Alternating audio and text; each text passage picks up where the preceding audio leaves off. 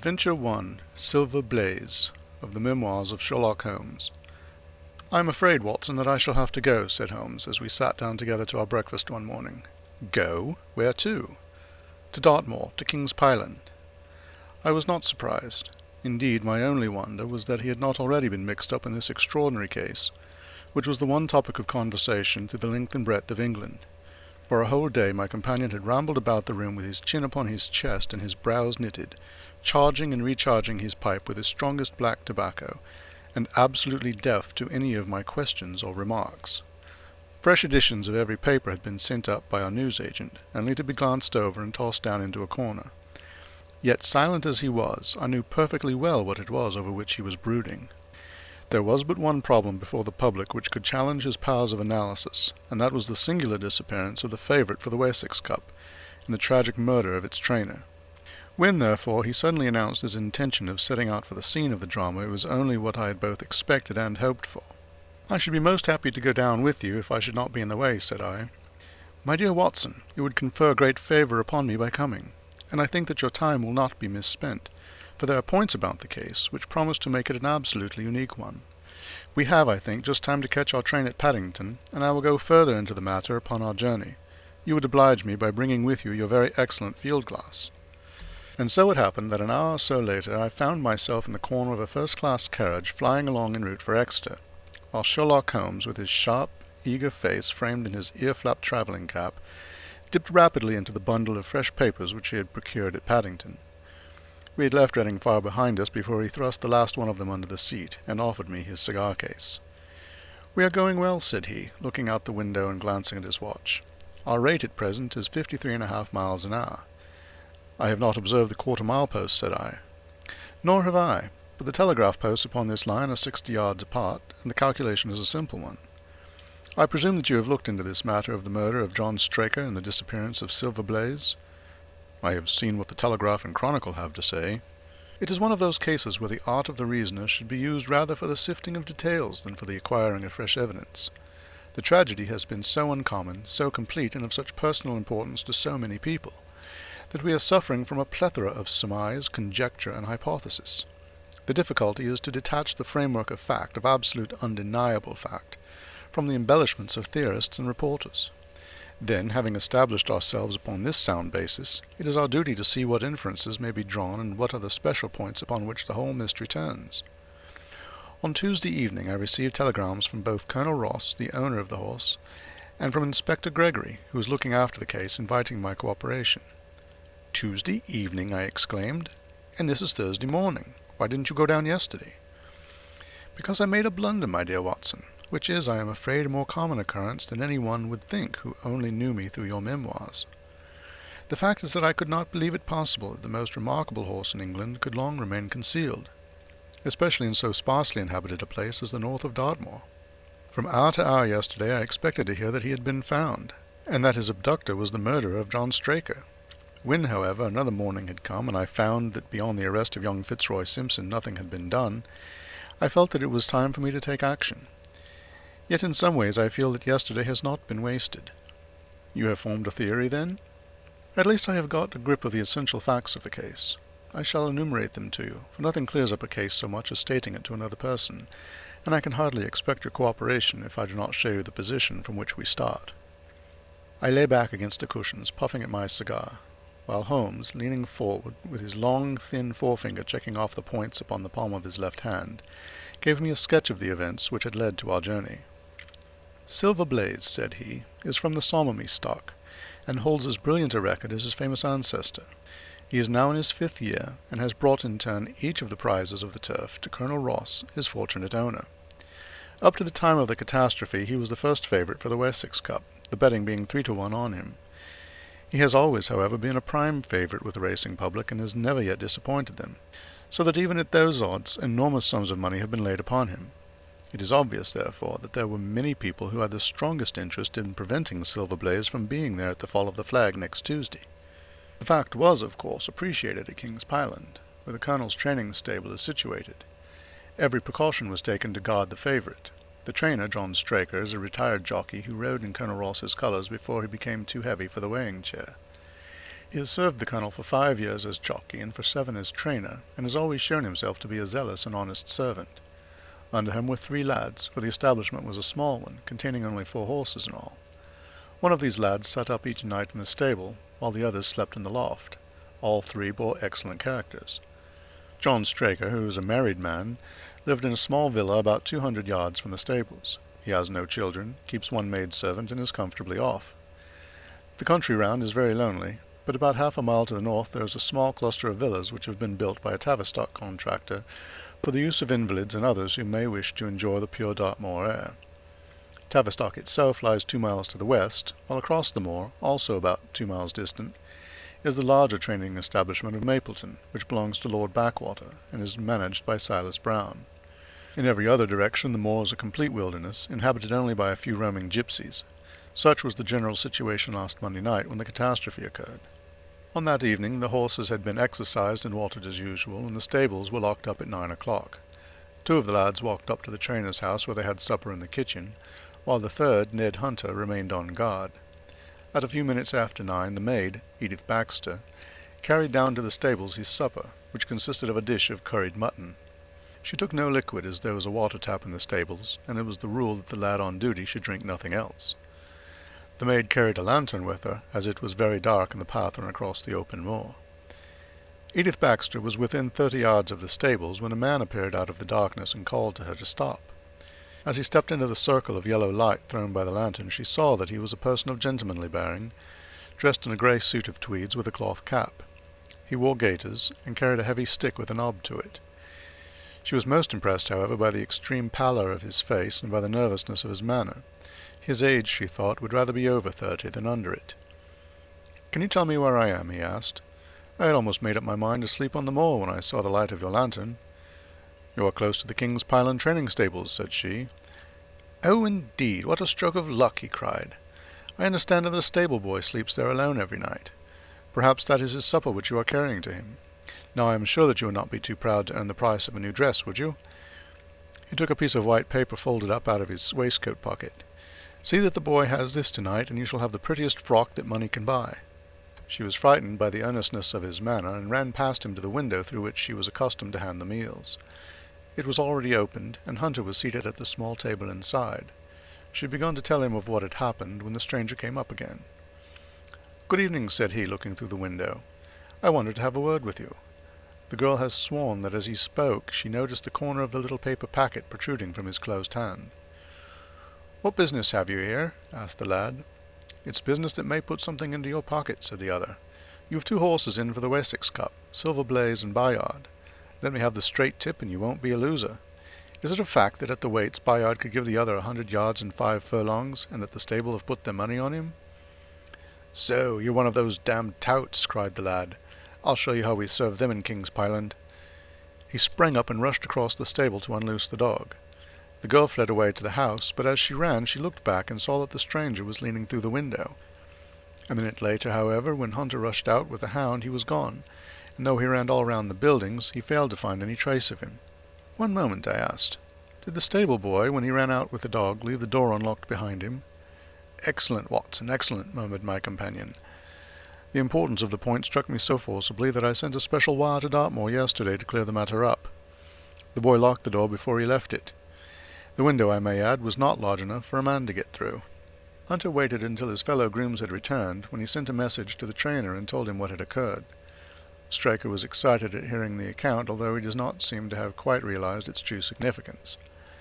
It left him, however, vaguely uneasy, and Mrs. Straker, waking at 1 in the morning, found that he was dressing. In reply to her inquiries, he said that he could not sleep on account of his anxiety about the horses, and that he intended to walk down to the stables to see that all was well. She begged him to remain at home, as she could hear the rain pattering against the window, but in spite of her entreaties he pulled on his large mackintosh and left the house. Mrs. Straker awoke at 7 in the morning to find that her husband had not yet returned. She dressed herself hastily, called the maid, and set off for the stables. The door was open. Inside, huddled together upon a chair, Hunter was sunk in a state of absolute stupor. The favourite's stall was empty, and there were no signs of his trainer. The 2 lads who slept in the chaff-cutting loft above the harness room were quickly aroused. They had heard nothing during the night, for they are both sound sleepers. Hunter was obviously under the influence of some powerful drug, and as no sense could be got out of him, he was left to sleep it off while the two lads and the two women ran out in search of the absentees. They still had hopes that the trainer had for some reason taken out the horse for early exercise, but on ascending the knoll near the house, from which all the neighbouring moors were visible, they not only could see no signs of the missing favourite, but they perceived something which warned them that they were in the presence of a tragedy. About a quarter of a mile from the stables, John Straker's overcoat was flapping from a furze bush. Immediately beyond, there was a bowl-shaped depression in the moor, and at the bottom of this was found the dead body of the unfortunate trainer. His head had been shattered by a savage blow from some heavy weapon, and he was wounded on the thigh where there was a long, clean cut, inflicted evidently by some very sharp instrument. It was clear, however, that Straker had defended himself vigorously against his assailants, for in his right hand he held a small knife which was clotted with blood up to the handle, while in his left he clasped a red and black silk cravat, which was recognized by the maid as having been worn on the preceding evening by the stranger who had visited the stables. Hunter, on recovering from his stupor, was also quite positive as to the ownership of the cravat. He was equally certain that the same stranger had, while standing at the window, drugged his curried mutton, and so deprived the stables of their watchman. As to the missing horse, there were abundant proofs in the mud which lay at the bottom of the fatal hollow that he had been there at the time of the struggle. But from that morning he has disappeared, and although a large reward has been offered, and all the gipsies of Dartmoor are on the alert, no news has come of him. Finally, an analysis has shown that the remains of his supper left by the stable lad contain an appreciable quantity of powdered opium, while the people at the house partook of the same dish on the same night, without any ill effect.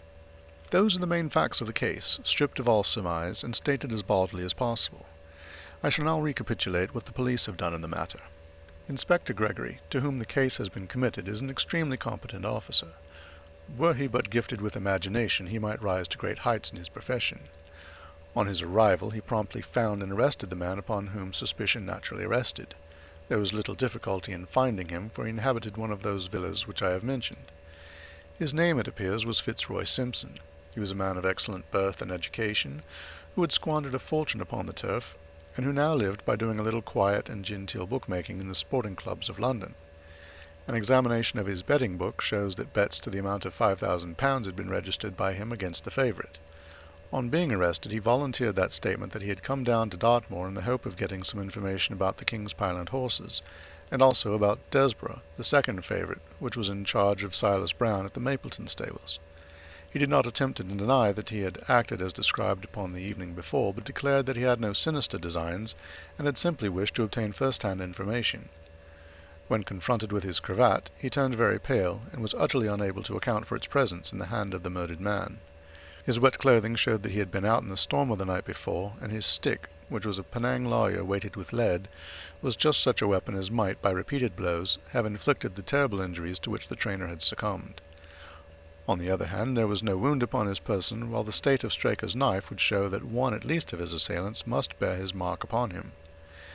There you have it all in a nutshell, Watson, and if you can give me any light I shall be infinitely obliged to you. I had listened with the greatest interest to the statement which Holmes, with his characteristic clearness, had laid before me. Though most of the facts were familiar to me, I had not sufficiently appreciated their relative importance, nor their connection to each other. Is it not possible, I suggested, that the incised wound upon Straker may have been caused by his own knife in the convulsive struggles which follow any brain injury? It is more than possible, it is probable, said Holmes. In that case, one of the main points in favor of the accused disappears. And yet, said I, even now I fail to understand what the theory of the police can be. I am afraid that whatever theory we state has very grave objections to it, returned my companion. The police imagine, I take it, that this Fitzroy Simpson, having drugged the lad, and having in some way obtained a duplicate key, opened the stable door and took out the horse, with the intention, apparently, of kidnapping him altogether. His bridle is missing, so that Simpson must have put this on. Then, having left the door open behind him, he was leading the horse away over the moor when he was either met or overtaken by the trainer. A row naturally ensued. Simpson beat out the trainer's brains with his heavy stick without receiving any injury from the small knife which Straker had used in self-defense, and then the thief either led the horse on to some secret hiding-place, or else it may have bolted during the struggle, and be now wandering out on the moors. That is the case as it appears to the police, and improbable as it is, all other explanations are more improbable still. However, I shall very quickly test the matter when I am once upon the spot, and until then I cannot really see how we can get much further than our present position. It was evening before we reached the little town of Tavistock, which lies, like the boss of a shield, in the middle of the huge circle of Dartmoor. 2 gentlemen were awaiting us in the station, the one a tall, fair man with lion-like hair and beard, and curiously penetrating light blue eyes. The other a small, alert person, very neat and dapper, in a frock-coat and gaiters, with trim little side whiskers and an eyeglass. The latter was Colonel Ross, the well-known sportsman. The other, Inspector Gregory, a man who was rapidly making his name in the English detective service. "I am delighted that you have come down, Mr. Holmes," said the Colonel. "The inspector here has done all that could possibly be suggested, but I wish to leave no stone unturned in trying to avenge poor Straker and in recovering my horse." "Have there been any fresh developments?" asked Holmes. "I am sorry to say that we have made very little progress," said the inspector. "We have an open carriage outside, and as you would no doubt like to see the place before the light fails, we might talk it over as we drive." A minute later we were all seated in a comfortable landau, and were rattling through the quaint old Devonshire city. Inspector Gregory was full of his case, and poured out a stream of remarks, while Holmes threw in an occasional question or interjection.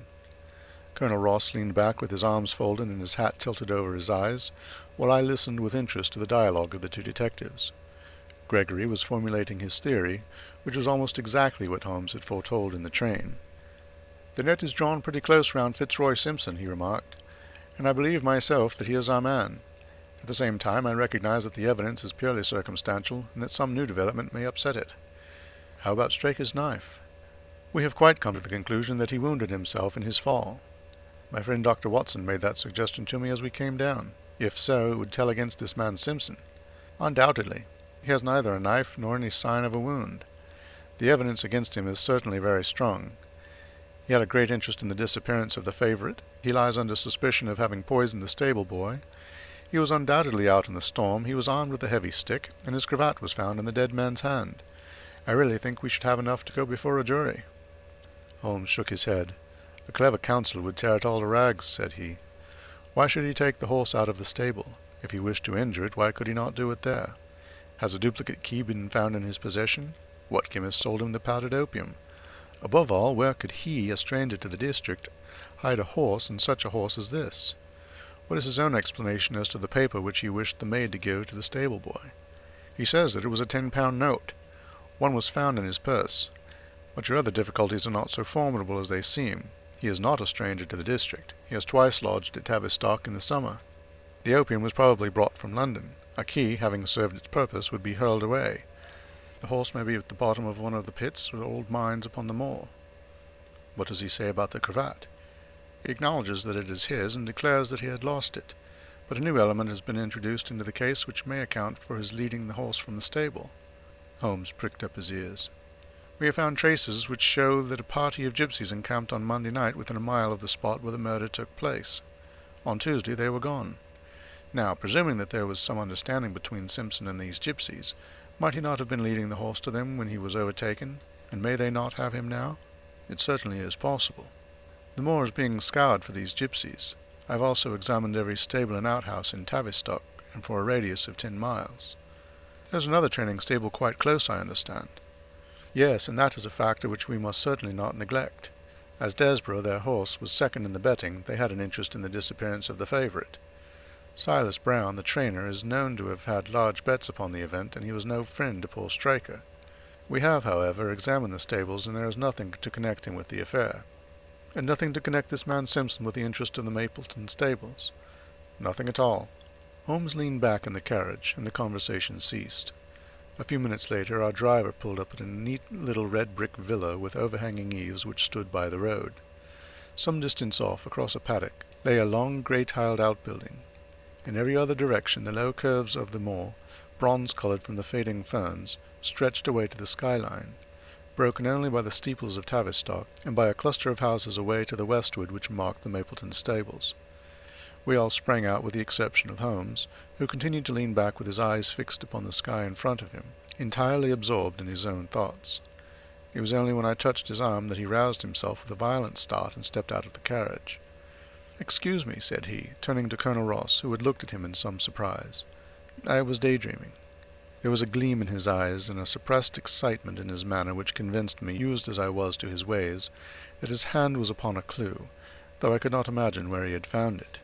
"Perhaps you would prefer at once to go on to the scene of the crime, Mr. Holmes," said Gregory. "I think that I should prefer to stay here a little and go into one or two questions of detail. Stryker was brought back here, I presume?" "Yes, he lies upstairs. The inquest is tomorrow." "He has been in your service some years, Colonel Ross?" "I have always found him an excellent servant." "I presume that you made an inventory of what he had in his pockets at the time of his death, Inspector?" "I have the things themselves in the sitting-room, if you would care to see them." "I should be very glad." We all filed into the front room and sat round the central table while the inspector unlocked a square tin box and laid a small heap of things before us. There was a box of vestas, 2 inches of tallow candle, an ADP briar-root pipe, a pouch of sealskin with half an ounce of long-cut Cavendish, a silver watch with a gold chain, 5 sovereigns in gold, an aluminum pencil case, a few papers, and an ivory-handled knife with a very delicate, inflexible blade, marked Weiss and Company, London. "This is a very singular knife," said Holmes, lifting it up and examining it minutely. "I presume, as I see bloodstains upon it, that it is the one which was found in the dead man's grasp. Watson, this knife is surely in your line." "It is what we call a cataract knife," said I. "I thought so. A very delicate blade devised for very delicate work. A strange thing for a man to carry with him upon a rough expedition, especially as it would not shut in his pocket." "The tip was guarded by a disc of cork which we found beside his body," said the inspector. "His wife tells us that the knife had lain upon the dressing-table, and that he had picked it up as he left the room. It was a poor weapon, but perhaps the best that he could lay his hands on at the moment." "Very possible. How about these papers?" 3 of them are receipted hay dealers' accounts. One of them is a letter of instructions from Colonel Ross. This other is a milliner's account for £37.15 made out by Madame Le Surya of Bond Street to William Derbyshire. Mrs. Straker tells us that Derbyshire was a friend of her husband's, and that occasionally his letters were addressed here. Madame Derbyshire had somewhat expensive tastes, remarked Holmes, glancing down the account. 22 guineas is rather heavy for a single costume. However, there appears to be nothing more to learn, and we may now go down to the scene of the crime.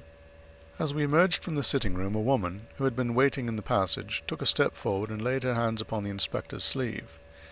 Her face was haggard and thin and eager, stamped with the print of a recent horror. "Have you got them? Have you found them?" she panted. "No, Mrs. Straker, but Mr. Holmes here has come from London to help us, and we shall do all that is possible." "Surely I met you in Plymouth at a garden party some little time ago, Mrs. Straker," said Holmes. "No, sir, you are mistaken." "Dear me! Why, I could have sworn to it. You wore a costume of dove-coloured silk with ostrich feather trimming." "I never had such a dress, sir," answered the lady. "Ah, that quite settles it," said Holmes, and with an apology he followed the inspector outside. A short walk across the moor took us to the hollow in which the body had been found. At the brink of it was the furze bush upon which the coat had been hung. "There was no wind that night, I understand," said Holmes. "None, but very heavy rain." "In that case the overcoat was not blown against the furze bush, but placed there." "Yes, it was laid across the bush." "You fill me with interest. I perceive that the ground has been trampled up a good deal. No doubt many feet have been here since Monday night." "A piece of matting has been laid here at the side, and we have all stood upon that." "Excellent. In this bag I have one of the boots which Straker wore, one of Fitzroy Simpson's shoes, and a cast horseshoe of silver blaze." "My dear Inspector, you surpass yourself." Holmes took the bag, and descending into the hollow, he pushed the matting into a more central position. Then, stretching himself upon his face and leaning his chin upon his hands, he made a careful study of the trampled mud in front of him.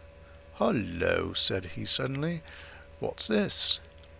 It was a wax vesta half-burned, which was so coated with mud that it looked at first like a little chip of wood. "I cannot think how I came to overlook it," said the inspector, with an expression of annoyance. "It was invisible, buried in the mud. I only saw it because I was looking for it." "What? You expected to find it?" "I thought it not unlikely." He took the boots from the bag, and compared the impressions of each of them with the marks upon the ground. Then he clambered up to the rim of the hollow, and crawled about among the ferns and bushes. "I am afraid that there are no more tracks," said the inspector. "I have examined the ground very carefully for 100 yards in each direction." "Indeed," said Holmes, rising. "I should not have the impertinence to do it again after what you say. But I should like to take a little walk over the moor before it grows dark, that I may know my ground tomorrow, and I think that I shall put this horseshoe into my pocket for luck." Colonel Ross, who had shown some signs of impatience at my companion's quiet and systematic method of work, glanced at his watch. "I wish you would come back with me, Inspector," said he. "There are several points on which I should like your advice, and especially as to whether we do not owe it to the public to remove our horse's name from the entries for the cup." "Certainly not," cried Holmes with decision. "I should let the name stand." The colonel bowed. "I am very glad to have had your opinion, sir," said he. "You will find us at Paul Straker's house when you have finished your walk, and we can drive together into Tavistock." He turned back with the inspector, while Holmes and I walked slowly across the moor. The sun was beginning to sink behind the stables of Mapleton, and the long sloping plain in front of us was tinged with gold, deepening into rich ruddy browns, where the faded ferns and brambles caught the evening light. But the glories of the landscape were all wasted upon my companion, who was sunk in the deepest thought. "It's this way, Watson," said he at last. "We may leave the question of who killed John Straker for the instant, and confine ourselves to finding out what has become of the horse. Now, supposing that he broke away during or after the tragedy, where could he have gone to? The horse is a very gregarious creature. If left to himself, his instincts would have been either to return to King's Pyland or go over to Mapleton. Why should he run wild upon the moor? He would surely have been seen by now. And why should gypsies kidnap him? These people always clear out when they hear of trouble, for they do not wish to be pestered by the police. They could not hope to sell such a horse. They would run a great risk and gain nothing by taking him. Surely that is clear. Where is he, then? I have already said that he must have gone to King's Pyland or to Mapleton. He is not at King's Pyland, therefore he is at Mapleton. Let us take that as a working hypothesis and see what it leads us to. This part of the moor, as the inspector remarked, is very hard and dry, but it falls away towards Mapleton, and you can see from here that there is a long hollow over yonder, which must have been very wet on Monday night. If our supposition is correct, then the horse must have crossed that, and there is the point where we should look for his tracks. We had been walking briskly during this conversation, and a few more minutes brought us to the hollow in question. At Holmes's request, I walked down the bank to the right, and he to the left, but I had not taken 50 paces before I heard him give a shout, and saw him waving his hand to me. The track of a horse was plainly outlined in the soft earth in front of him, and the shoe which he took from his pocket exactly fitted the impression. "See the value of imagination," said Holmes. "It is the one quality which Gregory lacks. We imagined what might have happened, acted upon the supposition, and find ourselves justified. Let us proceed." We crossed over the marshy bottom and passed over a quarter of a mile of dry, hard turf. Again the ground sloped, and again we came on the tracks. Then we lost them for half a mile, but only to pick them up once more quite close to Mapleton. It was Holmes who saw them first, and he stood pointing with a look of triumph upon his face. A man's track was visible beside the horse's. "The horse was alone before," I cried. "Quite so. It was alone before. Hullo, what is this?" The double track turned sharp off and took the direction of King's Pyland. Holmes whistled, and we both followed along after it. His eyes were on the trail, but I happened to look a little to one side, and saw to my surprise the same tracks coming back again in the opposite direction. "One for you, Watson," said Holmes, when I pointed it out. "You have saved us a long walk, which would have brought us back to our own traces. Let us follow the return track." We had not far to go. It ended up at the paving of asphalt which led up to the gates of the Mapleton stables. As we approached, a groom ran out from them. "We don't want any loiterers about here," said he. "I only wish to ask a question," said Holmes, with his finger and thumb in his waistcoat pocket. "Should I be too early to see your master, Mr. Silas Brown, if I were to call at 5 o'clock tomorrow morning?" "Bless you, sir, if anyone is about, he will be, for he is always the first stirring. But here he is, sir, to answer your questions for himself. No, sir, no, it is as much as my place is worth to let him see me touch your money, afterwards, if you like." As Sherlock Holmes replaced the half-crown which he had drawn from his pocket, a fierce-looking elderly man strolled out from the gate with a hunting crop swinging in his hand. "What's this, Dawson?" he cried. "No gossiping. Go about your business. And you, what the devil do you want here?" "10 minutes' talk with you, my good sir," said Holmes in the sweetest of voices. "I've no time to talk to every gadabout. We want no stranger here. Be off, or you may find a dog at your heels." Holmes leaned forward and whispered something in the trainer's ear. He started violently and flushed to the temples. "It's a lie," he shouted. "An infernal lie." "Very good. Shall we argue about it here in public, or talk it over in your parlour?" "Oh, come in if you wish to." Holmes smiled. "I shall not keep you for more than a few minutes, Watson," said he. "Now, Mr. Brown, I am quite at your disposal." It was 20 minutes, and the reds had all faded into greys before Holmes and the trainer reappeared. Never have I seen such a change as had been brought about in Silas Brown in that short time. His face was ashy pale, beads of perspiration shone upon his brow, and his hands shook until the hunting crop wagged like a branch in the wind. His bullying, overbearing manner was all gone too, and he cringed along at my companion's side like a dog with its master. "Your instructions will be done. It shall all be done," said he. "There must be no mistake," said Holmes, looking round at him. The other winced as he read the menace in his eyes. "Oh no, there shall be no mistake. It shall be there. Should I change it first or not?" Holmes thought a little and then burst out laughing. "No, don't," said he. "I shall write to you about it. No tricks now, or, oh, you can trust me. You can trust me." "Yes, I think I can. Well, you shall hear from me tomorrow." He turned upon his heel, disregarding the trembling hand which the other held out to him, and we set off for King's Pyland. A more perfect compound of the bully, coward, and sneak than Master Silas Brown I have seldom met with, remarked Holmes as we trudged along together. "He has the horse, then?" He tried to bluster out of it, but I described to him so exactly what his actions had been upon that morning that he is convinced that I was watching him. Of course you observed the peculiarly square toes in the impressions, and that his own boots exactly corresponded to them. Again, of course no subordinate would have dared to do such a thing.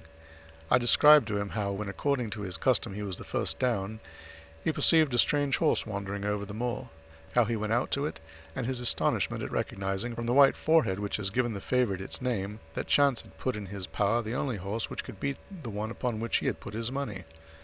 Then I described how his first impulse had been to lead him back to King's Pyland, and how the devil had shown him how he could hide the horse until the race was over, and how he had led it back and concealed it at Mapleton. When I told him every detail, he gave it up and thought only of saving his own skin. But his stables had been searched. Oh, an old horse-faker like him has many a dodge. But are you not afraid to leave the horse in his power now, since he has every interest in injuring it? My dear fellow, he will guard it as the apple of his eye. He knows that his only hope of mercy is to produce it safe. Colonel Ross did not impress me as a man who would be likely to show much mercy in any case. The matter does not rest with Colonel Ross. I follow my own methods, and tell as much or as little as I choose. That is the advantage of being unofficial. I don't know whether you observed it, Watson, but the Colonel's manner has been just a trifle cavalier to me. I am inclined now to have a little amusement at his expense. Say nothing to him about the horse. Certainly not without your permission. And of course this is all quite a minor point compared to the question of who killed John Straker. And you will devote yourself to that? On the contrary, we both go back to London by the night train. I was thunderstruck by my friend's words. We had only been a few hours in Devonshire, and that he should give up an investigation which had begun so brilliantly was quite incomprehensible to me. Not a word more could I draw from him until we were back at the trainer's house. The Colonel and the Inspector were awaiting us in the parlour. "My friend and I returned to town by the night express," said Holmes. "We have had a charming little breath of your beautiful Dartmoor air." The Inspector opened his eyes, and the Colonel's lip curled in a sneer. "So you despair of arresting the murderer of poor Straker," said he. Holmes shrugged his shoulders. "There are certainly grave difficulties in the way," said he.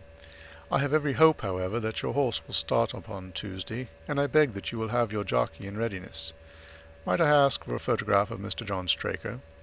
The Inspector took one from an envelope and handed it to him. "My dear Gregory, you anticipate all my wants. If I might ask you to wait here for an instant, I have a question which I should like to put to the maid." "I must say that I am rather disappointed in our London consultant," said Colonel Ross bluntly, as my friend left the room. "I do not see that we are any further than when he came." "At least you have his assurance that your horse will run," said I. "Yes, I have his assurance," said the Colonel, with a shrug of his shoulders. "I should prefer to have the horse." I was about to make some reply in defence of my friend when he entered the room again. "Now, gentlemen," said he, "I am quite ready for Tavistock." As we stepped into the carriage, one of the stable lads held the door open for us. A sudden idea seemed to occur to Holmes, for he leaned forward and touched the lad upon the sleeve. "You have a few sheep in the paddock," he said. "Who attends to them?" "I do, sir." "Have you noticed anything amiss with them of late?" "Well, sir, not of much account, but 3 of them have gone lame, sir." I could see that Holmes was extremely pleased, for he chuckled and rubbed his hands together. "A long shot, Watson, a very long shot," said he, pinching my arm. "Gregory, let me recommend to your attention this singular epidemic among the sheep. Drive on, coachman." Colonel Ross still wore an expression which showed the poor opinion which he had formed of my companion's ability, but I saw by the inspector's face that his attention had been keenly aroused. You consider that to be important? He asked. Exceedingly so. Is there any point to which you would wish to draw my attention? To the curious incident of the dog in the night time. The dog did nothing in the night time. That was the curious incident, remarked Sherlock Holmes. 4 days later, Holmes and I were again in the train, bound for Winchester to see the race for the Wessex Cup. Colonel Ross met us by appointment outside the station, and we drove in his drag to the course beyond the town. His face was grave, and his manner was cold in the extreme. "I have seen nothing of my horse," said he. "I suppose that you would know him when you saw him?" asked Holmes. The colonel was very angry. "I have been on the turf for 20 years, and never was asked such a question as that before," said he. "A child would know Silver Blaze, with his white forehead and his mottled-off foreleg." "How is the betting?" "Well, that is the curious part of it. You could have got 15 to 1 yesterday, but the price has become shorter and shorter until you can hardly get 3 to 1 now." Said Holmes. "Somebody knows something, that is clear." As the drag drew up in the enclosure near the grandstand, I glanced at the card to see the entries. Wessex Plate, it ran. 50 sovs each, with 1,000 sovs added for 4 and 5-year-olds. Second, £300. Third, £200. New course, 1 mile and 5 furlongs. Mr. Heath Newton's the Negro, red cap, cinnamon jacket. Colonel Wardlaw's pugilist, pink cap, blue and black jacket. Lord Backwater's Desborough, yellow cap and sleeves. Colonel Ross's Silver Blaze, black cap, red jacket. Duke of Balmoral's Iris, yellow and black stripes. Lord Singleford's Rasper, purple cap, black sleeves. "We scratched our other one and put all hopes on your word," said the colonel. "Why, what is that? Silver Blaze favourite?" 5 to 4 against Silver Blaze, roared the ring. 5 to 4 against Silver Blaze, 5 to 15 against Desborough, 5 to 4 on the field. "There are the numbers up," I cried. "There are all 6 there." "All 6 there? Then my horse is running," cried the colonel in great agitation. "But I don't see him. My colours have not passed." "Only 5 have passed. This must be he." As I spoke, a powerful bay horse swept out from the weighing enclosure and cantered past us, bearing on its back the well-known black and red of the colonel. "That's not my horse," cried the owner. "That beast has not a white hair upon its body. What is this that you have done, Mr. Holmes?" "Well, well, let us see how he gets on," said my friend imperturbably. For a few minutes he gazed through my field-glass. "Capital, an excellent start," he cried suddenly. "There they are, coming round the curve." From our drag we had a superb view as they came up the straight. The 6 horses were so close together that a carpet could have covered them, but halfway up the yellow of the Mapleton stable showed to the front. Before they reached us, however, Desborough's bolt was shot, and the colonel's horse, coming away with a rush, passed the post a good 6 lengths before its rival, the Duke of Balmoral's Iris, making a bad third. "It's my race anyhow," gasped the colonel, passing his hand over his eyes. "I confess that I can make neither head nor tail of it. Don't you think that you have kept up your mystery long enough, Mr. Holmes?" "Certainly, Colonel. You shall know everything. Let us all go round and have a look at the horse together. Here he is," he continued as we made our way into the weighing enclosure, where only owners and their friends find admittance. "You have only to wash his face and his leg in spirits of wine, and you will find that he is the same old Silver Blaze as ever." "You take my breath away." "I found him in the hands of a faker, and took the liberty of running him just as he was sent over." "My dear sir, you have done wonders. The horse looks very fit and well. Never went better in its life. I owe you 1,000 apologies for having doubted your ability. You have done me a great service by recovering my horse. You would do me a greater still if you could lay your hands on the murderer of John Straker." "I have done so," said Holmes quietly. The colonel and I stared at him in amazement. "You have got him? Where is he, then?" "He is here." "Here? Where?" "In my company at the present moment." The colonel flushed angrily. "I quite recognize I am under obligations to you, Mr. Holmes," said he, "but I must regard what you have just said as either a very bad joke or an insult." Sherlock Holmes laughed. "I assure you that I have not associated you with the crime, Colonel," said he. "The real murderer is standing immediately behind you." He stepped past and laid his hands upon the glossy neck of the thoroughbred. "The horse?" cried both the colonel and myself. "Yes, the horse. And it may lessen his guilt if I say that it was done in self-defense, and that John Straker was a man who was entirely unworthy of your confidence. But there goes the bell, and as I stand to win a little on this next race, I shall defer a lengthy explanation until a more fitting time." We had the corner of a Pullman car to ourselves that evening as we whirled back to London, and I fancy that the journey was a short one to Colonel Ross as well as to myself, as we listened to our companion's narrative of the events which had occurred at the Dartmoor training stables upon the Monday night, and the means by which he had unravelled them. I confess, said he, that any theories which I had formed from the newspaper reports were entirely erroneous. And yet there were indications there, had they not been overlaid by other details which concealed their true import. I went to Devonshire with the conviction that Fitzroy Simpson was the true culprit, although, of course, I saw that the evidence against him was by no means complete. It was while I was in the carriage, just as we reached the trainer's house, that the immense significance of the curried mutton occurred to me. You may remember that I was distrait, and remained sitting after you had all alighted. I was marvelling in my own mind how I could possibly have overlooked so obvious a clue. I confess, said the Colonel, that even now I cannot see how it helps us. It was the first link in my chain of reasoning.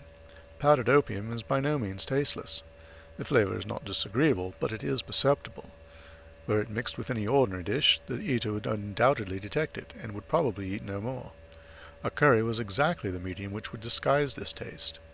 By no possible supposition could this stranger Fitzroy Simpson have caused curry to be served in the trainer's family that night, and it is surely too monstrous a coincidence to suppose that he happened to come along with powdered opium upon the very night when a dish happened to be served which would disguise the flavour. That is unthinkable. Therefore Simpson becomes eliminated from the case, and our attention centres upon Straker and his wife, the only two people who could have chosen curried mutton for supper that night. The opium was added after the dish was set aside for the stable boy, for the others had the same for supper with no ill effects. Which of them, then, had access to that dish without the maid seeing them? Before deciding that question, I had grasped the significance of the silence of the dog, for one true inference invariably suggests others. The Simpson incident had shown me that a dog was kept in the stables, and yet, though someone had been in and had fetched out a horse, he had not barked enough to arouse the two lads in the loft. Obviously, the midnight visitor was someone whom the dog knew well. I was already convinced, or almost convinced, that John Straker went down to the stables in the dead of the night and took out Silver Blaze. For what purpose? For a dishonest one, obviously, or why should he drug his own stable boy? And yet I was at a loss to know why. There have been cases before now where trainers have made sure of great sums of money by laying against their own horses through agents and then preventing them from winning by fraud. Sometimes it is a pulling jockey. Sometimes it is some surer and subtler means. What was it here? I hoped that the contents of his pockets might help me to form a conclusion. And they did so. You cannot have forgotten the singular knife which was found in the dead man's hand, a knife which certainly no sane man would choose for a weapon. It was, as Dr. Watson told us, a form of knife which is used for the most delicate operations known in surgery. And it was to be used for a delicate operation that night. You must know, with your wide experience of turf matters, Colonel Ross, that it is possible to make a slight nick upon the tendons of a horse's ham, and to do it subcutaneously, so as to leave absolutely no trace. A horse so treated would develop a slight lameness, which would be put down to a strain in exercise or a touch of rheumatism, but never to foul play. "Villain! Scoundrel!" cried the Colonel. We have here the explanation of why John Straker wished to take the horse out onto the moor. So spirited a creature would have certainly roused the soundest of sleepers when it felt the prick of the knife. It was absolutely necessary to do it in the open air. "I have been blind!" cried the Colonel. Of course that was why he needed the candle and struck the match. Undoubtedly, but in examining his belongings I was fortunate enough to discover not only the method of the crime but even its motives. As a man of the world, Colonel, you know that men do not carry other people's bills about in their pockets. We have most of us quite enough to do to settle our own. I at once concluded that Straker was leading a double life and keeping a second establishment. The nature of the bills showed that there was a lady in the case, and one who had expensive tastes. Liberal as you are with your servants, one could hardly expect that they can buy 20-guinea walking dresses for their ladies. I questioned Mrs. Straker as to the dress without her knowing it, and having satisfied myself that it had never reached her, I made a note of the milliner's address, and felt that by calling there with Straker's photograph I could easily dispose of the mythical Derbyshire. From that time on all was plain. Straker had led out the horse to a hollow where his light would be invisible. Simpson in his flight had dropped his cravat, and Straker had picked it up, with some idea perhaps that he might use it in securing the horse's leg. Once in the hollow he had got behind the horse and had struck a light, but the creature, frightened at the sudden glare, and with the strange instinct of animals feeling that some mischief was intended, had lashed out, and the steel shoe had struck Straker full on the forehead. He had already, in spite of the rain, taken off his overcoat in order to do his delicate task, and so, as he fell, his knife gashed his thigh. Do I make it clear? "Wonderful!" cried the colonel. "Wonderful! You might have been there." My final shot was, I confess, a very long one. It struck me that so astute a man as Straker would not undertake this delicate tendon-nicking without a little practice. What could he practice on? My eyes fell upon the sheep, and I asked a question which, rather to my surprise, showed that my surmise was correct. When I returned to London, I called upon the milliner, who had recognized Straker as an excellent customer of the name of Derbyshire, who had a very dashing wife with a strong partiality for expensive dresses. I have no doubt that this woman had plunged him over head and ears in debt, and so led him into this miserable plot. "You have explained all but one thing," cried the colonel. "Where was the horse?"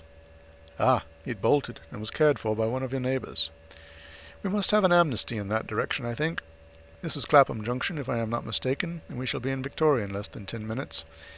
If you care to smoke a cigar in our rooms, Colonel, I shall be happy to give you any other details which might interest you." End of Adventure 1, Silver Blaze. Adventure 2 of the Memoirs of Sherlock Holmes, The Yellow Face. In publishing these short sketches based upon the numerous cases in which my companion's singular gifts have made us the listeners to and eventually the actors in some strange drama, it is only natural that I should dwell rather upon his successes than upon his failures. And this not so much for the sake of his reputations, for indeed it was when he was at his wits' end that his energy and his versatility were most admirable, but because where he failed it happened too often that no one else succeeded, and that the tale was left forever without a conclusion. Now and again, however, it chanced that even when he erred, the truth was still discovered. I have noted of some half-dozen cases of the kind. The adventure of the Musgrave Ritual, and that which I am about to recount, are the two which present the strongest features of interest. Sherlock Holmes was a man who seldom took exercise for exercise's sake. Few men were capable of greater muscular effort, and he was undoubtedly one of the finest boxers of his weight that I have ever seen. But he looked upon aimless bodily exertion as a waste of energy, and he seldom bestirred himself save when there was some professional object to be served. Then he was absolutely untiring and indefatigable. That he should have kept himself in training under such circumstances is remarkable, but his diet was usually of the sparest, and his habits were simple to the verge of austerity. Save for the occasional use of cocaine, he had no vices, and he only turned to the drug as a protest against the monotony of existence when cases were scanty and the papers uninteresting. One day in early spring he had so far relaxed as to go for a walk with me in the park, where the first faint shoots of green were breaking out upon the elms, and the sticky spearheads of the chestnuts were just beginning to burst into their fivefold leaves. For 2 hours we rambled about together, in silence for the most part, as befits two men who know each other intimately. It was nearly 5 before we were back in Baker Street once more. "Beg pardon, sir," said our page boy as he opened the door. "There's been a gentleman here asking for you, sir." Holmes glanced reproachfully at me. "So much for afternoon walks," said he. "Has this gentleman gone, then?" "Yes, sir." "Didn't you ask him in?" "Yes, sir, he came in." "How long did he wait?" "Half an hour, sir. He was a very restless gentleman, sir, a-walking and a-stamping all the time he was here. I was waiting outside the door, sir, and I could hear him. At last he out into the passage, and he cries, 'Is that man never going to come?' Those were his very words, sir. 'You'll only need to wait a little longer,' says I. 'Then I'll wait in the open air, for I feel half choked,' says he. 'I'll be back before long.' And with that he ups and he outs, and all I could say wouldn't hold him back." "Well, well, you did your best," said Holmes as we walked into our room. "It's very annoying, though, Watson. I was badly in need of a case, and this looks, from the man's impatience, as if it were of importance. Hullo, that's not your pipe on the table. He must have left his behind him. A nice old briar with a good long stem of what the tobacconists call amber. I wonder how many real amber mouthpieces there are in London. Some people think that a fly in it is a sign. Well, he must have been disturbed in his mind to leave a pipe behind him which he evidently values highly." "How do you know that he values it highly?" I asked. "Well, I should put the original cost of the pipe at 7 and 6pence. Now it has, you see, been twice mended, once in the wooden stem and once in the amber. Each of these mends done, as you observe, with silver bands must have cost more than the pipe did originally. The man must value the pipe highly when he prefers to patch it up rather than buy a new one with the same money." "Anything else?" I asked, for Holmes was turning the pipe about in his hand and staring at it in his peculiar pensive way. He held it up and tapped on it with his long, thin forefinger, as a professor might who was lecturing on a bone. "Pipes are occasionally of extraordinary interest," said he. "Nothing has more individuality, save perhaps watches and bootlaces. The indications here, however, are neither very marked nor very important. The owner is obviously a muscular man, left-handed, with an excellent set of teeth, careless in his habits, and with no need to practice economy." My friend threw out the information in a very offhand way, but I saw that he cocked his eye at me to see if I had followed his reasoning. "You think a man must be well-to-do if he smokes a 7-shilling pipe," said I. "This is Grosvenor mixture at 8d. an ounce," Holmes answered, knocking a little out on his palm. "As he might get an excellent smoke for half the price, he has no need to practice economy." "And the other points?" "He has been in the habit of lighting his pipe at lamps and gas jets. You can see that it is quite charred all down one side. Of course, a match could not have done that. Why should a man hold a match to the side of his pipe? But you cannot light it at the lamp without getting the bowl charred. And it is all on the right side of the pipe. From that I gather that he is a left-handed man. You hold your own pipe to the lamp, and see how naturally you, being right-handed, hold the left side to the flame. You might do it once the other way, but not as a constancy. This has always been held so. Then he has bitten through his amber. It takes a muscular, energetic fellow and one with a good set of teeth to do that. But if I am not mistaken, I hear him upon the stair, so we shall have something more interesting than his pipe to study." An instant later, our door opened, and a tall young man entered the room. He was well but quietly dressed in a dark grey suit, and carried a brown wide-awake in his hand. I should have put him at about 30, though he was really some years older. "I beg your pardon," said he, with some embarrassment. "I suppose I should have knocked. Yes, of course I should have knocked. The fact is that I am a little upset, and you must put it all down to that." He passed his hand over his forehead like a man who is half dazed, and then fell rather than sat down upon a chair. "I can see that you have not slept for a night or two," said Holmes in his easy, genial way.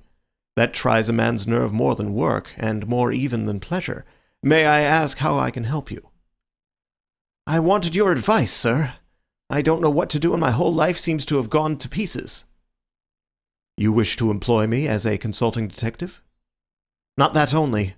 I want your opinion as a judicious man, as a man of the world.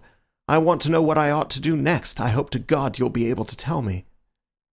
He spoke in little, sharp, jerky outbursts, and it seemed to me that to speak at all was very painful to him, and that his will all through was overriding his inclinations.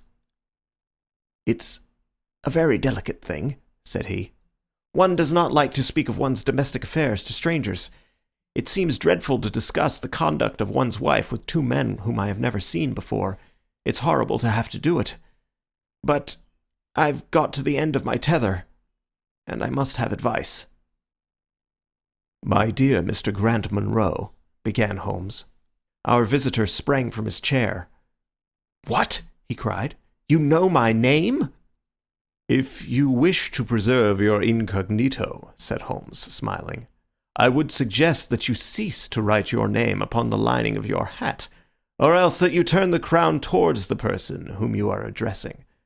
I was about to say that my friend and I have listened to a good many strange secrets in this room, and that we have had the good fortune to bring peace to many troubled souls.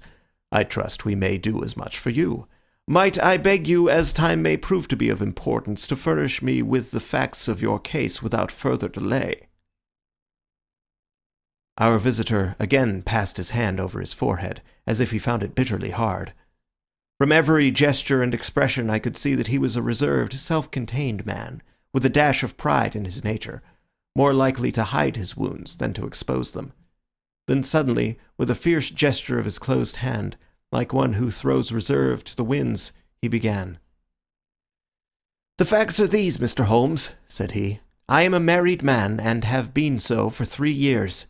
During that time my wife and I have loved each other as fondly and lived as happily as any two that ever were joined. We have not had a difference, not one, in thought or word or deed. And now, since last Monday, there has suddenly sprung up a barrier between us, and I find that there is something in her life and in her thought of which I know little as if she were the woman who brushes by me in the street. We are estranged, and I want to know why. Now there is one thing that I want to impress upon you before I go any further, Mr. Holmes. Effie loves me. Don't let there be any mistake about that. She loves me with her whole heart and soul, and never more than now. I know it. I feel it. I don't want to argue about that. A man can easily tell enough when a woman loves him. But there's this secret between us, and we can never be the same until it is cleared." "Kindly let me have the facts, Mr. Munro," said Holmes with some impatience. "I'll let you know what I know about Effie's history. She was a widow when I met her first, though quite young, only 25. Her name then was Mrs. Hebron. She went out to America when she was young and lived in the town of Atlanta, where she married this Hebron, who was a lawyer with a good practice. They had one child, but the yellow fever broke out badly in the place, and both husband and child died of it. I have seen his death certificate. This sickened her of America, and she came back to live with a maiden aunt at Pinner in Middlesex. I may mention that her husband had left her comfortably off, and that she had a capital of about £4,500, which had been so well invested by him that it returned an average of 7%. She had only been 6 months at Pinner when I met her. We fell in love with each other, and we married a few weeks afterwards. I am a hop merchant myself, and as I have an income of 700 or 800, we found ourselves comfortably off, and took a nice £80-a-year villa at Norbury. Our little place was very countrified, considering that it is so close to town. We had an inn and 2 houses a little above us, and a single cottage at the other side of the field which faces us. And except those, there were no houses until you got halfway to the station.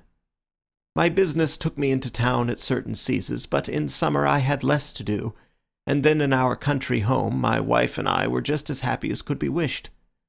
I tell you that there never was a shadow between us until this accursed affair began. There's one thing I ought to tell you before I go further. When we married, my wife made over all her property to me. Rather against my will, for I saw how awkward it would be if my business affairs went wrong. However, she would have it so, and it was done. Well, about 6 weeks ago she came to me.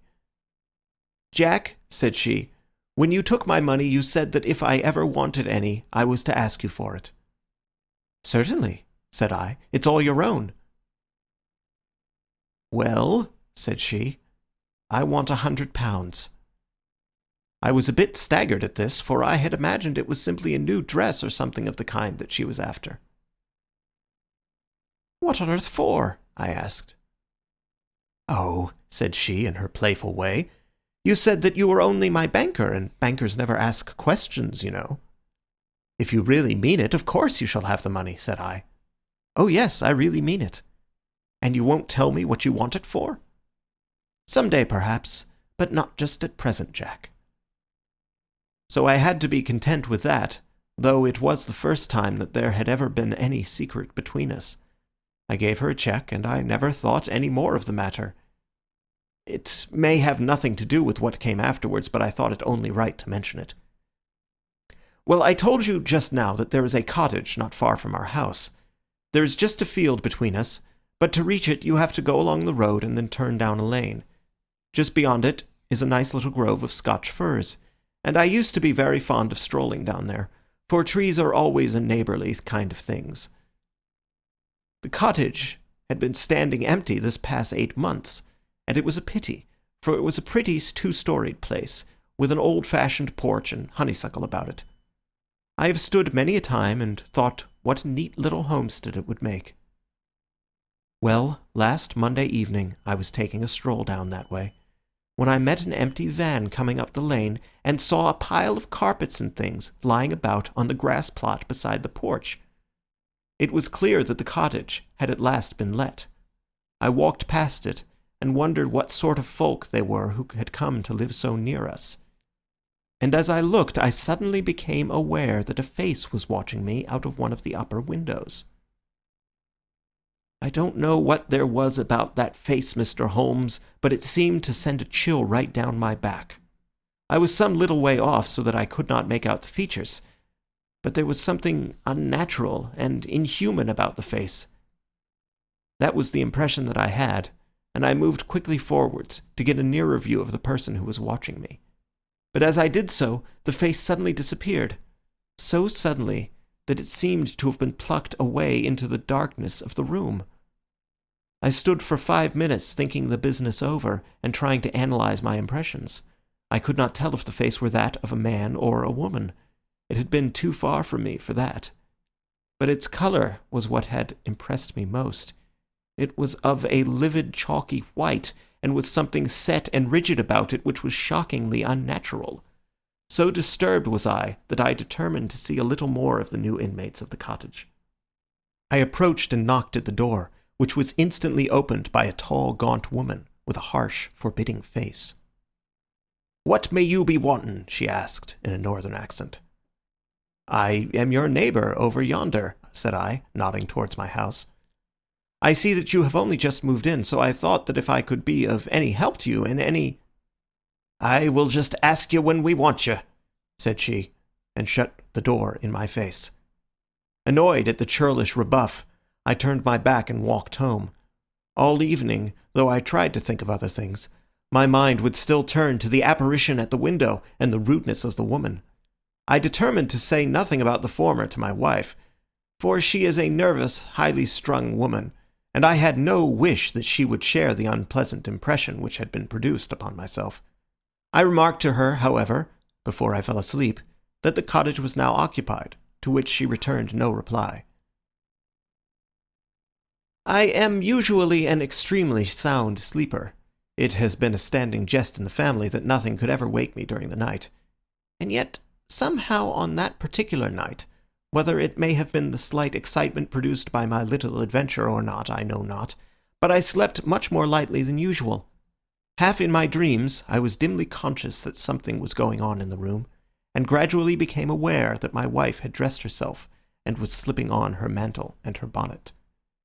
My lips were parted to murmur out some sleepy words of surprise or remonstrance at this untimely preparation, when suddenly my half-opened eyes fell upon her face, illuminated by the candlelight, and astonishment held me dumb. She wore an expression such as I had never seen before, such as I should have thought her incapable of assuming. She was deadly pale and breathing fast, glancing furtively toward the bed as she fastened her mantle to see if she had disturbed me. Then, thinking that I was still asleep, she slipped noiselessly from the room, and an instant later I heard a sharp creaking which could only come from the hinges of the front door. I sat up in bed and rapped my knuckles against the rail to make certain I was truly awake. Then I took my watch from under the pillow. It was 3 in the morning. What on earth could my wife be doing out on the country road at 3 in the morning? I had sat for about 20 minutes, turning the thing over in my mind and trying to find some possible explanation. The more I thought, the more extraordinary and inexplicable did it appear. I was still puzzling over it when I heard the door gently close again and her footsteps coming up the stairs. "Where in the world have you been, Effie?" I asked, as she answered. She gave a violent start and a kind of gasping cry when I spoke, and that cry and start troubled me more than all the rest, for there was something indescribably guilty about them. My wife had always been a woman of a frank, open nature, and it gave me a chill to see her slinking into her own room and crying out and wincing when her own husband spoke to her. "You awake, Jack?" she cried, with a nervous laugh. "Why, I thought that nothing could awake you." "Where have you been?" I asked, more sternly. "I don't wonder that you are surprised," said she, and I could see that her fingers were trembling as she undid the fastenings of her mantle. "Why, I never remember having done such a thing in my life before. The fact is that I felt as though I were choking, and had a perfect longing for a breath of fresh air. I really think that I should have fainted if I had not gone out. I stood at the door for a few minutes, and now I am quite myself again." All the time that she was telling me this story, she never once looked in my direction, and her voice was quite unlike her usual tones. It was evident to me that she was saying what was false. I said nothing in reply, but turned my face to the wall, sick at heart, with my mind filled with 1,000 venomous doubts and suspicions. What was it that my wife was concealing from me? Where had she been during that strange expedition? I felt that I should have no peace until I knew, and yet I shrank from asking her again after once she had told me what was false. All the rest of the night I tossed and tumbled, framing theory after theory, each more unlikely than the last. I should have gone to the city that day, but I was too disturbed in my mind to be able to pay attention to business matters. My wife seemed to be as upset as myself, and I could see from the little questioning glances which she kept shooting at me that she understood that I disbelieved her statement, and that she was at her wits' end what to do. We hardly exchanged a word during breakfast, and immediately afterwards I went out for a walk, that I might think the matter out in the fresh morning air. I went as far as the Crystal Palace, spent an hour in the grounds, and was back in Norbury by 1 o'clock. It happened that my way took me past the cottage, and I stopped for an instant to look at the windows, and to see if I could catch a glimpse of the strange face which had looked out at me on the day before. As I stood there, imagine my surprise, Mr. Holmes, when the door suddenly opened, and my wife walked out. I was struck dumb with astonishment at the sight of her, but my emotions were nothing to those which showed themselves upon her face when our eyes met. She seemed for an instant to wish to shrink back inside the house again, and then, seeing how useless all concealment must be, she came forward, with a very white face and frightened eyes, which belied the smile upon her lips. "Ah, Jack," she said, "I have just been in to see if I can be of any assistance to our new neighbours. Why do you look at me like that, Jack? You are not angry with me?" "So," said I, "this is where you went during the night." "What do you mean?" she cried. "You came here, I am sure of it. Who are these people that you should visit them at such an hour?" "I have not been here before." "How can you tell me what you know is false?" I cried. "Your very voice changes as you speak. When have I ever had a secret from you? I shall enter that cottage, and I shall probe the matter to the bottom." "No, no, Jack, for God's sake!" she gasped, in uncontrollable emotion. Then, as I approached the door, she seized my sleeve and pulled me back with convulsive strength. "I implore you not to do this, Jack," she cried. "I swear that I will tell you everything some day, but nothing but misery can come of it if you enter that cottage." Then, as I tried to shake her off, she clung to me in a frenzy of entreaty. "Trust me, Jack," she cried. "Trust me only this once. You will never have cause to regret it. You know that I would not have a secret from you if it were not for your own sake. Our whole lives are at stake in this. If you come home with me, all will be well. If you force your way into that cottage, all is over between us." There was such earnestness, such despair in her manner, that her words arrested me, and I stood irresolute before the door. "I will trust you on one condition, and on one condition only," said I at last. "It is that this mystery comes to an end from now. You are at liberty to preserve your secret, but you must promise me that there shall be no more nightly visits, no more doings which are kept from my knowledge. I am willing to forget those which are past, if you will promise that there shall be no more in the future." "I was sure that you would trust me," she cried with a great sigh of relief. "It shall be just as you wish. Come away. Oh, come away up to the house." Still pulling at my sleeve, she led me away from the cottage. As we went, I glanced back, and there was that yellow, livid face watching us out of the upper window. What link could there be between that creature and my wife? Or how could the coarse, rough woman whom I had seen the day before be connected with her? It was a strange puzzle, and yet I knew that my mind could never know ease again until I had solved it. For 2 days after this I stayed at home, and my wife appeared to abide loyally by our engagement, for as far as I know she never stirred out of the house. On the 3rd day, however, I had ample evidence that her solemn promise was not enough to hold her back from this secret influence which drew her away from her husband and her duty. I had gone into town on that day, but I returned by the 2:40 instead of the 3:36, which is my usual train. As I entered the house, the maid ran into the hall with a startled face. "Where is your mistress?" I asked. "I think that she has gone out for a walk," she answered. My mind was instantly filled with suspicion. I rushed upstairs to make sure that she was not in the house. As I did so, I happened to glance out of one of the upper windows, and saw the maid with whom I had just been speaking running across the field in the direction of the cottage. Then, of course, I saw exactly what it all meant. My wife had gone over there and had asked the servant to call her if I should return. Tingling with anger, I rushed down and hurried across, determined to end the matter once and forever. I saw my wife and the maid hurrying back along the lane, but I did not stop to speak with them. In the cottage lay the secret which was casting a shadow over my life. I vowed that come what might, it should be a secret no longer. I did not even knock when I reached it, but turned the handle and rushed into the passage. It was all still and quiet upon the ground floor. In the kitchen, a kettle was singing on the fire, and a large black cat lay coiled up in the basket, but there was no sign of the woman whom I had seen before. I ran into the other room, but it was equally deserted. Then I rushed up the stairs, only to find 2 other rooms empty and deserted at the top. There was no one at all in the whole house. The furniture and pictures were of the most common and vulgar description, save in the one chamber at the window of which I had seen the strange face. That was comfortable and elegant, and all my suspicions rose into a fierce, bitter flame when I saw that on the mantelpiece stood a copy of a fell-length photograph of my wife, which had been taken at my request only 3 months ago.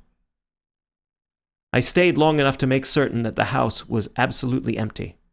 Then I left it, feeling a weight at my heart such as I had never had before. My wife came out into the hall as I entered my house, but I was too hurt and angry to speak with her, and pushing past her, I made my way into my study. She followed me, however, before I could close the door. "I am sorry that I broke my promise, Jack," said she, "but if you knew all the circumstances, I am sure that you would forgive me." "Tell me everything, then," said I. "I cannot, Jack, I cannot," she cried. "Until you tell me who it is that has been living in that cottage, and who it is to whom you have given that photograph, there can never be any confidence between us," said I, and breaking away from her, I left the house. That was yesterday, Mr. Holmes, and I have not seen her since, nor do I know anything more about this strange business.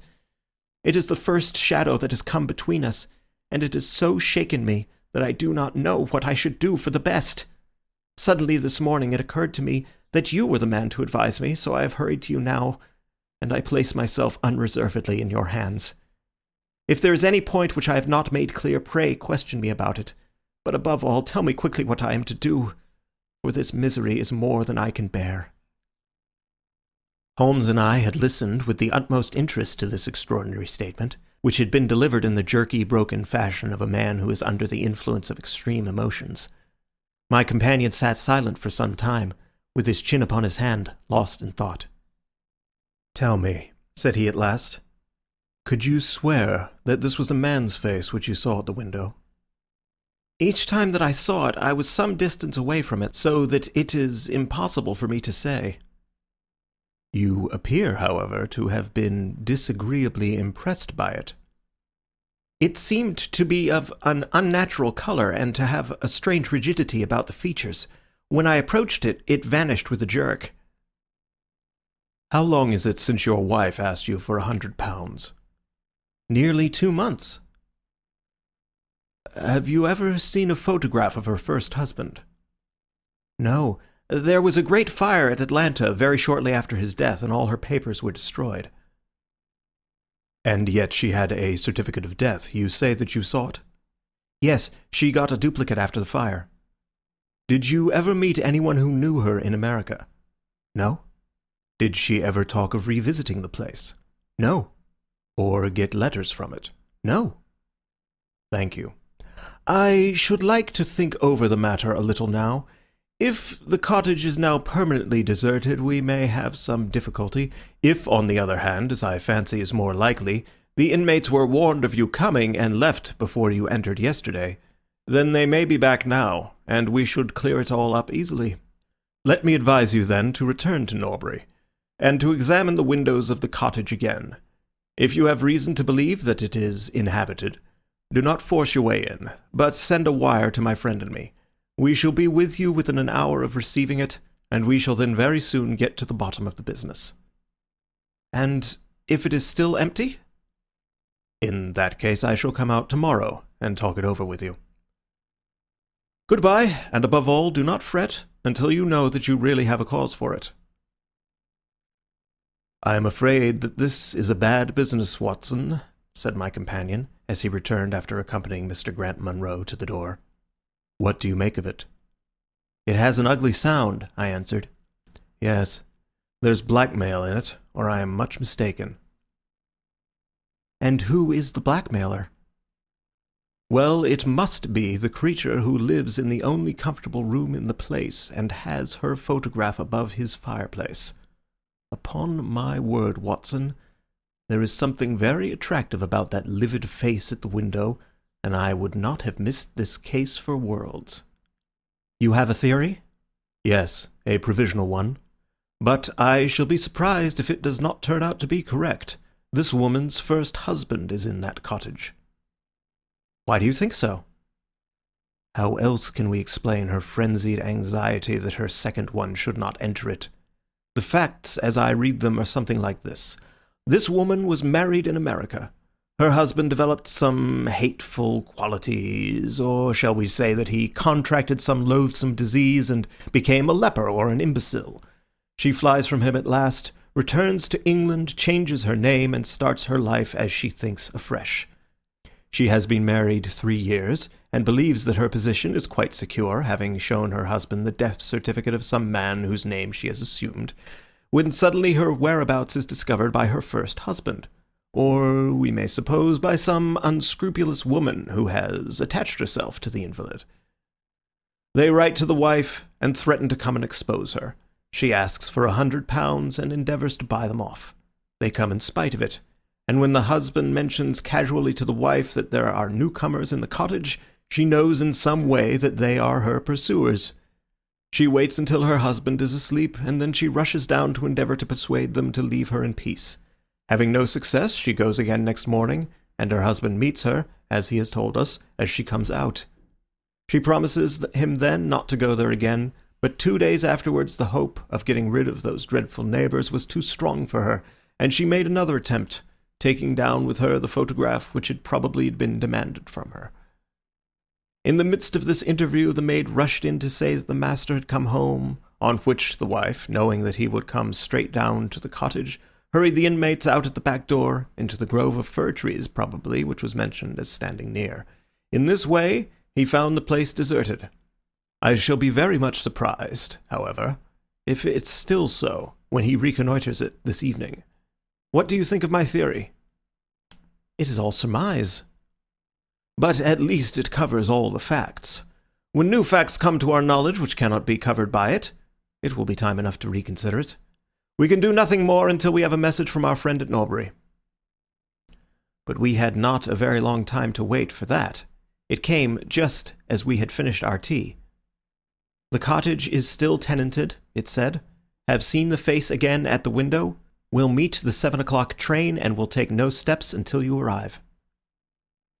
He was waiting on the platform when we stepped out, and we could see in the light of the station lamps that he was very pale and quivering with agitation.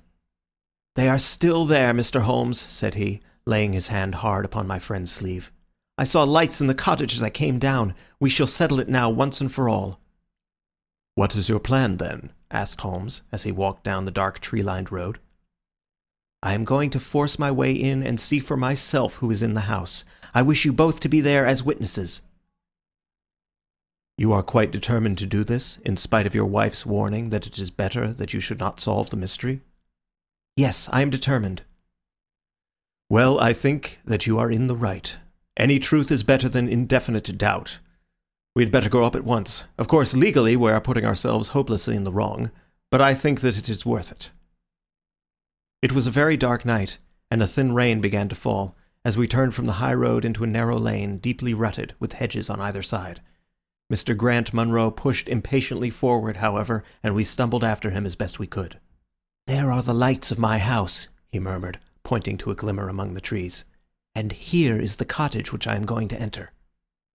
We turned a corner in the lane as he spoke, and there was the building close beside us. A yellow bar falling across the black foreground showed that the door was not quite closed, and one window in the upper story was brightly illuminated. As we looked, we saw a dark blur moving across the blind. "There is that creature!" cried Grant Munro. "You can see for yourselves that someone is there. Now follow me, and we shall soon know all." We approached the door, but suddenly a woman appeared out of the shadow and stood in the golden track of the lamplight. I could not see her face in the darkness, but her arms were thrown out in an attitude of entreaty. "For God's sake, don't, Jack!" she cried. "I had a presentiment that you would come this evening. Think better of it, dear. Trust me again, and you will never have cause to regret it." "I have trusted you too long, Effie," he cried sternly. "Leave go of me. I must pass you. My friends and I are going to settle this matter once and forever." He pushed her to one side, and we followed closely after him. As he threw the door open, an old woman ran out in front of him and tried to bar his passage, but he thrust her back, and an instant afterwards we were all upon the stairs. Grant Munro rushed into the lighted room at the top, and we entered at his heels. It was a cosy, well-furnished apartment, with 2 candles burning upon the table and 2 upon the mantelpiece. In the corner, stooping over a desk, there sat what appeared to be a little girl. Her face was turned away as we entered, but we could see that she was dressed in a red frock, and that she had long white gloves on. As she whisked round to us, I gave a cry of surprise and horror. The face which she turned towards us was of the strangest livid tint, and the features were absolutely devoid of any expression. An instant later the mystery was explained. Holmes, with a laugh, passed his hand behind the child's ear. A mask peeled off from her countenance, and there was a little coal-black negress, with all her white teeth flashing in amusement at our amazed faces. I burst out laughing out of sympathy with her merriment. But Grant Munro stood staring, with his hand clutching his throat. "My God!" he cried. "What can be the meaning of this?" "I will tell you the meaning of it," cried the lady, sweeping into the room with a proud, set face. "You have forced me, against my own judgment, to tell you, and now we must both make the best of it. My husband died at Atlanta. My child survived." "Your child?" She drew a large silver locket from her bosom. "You have never seen this open." "I understood that it did not open." She touched a spring, and the front hinged back. There was a portrait within of a man strikingly handsome and intelligent-looking, but bearing unmistakable signs upon his features of his African descent. "That is John Hebron of Atlanta," said the lady. "And a nobler man never walked the earth. I cut myself off from my race in order to wed him, but never once while he lived did I for an instant regret it. It was our misfortune that our only child took after his people rather than mine. It is often so in such matches, and little Lucy is darker far than ever her father was.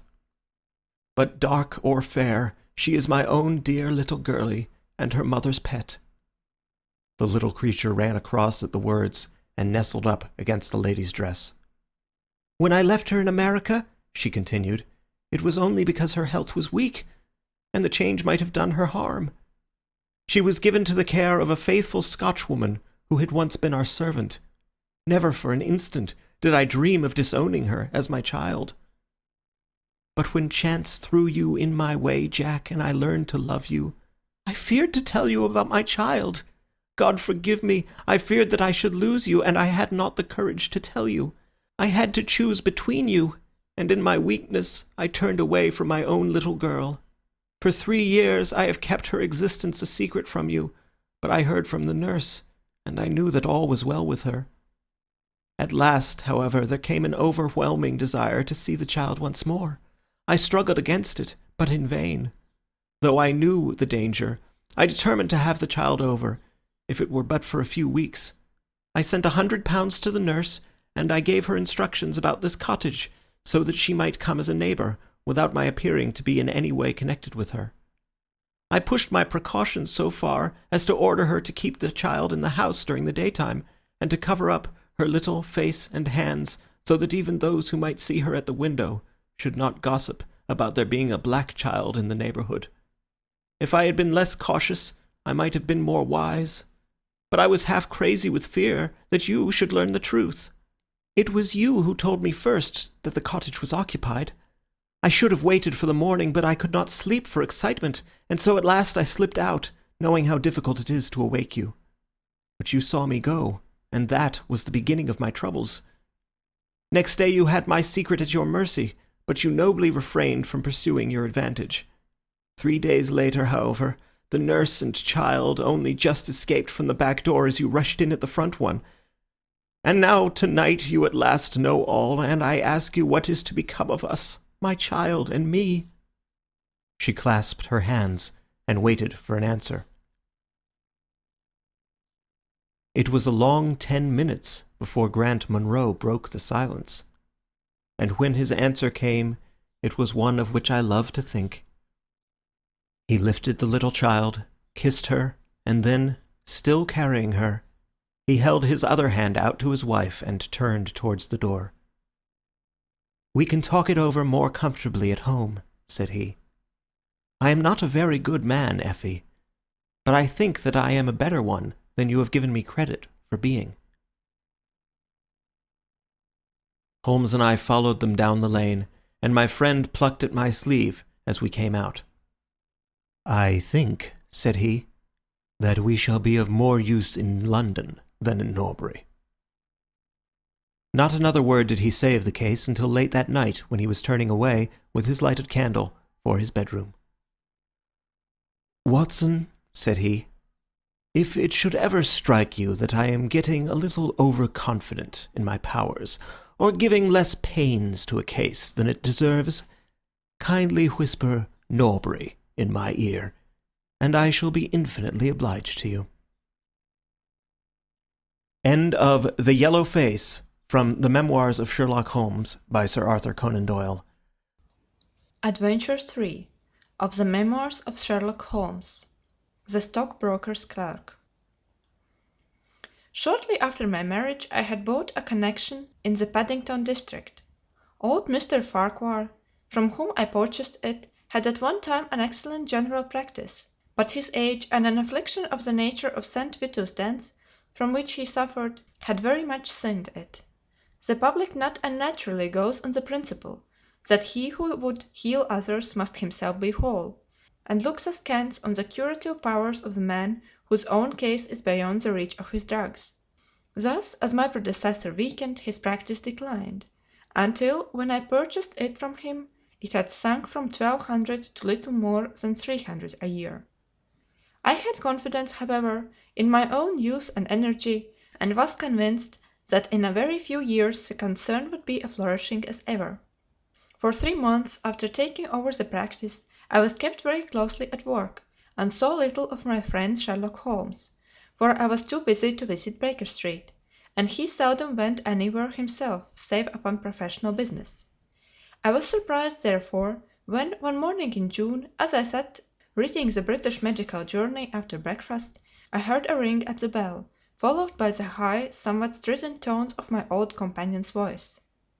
"Ah, my dear Watson," said he, striding into the room, "I am very delighted to see you. I trust that Mrs. Watson has entirely recovered from all the little excitements connected with our adventure of the Sign of Four." "Thank you, we are both very well," said I, shaking him warmly by the hand. "And I hope also," he continued, sitting down in the rocking chair, "that the cares of medical practice have not entirely obliterated the interest which you used to take in our little detective problems." "On the contrary," I answered, "it was only last night that I was looking over my old notes and classifying some of our past results." "I trust that you don't consider your collection closed?" "Not at all. I should wish nothing better than to have some more of such experiences." "Today, for example?" "Yes, today, if you like." "And as far off as Birmingham?" "Certainly, if you wish it." "And the practice?" "I do my neighbour's when he goes. He is always ready to work off the debt." "Ha! Nothing could be better," said Holmes, leaning back in his chair and looking keenly at me from under his half closed lids. "I perceive that you have been unwell lately. Summer colds are always a little trying." "I was confined to the house by a severe chill for 3 days last week. I thought, however, that I had cast off every trace of it." "So you have. You look remarkably robust." "How, then, did you know of it?" "My dear fellow, you know my methods." "You deduced it, then?" "Certainly." "And from what?" "From your slippers." I glanced down at the new patent leathers which I was wearing. "How on earth—" I began, but Holmes answered my question before it was asked. "Your slippers are new," he said. "You could not have had them more than a few weeks. The soles which you are at this moment presenting to me are slightly scorched. For a moment I thought they might have got wet and been burned in the drying. But near the instep there is a small circular wafer of paper with the shopman's hieroglyphs upon it. Damp would of course have removed this. You had, then, been sitting with your feet outstretched to the fire, which a man would hardly do even in so wet a June as this if he were in his full health."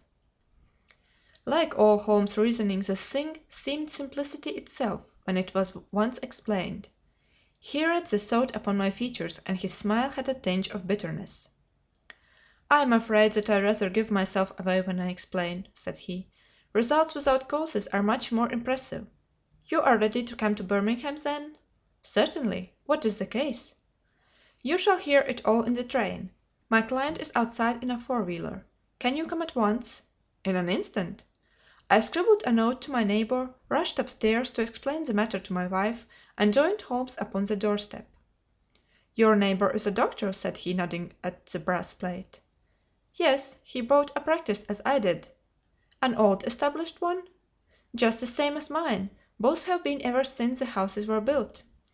"Ah, then you got hold of the best of the two." "I think I did. But how do you know?" "By the steps, my boy. Yours are worn 3 inches deeper than his. But this gentleman in the cab is my client, Mr. Hal Pycroft. Allow me to introduce you to him. Whip your horse up, cabby, for we have only just time to catch our train." The man whom I found myself facing was a well-built, fresh-complexioned young fellow, with a frank, honest face and a slight, crisp yellow moustache.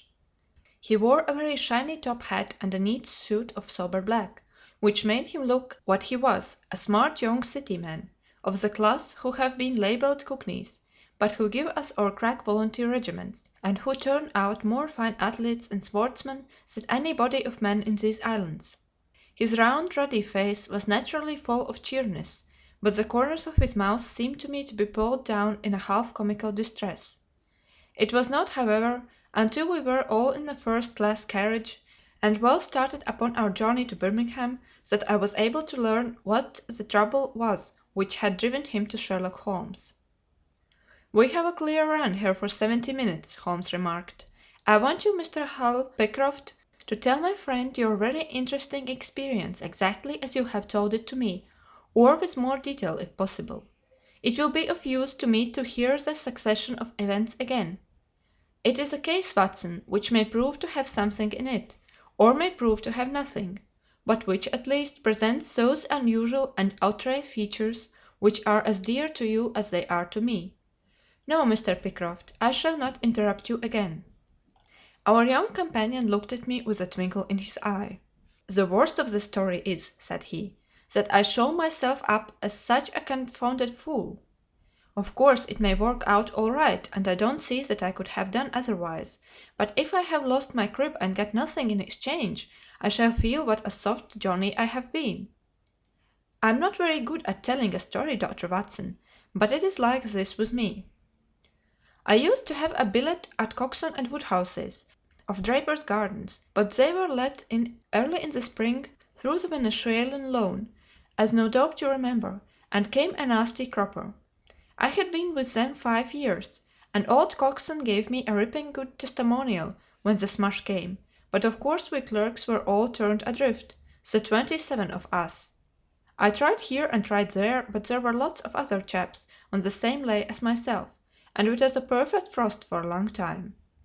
I had been taking £3 a week at Coxon's, and I had saved about 70 of them, but I soon worked my way through that, and out at the other end. I was fairly at the end of my tether at last, and could hardly find the stamps to answer the advertisements on the envelopes to stick them to. I had worn out my boots paddling up office stairs, and I seemed just as far from getting a billet as ever. At last I saw a vacancy at Mawson and Williams, the great stockbroking firm in Lombard Street. I dare say, E.C. It is not much in your line, but I can tell you that this is about the richest house in London. The advertisement was to be answered by letter only. I sent in my testimonial and application, but without the least hope of getting it. Back came an answer by return, saying that if I would appear next Monday I might take over my new duties at once, provided that my appearance was satisfactory. No one knows how these things are worked. Some people say that the manager just plunges his hand into the heap and takes the first that comes. Anyhow, it was my innings that time, and I don't ever wish to feel better pleased. The screw was £1 a week price, and the duties just about the same as at Coxon's. And now I come to the queer part of the business. I was in diggings out Hampstead way, 17 Potter's Terrace. Well, I was sitting doing a smoke that very evening after I had been promised the appointment, when up came my landlady with a card which had Arthur Pinner, financial agent, printed upon it. I had never heard the name before. I could not imagine what he wanted with me, but of course I asked her to show him up. In he walked, a middle-sized, dark-haired, dark-eyed, black-bearded man, with a touch of the sheeny about his nose. He had a brisk kind of way with him, and spoke sharply, like a man who knew the value of time. "Mr. Hal Pycroft, I believe," he said. "Yes, sir," I answered, pushing a chair towards him. "Lately engaged at Coxon and Woodhouse's?" "Yes, sir." "And now on the staff of Mawson's?" "Quite so." "Well," said he, "the fact is that I have heard some really extraordinary stories about your financial ability. You remember Parker, who used to be Coxon's manager. He can never say enough about it." Of course I was pleased to hear this. I had always been pretty sharp in the office, but I had never dreamed that I was talked about in the city in this fashion. "You have a good memory," said he. "Pretty fair," I answered modestly. "Have you kept in touch with the market while you have been out of the work?" he asked. "Yes, I read the Stock Exchange list every morning." "Now that shows real application," he cried. "That is the way to prosper. You won't mind my testing you, will you? Let me see. How are Ayrshires?" 106 1/4 to 105 7/8. "And New Zealand Consolidated?" 104. "And British Broken Hills?" 7 to 7 6. "Wonderful!" he cried, with his hands up. "This quite fits in with all that I had heard. My boy, you are very much too good to be a clerk at Mawson's." This outburst rather astonished me, as you can think. "Well," said I, "other people don't think quite so much of me as you seem to do, Mr. Pinner. I had a hard enough fight to get this berth, and I am very glad to have it." "Pooh, man, you should soar above it. You are not in your true sphere. Now, I'll tell you how it stands with me. What I have to offer is little enough when measured by your ability, but when compared with Mawson's it's light to dark. Let me see, when do you go to Mawson's? On Monday? Ha ha, I think I would risk a little sporting flutter than you don't go there at all." "Not go to Mawson's?" "No, sir. But that day you will be the business manager of the Franco Midland Hardware Company, Limited, with 134 branches in the towns and villages of France, not counting one in Brussels and one in San Remo." This took my breath away. "I never heard of it," said I. "Very likely not. It has been kept very quiet, for the capital was all privately subscribed, and it's too good a thing to let the public into. My brother, Harry Pinner, is promoter, and joined the board after allotment as managing director. He knew I was in the swim down here, and asked me to pick up a good man cheap, a young pushing man with plenty of snap about him. Parker wrote of you, and that brought me here tonight. We can only offer you a beggarly 500 to start with." "500 a year!" I shouted. "Only that at the beginning, but you are to have an overriding commission of 1% on all business done by your agents, and you may take my word for it that this will come to more than your salary." "But I know nothing about hardware." "Tut, my boy, you know about figures." My head buzzed, and I could hardly sit still in my chair, but suddenly a little chill of doubt came upon me. "I must be frank with you," I said. "Mawson only gives me 200, but Mawson is safe. Now really, I know so little about your company that—" "Ah, smart, smart!" he cried in a kind of ecstasy of delight. "You are the very man for us. You are not to be talked over, and quite right, too. Now, here's a note for £100, and if you think that we can do business you may just slip it into your pocket, as an advance upon your salary." "That is very handsome," said I. "When should I take over my new duties?" "Be in Birmingham tomorrow at 1:00, said he. "I have a note in my pocket here which you will take to my brother. You will find him at 126 B Corporation Street, where the temporary offices of the company are situated. Of course he must confirm your engagement, but between ourselves it will be all right." "Really, I hardly know how to express my gratitude, Mr. Pinner," said I. "Not at all, my boy. You have only got your deserts. There are one or two small things, mere formalities, which I must arrange with you. You have a bit of paper beside you there. Kindly write upon it, 'I am perfectly willing to act as business manager to the Franco Midland Hardware Company, Limited, at a minimum salary of 500. I did as he asked, and he put the paper in his pocket. "There was one other detail," said he. "What do you intend to do about Mawsons?" I had forgotten all about Mawsons in my joy. "I'll write and resign," said I. "Precisely what I don't want you to do. I had a row over you with Mawson's manager. I had gone up to ask him about you, and he was very offensive, accused me of coaxing you away from the service of the firm, and that sort of thing. At last I fairly lost my temper. "'If you want good men you should pay them a good price,' said I. "'He would rather have our small price than your big one,' said he. "'I'll lay you a fiver,' said I, 'that when he has my offer you'll never so much as hear from him again.' "'Done,' said he. 'We picked him out of the gutter and he won't leave us so easily.' Those were his very words. "'The impudent scoundrel!' I cried. 'I've never so much as seen him in my life. Why should I consider him in any way? I shall certainly not write if you would rather I didn't.' "'Good. That's a promise,' said he, rising from his chair. 'Well, I'm delighted to have got so good a man for my brother. Here's your advance of £100, and here is the letter. Make a note of the address, 126 B Corporation Street, and remember that 1 o'clock tomorrow is your appointment. Good night, and may you have all the fortune that you deserve.' That's just about all that passed between us, as near as I can remember. You can imagine, Dr. Watson, how pleased I was at such an extraordinary bit of good fortune.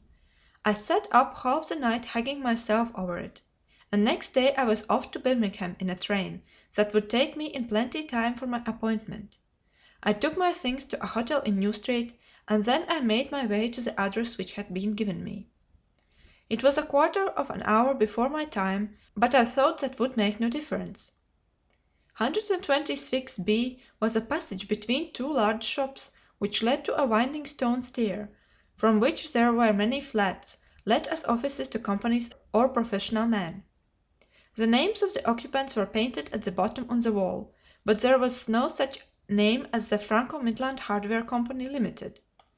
I stood for a few minutes with my heart in my boots, wondering whether the whole thing was an elaborate hoax or not, when up came a man and addressed me. He was very like the chap I had seen the night before, the same figure and voice, but he was clean shaven and his hair was lighter. "Are you Mr. Hal Pycroft?" he asked. "Yes," said I. "Oh, I was expecting you, but you are a trifle before your time.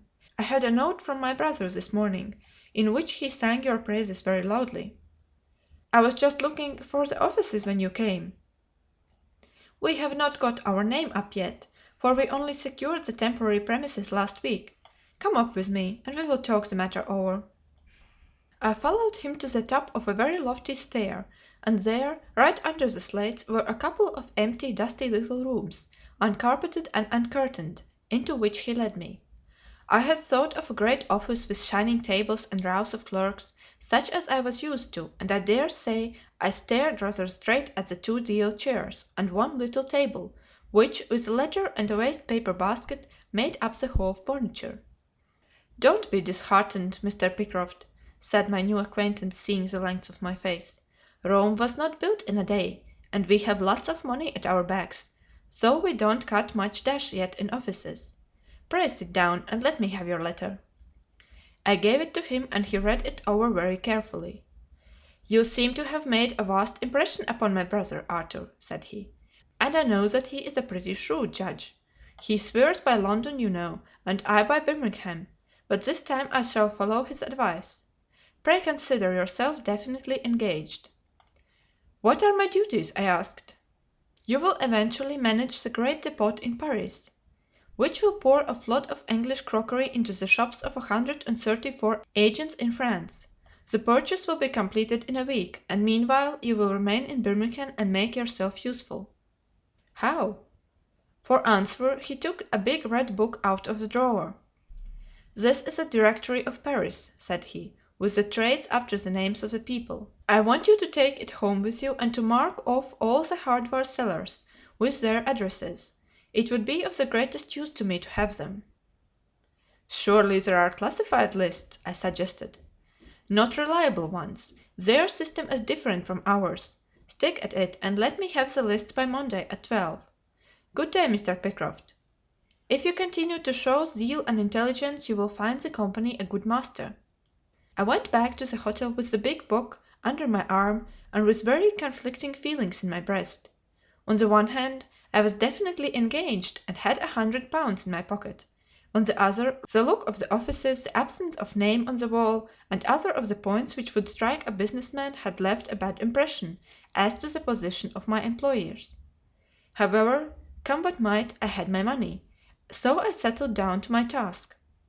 All Sunday I was kept hard at work, and yet by Monday I had only got as far as H. I went round to my employer, found him in the same dismantled kind of room, and was told to keep at it until Wednesday, and then come again. On Wednesday it was still unfinished, so I hammered away until Friday, that is yesterday. Then I brought it round to Mr. Harry Pinner. "Thank you very much," said he. "I fear that I underrated the difficulty of the task. This list will be of very material assistance to me." "It took some time," said I. "And now," said he, "I want you to make a list of the furniture shops, for they all sell crockery." "Very good." "And you can come up to morrow evening at 7 and let me know how you are getting on. Don't overwork yourself. A couple of hours at Day's musical hall in the evening would do you no harm after your labours." He laughed as he spoke, and I saw with a thrill that his second tooth upon the left-hand side had been very badly stuffed with gold. Sherlock Holmes rubbed his hands with delight, and I stared with astonishment at our client. "You may well look surprised, Dr. Watson, but it is this way," said he. "When I was speaking to the other chap in London, at the time that he laughed at my not going to Mawson's, I happened to notice that his tooth was stuffed in this very identical fashion. The glint of the gold in each case caught my eyes, you see. When I put that with the voice and figure being the same, and only those things altered which might be changed by a razor or a wig, I could not doubt that it was the same man. Of course you expect two brothers to be alike, but not that they should have the same tooth stuffed in the same way." He puffed me out, and I found myself in the street, hardly knowing whether I was on my head or my heels. Back I went to my hotel, put my head in a basin of cold water, and tried to think it out. Why had he sent me from London to Birmingham? Why had he got there before me? And why had he written a letter from himself to himself? It was altogether too much for me, and I could make no sense of it. And then suddenly it struck me that what was dark to me might be very light to Mr. Sherlock Holmes. I had just time to get up to town by the night train to see him this morning, and to bring you both back with me to Birmingham." There was a pause after the stockbroker's clerk had concluded his surprising experience. Then Sherlock Holmes cocked his eye at me, leaning back on the cushions with a pleased and yet critical face, like a connoisseur who has just taken his first sip of a comet vintage. "Rather fine, Watson, is it not?" said he.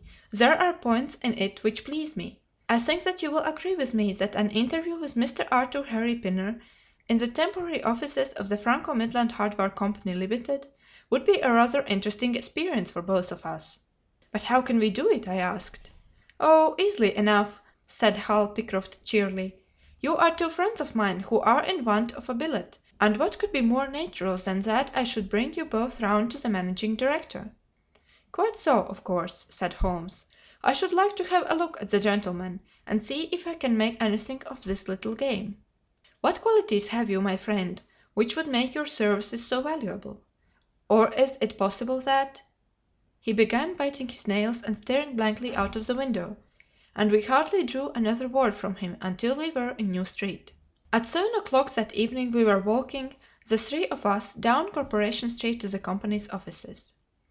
"It's no use our being at all before our time," said our client. "He only comes there to see me, apparently, for the place is deserted up to the very hour he names." "That is suggestive," remarked Holmes. "By Jove, I told you so!" cried the clerk. "That's he walking ahead of us there." He pointed to a smallish, dark, well-dressed man who was bustling along the other side of the road. As we watched him he looked across at a boy who was bawling out the latest edition of the evening paper, and running over among the cabs and buses he bought one from him. Then clutching it in his hand he vanished through a doorway. "There he goes!" cried Hal Pycroft. "These are the company's offices into which he has gone. Come with me, and I'll fix it up as easily as possible." Following his lead we ascended 5 stories until we found ourselves outside a half-opened door, at which our client tapped. A voice within bade us enter, and we entered a bare, unfurnished room, such as Hal Pycroft had described.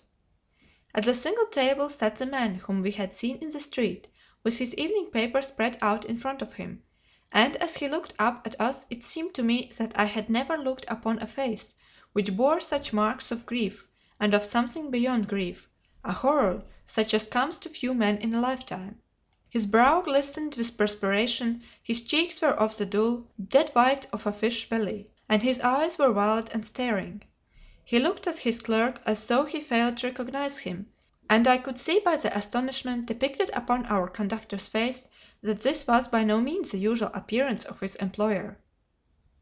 "You look ill, Mr. Pinner," he exclaimed. "Yes, I'm not very well," answered the other, making obvious efforts to pull himself together, and licking his dry lips before he spoke.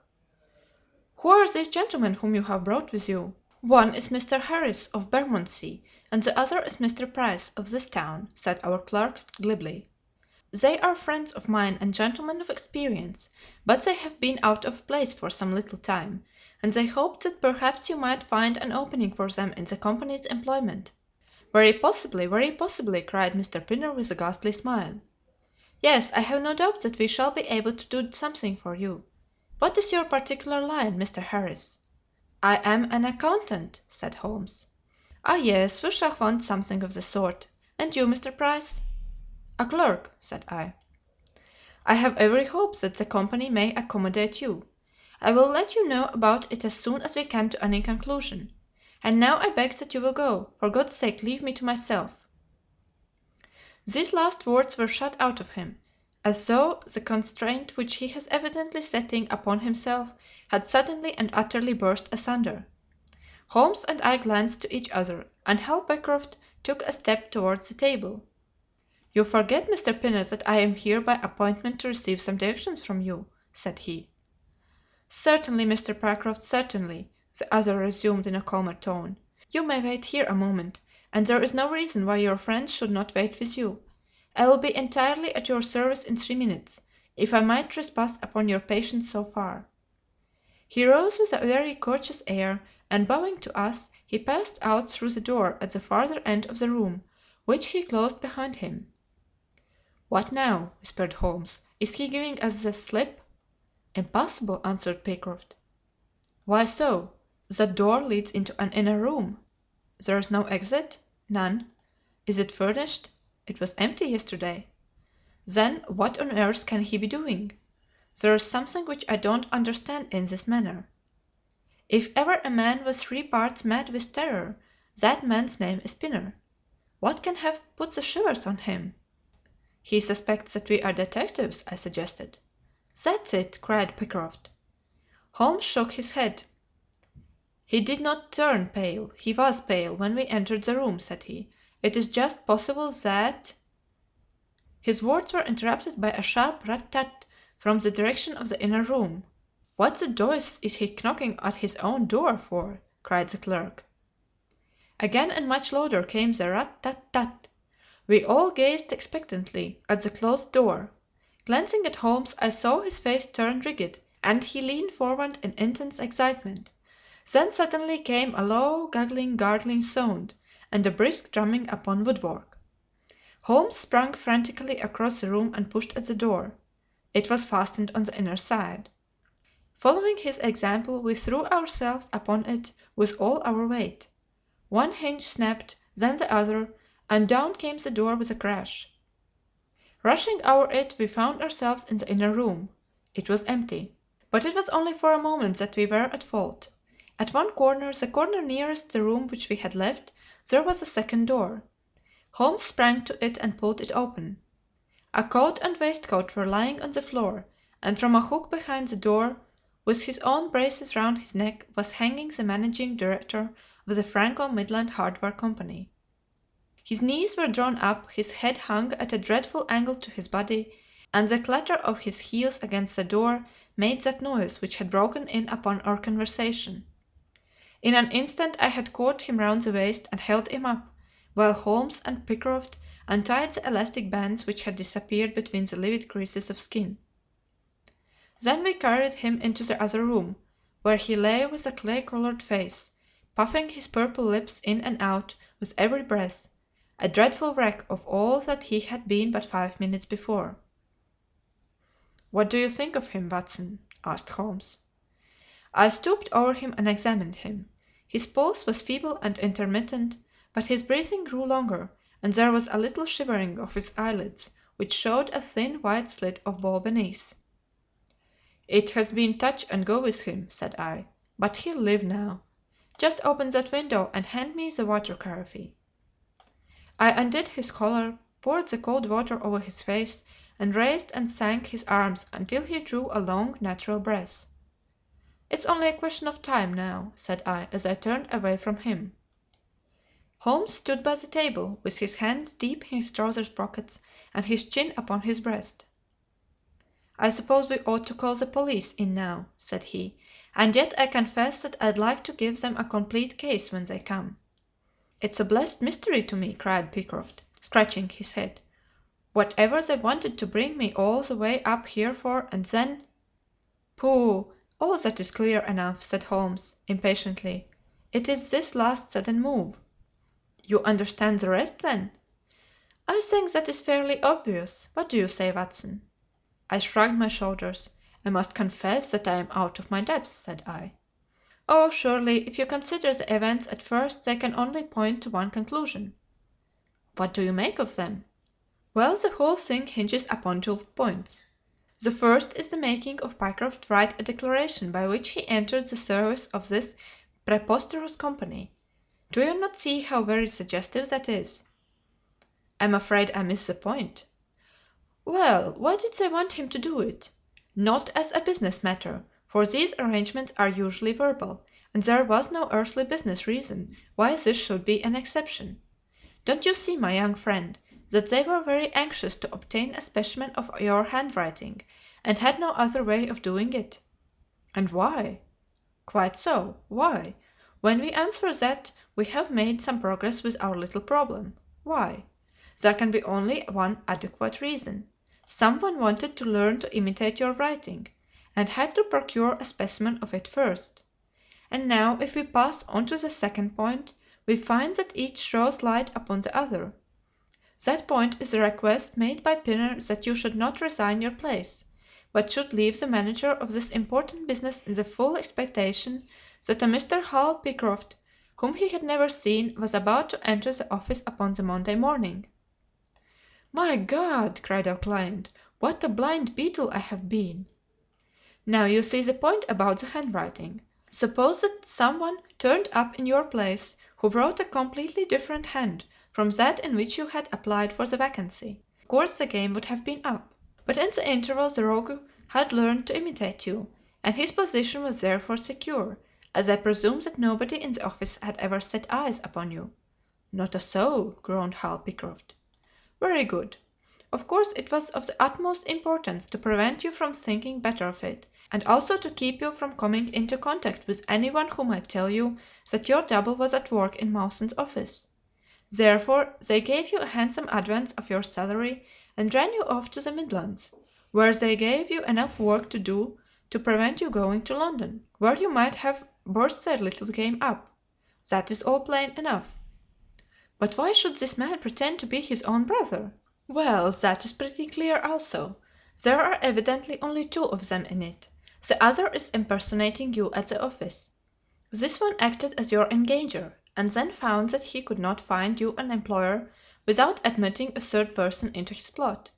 That he was most unwilling to do. He changed his appearance as far as he could, and trusted that the likeness which you could not fail to observe would be put down to a family resemblance. But for the happy chance of the gold stuffing, your suspicions would probably have never been aroused." Hall Pycroft shook his clenched hands in the air. "Good Lord!" he cried.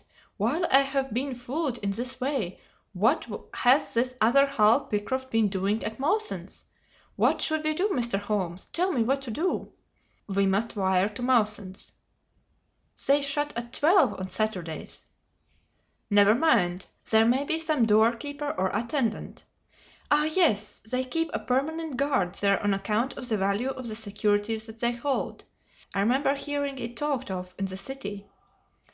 "Very good. We shall wire to him and see if all is well, and if a clerk of your name is working there.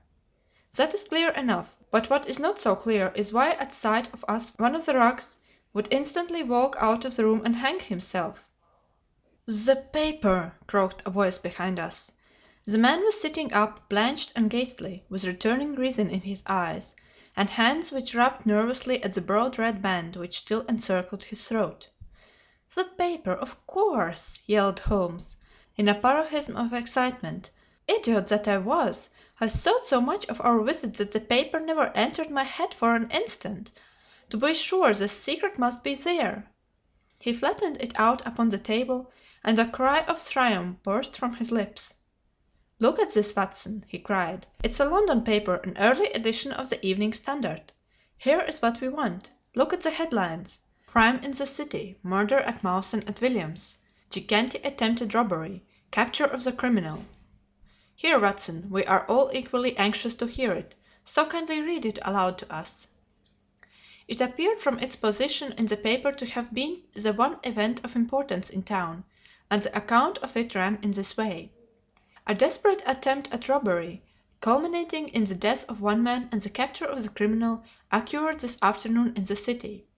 For some time back Mawson and Williams, the famous financial house, have been the guardians of securities which amount in the aggregate to a sum of considerably over £1,000,000.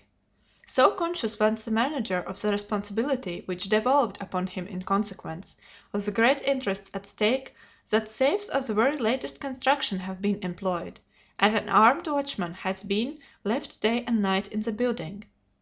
It appears that last week a new clerk named Hall Pycroft was engaged by the firm. This person appears to have been none other than Beddington, the famous forger and cracksman, who, with his brother, had only recently emerged from a 5 years' spell of penal servitude. By some means which are not yet clear, he succeeded in winning under a false name this official position in the office, which he utilized in order to obtain molding of various locks and a thorough knowledge of the position of the strong room and the safes. It is customary at Mawson's for the clerks to leave at midday on Saturday. Sergeant Tucson, of the city police, was somewhat surprised, therefore, to see a gentleman with a carpet bag come down the steps at 20 minutes past 1. His suspicions being aroused, the sergeant followed the man, and with the aid of the constable Pollock succeeded, after a most desperate resistance, in arresting him. It was at once clear that a daring and gigantic robbery had been committed. Nearly £100,000 worth of American railway bonds, with a large amount of scrip in mines and other companies, was discovered in the bag. On examining the premises, the body of the unfortunate watchman was found doubled up and thrust into the largest of the safes, where it would not have been discovered until Monday morning, had it not been for the prompt action of Sergeant Tucson.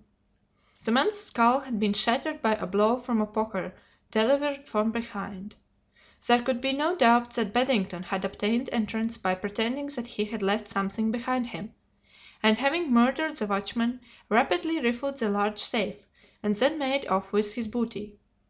His brother, who usually works with him, has not appeared in this job as far as can at present be ascertained, although the police are making energetic inquiries as to his whereabouts. "Well, we may save the police some little trouble in this direction," said Holmes, glancing at the haggard figure huddled up by the window. "Human nature is a strange mixture, Watson.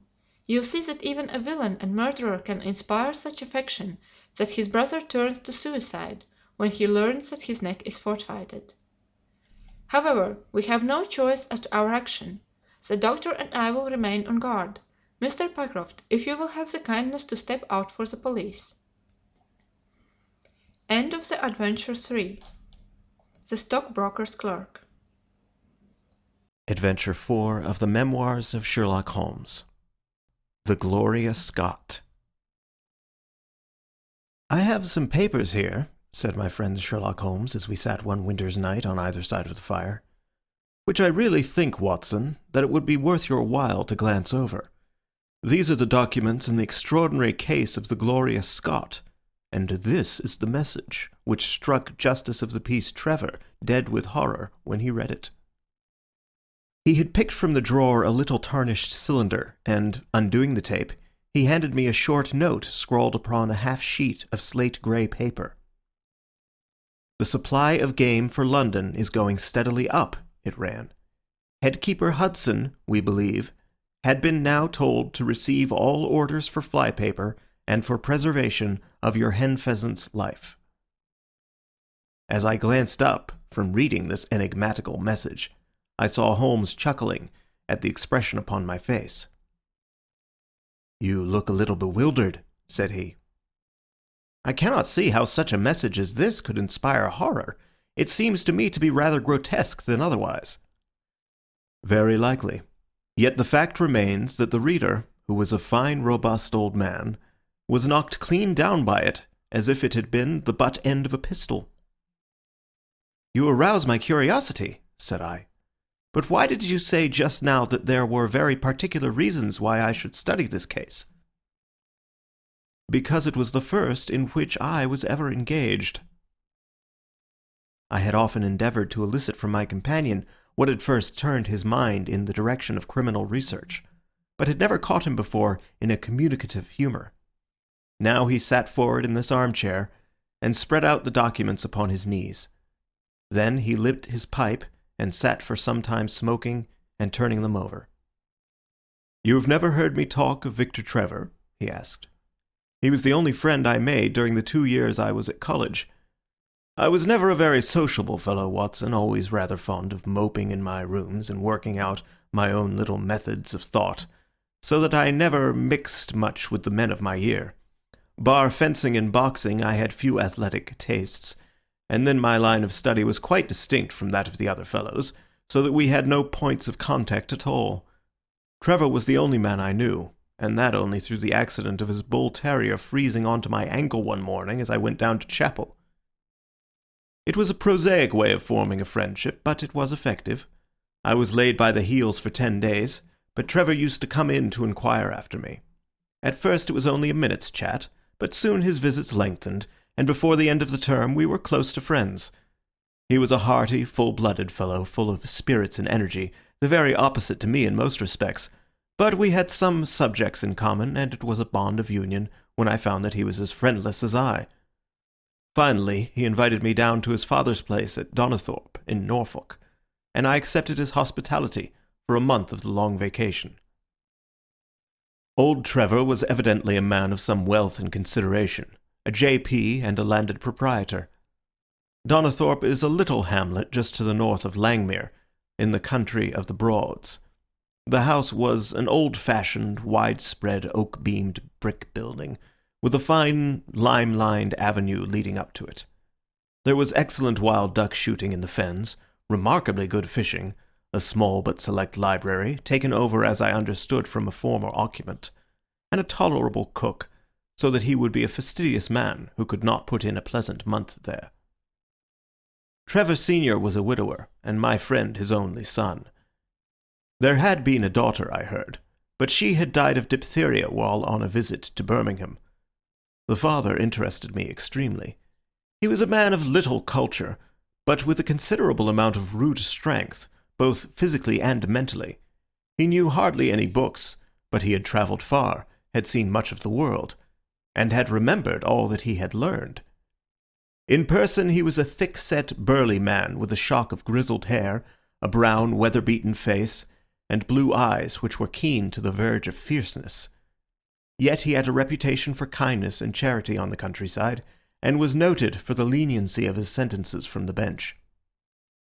One evening, shortly after my arrival, we were sitting over a glass of port after dinner, when young Trevor began to talk about those habits of observation and inference which I had already formed into a system, although I had not yet appreciated the part which they were to play in my life. The old man evidently thought that his son was exaggerating in his description of one or two trivial feats which I had performed. "Come now, Mr. Holmes," said he, laughing good-humouredly. "I'm an excellent subject if you can deduce anything from me." "I fear there is not very much," I answered. "I might suggest that you have gone about in fear of some personal attack with the last 12-month." The laugh faded from his lips, and he stared at me in great surprise. "Well, that's true enough," said he. "You know, Victor," turning to his son, "when we broke up that poaching gang they swore to knife us, and Sir Edward Hawley has actually been attacked. I've always been on my guard since then, though I have no idea how you know it." "You have a very handsome stick," I answered. "By the inscription I observed that you had not had it more than a year, but you have taken some pains to bore the head of it and pour melted lead into the hole, so as to make it a formidable weapon. I argued that you would not take such precautions unless you had some danger to fear." "Anything else?" he asked, smiling. "You have boxed a good deal in your youth." "Right again. How did you know it? Is my nose knocked a little out of the straight?" "No," said I. "It is your ears. They have the peculiar flattening and thickening which marks the boxing man." "Anything else?" "You have done a good deal of digging by your callosities." "Made all my money at the goldfields." "You have been in New Zealand?" "Right again." "You have visited Japan?" "Quite true." "And you have been most intimately associated with someone whose initials were J.A., and whom you afterwards were eager to entirely forget." Mr. Trevor stood slowly up, fixed his large blue eyes upon me with a strange wild stare, and then pitched forward, with his face among the nutshells which strewed the cloth, in a dead faint. You can imagine, Watson, how shocked both his son and I were. His attack did not last long, however, for when we undid his collar and sprinkled the water from one of the finger glasses over his face, he gave a gasp or two and sat up. "Boys," said he, forcing a smile, "I hope I haven't frightened you. Strong as I look, there is a weak place in my heart, and it does not take much to knock me over. "I don't know how you manage this, Mr. Holmes, but it seems to me that all the detectives of fact and of fancy would be children in your hands. That's your line of life, sir, and you may take the word of a man who has seen something of the world." And that recommendation, with the exaggerated estimate of my ability with which he prefaced it, was, if you will believe me, Watson, the very first thing which ever made me feel that a profession might be made out of what had up to that time been the merest hobby. At the moment, however, I was too much concerned at the sudden illness of my host to think of anything else. "I hope that I have said nothing to pain you," said I. "Well, you certainly touched upon rather a tender point. Might I ask how you know, and how much you know?" He spoke now in a half-jesting fashion, but a look of terror still lurked at the back of his eyes. "It is simplicity itself," said I. "When you bared your arm to draw that fish into the boat, I saw that J.A. had been tattooed in the bend of the elbow. The letters were still legible, but it was perfectly clear from their blurred appearance, and from the staining of the skin round them, that efforts had been made to obliterate them. It was obvious, then, that those initials had once been very familiar to you, and that you had afterwards wished to forget them." "What an eye you have!" he cried, with a sigh of relief. "It is just as you say, but we won't talk of it. Of all ghosts, the ghosts of our old lovers are the worst. Come into the billiard-room and have a quiet cigar." From that day, amid all his cordiality, there was always a touch of suspicion in Mr. Trevor's manner towards me. Even his son remarked it. "You've given the governor such a turn," said he, "that he'll never be sure again of what you know and what you don't know." He did not mean to show it, I am sure, but it was so strongly in his mind that it peeped out at every action. At last I became so convinced that I was causing him uneasiness that I drew my visit to a close. On the very day, however, before I left, an incident occurred which proved in the sequel to be of importance.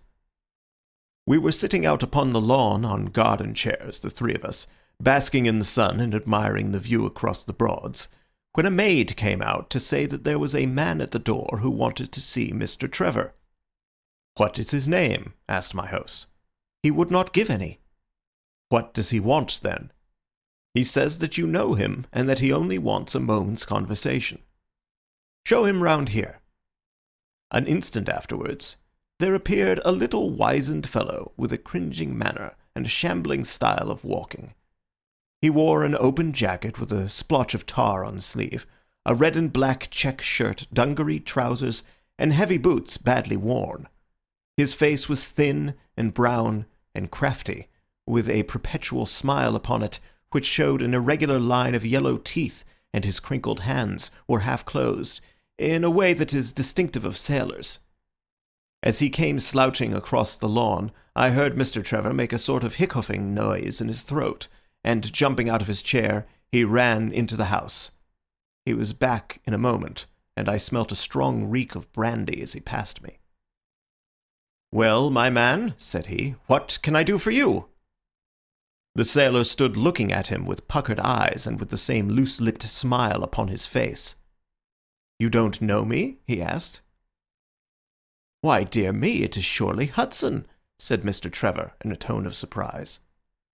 "Hudson it is, sir," said the seaman. "Why, it's 30 year and more since I saw you last. Here you are in your house, and me still picking my salt meat out of the harness cask." "Tut, you will find that I have not forgotten old times," cried Mr. Trevor, and walking towards the sailor, he said something in a low voice.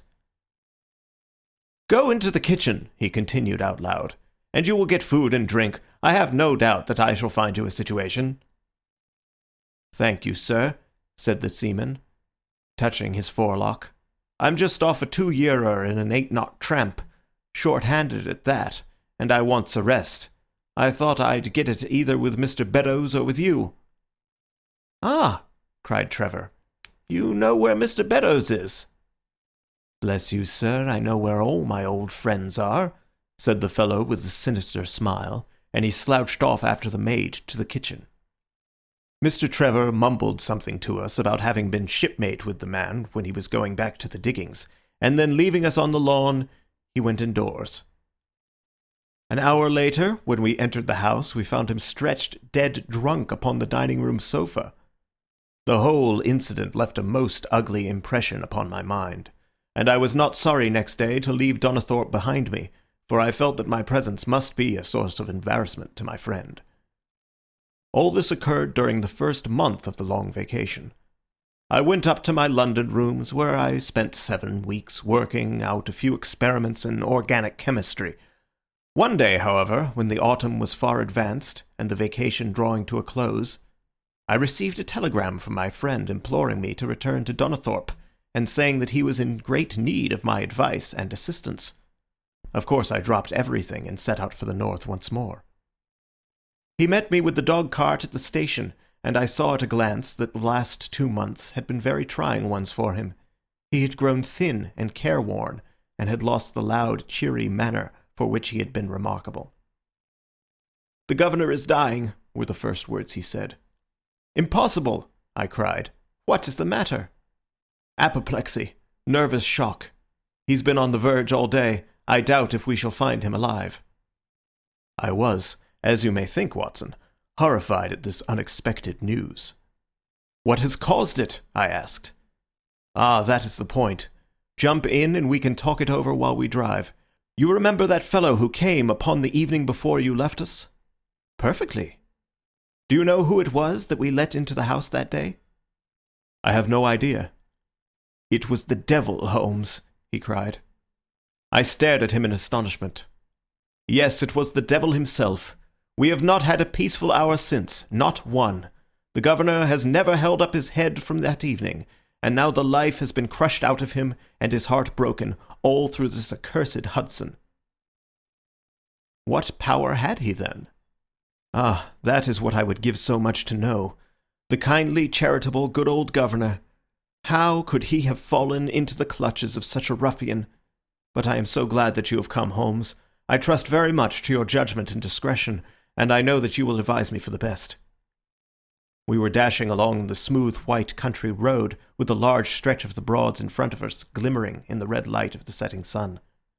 From a grove upon our left I could already see the high chimneys and the flagstaff which marked the squire's dwelling. "My father made the fellow gardener," said my companion, "and then, as that did not satisfy him, he was promoted to be butler. The house seemed to be at his mercy, and he wandered about and did what he chose in it. The maids complained of his drunken habits and his vile language. The dad raised their wages all around to recompense them for the annoyance.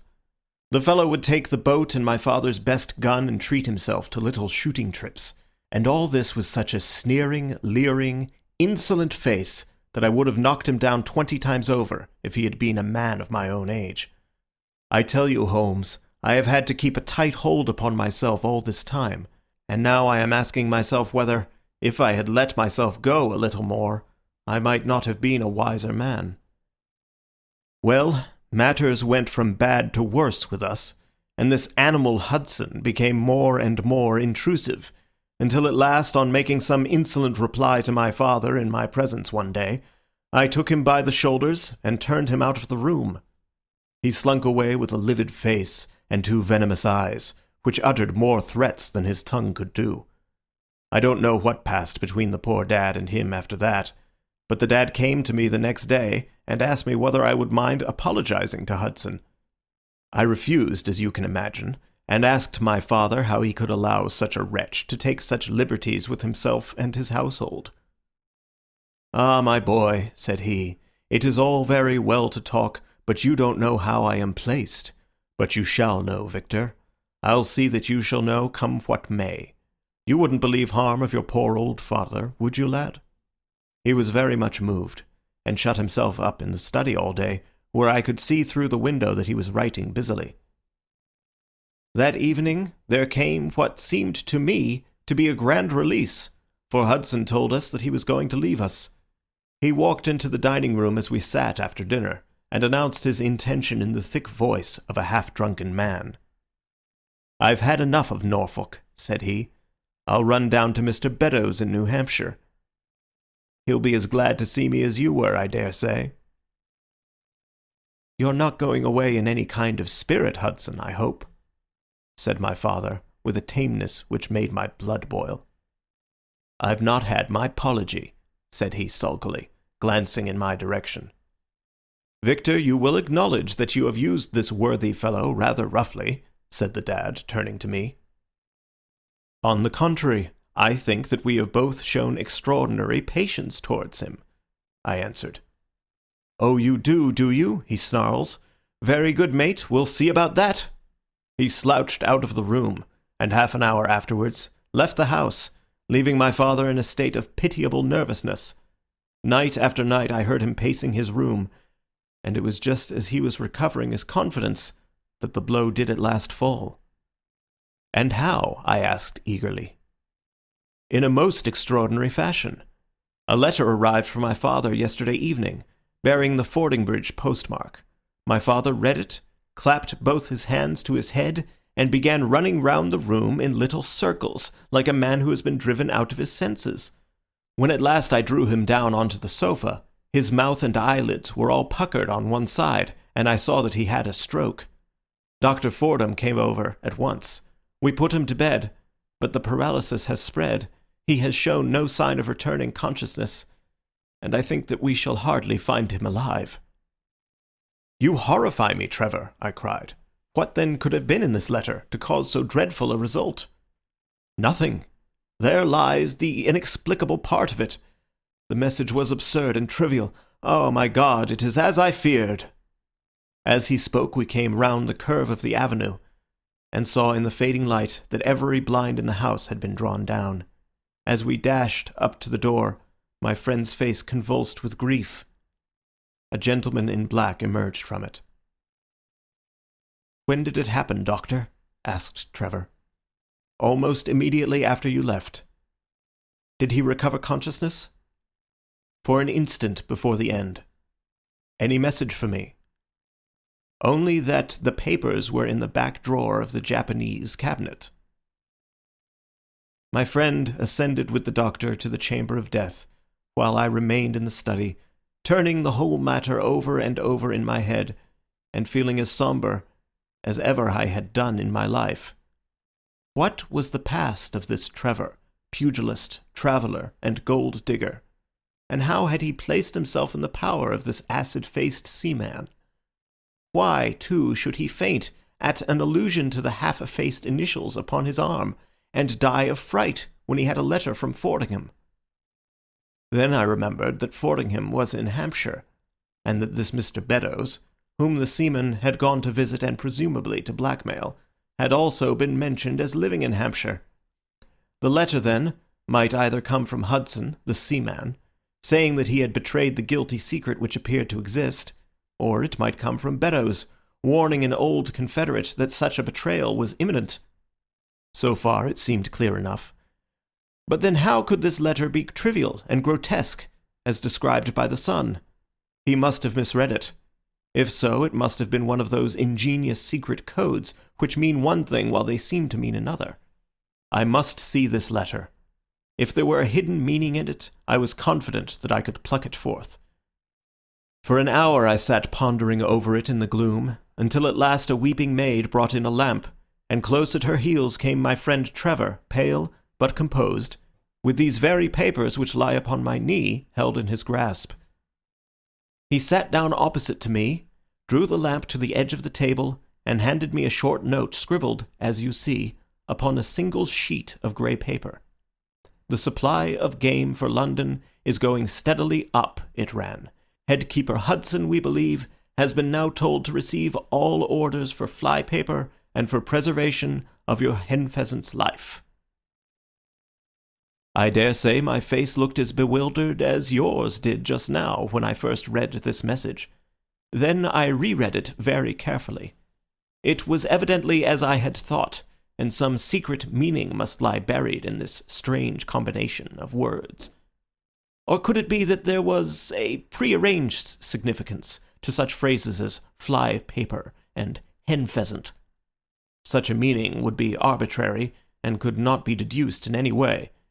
And yet I was loath to believe that this was the case, and the presence of the word Hudson seemed to show that the subject of the message was as I had guessed, and that it was from Beddoes rather than the sailor. I tried it backwards, but the combination life, pheasants, hen was not encouraging. Then I tried alternate words, but neither the of for nor supply game London promised to throw any light upon it. And then, in an instant, the key of the riddle was in my hands, and I saw that every third word, beginning with the first, would give a message which might well drive old Trevor to despair. It was short and terse, the warning as I now read it to my companion.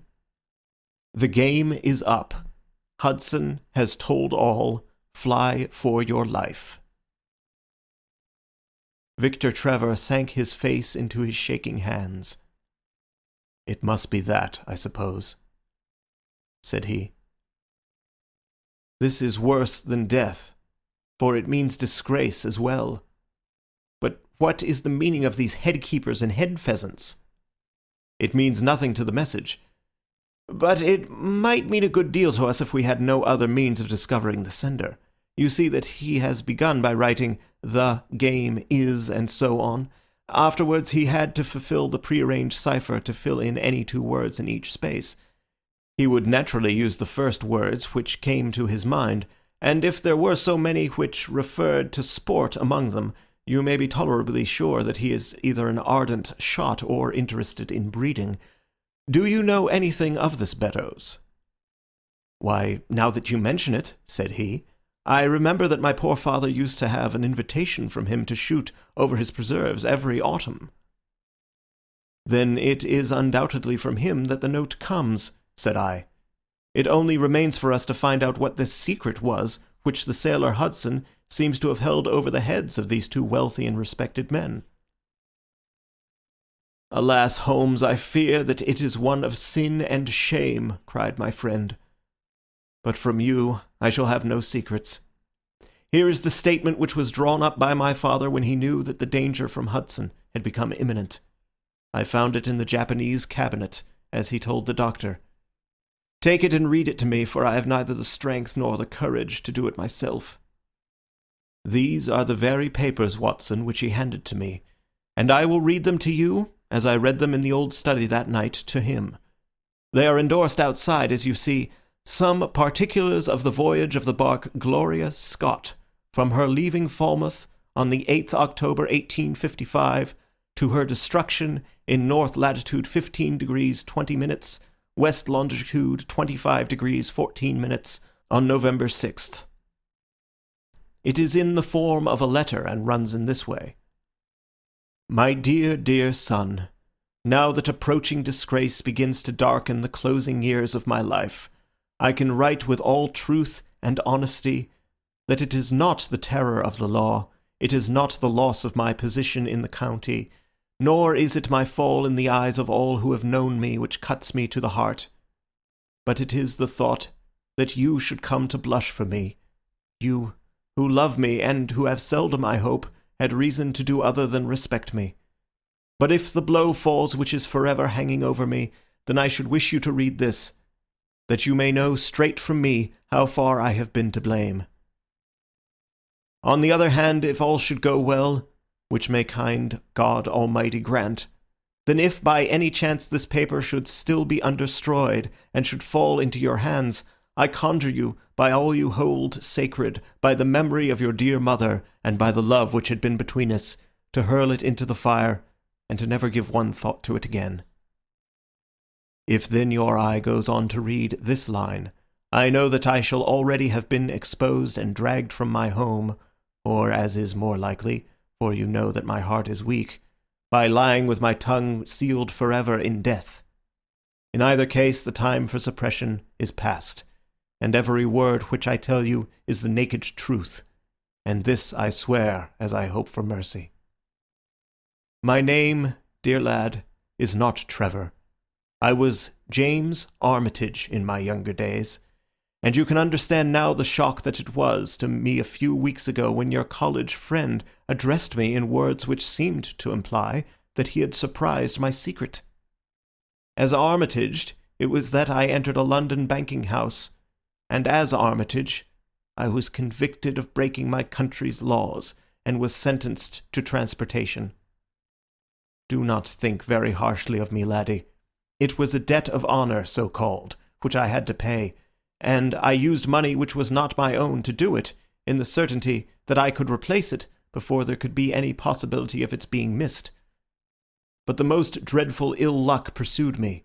The money which I had reckoned upon never came to hand, and a premature examination of accounts exposed my deficit. The case might have been dealt leniently with, but the laws were more harshly administered 30 years ago than now, and on my 23rd birthday I found myself chained as a felon with 37 other convicts in 'tween decks of the barque Gloria Scott, bound for Australia. It was the year '55 when the Crimean War was at its height, and the old convict ships had been largely used as transports in the Black Sea. The government was compelled, therefore, to use smaller and less suitable vessels for sending out their prisoners. The Gloria Scott had been in the Chinese tea trade, but she was an old-fashioned, heavy-bowed, broad-beamed craft, and the new clippers had cut her out. She was a 500-ton boat, and besides her 38 jailbirds, she carried 26 of a crew, 18 soldiers, a captain, 3 mates, a doctor, a chaplain, and 4 warders. Nearly 100 souls were in her, all told, when we set sail from Falmouth. The partitions between the cells of the convicts, instead of being of thick oak as is usual in convict ships, were quite thin and frail. The man next to me, upon the aft side, was one whom I had particularly noticed when we were led down the quay. He was a young man with a clear, hairless face, a long, thin nose, and rather nutcracker jaws.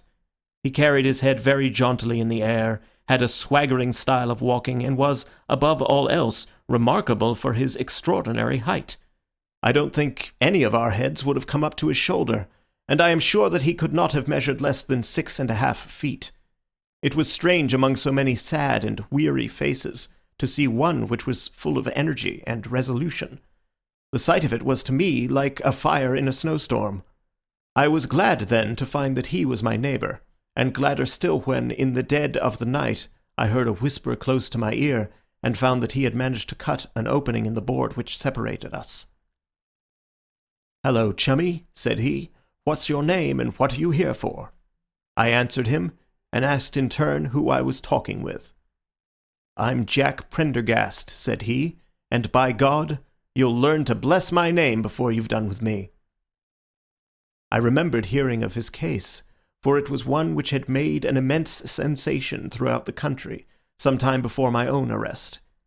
He was a man of good family and of great ability, but of incurably vicious habits, who had, by an ingenious system of fraud, obtained huge sums of money from the leading London merchants. "Ha, ha, you remember my case," said he proudly. "Very well indeed. Then maybe you remember something queer about it?" "What was that, then?" "I'd had nearly $250,000, hadn't I?" "So it was said. But none was recovered, eh?" "No." "Well, where do you suppose the balance is?" he asked. "I have no idea," said I. "Right between my finger and thumb," he cried. "By God, I've got no more pounds to my name than you've hairs on your head. And if you've money, my son, and know how to handle it and spread it, you can do anything. Now you don't think it likely that a man who could do anything is going to wear his breeches out, sitting in the stinking hold of a rat-gutted, beetle-ridden, mouldy old coffin of a chin-china coaster. No, sir, such a man will look after himself, and will look after his chums. You may lay to that. You hold on to him, and you may kiss the book that he'll hole you through." That was his style of talk, and at first I thought it meant nothing, but after a while, when he had tested me and sworn me in with all possible solemnity, he let me understand that there really was a plot to gain command of the vessel. A dozen of the prisoners had hatched it before they came aboard. Prendergast was the leader, and his money was the motive power. "I'd a partner," said he, "a rare good man, as true as a stock to a barrel. He's got the dibs, he has, and where you think he is at the moment? Why, he's the chaplain of this ship, the chaplain, no less. He came aboard with a black coat and his papers right, and money enough in his box to buy the thing right up from keel to main truck. The crew are his, body and soul. He could buy 'em at so much a gross with a cash discount, and he did it before ever they signed on. He's got 2 of the warders and Marir, the second mate, and he'd get the captain himself if he thought him worth it. "What are we to do then?" I asked. "What do you think?" said he. "We'll make the coats of some of these soldiers redder than ever the tailor did." "But they are armed," said I. "And so shall we be, my boy. There's a brace of pistols for every mother's son of us, and if we can't carry this ship with the crew at our back, it's time we were all sent to a young Mrs. boarding school. You speak to your mate upon the left tonight, and see if he is to be trusted." I did so, and found my other neighbour to be a young fellow in much the same position as myself, whose crime had been forgery. His name was Evans, but he afterwards changed it, like myself, and his is now a rich and prosperous man in the south of England. He was ready enough to join the conspiracy, as the only means of saving ourselves, and before we had crossed the bay, there were only 2 of the prisoners, who were not in the secret. One of these was of weak mind, and we did not dare to trust him, and the other was suffering from jaundice and could not be of any use to us. From the beginning there was really nothing to prevent us from taking possession of the ship. The crew were a set of ruffians, specially picked for the job. The sham chaplain came into our cells to exhort us, carrying a black bag supposed to be full of tracts. And so often did he come that by the 3rd day we had each stowed away at the foot of our beds a file, a brace of pistols, a pound of powder, and 20 slugs. 2 of the warders were agents of Prendergast, and the second mate was his right-hand man. The captain, the 2 mates, 2 warders, Lieutenant Martin, his 18 soldiers, and the doctor were all that we had against us. Yet, safe as it was, we determined to neglect no precaution, and to make our attack suddenly by night. It came, however, more quickly than we expected, and in this way. One evening, about the 3rd week after our start, the doctor had come down to see one of the prisoners who was ill, and putting his hand down on the bottom of his bunk, he felt the outline of the pistols. If he had been silent, he might have blown the whole thing, but he was a nervous little chap, so he gave a cry of surprise and turned so pale that the man knew what was up in an instant and seized him. He was gagged before he could give the alarm and tied down upon the bed. He had unlocked the door that led to the deck, and we were through it in a rush. The 2 sentries were shot down, and so was a corporal who came running to see what was the matter. There were 2 more soldiers at the door of the stateroom, and their muskets seemed not to be loaded, for they never fired upon us, and they were shot while trying to fix their bayonets. Then we rushed on into the captain's cabin, but as we pushed open the door there was an explosion from within, and there he lay with his brains smeared over the chart of the Atlantic which was pinned upon the table, while the chaplain stood with a smoking pistol in his hand at his elbow. The 2 mates had both been seized by the crew, and the whole business seemed to be settled. The stateroom was next to the cabin, and we flocked in there and flopped down on the settees, all speaking together, for we were just mad with the feeling that we were free once more. There were lockers all round, and Wilson, the sham chaplain, knocked one of them in and pulled out a dozen of brown sherry. We cracked off the necks of the bottles, poured the stuff out into tumblers, and were just tossing them off, when in an instant, without warning, there came the roar of muskets in our ears, and the saloon was so full of smoke that we could not see across the table. When it cleared again, the place was a shambles. Wilson and 8 others were wriggling on the top of each other on the floor, and the blood and the brown sherry on that table turn me sick now when I think of it. We were so cowed by the sight that I think we should have given the job up if it had not been for Prendergast. He bellowed like a bull and rushed for the door, with all that were left alive at his heels. Out we ran, and there on the poop were the lieutenant and 10 of his men. The swing skylights above the saloon table had been a bit open, and they had fired on us through the slit. We got on them before they could load, and they stood to it like men. But we had the upper hand of them, and in 5 minutes it was all over. My God, was there ever a slaughterhouse like that ship? Prendergast was like a raging devil, and he picked the soldiers up as if they had been children and threw them overboard alive or dead. There was one sergeant that was horribly wounded, and yet kept on swimming for a surprising time, until someone in mercy blew out his brains. When the fighting was over, there was no one left of our enemies except just the warders, the mates, and the doctor. It was over them that the great quarrel arose. There were many of us who were glad enough to win back our freedom, and yet who had no wish to have murder on our souls. It was one thing to knock the soldiers over with their muskets in their hands, and it was another to stand by while men were being killed in cold blood. 8 of us, 5 convicts and 3 sailors, said that we would not see it done. But there was no moving Prendergast and those who were with him. Our only chance of safety lay in making a clean job of it, said he, and he would not leave a tongue with power to wag in a witness box.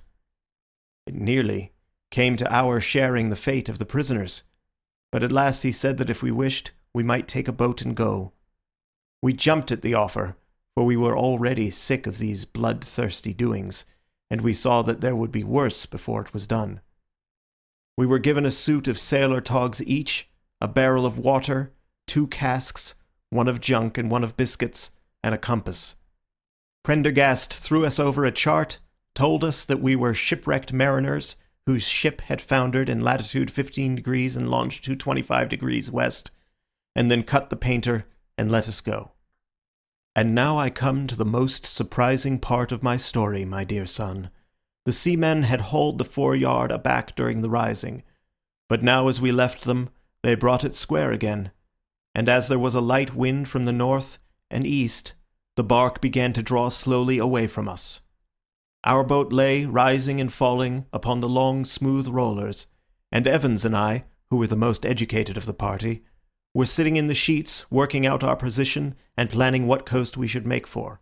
It was a nice question, for the Cape de Verde was about 500 miles to the north of us, and the African coast about 700 to the east. On the whole, as the wind was coming round to the north, we thought that Sierra Leone might be best, and turned our head in that direction, the bark being at that time nearly hull down on our starboard quarter. Suddenly, as we looked at her, we saw a dense black cloud of smoke shoot up from her, which hung like a monstrous tree upon the skyline. A few seconds later, a roar like thunder burst upon our ears, and as the smoke thinned away, there was no sign left of the Gloria Scott. In an instant we swept the boat's head round again, and pulled with all our strength for the place where the haze still trailing over the water marked the scene of this catastrophe. It was a long hour before we reached it, and at first we feared that we had come too late to save anyone. A splintered boat and a number of crates and fragments of spars, rising and falling on the waves, showed us where the vessel had foundered. But there was no sign of life, and we had turned away in despair when we heard a cry for help, and saw at some distance a piece of wreckage with a man lying stretched across it. When we pulled him aboard the boat, he proved to be a young seaman of the name of Hudson, who was so burned and exhausted that he could give us no account of what had happened until the following morning. It seemed that after we had left, Prendergast and his gang had proceeded to put to death the 5 remaining prisoners. The 2 warders had been shot and thrown overboard, and so also had the 3rd mate. Prendergast then descended into the 'tween decks, and with his own hands cut the throat of the unfortunate surgeon.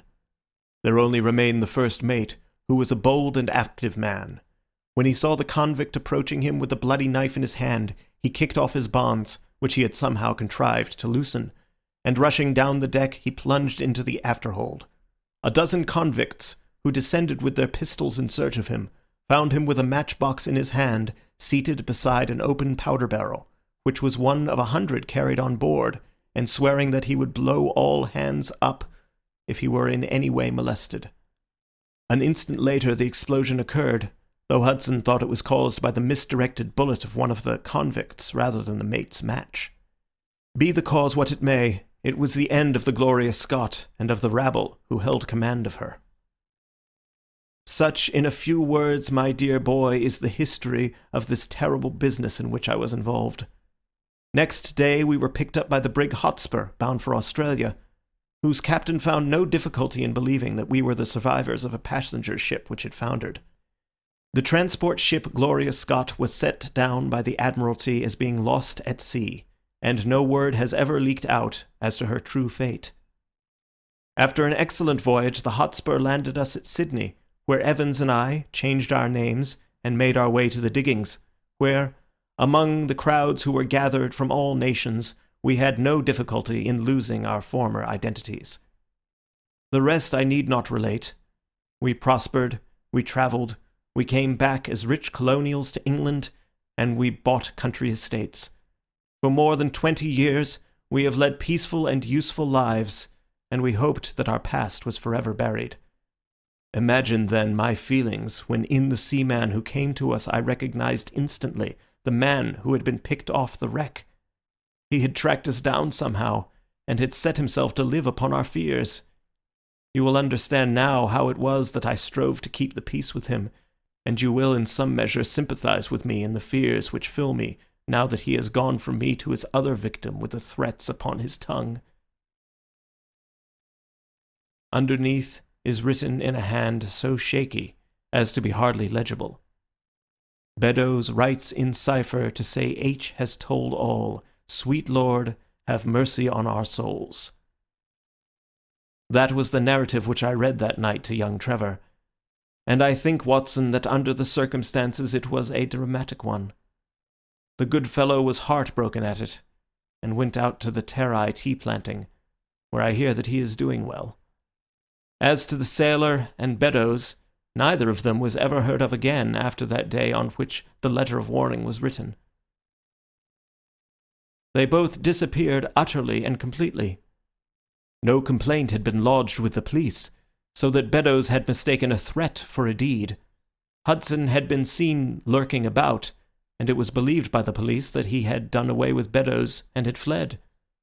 For myself, I believe that the truth was exactly the opposite. I think that it is most probable that Beddoes, pushed to desperation, and believing himself to have been already betrayed, had revenged himself upon Hudson, and had fled from the country with as much money as he could lay his hands on. Those are the facts of the case, Doctor, and if they are of any use to your collection, I am sure that they are very heartily at your service.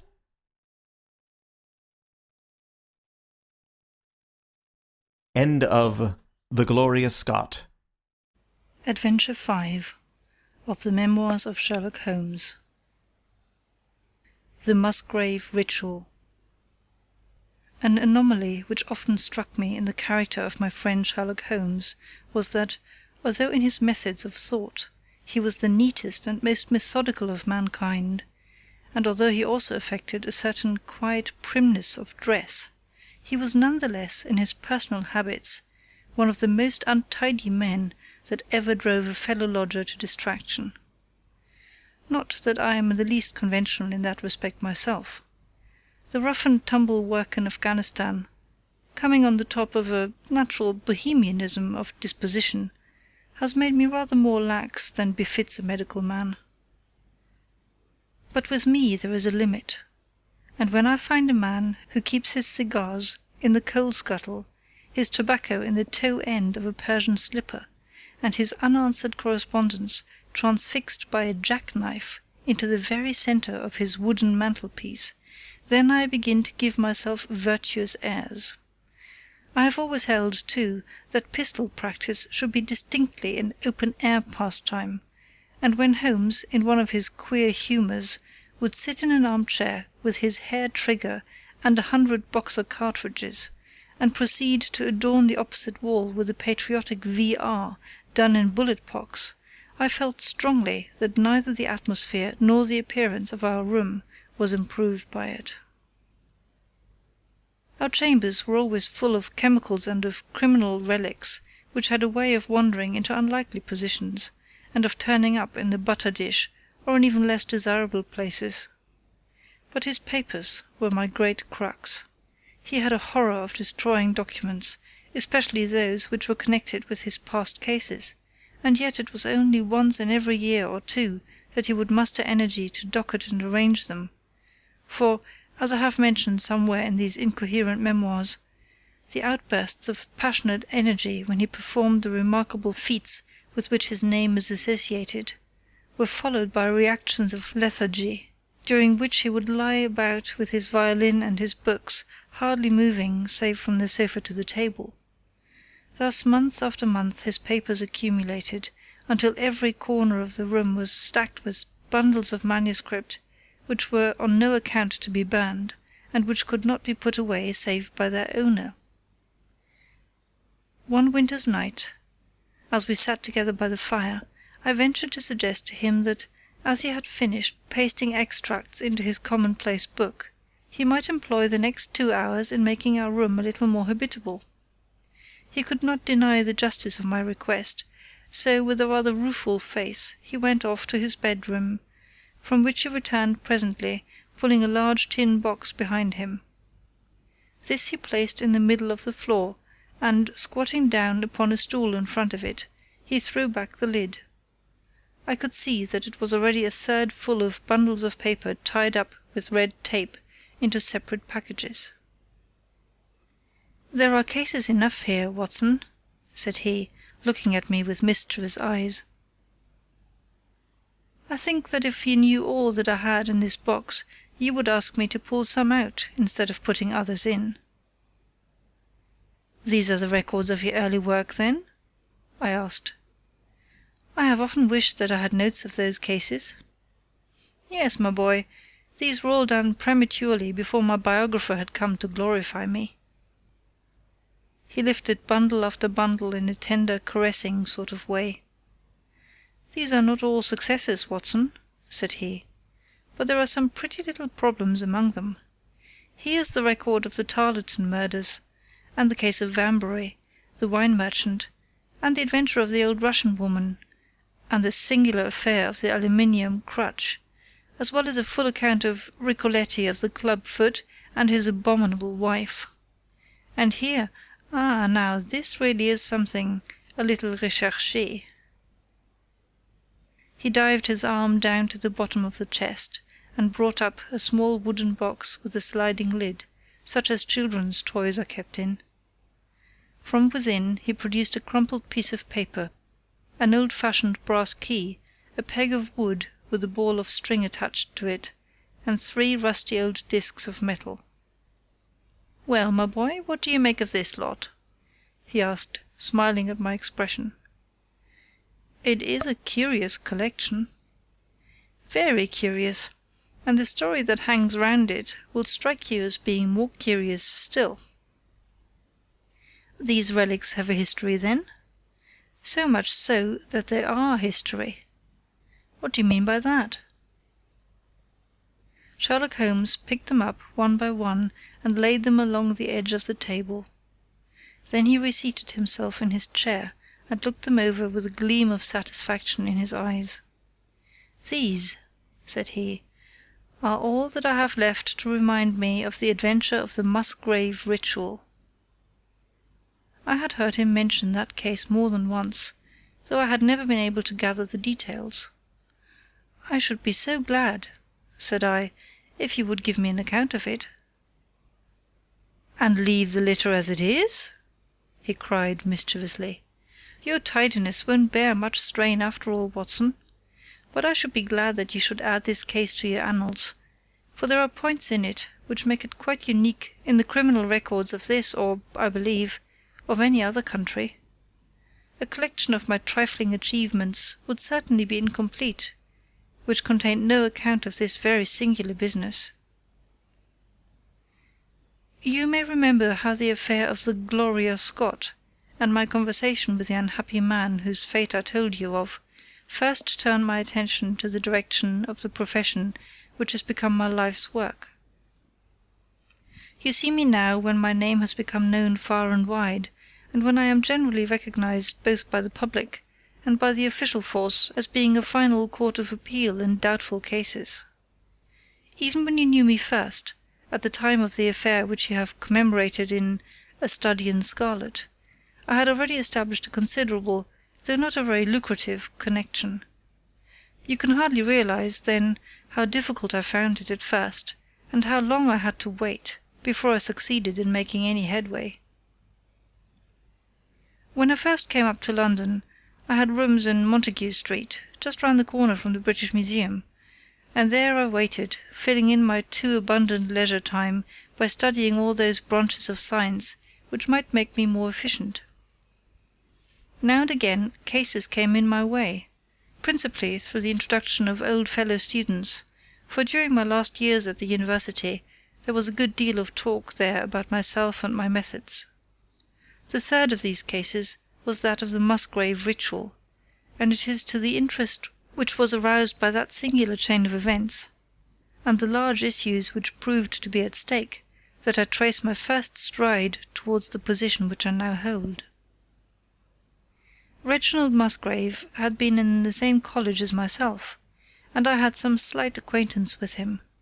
He was not generally popular among the undergraduates, though it always seemed to me that what was set down as pride was really an attempt to cover extreme natural diffidence. In appearance he was a man of exceedingly aristocratic type, thin, high-nosed, and large-eyed, with languid and yet courtly manners.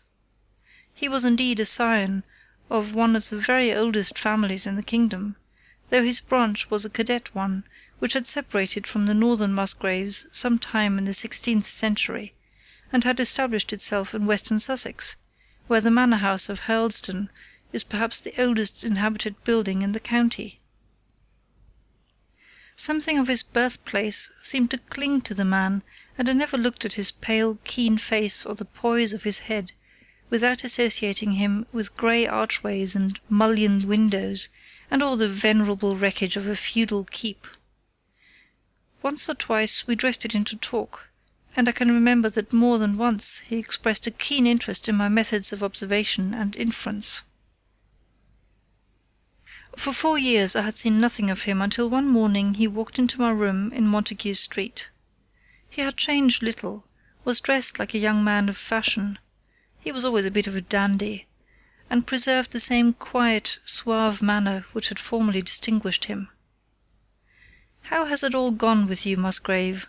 I asked, after we had cordially shaken hands. "You probably heard of my poor father's death," said he. "He was carried off about 2 years ago. Since then I have of course had the Hurlstone estates to manage, and as I am a member for my district as well, my life has been a busy one. But I understand, Holmes, that you are turning to practical ends those powers with which you used to amaze us."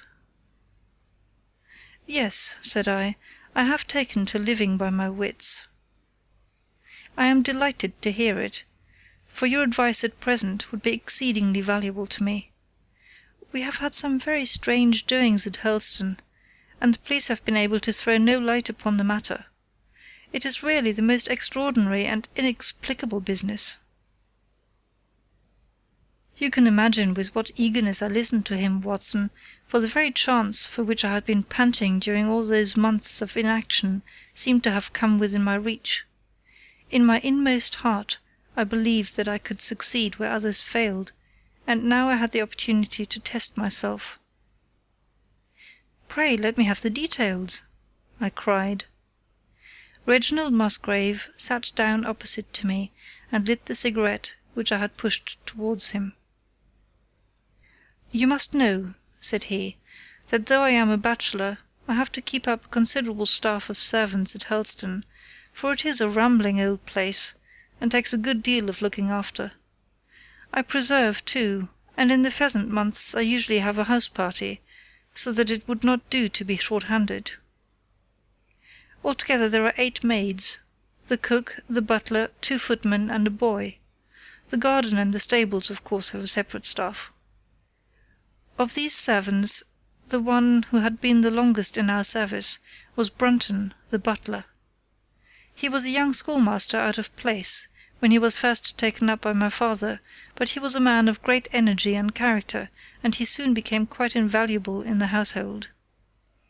He was a well-grown, handsome man, with a splendid forehead, and though he has been with us for 20 years, he cannot be more than 40 now. With his personal advantages and his extraordinary gifts, for he can speak several languages and play nearly every musical instrument, it is wonderful that he should have been satisfied so long in such a position, but I suppose that he was comfortable and lacked energy to make any change. The butler of Hurlstone is always a thing that is remembered by all who visit us. But this paragon has one fault. he is a bit of a Don Juan, and you can imagine that for a man like him it is not a very difficult part to play in a quiet country district. When he was married it was all right, but since he has been a widower we have had no end of trouble with him. A few months ago we were in hopes that he was about to settle down again, for he became engaged to Rachel Howells, our second housemaid. But he has thrown her over since then and taken up with Janet Tregellis, the daughter of the head gamekeeper. Rachel, who is a very good girl, but of an excitable Welsh temperament, had a sharp touch of brain fever and goes about the house now, or did until yesterday, like a black-eyed shadow of her former self. That was our first drama at Hurlstone, but a second one came to drive it from our minds, and it was prefaced by the disgrace and dismissal of butler Brunton. This was how it came about. I have said that the man was intelligent, and this very intelligence has caused his ruin, for it seems to have led to an insatiable curiosity about things which did not in the least concern him. I had no idea of the lengths to which this would carry him, until the merest accident opened my eyes to it. I have said that the house is a rambling one. One day last week, on Thursday night to be more exact, I found that I could not sleep, having foolishly taken a cup of strong café noir after my dinner. After struggling against it until 2 in the morning, I felt that it was quite hopeless, so I rose and lit the candle with the intention of continuing a novel which I was reading.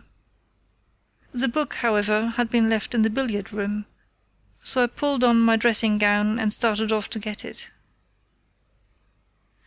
In order to reach the billiard-room, I had to descend a flight of stairs, and then to cross the head of a passage which led to the library and the gun-room. You can imagine my surprise when, as I looked down this corridor, I saw a glimmer of light coming from the open door of the library. I had myself extinguished the lamp and closed the door before coming to bed. Naturally, my first thought was of burglars. The corridors at Hurlstone have their walls largely decorated with trophies of old weapons. From one of these I picked a battle-axe, and then, leaving my candle behind me, I crept on tiptoe down the passage and peeped in at the open door. Brunton, the butler, was in the library. He was sitting, fully dressed, in an easy-chair, with a slip of paper which looked like a map upon his knee, and his forehead sunk forward upon his hand in deep thought. I stood dumb with astonishment, watching him from the darkness. A small taper on the edge of the table shed a feeble light, which sufficed to show me that he was fully dressed. Suddenly, as I looked, he rose from his chair, and walking over to a bureau at the side, he unlocked it and drew out one of the drawers. From this he took a paper, and returning to his seat, he flattened it out beside the taper on the edge of the table, and began to study it with minute attention. My indignation at this calm examination of our family documents overcame me so far that I took a step forward, and Brunton, looking up, saw me standing in the doorway. He sprang to his feet, his face turned livid with fear, and he thrust into his breast the chart-like paper which he had been originally studying. "So," said I, "this is how you repay the trust which we have reposed in you. You will leave my service tomorrow." He bowed with the look of a man who is utterly crushed, and slunk past me without a word. The taper was still on the table, and by its light I glanced to see what the paper was which Brunton had taken from the bureau. To my surprise it was nothing of any importance at all, but simply a copy of the questions and answers in the singular old observance called the Musgrave Ritual. It is a sort of ceremony peculiar to our family, which each Musgrave for centuries past has gone through on his coming of age, a thing of private interest, and perhaps of some little importance to the archaeologist, like our own blazonings and charges, but of no practical use whatever. "We had better come back to the paper afterwards," said I. "If you think it really necessary," he answered, with some hesitation.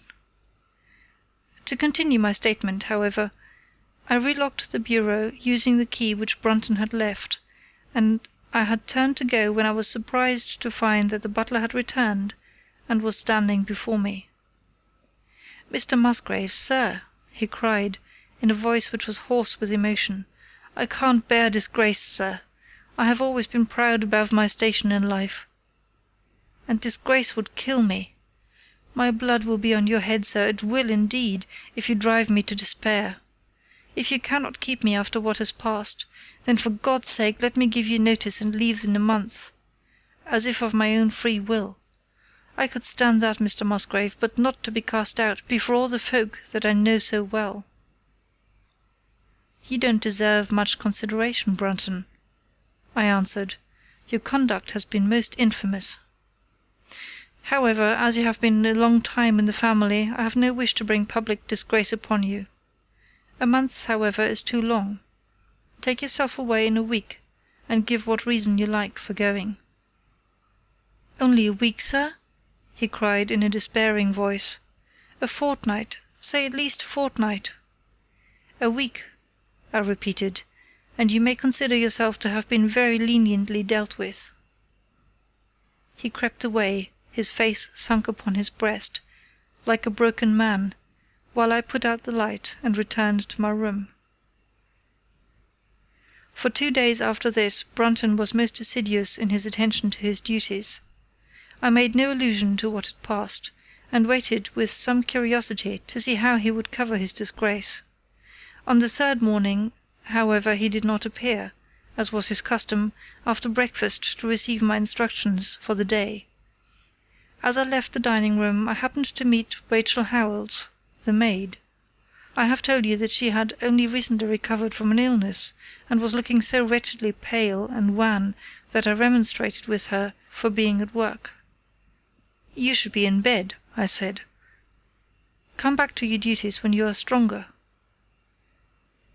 She looked at me with so strange an expression that I began to suspect that her brain was affected. "I am strong enough, Mr. Musgrave," said she. "We will see what the doctor says," I answered. "You must stop work now, and when you go downstairs, just say that I wish to see Brunton."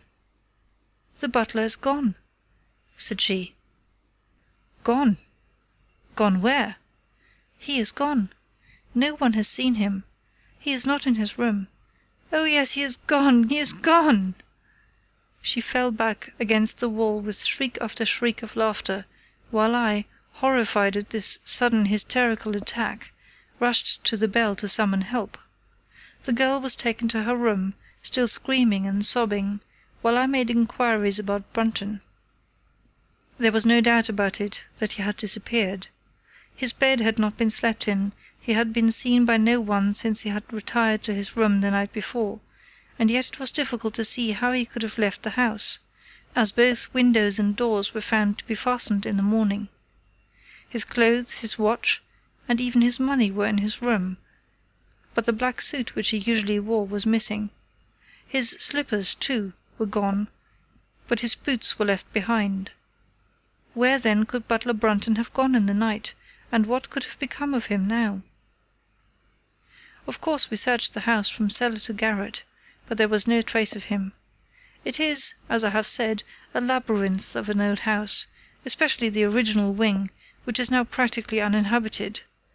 But we ransacked every room and cellar without discovering the least sign of the missing man. It was incredible to me that he could have gone away, leaving all his property behind him, and yet where could he be? I called in the local police, but without success. Rain had fallen on the night before, and we examined the lawn and the paths all round the house, but in vain. Matters were in this state when a new development quite drew our attention away from the original mystery. For 2 days Rachel Howells had been so ill, sometimes delirious, sometimes hysterical, that a nurse had been employed to sit up with her at night. On the third night after Brunton's disappearance, the nurse, finding her patient sleeping nicely, had dropped into a nap in the armchair, when she woke in the early morning to find the bed empty, the window open, and no signs of the invalid. I was instantly aroused, and with the 2 footmen started off at once in search of the missing girl. It was not difficult to tell the direction which she had taken, for starting from under her window, we could follow her footmarks easily across the lawn to the edge of the mere, where they vanished close to the gravel path which leads out of the grounds. The lake there is 8 feet deep, and you can imagine our feelings when we saw that the trail of the poor demented girl came to an end at the edge of it.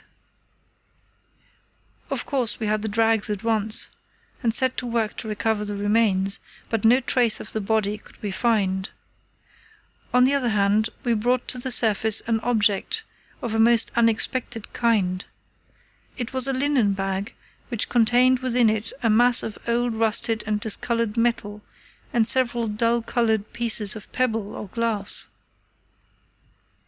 This strange find was all that we could get from the mere, and although we made every possible search and inquiry yesterday, we know nothing of the fate either of Rachel Howells or of Richard Brunton. The county police are at their wits' ends, and I have come up to you as a last resource. You can imagine, Watson, with what eagerness I listened to this extraordinary sequence of events, and endeavoured to piece them together, and to devise some common thread upon which they might all hang. The butler was gone, the maid was gone, the maid had loved the butler, but had afterwards had cause to hate him. She was of Welsh blood, fiery and passionate. She had been terribly excited immediately after his disappearance. She had flung into the lake a bag containing some curious contents. These were all factors which had to be taken into consideration, and yet none of them got quite to the heart of the matter. What was the starting point of this chain of events? There lay the end of this tangled line. "I must see that paper, Musgrave," said I, "which this butler of yours thought it worth his while to consult, even at the risk of the loss of his place." "It is rather an absurd business, this ritual of ours," he answered, "but it has at least the saving grace of antiquity to excuse it. I have a copy of the questions and answers here, if you care to run your eyes over them." He handed me the very paper which I have here, Watson, and this is the strange catechism to which each Musgrave had to submit when he came to man's estate. I will read you the questions and answers as they stand. Who was it? His who is gone. Who shall have it? He who will come. Where was the sun? Over the oak. Where was the shadow? Under the elm. How was it stepped? North by 10 and by 10, east by 5 and by 5, south by 2 and by 2, west by 1 and by 1, and so under. What shall we give for it? All that is ours. Why should we give it? For the sake of the trust.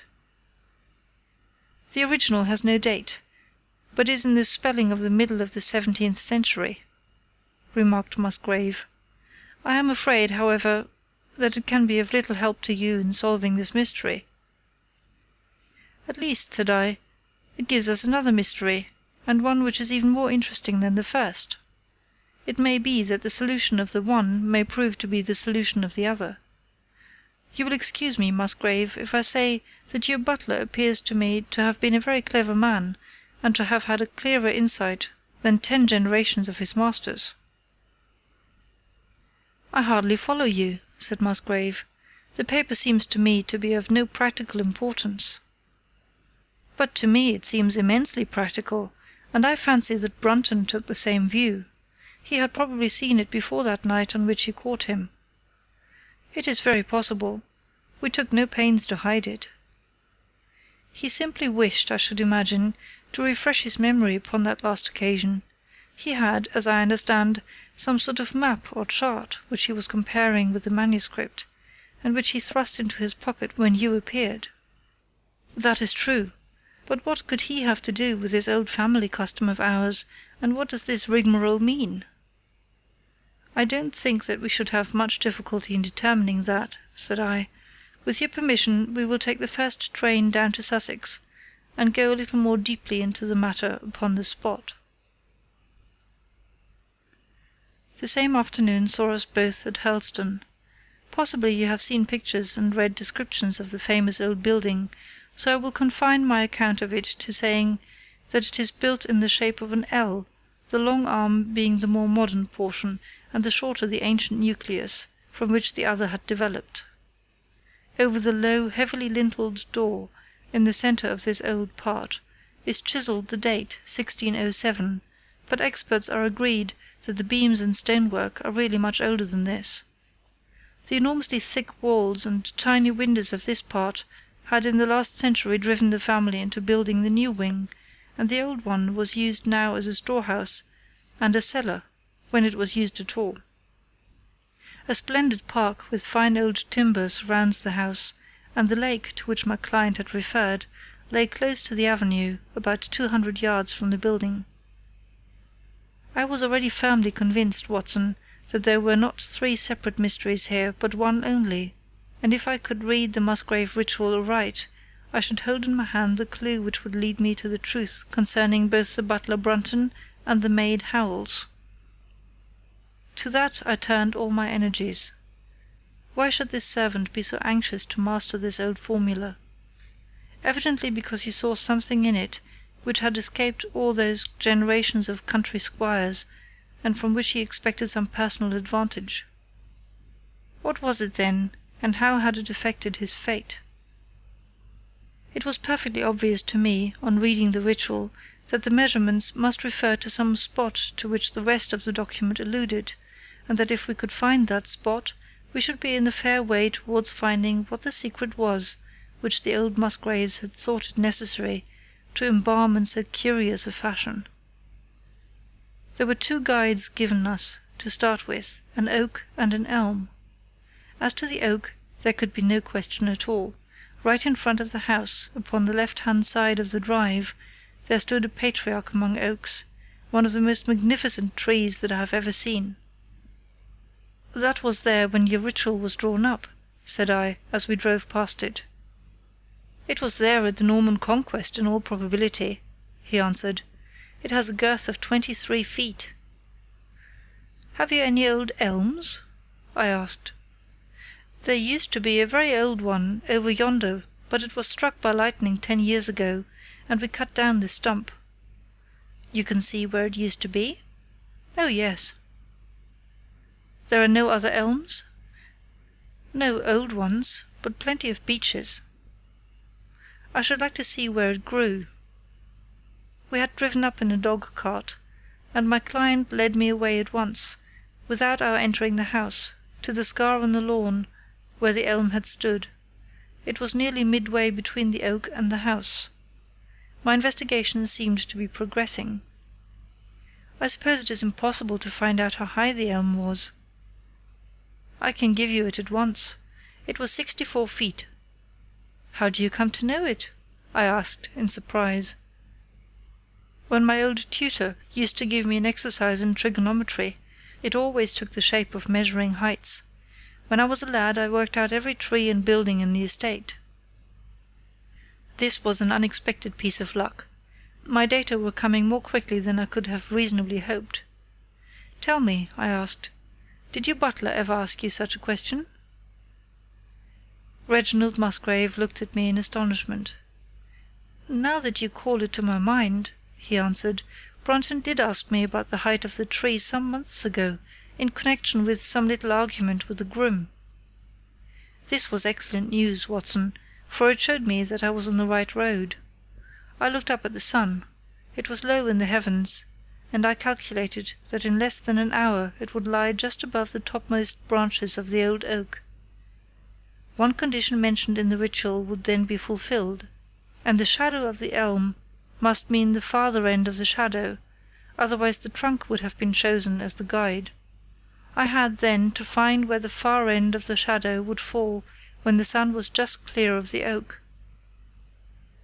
"That must have been difficult, Holmes, when the elm was no longer there."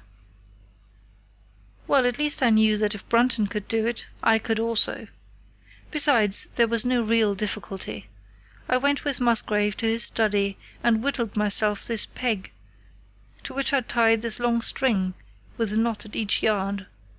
Then I took 2 lengths of a fishing rod, which came to just 6 feet, and I went back with my client to where the elm had been. The sun was just grazing the top of the oak. I fastened the rod on end, marked out the direction of the shadow, and measured it. It was 9 feet in length. Of course the calculation now was a simple one. If a rod of 6 feet threw a shadow of 9, a tree of 64 feet would throw a shadow of 96, and the line of the one would of course be the line of the other. I measured out the distance, which brought me almost to the wall of the house, and I thrust a peg into the spot. You can imagine my exultation, Watson, when within 2 inches of my peg I saw a conical depression in the ground. I knew that it was the mark made by Brunton in his measurements, and that I was still upon his trail. From this starting point I proceeded to step, having first taken the cardinal points by my pocket compass. 10 steps with each foot took me along parallel with the wall of the house, and again I marked my spot with a peg. Then I carefully paced off 5 to the east and 2 to the south. It brought me to the very threshold of the old door. 2 steps to the west meant now that I was to go 2 paces down the stone-flagged passage, and this was the place indicated by the ritual. Never have I felt such a cold chill of disappointment, Watson. For a moment it seemed to me that there must be some radical mistake in my calculations. The setting sun shone full upon the passage floor, and I could see that the old foot-worn grey stones with which it was paved were firmly cemented together, and had certainly not been moved for many a long year. Brunton had not been at work here. I tapped upon the floor, but it sounded the same all over, and there was no sign of any crack or crevice. But fortunately Musgrave, who had begun to appreciate the meaning of my proceedings, and who was now as excited as myself, took out his manuscript to check my calculation.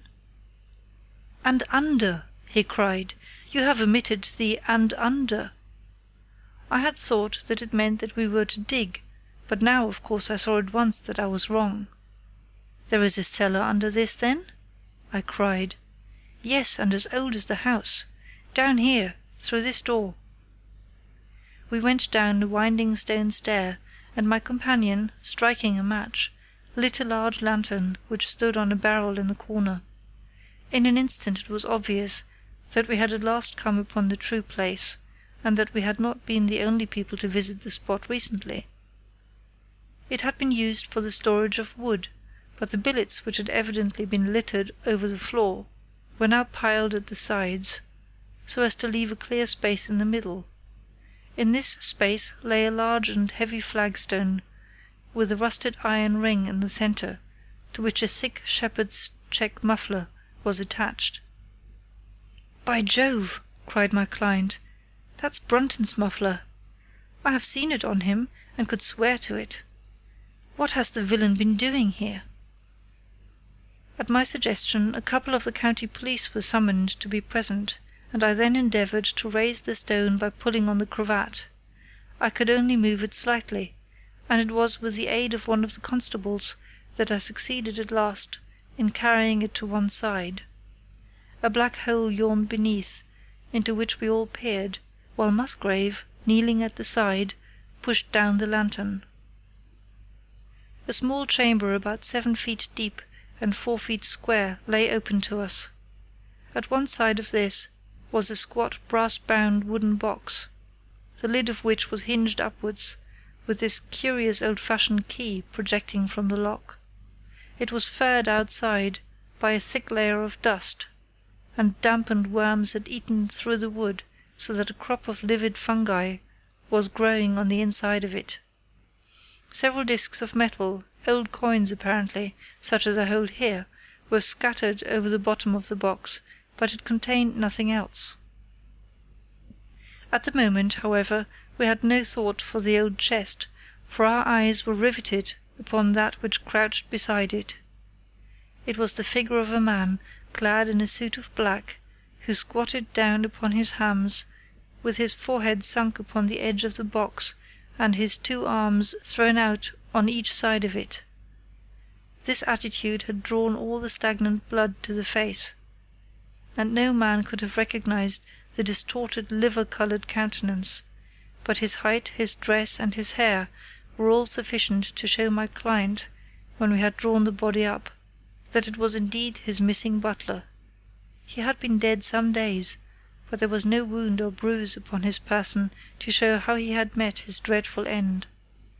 When his body had been carried from the cellar, we found ourselves still confronted with a problem which was almost as formidable as that with which we had started.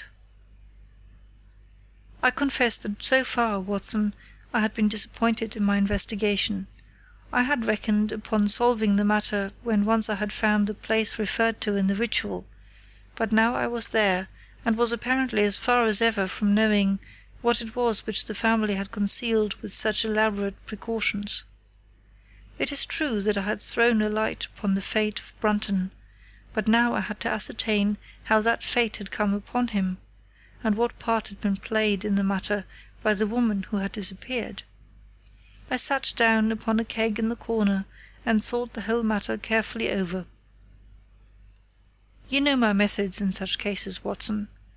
I put myself in the man's place, and having first gauged his intelligence, I tried to imagine how I should myself have proceeded under the same circumstances.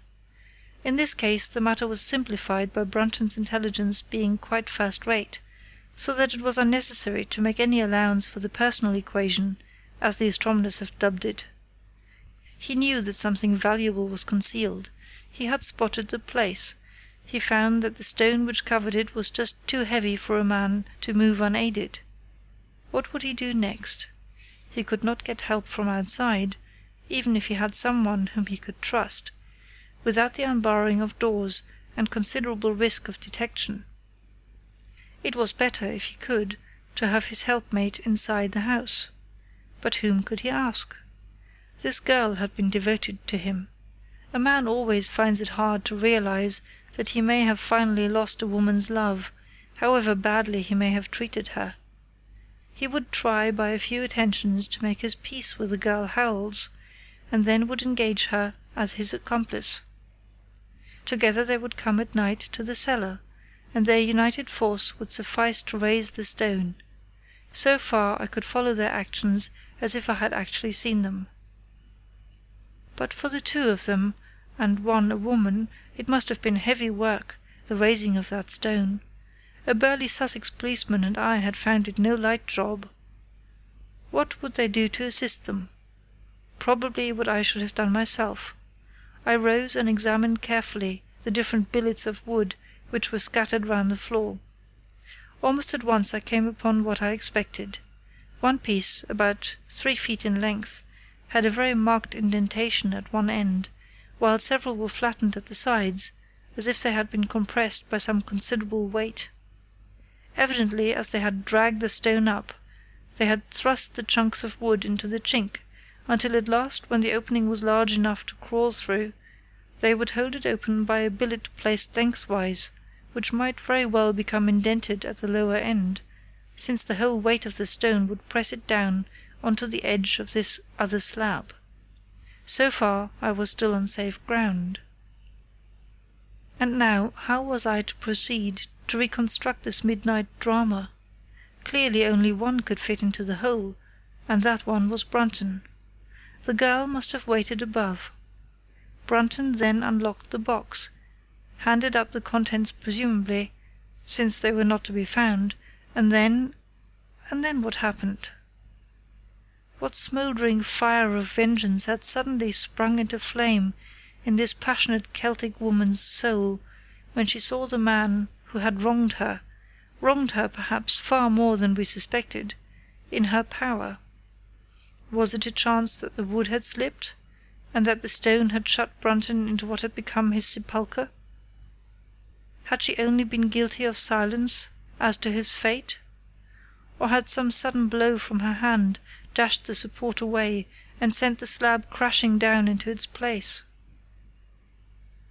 Be that as it might, I seemed to see that woman's figure still clutching at her treasure trove and flying wildly up the winding stair, with her ears ringing perhaps with the muffled screams from behind her, and with the drumming of frenzied hands against the slab of stone which was choking her faithless lover's life out. Here was the secret of her blanched face, her shaken nerves, her peals of hysteric laughter on the next morning. But what had been in the box? What had she done with that? Of course, it must have been the old metal and pebbles which my client had dragged from the mere. She had thrown them in there at the first opportunity to remove the last trace of her crime. For 20 minutes I had sat motionless, thinking the matter out. Musgrave still stood with a very pale face, swinging his lantern and peering down into the hole. "These are coins of Charles I," said he, holding out the few which had been in the box. "You see we were right in fixing our date for the ritual." "We may find something else of Charles I," I cried, as the probable meaning of the first 2 questions of the ritual broke suddenly upon me. "Let me see the contents of the bag which you fished from the mere." We ascended to his study, and he laid the debris before me. I could understand his regarding it as of small importance when I looked at it, for the metal was almost black, and the stones lustreless and dull.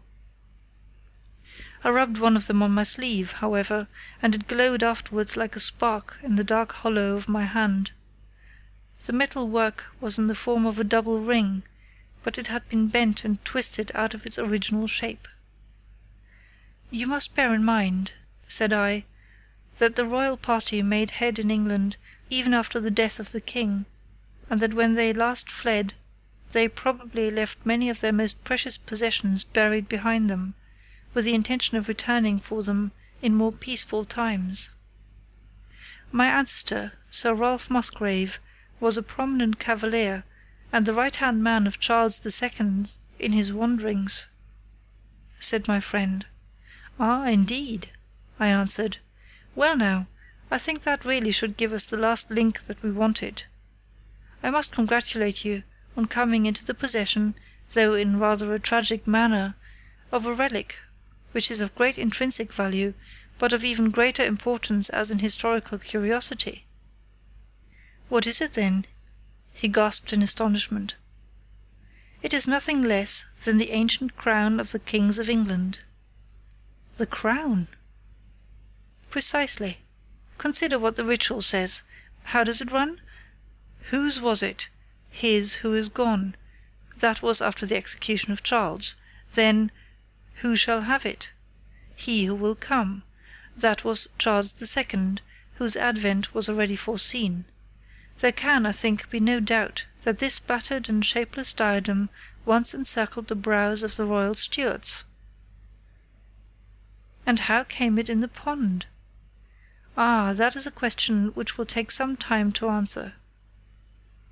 And with that, I sketched out to him the whole long chain of surmise and of proof which I had constructed. The twilight had closed in, and the moon was shining brightly in the sky before my narrative was finished. "And how was it, then, that Charles did not get his crown when he returned?"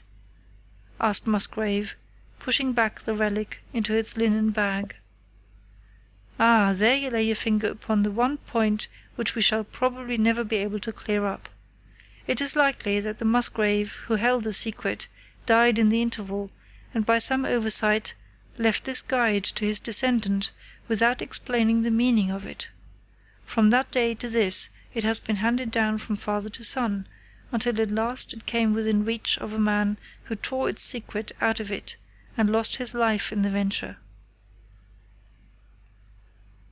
And that's the story of the Musgrave Ritual, Watson. They have the crown down at Helston, though they had some legal bother and a considerable sum to pay before they were allowed to retain it. I am sure that if you mentioned my name, they would be happy to show it to you.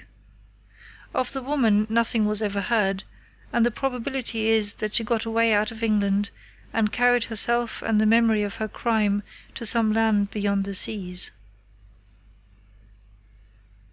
End of Adventure 5, The Musgrave Ritual. Adventure number 6, The Adventure of the Reigate Squire. It was some time before the health of my friend Mr. Sherlock Holmes recovered from the strain caused by his immense exertions in the spring of '87. The whole question of the Netherlands Sumatra Company and of the colossal schemes of Baron Maupertin are too recent in the minds of the public and are too intimately concerned with politics and finance to be fitting subjects for this series of sketches.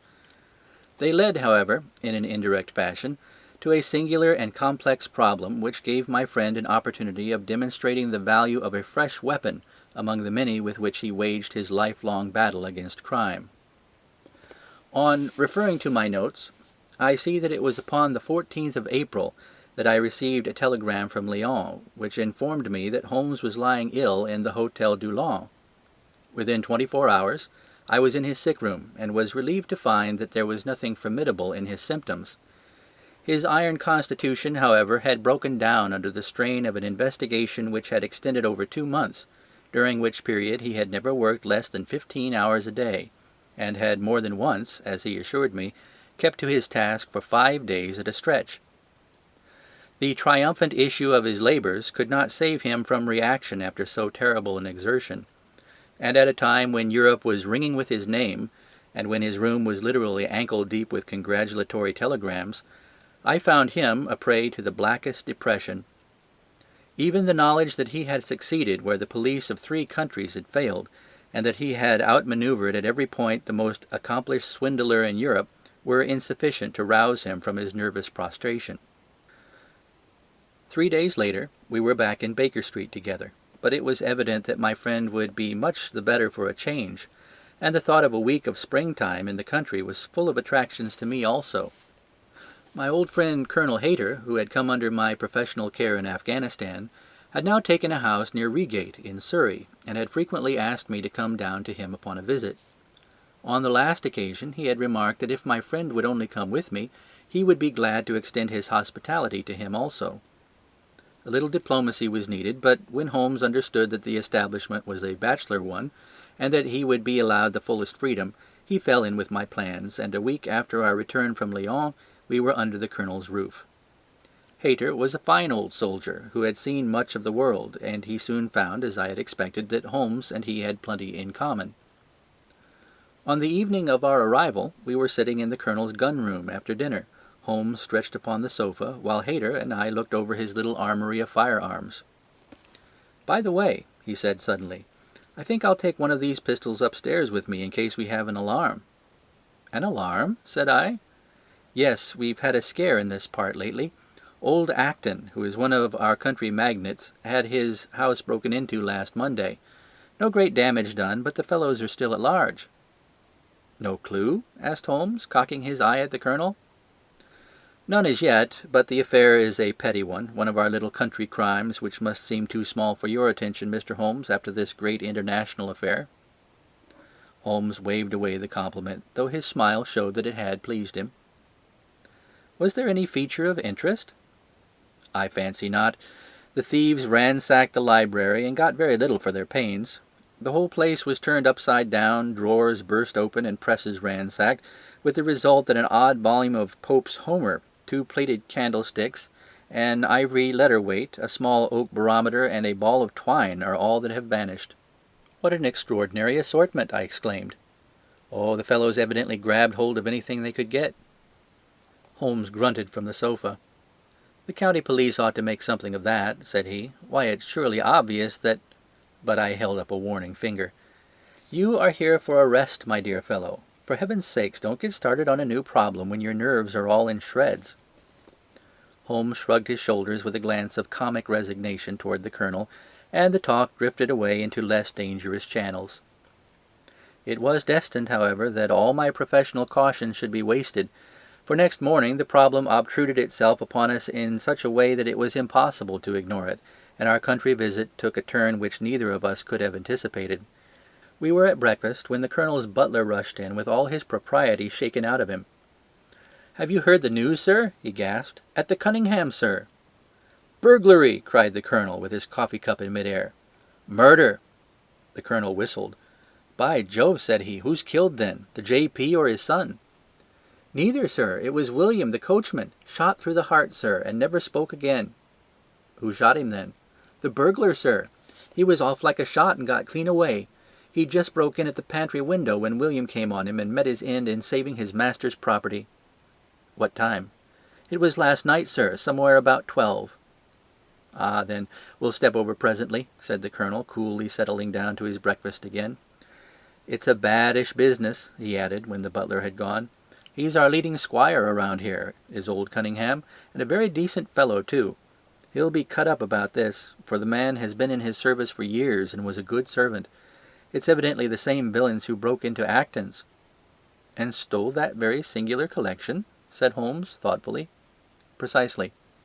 "It may prove the simplest matter in the world, but all the same, at first glance, this is just a little curious, is it not? A gang of burglars, acting in the country, might be expected to vary the scene of their operations and not to crack 2 cribs in the same district within a few days.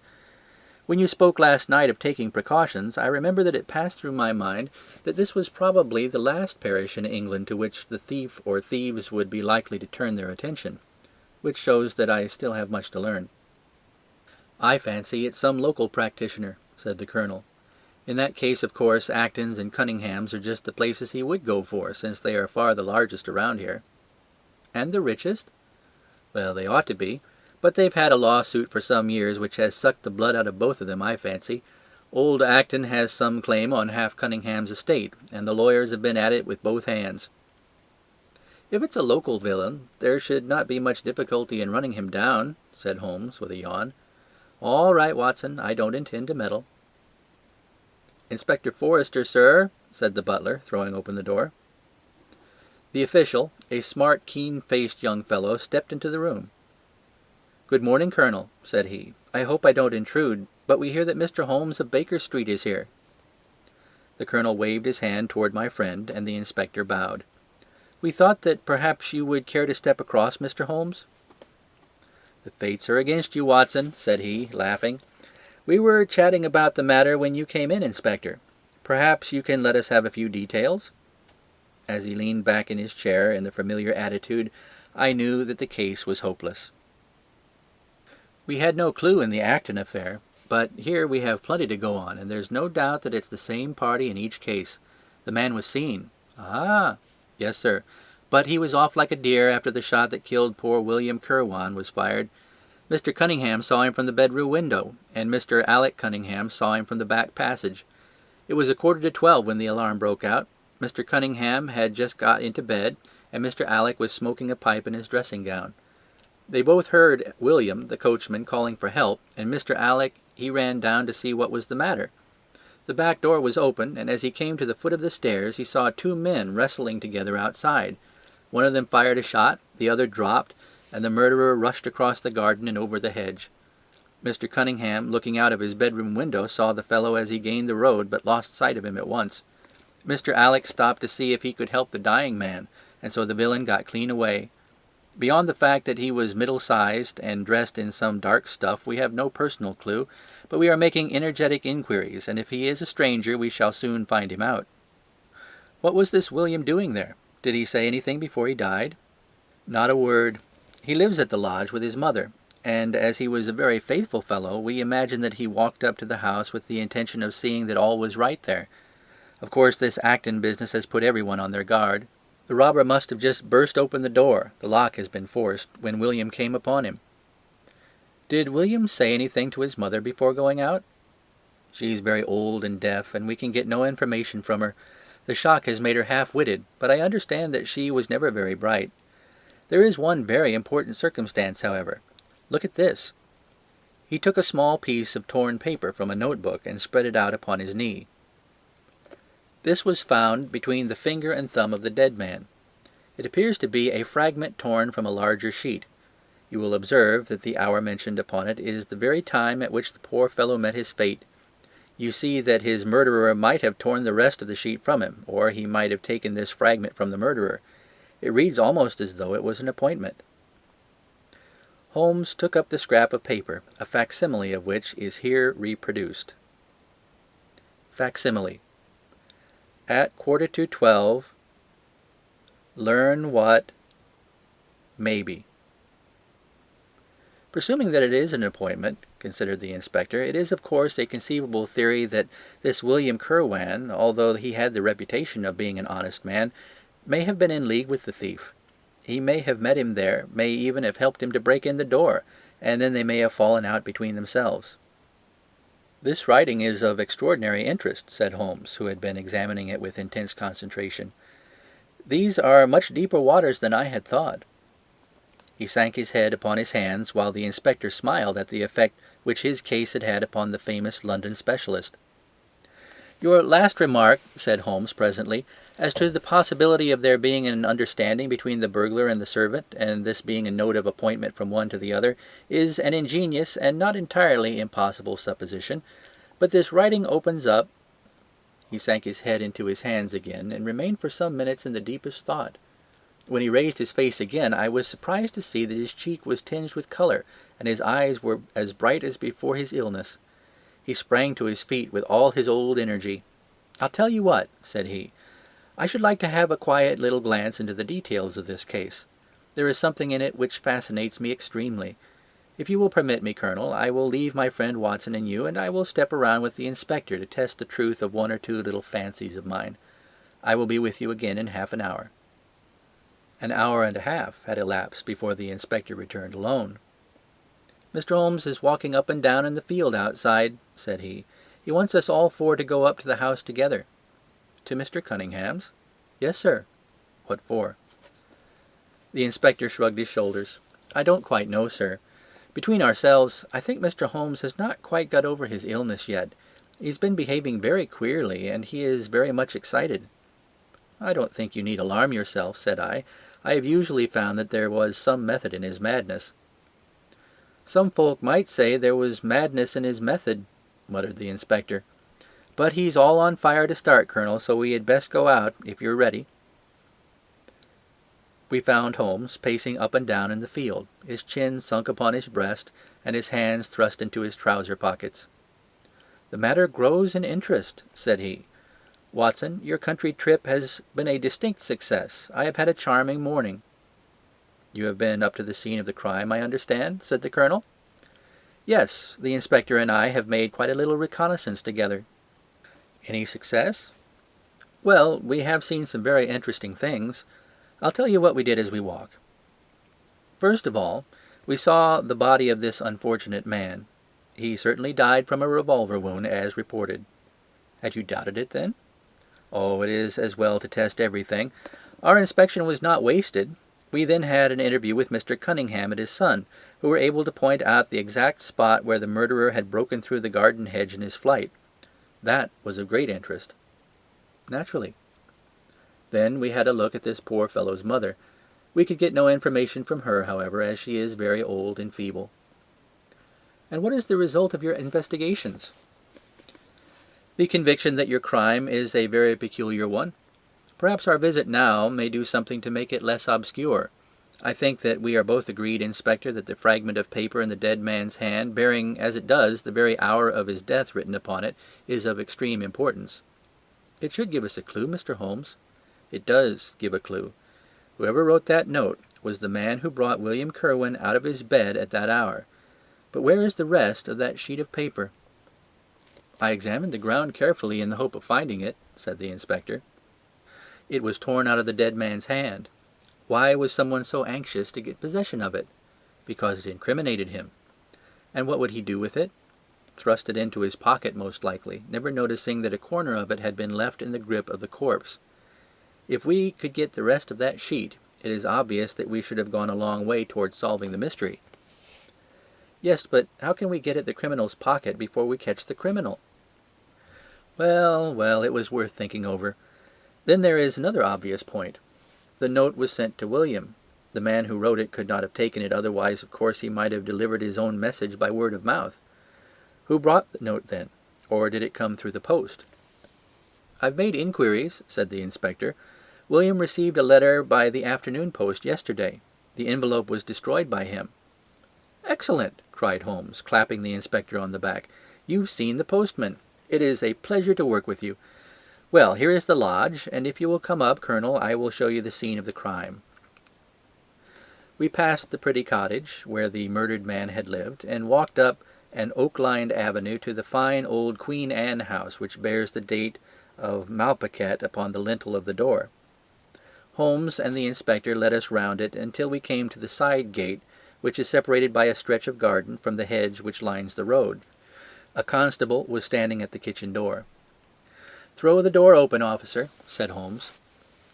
Now, it was on those stairs that young Mr. Cunningham stood and saw the two men struggling, just where we are.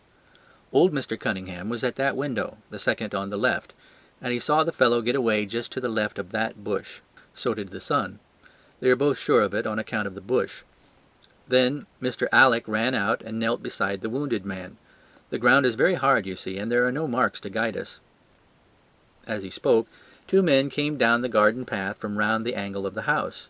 The one was an elderly man with a strong, deeply lined, heavy-eyed face. The other a dashing young fellow whose bright, smiling expression and showy dress were in strange contrast with the business which had brought us there. "Still at it, then?" said he to Holmes. "I thought you Londoners were never at fault. You don't seem to be so very quick after all." "Ah, you must give us a little time," said Holmes good-humouredly. "You'll want it," said young Alec Cunningham. "Why, I don't see that we have any clue at all." "There's only one," answered the inspector. "We thought that if we could only find—" "Good heavens! Mr. Holmes, what's the matter?" My poor friend's face had suddenly assumed the most dreadful expression. His eyes rolled upward, his features writhed in agony, and with a suppressed groan he dropped on his face upon the ground. Horrified at the suddenness and severity of the attack, we carried him into the kitchen, where he lay back in a large chair and breathed heavily for some minutes. Finally, with a shamefaced apology for his weakness, he rose once more. "Watson would tell you that I have only just recovered from a severe illness," he explained. "I am liable to these sudden nervous attacks." "Shall I send you home in my trap?" asked old Cunningham. "Well, since I am here, there is one point on which I should like to feel sure. We can very easily verify it." "What is it?" "Well, it seems to me that it is just possible that the arrival of this poor fellow William was not before but after the entrance of the burglar into the house. You appear to take it for granted that although the door was forced, the robber never got in." "I fancy that is quite obvious," said Mr. Cunningham gravely. "Why, my son Alec had not yet gone to bed, and he would certainly have heard anyone moving about."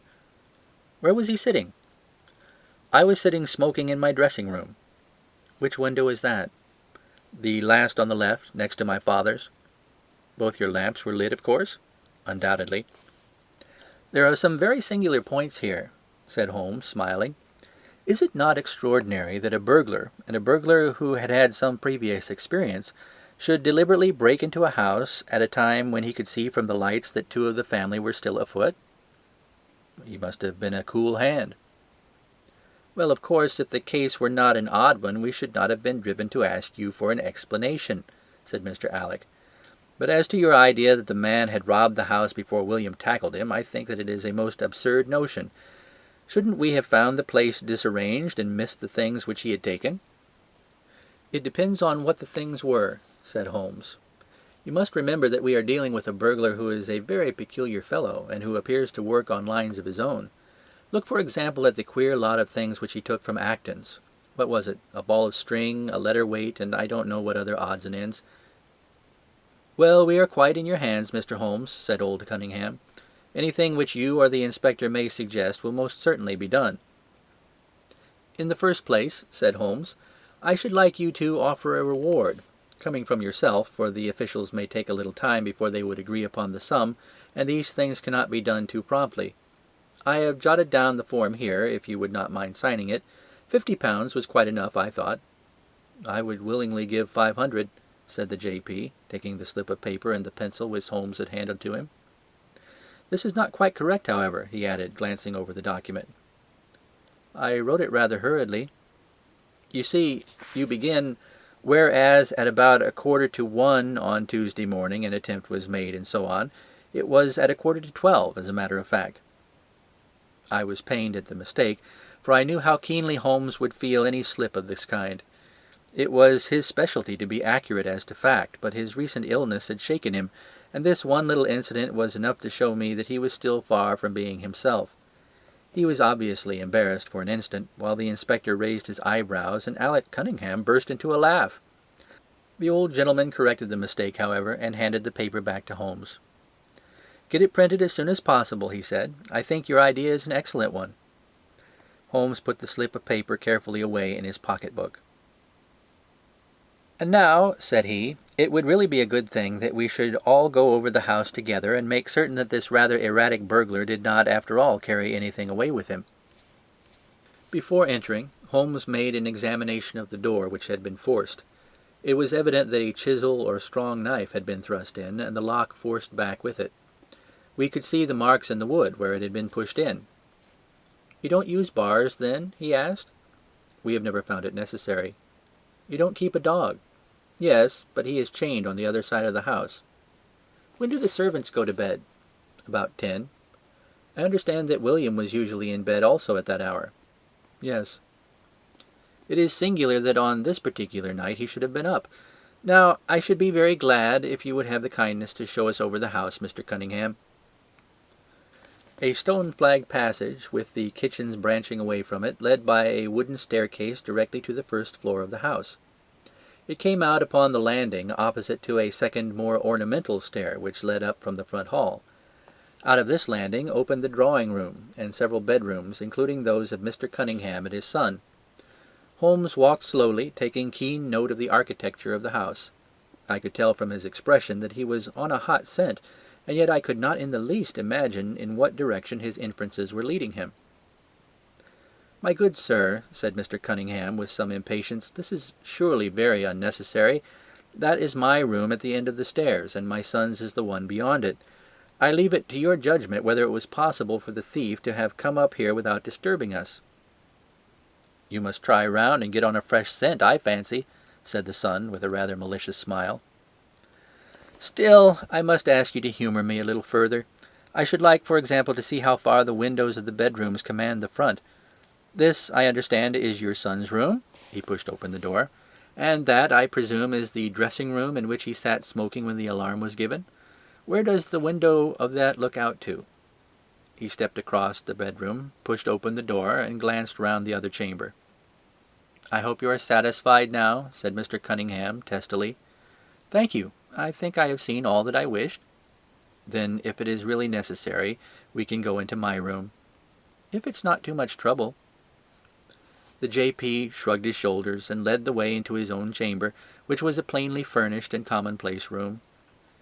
As we moved across it in the direction of the window, Holmes fell back until he and I were the last in the group. Near the foot of the bed was a small square table, on which stood a dish of oranges and a carafe of water. As we passed it, Holmes, to my unutterable astonishment, leaned over in front of me and deliberately knocked the whole thing over. The glass smashed into 1,000 pieces, and the fruit rolled about into every corner of the room. "You've done it now, Watson," said he, coolly. "A pretty mess you've made of the carpet." I stooped in some confusion, and began to pick up the fruit, understanding that for some reason my companion desired me to take the blame upon myself. The others did the same, and set the table on its legs again. "Hello," said the inspector, "where's he got to?" Holmes had disappeared. "Wait here an instant," said young Alec Cunningham. "The fellow's off his head, in my opinion. Come with me, father, and see where he's got to." They rushed out of the room, leaving the inspector, the colonel, and me staring at each other. "'Pon my word, I am inclined to agree with Mr. Alec," said the official. "It may be the effect of this illness, but it seems to me that—" His words were cut short by a sudden scream of "Help! Help! Murder!" With a thrill, I recognized the voice as that of my friend. I rushed madly from the room onto the landing. The cries, which had sunk down into a hoarse, inarticulate shouting, came from the room which we had first visited. I dashed in, and on into the dressing-room beyond. The two Cunninghams were bending over the prostrate figure of Sherlock Holmes, the younger clutching his throat with both hands, while the elder seemed to be twisting one of his wrists. In an instant the three of us had torn them away from him, and Holmes staggered to his feet, very pale and evidently greatly exhausted. "Arrest these men, Inspector," he gasped. "On what charge?" "That of murdering their coachman, William Kirwan." The inspector stared about him in bewilderment. "Oh, come now, Mr. Holmes," said he at last. "I am sure you don't really mean to—" "Tut, man, look at their faces," cried Holmes curtly. Never certainly have I seen a plainer confession of guilt upon human countenances. The older man seemed numbed and dazed, with a heavy, sullen expression upon his strongly marked face. The son, on the other hand, had dropped all the jaunty, dashing style which had characterized him, and the ferocity of a dangerous wild beast gleamed in his dark eyes and distorted his handsome features. The inspector said nothing, but stepping to the door he blew his whistle. 2 of his constables came at the call. "I have no alternative, Mr. Cunningham," said he. "I trust that this may all prove to be an absurd mistake, but you can see that—" "Ah, would you? Drop it!" He struck out his hand, and a revolver which the younger man was in the act of cocking clattered down upon the floor. "Keep that," said Holmes, quickly putting his foot upon it. "You will find it useful at the trial. But this is what we really wanted." He held up a little crumpled piece of paper. "The remainder of the sheet!" cried the inspector. "Precisely." "And where was it?"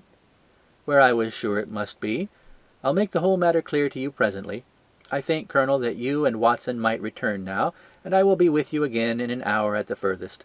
The inspector and I must have a word with the prisoners, but you will certainly see me back at luncheon time." Sherlock Holmes was as good as his word, for about 1 o'clock he rejoined us in the Colonel's smoking room. He was accompanied by a little elderly gentleman, who was introduced to me as the Mr. Acton whose house had been the scene of the original burglary. "I wished Mr. Acton to be present while I demonstrated this small matter to you," said Holmes, "for it is natural that he should take a keen interest in the details. I am afraid, my dear Colonel, that you must regret the hour that you took in such a stormy petrel as I am." "On the contrary," answered the Colonel warmly, "I consider it the greatest privilege to have been permitted to study your methods of working.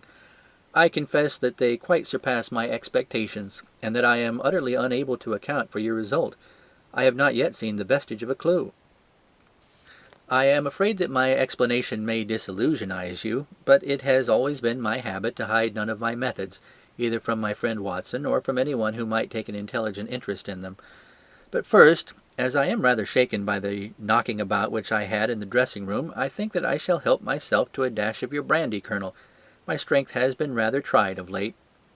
"I trust you had no more of those nervous attacks." Sherlock Holmes laughed heartily. "We will come to that in its turn," said he. "I will lay an account of this case before you in its due order, showing you the various points which guided me in my decision. Pray interrupt me if there is any inference which is not perfectly clear to you. It is of the highest importance in the art of detection to be able to recognize out of a number of facts which are incidental and which vital. Otherwise your energy and attention must be dissipated instead of being concentrated. Now, in this case, there was not the slightest doubt in my mind from the first that the key of the whole matter must be looked for in the scrap of paper in the dead man's hand. Before going into this, I would draw your attention to the fact that if Alec Cunningham's narrative was correct, and if the assailant after shooting William Kirwan had instantly fled, then it obviously could not be he who tore the paper from the dead man's hand.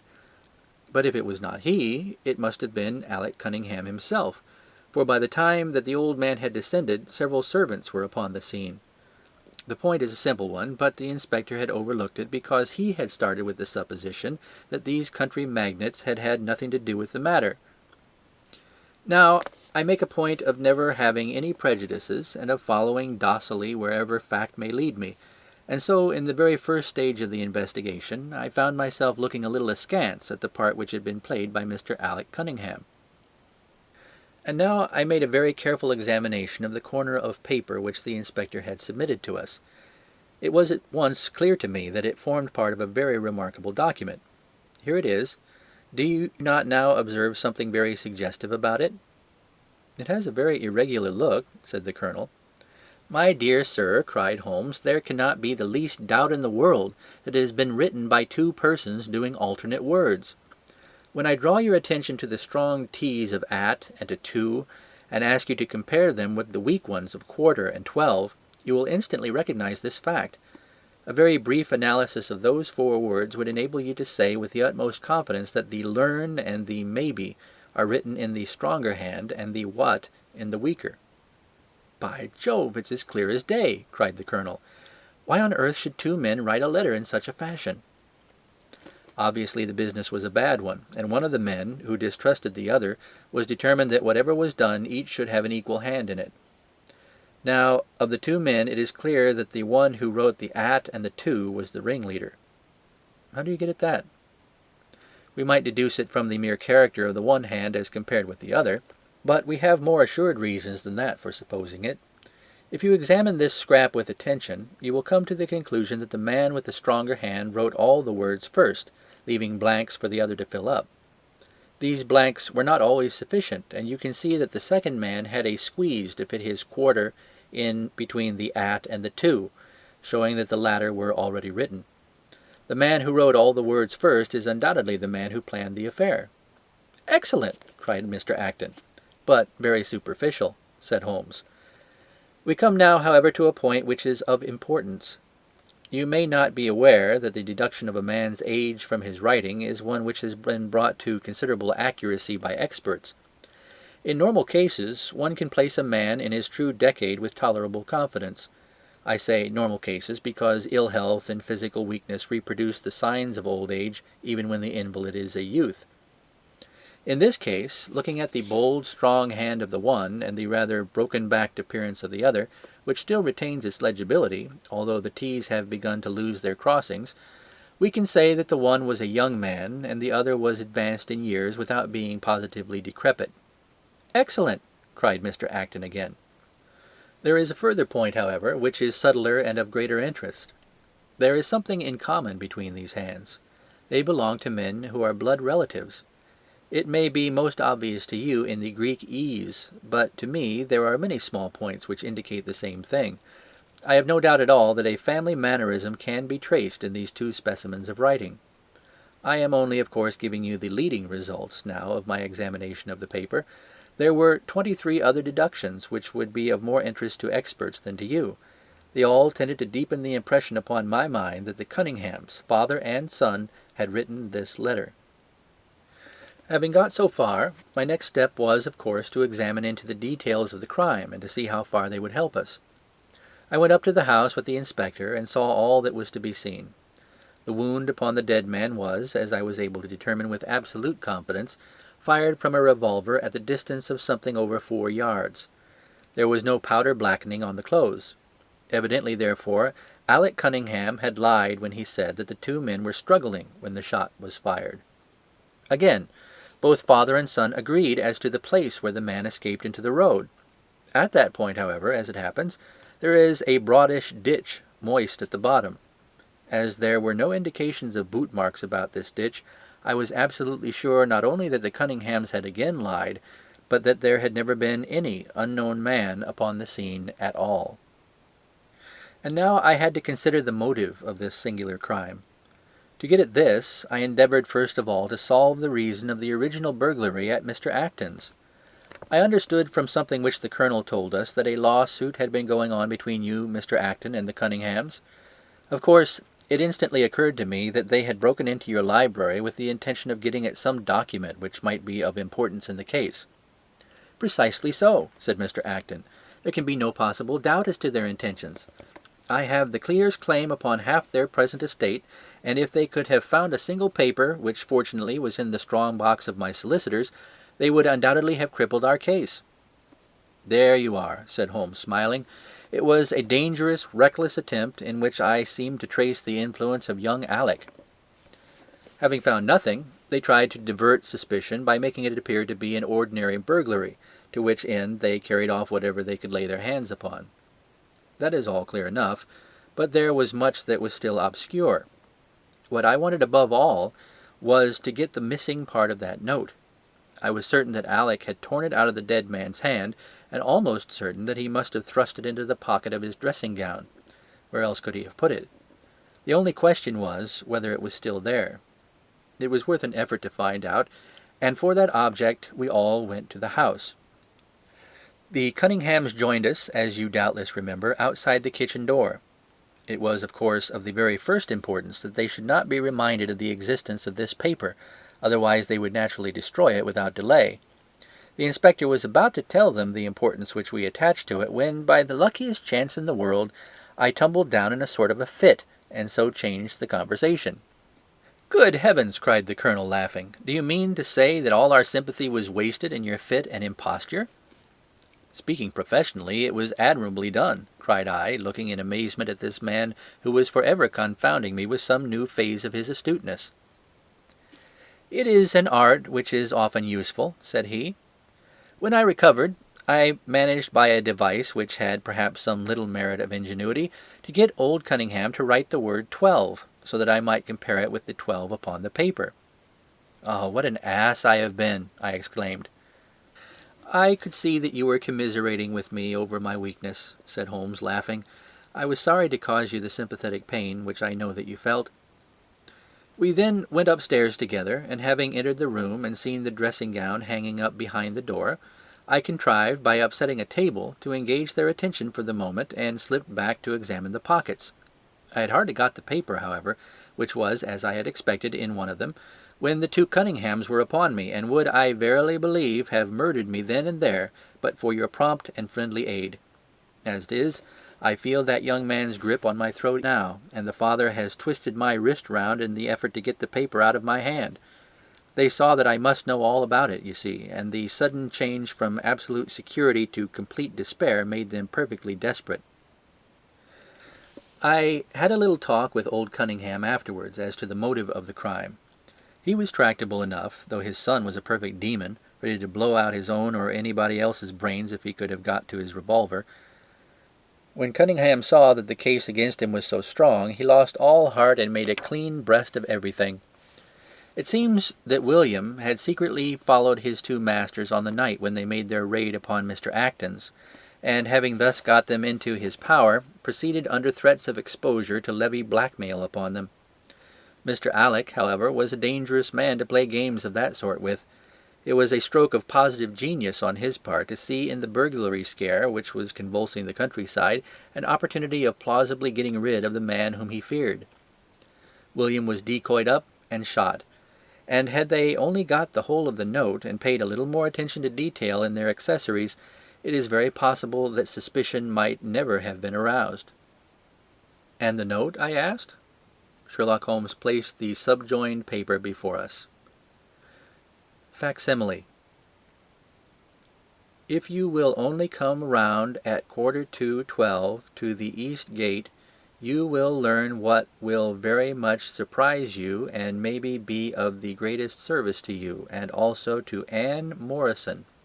But say nothing to any one upon the matter." "It is very much the sort of thing that I expected," said he. "Of course we do not yet know what the relations may have been between Alec Cunningham, William Kirwan, and Annie Morrison. The result shows that the trap was skilfully baited. I am sure that you cannot fail to be delighted in the traces of heredity shown in the P's and the tails of the G's. The absence of the eye dots in the old man's writing is also most characteristic. Watson, I think our quiet rest in the country has been a distinct success, and I shall certainly return much invigorated to Baker Street tomorrow." End of Adventure 6. Adventure 7. The Crooked Man. One summer night, a few months after my marriage, I was seated by my own hearth, smoking a last pipe, and nodding over a novel, for my day's work had been an exhausting one. My wife had already gone upstairs, and the sound of the locking of the hall door, some time before, told me that the servants had also retired. I had risen from my seat, and was knocking out the ashes of my pipe, when I suddenly heard the clang of the bell. I looked at the clock. It was 11:45. This could not be a visitor at so late an hour. A patient, evidently, and possibly an all-night sitting. With a wry face I went out into the hall, and opened the door. To my astonishment, it was Sherlock Holmes, who stood upon my step. "Ah, Watson," said he, "I hoped that I might not be too late to catch you." "My dear fellow, pray come in. You look surprised, and no wonder. Relieved, too, I fancy. You still smoke the Arcadia mixture of your bachelor days, then. There's no mistaking that fluffy ash upon your coat. It's easy to tell that you have been accustomed to wear a uniform, Watson. You'll never pass as a pure-bred civilian as long as you keep that habit of carrying your handkerchief in your sleeve. Could you put me up tonight?" "With pleasure. You told me that you had bachelor quarters for one, and I see that you have no gentleman visitor at present. Your hat stand proclaims as much." "I shall be delighted if you will stay." "Thank you. I'll fill the vacant peg then. Sorry to see that you've had the British workman in the house. He's a token of evil. Not the drains, I hope?" "No, the gas. Ah! He has left 2 nail marks from his boot upon your linoleum, just where the light strikes it. No, thank you. I had some supper at Waterloo, but I'll smoke a pipe with you with pleasure." I handed him my pouch, and he seated himself opposite to me, and smoked for some time in silence. I was well aware that nothing but business of importance would have brought him to me at such an hour, so I waited patiently until he should come round to it. "I see that you are professionally rather busy just now," said he, glancing very keenly across at me. "Yes, I've had a busy day," I answered. "It may seem very foolish in your eyes," I added, "but I really don't know how you deduced it." Holmes chuckled to himself. "I have the advantage of knowing your habits, my dear Watson," said he. "When your round is a short one, you walk, and when it is a long one, you use a hansom. And I perceive that your boots, although used, are by no means dirty. I cannot doubt that you are at present busy enough to justify the hansom." "Excellent!" I cried. "Elementary," said he. "It is one of those instances where the reasoner can produce an effect which seems remarkable to his neighbour, because the latter has missed the one little point which is the basis of the deduction. The same may be said, my dear fellow, for the effect of some of these little sketches of yours, which is entirely meretricious, depending as it does upon your retaining in your own hands some factors in the problem which are never imparted to the reader. Now at present I am in the position of these same readers, for I hold in this hand several threads of one of the strangest cases which ever perplexed a man's brain, and yet I lack the one or two which are needful to complete my theory. But I'll have them, Watson, I'll have them." His kind eyes kindled, and a slight flush sprang into his thin cheeks. For an instant only. When I glanced again, his face had resumed that Red Indian composure which had made so many regard him as a machine rather than a man. "The problem presents features of interest," said he. "I may even say exceptional features of interest. I have already looked into the matter, and have come, as I think, within sight of my solution. If you could accompany me in that last step, you might be of considerable service to me." "I should be delighted. Could you go as far as Aldershot tomorrow?" "I have no doubt Jackson would take my practice." "Very good. I want to start by the 11:10 from Waterloo." "That would give me time." "Then, if you are not too sleepy, I will give you a sketch of what has happened, and of what remains to be done." "I was sleepy before you came. I am quite wakeful now." "I will compress the story as far as may be done without omitting anything vital to the case. It is conceivable that you may even have read some account of the matter. It is the supposed murder of Colonel Barclay of the Royal Munsters at Aldershot, which I am investigating." "I have heard nothing of it." "It has not excited much attention yet, except locally. The facts are only 2 days old. Briefly, they are these. The Royal Munsters is, as you know, one of the most famous Irish regiments in the British Army. It did wonders both in the Crimea and the Mutiny, and has since that time distinguished itself upon every possible occasion. It was commanded up to Monday night by James Barclay, a gallant veteran, who started as a full private, was raised to commissioned rank for his bravery at the time of the Mutiny, and so lived to command the regiment in which he had once carried a musket. Colonel Barclay had married at the time when he was a sergeant, and his wife, whose maiden name was Miss Nancy Devoy, was the daughter of a former colour sergeant in the same corps. There was therefore, as can be imagined, some little social friction when the young couple, for they were still young, found themselves in their new surroundings. They appear, however, to have quickly adapted themselves, and Mrs. Barclay has always, I understand, been as popular with the ladies of the regiment as her husband was with his brother officers. I may add that she was a woman of great beauty, and that even now, when she has been married for upwards of 30 years, she is still of a striking and queenly appearance. Colonel Barclay's family life appears to have been a uniformly happy one. Major Murphy, to whom I owe most of my facts, assures me that he has never heard of any misunderstanding between the pair. On the whole, he thinks that Barclay's devotion to his wife was greater than his wife's to Barclay. He was acutely uneasy if he were absent from her for a day. She, on the other hand, though devoted and faithful, was less obtrusively affectionate. But they were regarded in the regiment as the very model of a middle-aged couple. There was absolutely nothing in their mutual relations to prepare people for the tragedy which was to follow. Colonel Barclay himself seems to have had some singular traits in his character. He was a dashing, jovial old soldier in his usual mood, but there were occasions on which he seemed to show himself capable of considerable violence and vindictiveness. This side of his nature, however, appears never to have been turned towards his wife. Another fact which had struck Major Murphy and 3 out of 5 of the other officers with whom I conversed was the singular sort of depression which came upon him at times. As the Major expressed it, the smile had often been struck from his mouth, as if by some invisible hand, when he has been joining the gaieties and chaff of the mess-table. For days on end, when the mood was on him, he has been sunk in the deepest gloom. This, and a certain tinge of superstition, were the only unusual traits in his character which his brother officers had observed. The latter peculiarity took the form of a dislike to being left alone, especially after dark. This puerile feature in a nature which was conspicuously manly had often given rise to comment and conjecture.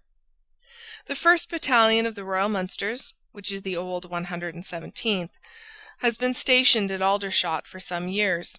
The married officers live out of barracks, and the colonel has during all this time occupied a villa called Lachine, about half a mile from the North Camp. The house stands in its own grounds, but the west side of it is not more than 30 yards from the high road. A coachman and 2 maids form the staff of servants. These, with their master and mistress, were the sole occupants of Lachine, for the Barclays had no children, nor was it usual for them to have resident visitors. Now for the events at Lachine between 9 and 10 on the evening of last Monday. Mrs. Barclay was, it appears, a member of the Roman Catholic Church, and had interested herself very much in the establishment of the Guild of St. George, which was formed in connection with the Watt Street Chapel for the purpose of supplying the poor with cast-off clothing. A meeting of the Guild had been held that evening at 8, and Mrs. Barclay had hurried over her dinner in order to be present at it. When leaving the house, she was heard by the coachman to make some commonplace remark to her husband, and to assure him that she would be back before very long. She then called for Miss Morrison, a young lady who lives in the next villa, and the two went off together to their meeting. It lasted 40 minutes, and at 9:15 Mrs. Barclay returned home, having left Miss Morrison at her door as she passed. There is a room which is used as a morning room at Lachine. This faces the road and opens by a large glass folding door onto the lawn. The lawn is 30 yards across, and is only divided from the highway by a low wall with an iron rail above it. It was into this room that Mrs. Barclay went upon her return. The blinds were not down, for the room was seldom used in the evening, but Mrs. Barclay herself lit the lamp and then rang the bell, asking Jane Stewart, the housemaid, to bring her a cup of tea, which was quite contrary to her usual habits.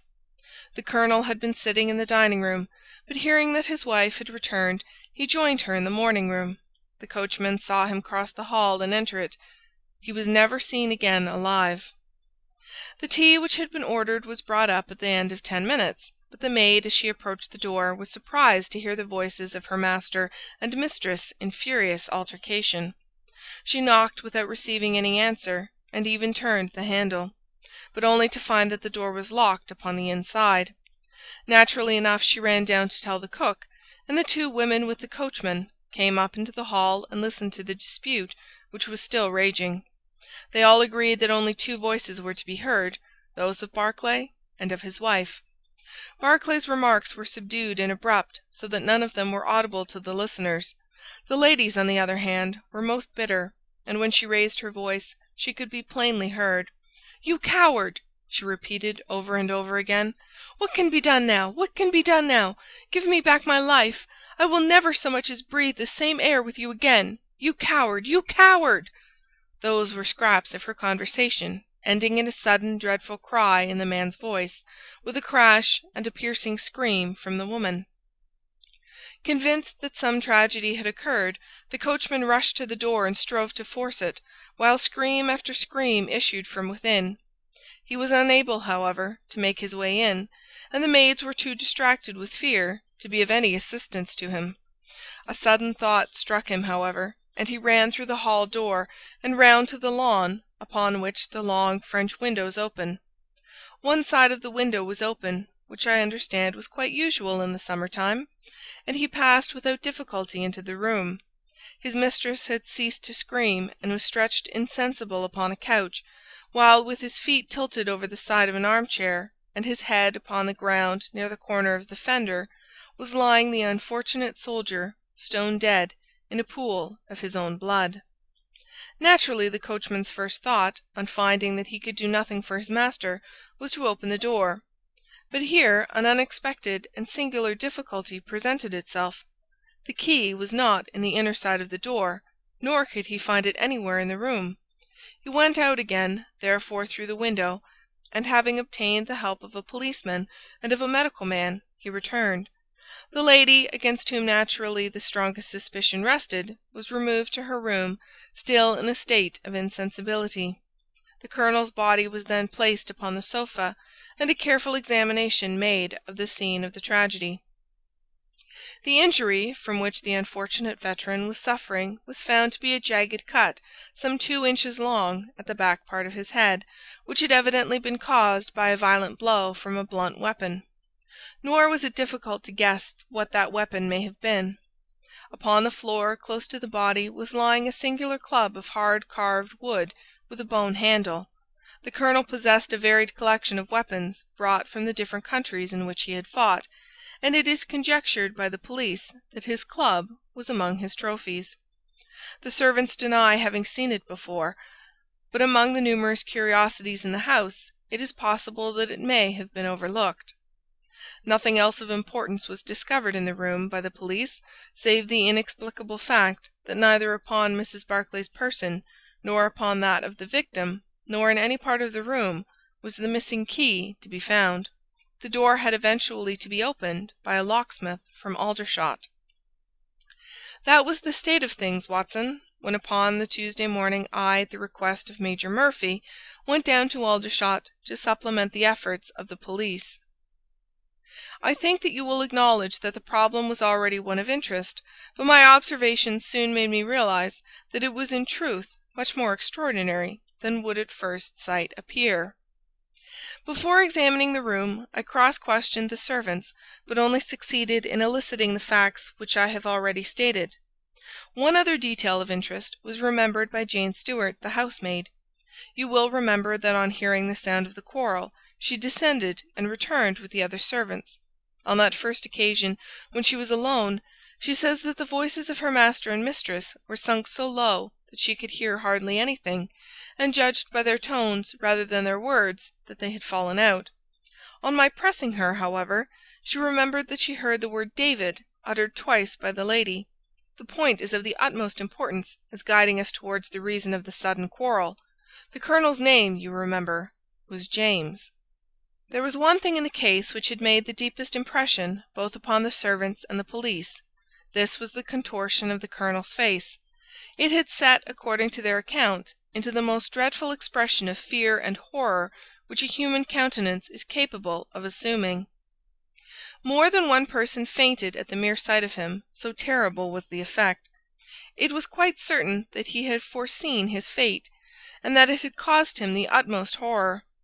This, of course, fitted in well enough with the police theory, if the colonel could have seen his wife making a murderous attack upon him, nor was the fact of the wound being on the back of his head a fatal objection to this, as he might have turned to avoid the blow. No information could be got from the lady herself, who was temporarily insane from an acute attack of brain fever. From the police I learned that Miss Morrison, who you remember went out that evening with Mrs. Barclay, denied having any knowledge of what it was which had caused the ill humour in which her companion had returned. Having gathered these facts, Watson, I smoked several pipes over them, trying to separate those which were crucial from others which were merely incidental. There could be no question that the most distinctive and suggestive point in the case was the singular disappearance of the door key. A most careful search had failed to discover it in the room, therefore it must have been taken from it. But neither the colonel nor the colonel's wife could have taken it. That was perfectly clear. Therefore a third person must have entered the room, and that third person could only have come in through the window. It seemed to me that a careful examination of the room and the lawn might possibly reveal some traces of this mysterious individual. You know my methods, Watson. There was not one of them which I did not apply to the inquiry, and it ended by my discovering traces, but very different ones from those which I had expected. There had been a man in the room, and he had crossed the lawn coming from the road. I was able to obtain 5 very clear impressions of his footmarks, 1 in the roadway itself at the point where he had climbed the low wall, 2 on the lawn, and 2 very faint ones upon the stained boards near the window where he had entered. He had apparently rushed across the lawn, for his toe marks were much deeper than his heels. But it was not the man who surprised me. It was his companion. His companion! Holmes pulled a large sheet of tissue paper out of his pocket and carefully unfolded it upon his knee. "What do you make of that?" he asked. The paper was covered with the tracings of the footmarks of some small animal. It had 5 well-marked footpads, an indication of long nails, and the whole print might have been nearly as large as a dessert spoon. "It's a dog," said I. "Did you ever hear of a dog running up a curtain? I found distinct traces that this creature had done so." "A monkey, then?" "But it is not the print of a monkey." "What can it be, then?" "Neither dog nor cat nor monkey, nor any creature that we are familiar with. I have tried to reconstruct it from the measurements. Here are 4 prints where the beast has been standing motionless. You see that it is no less than 15 inches from forefoot to hind. Add to that the length of neck and head, and you probably get a creature not much less than 2 feet long, probably more if there is any tail. But now observe this other measurement. The animal has been moving, and we have the length of its stride. In each case it is only about 3 inches. You have an indication, you see, of a long body, with very short legs attached to it.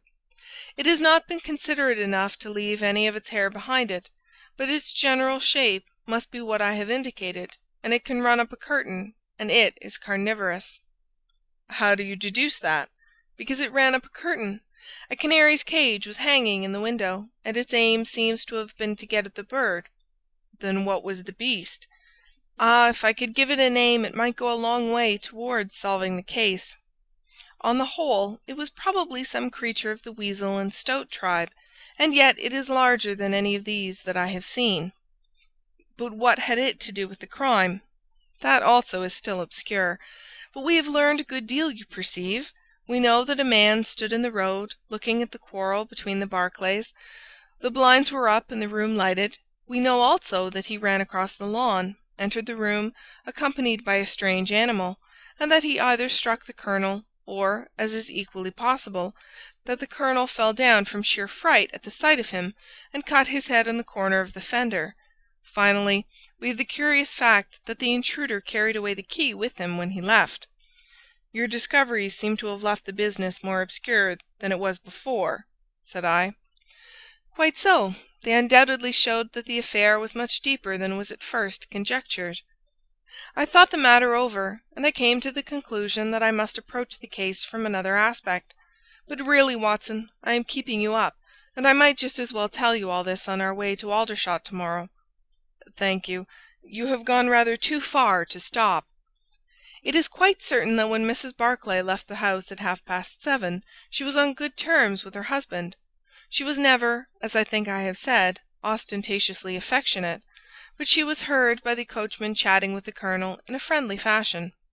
Now it was equally certain that, immediately on her return, she had gone to the room in which she was least likely to see her husband, had flown to tea as an agitated woman will, and finally, on his coming in to her, had broken into violent recriminations. Therefore, something had occurred between 7:30 and 9 o'clock which had completely altered her feelings towards him, But Miss Morrison had been with her during the whole of that hour and a half. It was absolutely certain, therefore, in spite of her denial, that she must know something of the matter. My first conjecture was, that possibly there had been some passages between this young lady and the old soldier, which the former had now confessed to the wife. That would account for the angry return, and also for the girl's denial that anything had occurred, nor would it be entirely incompatible with most of the words overheard. But there was the reference to David, and there was the known affection of the colonel for his wife, to weigh against it, to say nothing of the tragic intrusion of this other man, which might, of course, be entirely disconnected with what had gone before. It was not easy to pick one's steps, but on the whole I was inclined to dismiss the idea that there had been anything between the colonel and Miss Morrison, but more than ever convinced that the young lady held the clue as to what it was which had turned Mrs. Barclay to hatred of her husband. I took the obvious course, therefore, of calling upon Miss Morrison, of explaining to her that I was perfectly certain that she held the facts in her possession, and of assuring her that her friend, Mrs. Barclay, might find herself in the dock upon a capital charge unless the matter were cleared up. Miss Morrison is a little ethereal slip of a girl, with timid eyes and blonde hair, but I found her by no means wanting in shrewdness and common sense. She sat thinking for some time after I had spoken, and then turning to me with a brisk air of resolution, she broke into a remarkable statement, which I will condense for your benefit. "I promised my friend that I would say nothing of the matter, and a promise is a promise," said she. "But if I can really help her when so serious a charge is laid against her, and when her own mouth, poor darling, is closed by illness, then I think I am absolved from my promise. I will tell you exactly what happened upon Monday evening. We were returning from the Watt Street Mission about 8:45 o'clock. On our way we had to pass through Hudson Street, which is a very quiet thoroughfare. There is only one lamp in it, upon the left-hand side, and as we approached this lamp, I saw a man coming towards us, with his back very bent, and something like a box slung over one of his shoulders. He appeared to be deformed, for he carried his head low and walked with his knees bent. We were passing him when he raised his face to look at us in the circle of light thrown by the lamp, and as he did so he stopped and screamed out in a dreadful voice, 'My God, it's Nancy!' Mrs. Barclay turned as white as death, and would have fallen down had the dreadful-looking creature not caught hold of her. I was going to call for the police, but she, to my surprise, spoke quite civilly to the fellow. 'I thought you had been dead this 30 years, Henry,' said she in a shaking voice. 'So I have,' said he, and it was awful to hear the tones that he said it in. He had a very dark, fearsome face, and a gleam in his eyes that comes back to me in my dreams. His hair and whiskers were shot with grey, and his face was all crinkled and puckered like a withered apple. 'Just walk on a little way, dear,' said Mrs. Barclay. 'I want to have a word with this man. There is nothing to be afraid of.' She tried to speak boldly, but she was still deadly pale and could hardly get her words out for the trembling of her lips. I did as she asked me, and they talked together for a few minutes. Then she came down the street with her eyes blazing, and I saw the crippled wretch standing by the lamp-post and shaking his clenched fists in the air as if he were mad with rage. She never said a word until we were at the door here, when she took me by the hand and begged me to tell no one what had happened. 'It's an old acquaintance of mine who has come down in the world,' said she. 'When I promised her I would say nothing, she kissed me, and I have never seen her since. I have told you now the whole truth, and if I withheld it from the police, it is because I did not realize then the danger in which my dear friend stood. I know that it can only be to her advantage that everything should be known.' There was her statement, Watson, and to me, as you can imagine, it was like a light on a dark night. Everything which had been disconnected before began at once to assume its true place. I had a shadowy presentiment of the whole sequence of events. My next step obviously was to find the man who had produced such a remarkable impression upon Mrs. Barclay. If he were still in Aldershot, it should not be a very difficult matter. There are not such a very great number of civilians, and a deformed man was sure to have attracted attention. I spent a day in the search, and by evening, this very evening, Watson, I had run him down. The man's name is Henry Wood, and he lives in lodgings in this same street in which the ladies met him. He has only been 5 days in the place. In the character of a registration agent, I had a most interesting gossip with his landlady. The man is by trade a conjurer and performer, going round the canteens after nightfall and giving a little entertainment at each. He carries some creature about with him in that box, about which the landlady seemed to be in considerable trepidation, for she had never seen an animal like it. He uses it in some of his tricks, according to her account. So much the woman was able to tell me, and also that it was a wonder the man lived, seeing how twisted he was, and that he spoke in a strange tongue sometimes, and that for the last 2 nights she had heard him groaning and weeping in his bedroom. He was all right as far as money went, but in his deposit he had given her what looked like a bad florin. She showed it to me, Watson, and it was an Indian rupee. So now, my dear fellow, you see exactly how we stand, and why it is I want you. It is perfectly plain that after the ladies parted from this man, he followed them at a distance, that he saw the quarrel between husband and wife through the window, that he rushed in, and that the creature which he carried in his box got loose. That is all very certain. But he is the only person in this world who can tell us exactly what happened in that room." "And you intend to ask him?" "Most certainly, but in the presence of a witness." "And am I the witness?" "If you will be so good. If he can clear the matter up, well and good. If he refuses, we have no alternative but to apply for a warrant." "But how do you know he'll be there when we return?" "You may be sure that I took some precautions. I have one of my Baker Street boys mounting guard over him, who would stick to him like a burr, go where he might. We shall find him in Hudson Street tomorrow, Watson, and meanwhile I should be the criminal myself if I kept you out of bed any longer." It was midday when we found ourselves at the scene of the tragedy, and under my companion's guidance we made our way at once to Hudson Street. In spite of his capacity for concealing his emotions, I could easily see that Holmes was in a state of suppressed excitement, while I was myself tingling with that half-sporting, half-intellectual pleasure which I invariably experienced when I associated myself with him in his investigations. "This is the street," said he, as we turned into a short thoroughfare lined with plain 2-storied brick houses. "Ah, here is Simpson to report." "He's in all right, Mr. Holmes," cried a small street Arab, running up to us. "Good, Simpson," said Holmes, patting him on the head. "Come along, Watson. This is the house." He sent in his card with a message that he had come on important business, and a moment later we were face to face with the man whom we had come to see. In spite of the warm weather, he was crouching over a fire, and the little room was like an oven. The man sat all twisted and huddled in his chair, in a way which gave an indescribable impression of deformity. But the face which he turned towards us, though worn and swarthy, must at some time have been remarkable for its beauty. He looked suspiciously at us now out of yellow-shot, bilious eyes, and without speaking or rising, he waved towards 2 chairs. "Mr. Henry Wood, late of India, I believe," said Holmes affably. "I've come over this little matter of Colonel Barclay's death." "What should I know about that?" "That's what I want to ascertain.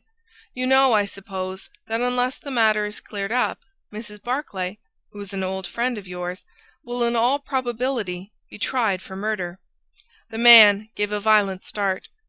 "I don't know who you are," he cried, "nor how you come to know what you do know, but will you swear that this is true that you tell me?"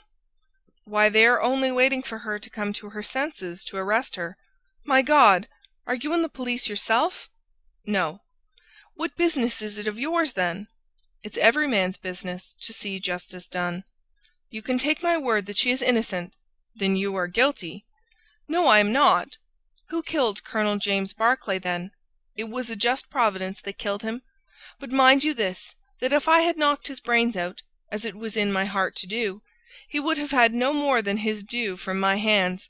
If his own guilty conscience had not struck him down, it is likely enough that I might have had his blood upon my soul. You want me to tell the story. Well, I don't know why I shouldn't, for there's no cause for me to be ashamed of it. It was in this way, sir. You see me now with my back like a camel, and my ribs all awry, but there was a time when Corporal Henry Wood was the smartest man in the 117th Foot. We were in India then, in cantonments, at a place we'll call Bertie. Barclay, who died the other day, was sergeant in the same company as myself, and the belle of the regiment, aye, and the finest girl that ever had the breath of life between her lips, was Nancy Devoy, the daughter of the colour sergeant.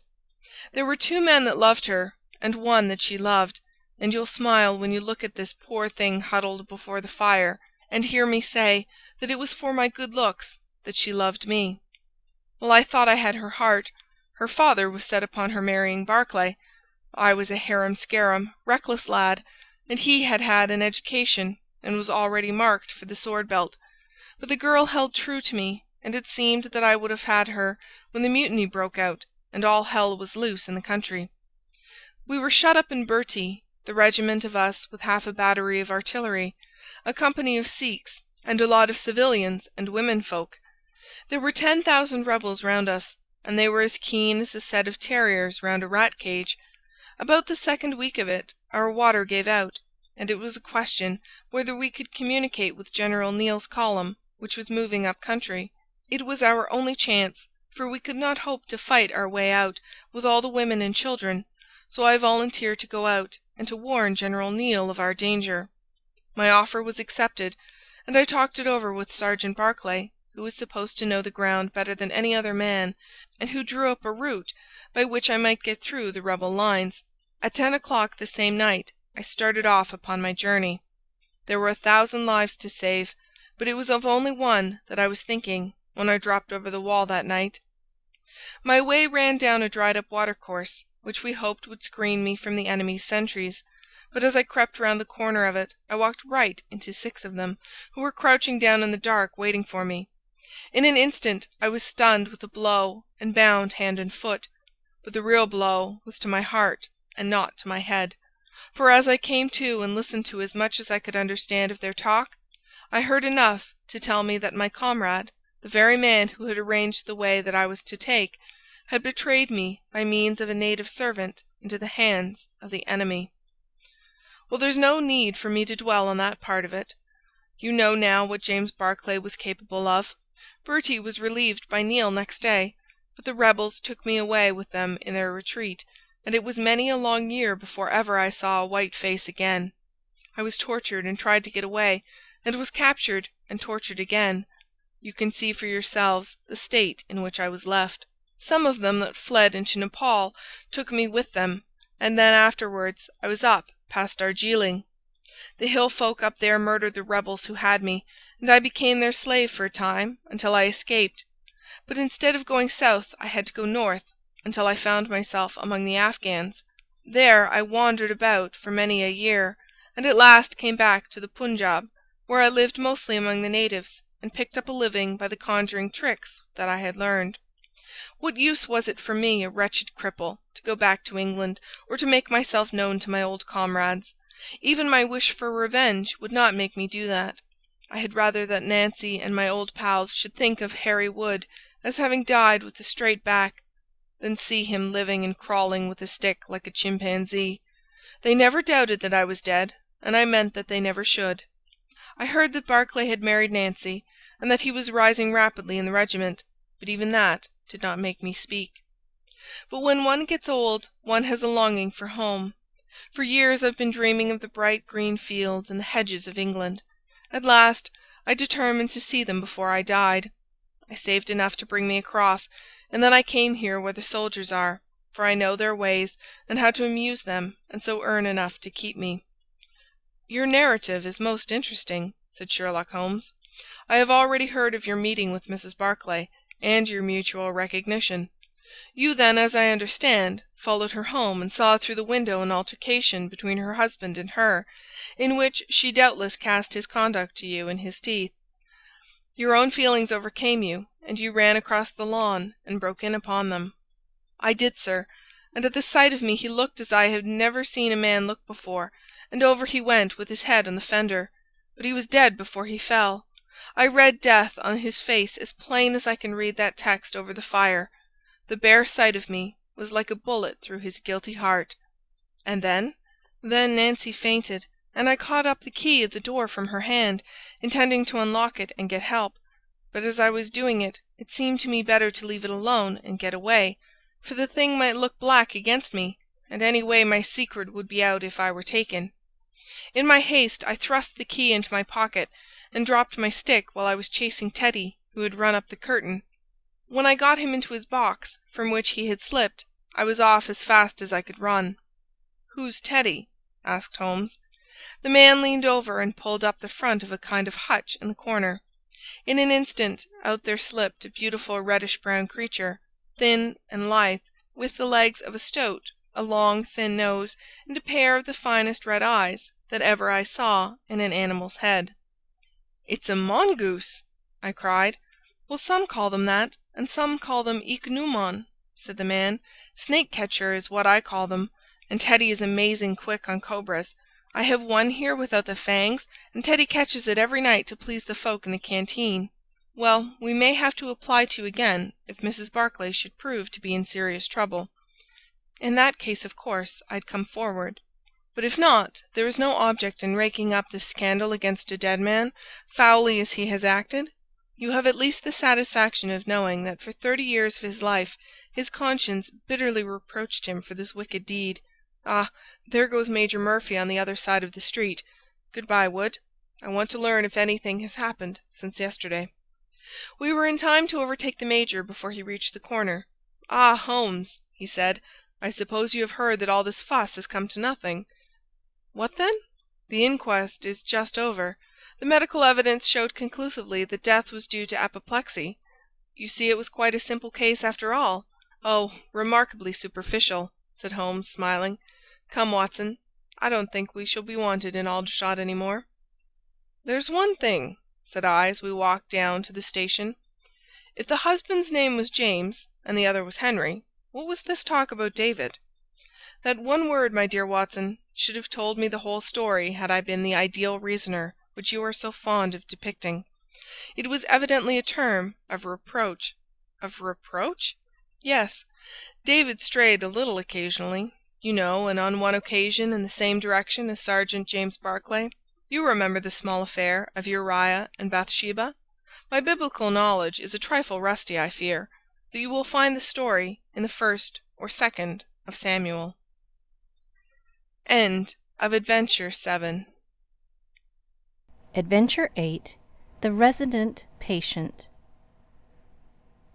Glancing over the somewhat incoherent series of memoirs with which I have endeavoured to illustrate a few of the mental peculiarities of my friend Mr. Sherlock Holmes, I have been struck by the difficulty which I have experienced in picking out examples which shall in every way answer my purpose. For in those cases in which Holmes has performed some tour de force of analytical reasoning, and has demonstrated the value of his peculiar methods of investigation, the facts themselves have often been so slight or so commonplace that I could not feel justified in laying them before the public. On the other hand, it has frequently happened that he has been concerned in some research where the facts have been of the most remarkable and dramatic character, but where the share which he has himself taken in determining their causes has been less pronounced than I, as his biographer, could wish. The small matter which I have chronicled under the heading of A Study in Scarlet, and that other later one connected with the loss of the Gloria Scott, may serve as examples of the Scylla and Charybdis which are forever threatening the historian. It may be that, in the business of which I am now about to write, the part which my friend played is not sufficiently accentuated, and yet the whole train of circumstances is so remarkable that I cannot bring myself to admit it entirely from this series. It had been a close, rainy day in October. Our blinds were half drawn, and Holmes lay curled upon the sofa, reading and rereading a letter which he had received by the morning post. For myself, my term of service in India had trained me to stand heat better than cold, and a thermometer of 90 was no hardship. But the paper was uninteresting. Parliament had risen. Everybody was out of town, and I yearned for the glades of the New Forest or the shingle of South Sea.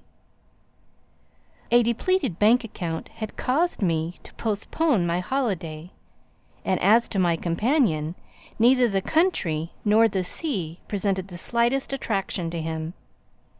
He loved to lie in the very centre of 5 millions of people, with his filaments stretching out and running through them, responsive to every little rumour or suspicion of unsolved crime. Appreciation of nature found no place among his many gifts, and his only change was when he turned his mind from the evildoer of the town to track down his brother of the country. Finding that Holmes was too absorbed for conversation, I had tossed aside the barren paper, and leaning back in my chair, I fell into a brown study. Suddenly my companion's voice broke in upon my thoughts. "You are right, Watson," said he. "It does seem a very preposterous way of settling a dispute." "Most preposterous!" I exclaimed, and then suddenly realizing how he had echoed the inmost thought of my soul, I sat up in my chair and stared at him in blank amazement. "What is this, Holmes?" I cried. "This is beyond anything which I could have imagined." He laughed heartily at my perplexity. "You remember," said he, "that some little time ago, when I read you the passage in one of Poe's sketches, in which a close reasoner follows the unspoken thought of his companion, you were inclined to treat the matter as a mere tour de force of the author. On my remarking that I was constantly in the habit of doing the same thing, you expressed incredulity." "Oh, no! Perhaps not with your tongue, my dear Watson, but certainly with your eyebrows. So when I saw you throw down your paper and enter upon a train of thought, I was very happy to have the opportunity of reading it off, and eventually of breaking into it, as a proof that I had been in rapport with you." But I was still far from satisfied. "In the example which you read to me," said I, "the reasoner drew his conclusions from the actions of the man whom he observed. If I remember right, he stumbled over a heap of stones, looked up at the stars, and so on. But I have been seated quietly in my chair, and what clues could I have given you?" "You do yourself an injustice. The features are given to a man as the means by which he shall express his emotions, and yours are faithful servants." "Do you mean to say that you read my train of thoughts from my features?" "Your features, and especially your eyes. Perhaps you cannot yourself recall how your reverie commenced?" "No, I cannot." "Then I will tell you. After throwing down your paper, which was the action which drew my attention to you, you sat for half a minute with a vacant expression. Then your eyes fixed themselves upon your newly framed picture of General Gordon, and I saw by the alteration in your face that a train of thought had been started, but it did not lead very far. Your eyes turned across to the unframed portrait of Henry Ward Beecher which stands upon the top of your books. You then glanced up at the wall, and of course your meaning was obvious. You were thinking that if the portrait were framed it would just cover that bare space and correspond with Gordon's picture over there." "You have followed me wonderfully!" I exclaimed. "So far I could hardly have gone astray. But now your thoughts went back to Beecher, and you looked hard across as if you were studying the character in his features. Then your eyes ceased to pucker, but you continued to look across, and your face was thoughtful. You were recalling the incidents of Beecher's career. I was well aware that you could not do this without thinking of the mission which he undertook on behalf of the North at the time of the Civil War, for I remember your expressing your passionate indignation at the way in which he was received by the more turbulent of our people. You felt so strongly about it that I knew you could not think of Beecher without thinking of that also." When a moment later I saw your eyes wander away from the picture, I suspected that your mind was now turned to the Civil War, and when I observed that your lips set, your eyes sparkled, and your hands clenched, I was positive that you were indeed thinking of the gallantry which was shown by both sides in that desperate struggle. But then again your face grew sadder, you shook your head. You were dwelling upon the sadness and horror and useless waste of life. Your hand stole towards your old wound, and a smile quivered on your lips, which showed me that the ridiculous side of this method of settling international questions had forced itself upon your mind. At this point I agreed with you that it was preposterous, and was glad to find that my deductions had been correct. "Absolutely," said I. "And now that you have explained it, I confess that I am as amazed as before. It was very superficial, my dear Watson, I assure you. I should not have intruded it upon your attention had you not shown some incredulity the other day. But the evening has brought a breeze with it. What do you say to a ramble through London?" I was weary of our little sitting-room, and gladly acquiesced.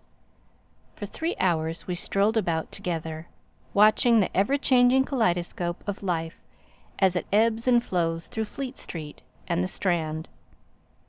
His characteristic talk, with its keen observance of detail and subtle power of inference, held me amused and enthralled. It was 10 o'clock before we reached Baker Street again. A brougham was waiting at our door.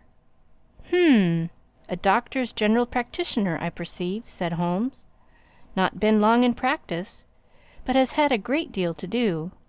Come to consult us, I fancy. Lucky we came back." I was sufficiently conversant with Holmes' methods to be able to follow his reasoning, and to see that the nature and state of the various medical instruments in the wicker basket which hung in the lamplight inside the brougham had given the data for his swift deduction. The light in our window above showed that this late visit was indeed intended for us. With some curiosity as to what could have sent a brother medico to us at such an hour, I followed Holmes into our sanctum. A pale, taper-faced man with sandy whiskers rose up from a chair by the fire as we entered. His age may not have been more than 3 or 4 and 30, but his haggard expression and unhealthy hue told of a life which had sapped his strength and robbed him of his youth. His manner was nervous and shy, like that of a sensitive gentleman, and the thin white hand which he laid on the mantelpiece as he rose was that of an artist rather than of a surgeon. His dress was quiet and sombre. A black frock-coat, dark trousers, and a touch of colour about his necktie. "Good evening, doctor," said Holmes cheerily. "I am glad to see that you have only been waiting a very few minutes. You spoke to my coachman, then?" "No, it was the candle on the side table that told me. Pray resume your seat, and let me know how I can serve you." "My name is Dr. Percy Trevelyan," said our visitor, "and I live at 403 Brook Street." "Are you not the author of a monograph upon obscure nervous lesions?" I asked. His pale cheeks flushed with pleasure at hearing that his work was known to me.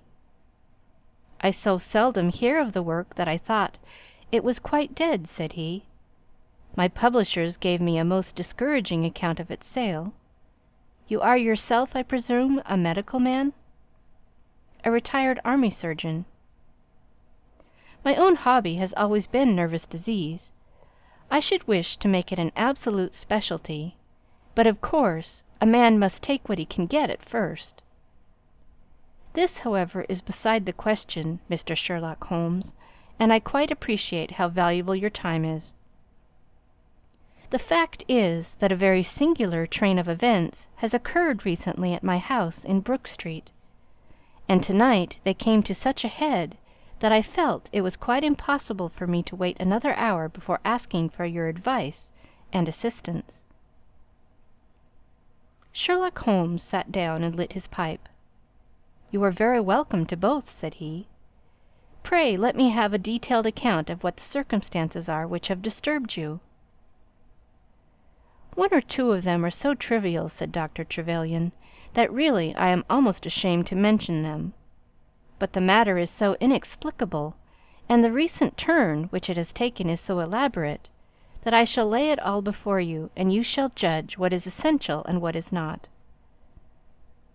I am compelled, to begin with, to say something of my own college career. I am a London University man, you know, and I am sure that you will not think that I am unduly singing my own praises if I say that my student career was considered by my professors to be a very promising one. After I had graduated, I continued to devote myself to research, occupying a minor position in King's College Hospital, and I was fortunate enough to excite considerable interest by my research into the pathology of catalepsy, and finally to win the Bruce Pinkerton Prize and medal by the monograph on nervous lesions to which your friend has just alluded. I should not go too far if I were to say that there was a general impression at that time that a distinguished career lay before me. But the one great stumbling block lay in my want of capital. As you will readily understand, a specialist who aims high is compelled to start in one of a dozen streets in the Cavendish Square quarter, all of which entail enormous rents and furnishing expenses. Besides this preliminary outlay, he must be prepared to keep himself for some years and to hire a presentable carriage and horse. To do this was quite beyond my power, and I could only hope that by economy I might in 10 years' time save enough to enable me to put up my plate. Suddenly, however, an unexpected incident opened up quite a new prospect to me. This was a visit from a gentleman of the name of Blessington, who was a complete stranger to me. He came up to my room one morning and plunged into business in an instant. "You are the same Percy Trevelyan who has had so distinguished a career, and won a great prize lately?" said he. I bowed. "Answer me frankly," he continued, "for you will find it to your interest to do so. You have all the cleverness which makes a successful man. Have you the tact?" I could not help smiling at the abruptness of the question. "I trust that I have my share," I said. "Any bad habits? Not drawn towards drink, eh?" "Really, sir!" I cried. "Quite right. That's all right. But I was bound to ask. With all these qualities, why are you not in practice?" I shrugged my shoulders. "Come, come," said he in his bustling way, "it's the old story. More in your brains than in your pocket, eh? What would you say if I were to start you in Brook Street?" I stared at him in astonishment. "Oh, it's for my sake, not for yours," he cried. "I'll be perfectly frank with you, and if it suits you, it will suit me very well. I have a few thousands to invest, d'ye see, and I think I'll sink them into you." "But why?" I gasped. "Well, it's just like any other speculation, and safer than most." "What am I to do, then?" "I'll tell you. I'll take the house, furnish it, pay the maids, and run the whole place. All you have to do is just to wear out your chair in the consulting room. I'll let you have pocket money and everything. Then you hand over to me 3/4 of what you earn, and you keep the other quarter for yourself." This was the strange proposal, Mr. Holmes, with which the man Blessington approached me. I won't weary you with the account of how we bargained and negotiated. It ended in my moving into the house next Lady Day, and starting in practice on very much the same conditions as he had suggested. He came himself to live with me in the character of a resident patient. His heart was weak, it appears, and he needed constant medical supervision. He turned the 2 best rooms of the first floor into a sitting room and bedroom for himself.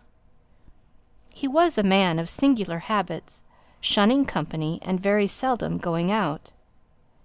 His life was irregular, but in one respect he was regularity itself. Every evening at the same hour he walked into the consulting room, examined the books, put down the 5 and 3 for every guinea that I had earned, and carried the rest off to the strong-box in his own room. I may say with confidence that he never had occasion to regret his speculation. From the first it was a success. A few good cases and the reputation which I had won in the hospital brought me rapidly to the front, and during the last few years I have made him a rich man. So much, Mr. Holmes, for my past history and my relations with Mr. Blessington. It only remains for me now to tell you what has occurred to bring me here tonight. Some weeks ago Mr. Blessington came down to me in, as it seemed to me, a state of considerable agitation. He spoke of some burglary which, he said, had been committed in the West End, and he appeared, I remember, to be quite unnecessarily excited about it, declaring that a day should not pass before we should add stronger bolts to our windows and doors. For a week he continued to be in a peculiar state of restlessness, peering continually out of the windows, and ceasing to take the short walk which had usually been the prelude to his dinner. From his manner it struck me that he was in a mortal dread of something or somebody, but when I questioned him upon the point he became so offensive that I was compelled to drop the subject. Gradually, as time passed, his fears appeared to die away, and he had renewed his former habits, when a fresh event reduced him to the pitiable state of prostration in which he now lies. What happened was this. 2 days ago I received the letter which I now read to you. Neither address nor date is attached to it. A Russian nobleman, who is now resident in England, it runs, would be glad to avail himself of the professional assistance of Dr. Percy Trevelyan. He has been for some years a victim to cataleptic attacks, on which, as is well known, Dr. Trevelyan is an authority. He proposes to call at about 6:15 tomorrow evening, if Dr. Trevelyan will make it convenient to be at home. This letter interested me deeply because the chief difficulty in the study of catalepsy is the rareness of the disease. You may believe, then, that I was in my consulting room when, at the appointed hour, the page showed in the patient. He was an elderly man, thin, demure, and commonplace, by no means the conception one forms of a Russian nobleman. I was much more struck by the appearance of his companion. This was a tall young man, surprisingly handsome, with a dark, fierce face, and the limbs and chest of a Hercules. He had his hand under the other's arm as they entered, and helped him to a chair with a tenderness which one would hardly have expected from his appearance. "You will excuse my coming in, doctor," said he to me, speaking English with a slight lisp. "This is my father, and his health is a matter of the most overwhelming importance to me." I was touched by this filial anxiety. "You would, perhaps, care to remain during the consultation?" said I. "Not for the world!" he cried, with a gesture of horror. "It is more painful to me than I can express. If I were to see my father in one of these dreadful seizures, I am convinced that I should never survive it. My own nervous system is an exceptionally sensitive one. With your permission, I will remain in the waiting-room while you go into my father's case." To this, of course, I assented, and the young man withdrew. The patient and I then plunged into a discussion of his case, of which I took exhaustive notes. He was not remarkable for intelligence, and his answers were frequently obscure, which I attributed to his limited acquaintance with our language. Suddenly, however, as I sat writing, he ceased to give any answer at all to my inquiries, and on my turning towards him I was shocked to see that he was sitting bolt upright in his chair, staring at me with a perfectly blank and rigid face. He was again in the grip of his mysterious malady. My first feeling, as I have just said, was one of pity and horror. My second, I fear, was rather one of professional satisfaction. I made notes of my patient's pulse and temperature, tested the rigidity of his muscles, and examined his reflexes. There was nothing markedly abnormal in any of these conditions, which harmonized with my former experiences. I had obtained good results in such cases by the inhalation of nitrate of amyl, and the present seemed an admirable opportunity of testing its virtues. The bottle was downstairs in my laboratory, so, leaving my patient seated in his chair, I ran down to get it. There was some little delay in finding it, 5 minutes, let us say, and then I returned. Imagine my amazement to find the room empty and the patient gone. Of course, my first act was to run into the waiting-room. The son had gone also. The hall door had been closed, but not shut. My page, who admits patients, is a new boy and by no means quick. He waits downstairs, and runs up to show patients out when I ring the consulting-room bell. He had heard nothing, and the affair remained a complete mystery. Mr. Blessington came in from his walk shortly afterwards, but I did not say anything to him upon the subject, for, to tell the truth, I have got in the way of late of holding as little communication with him as possible. Well, I never thought that I should see anything more of the Russian and his son, so you can imagine my amazement when, at the very same hour this evening, they both came marching into my consulting-room just as they had done before. "I feel that I owe you a great many apologies for my abrupt departure yesterday, doctor," said my patient. "I confess that I was very much surprised at it," said I. "Well, the fact is," he remarked, "that when I recover from these attacks, my mind is always very clouded as to all that has gone before. I woke up in a strange room, as it seemed to me, and made my way out into the street in a sort of dazed way when you were absent." "And I," said the son, "seeing my father pass the door of the waiting-room, naturally thought that the consultation had come to an end. It was not until we had reached home that I began to realize the true state of affairs." "Well," said I, laughing, "there is no harm done, except that you puzzled me terribly. So if you, sir, would kindly step into the waiting-room, I shall be happy to continue our consultation, which was brought to so abrupt an ending." For half an hour or so I discussed that old gentleman's symptoms with him, and then, having prescribed for him, I saw him go off upon the arm of his son. I have told you that Mr. Blessington generally chose this hour of the day for his exercise. He came in shortly afterwards and passed upstairs. An instant later I heard him running down, and he burst into my consulting-room like a man who is mad with panic. "Who has been in my room?" he cried. "No one," said I. "It's a lie!" he yelled. "Come up and look." I passed over the grossness of his language, as he seemed half out of his mind with fear. When I went upstairs with him, he pointed to several footprints upon the light carpet. "Do you mean to say those are mine?" he cried. They were certainly very much larger than any which he could have made, and were evidently quite fresh.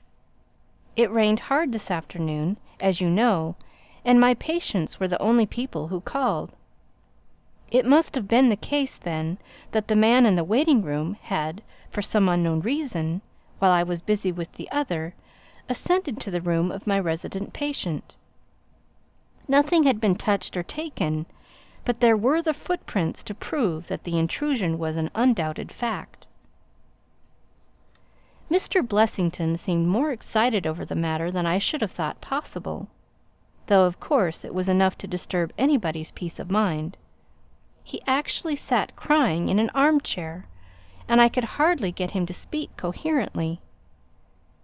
It was his suggestion that I should come round to you, and of course I at once saw the propriety of it, for certainly the incident is a very singular one, though he appears to completely overrate its importance. If you would only come back with me in my brougham, you would at least be able to soothe him, though I can hardly hope that you will be able to explain this remarkable occurrence." Sherlock Holmes had listened to this long narrative with an intentness which showed me that his interest was keenly aroused. His face was as impassive as ever, but his lids had drooped more heavily over his eyes, and his smoke had curled up more thickly from his pipe to emphasize each curious episode in the doctor's tale. As our visitor concluded, Holmes sprang up without a word, handed me my hat, picked up his own from the table, and followed Dr. Trevelyan to the door. Within a quarter of an hour we had been dropped at the door of the physician's residence in Brook Street, one of those sombre, flat-faced houses which one associates with a West End practice. A small page admitted us, and we began at once to ascend the broad, well-carpeted stair. But a singular interruption brought us to a standstill. The light at the top was suddenly whisked out, and from the darkness came a reedy, quivering voice. "I have a pistol," it cried. "I give you my word that I'll fire if you come any nearer." "This really grows outrageous, Mr. Blessington," cried Dr. Trevelyan. "Oh, then it is you, doctor," said the voice, with a great heave of relief. "But those other gentlemen, are they what they pretend to be?" We were conscious of a long scrutiny out of the darkness. "Yes, yes, it's all right," said the voice at last. "You can come up, and I am sorry if my precautions have annoyed you." He relit the stair gas as he spoke, and we saw before us a singular-looking man, whose appearance, as well as his voice, testified to his jangled nerves. He was very fat, but had apparently at some time been much fatter, so that the skin hung about his face in loose pouches, like the cheeks of a bloodhound. He was of a sickly colour, and his thin, sandy hair seemed to bristle up with the intensity of his emotion. In his hand he held a pistol, but he thrust it into his pocket as we advanced. "Good evening, Mr. Holmes," said he.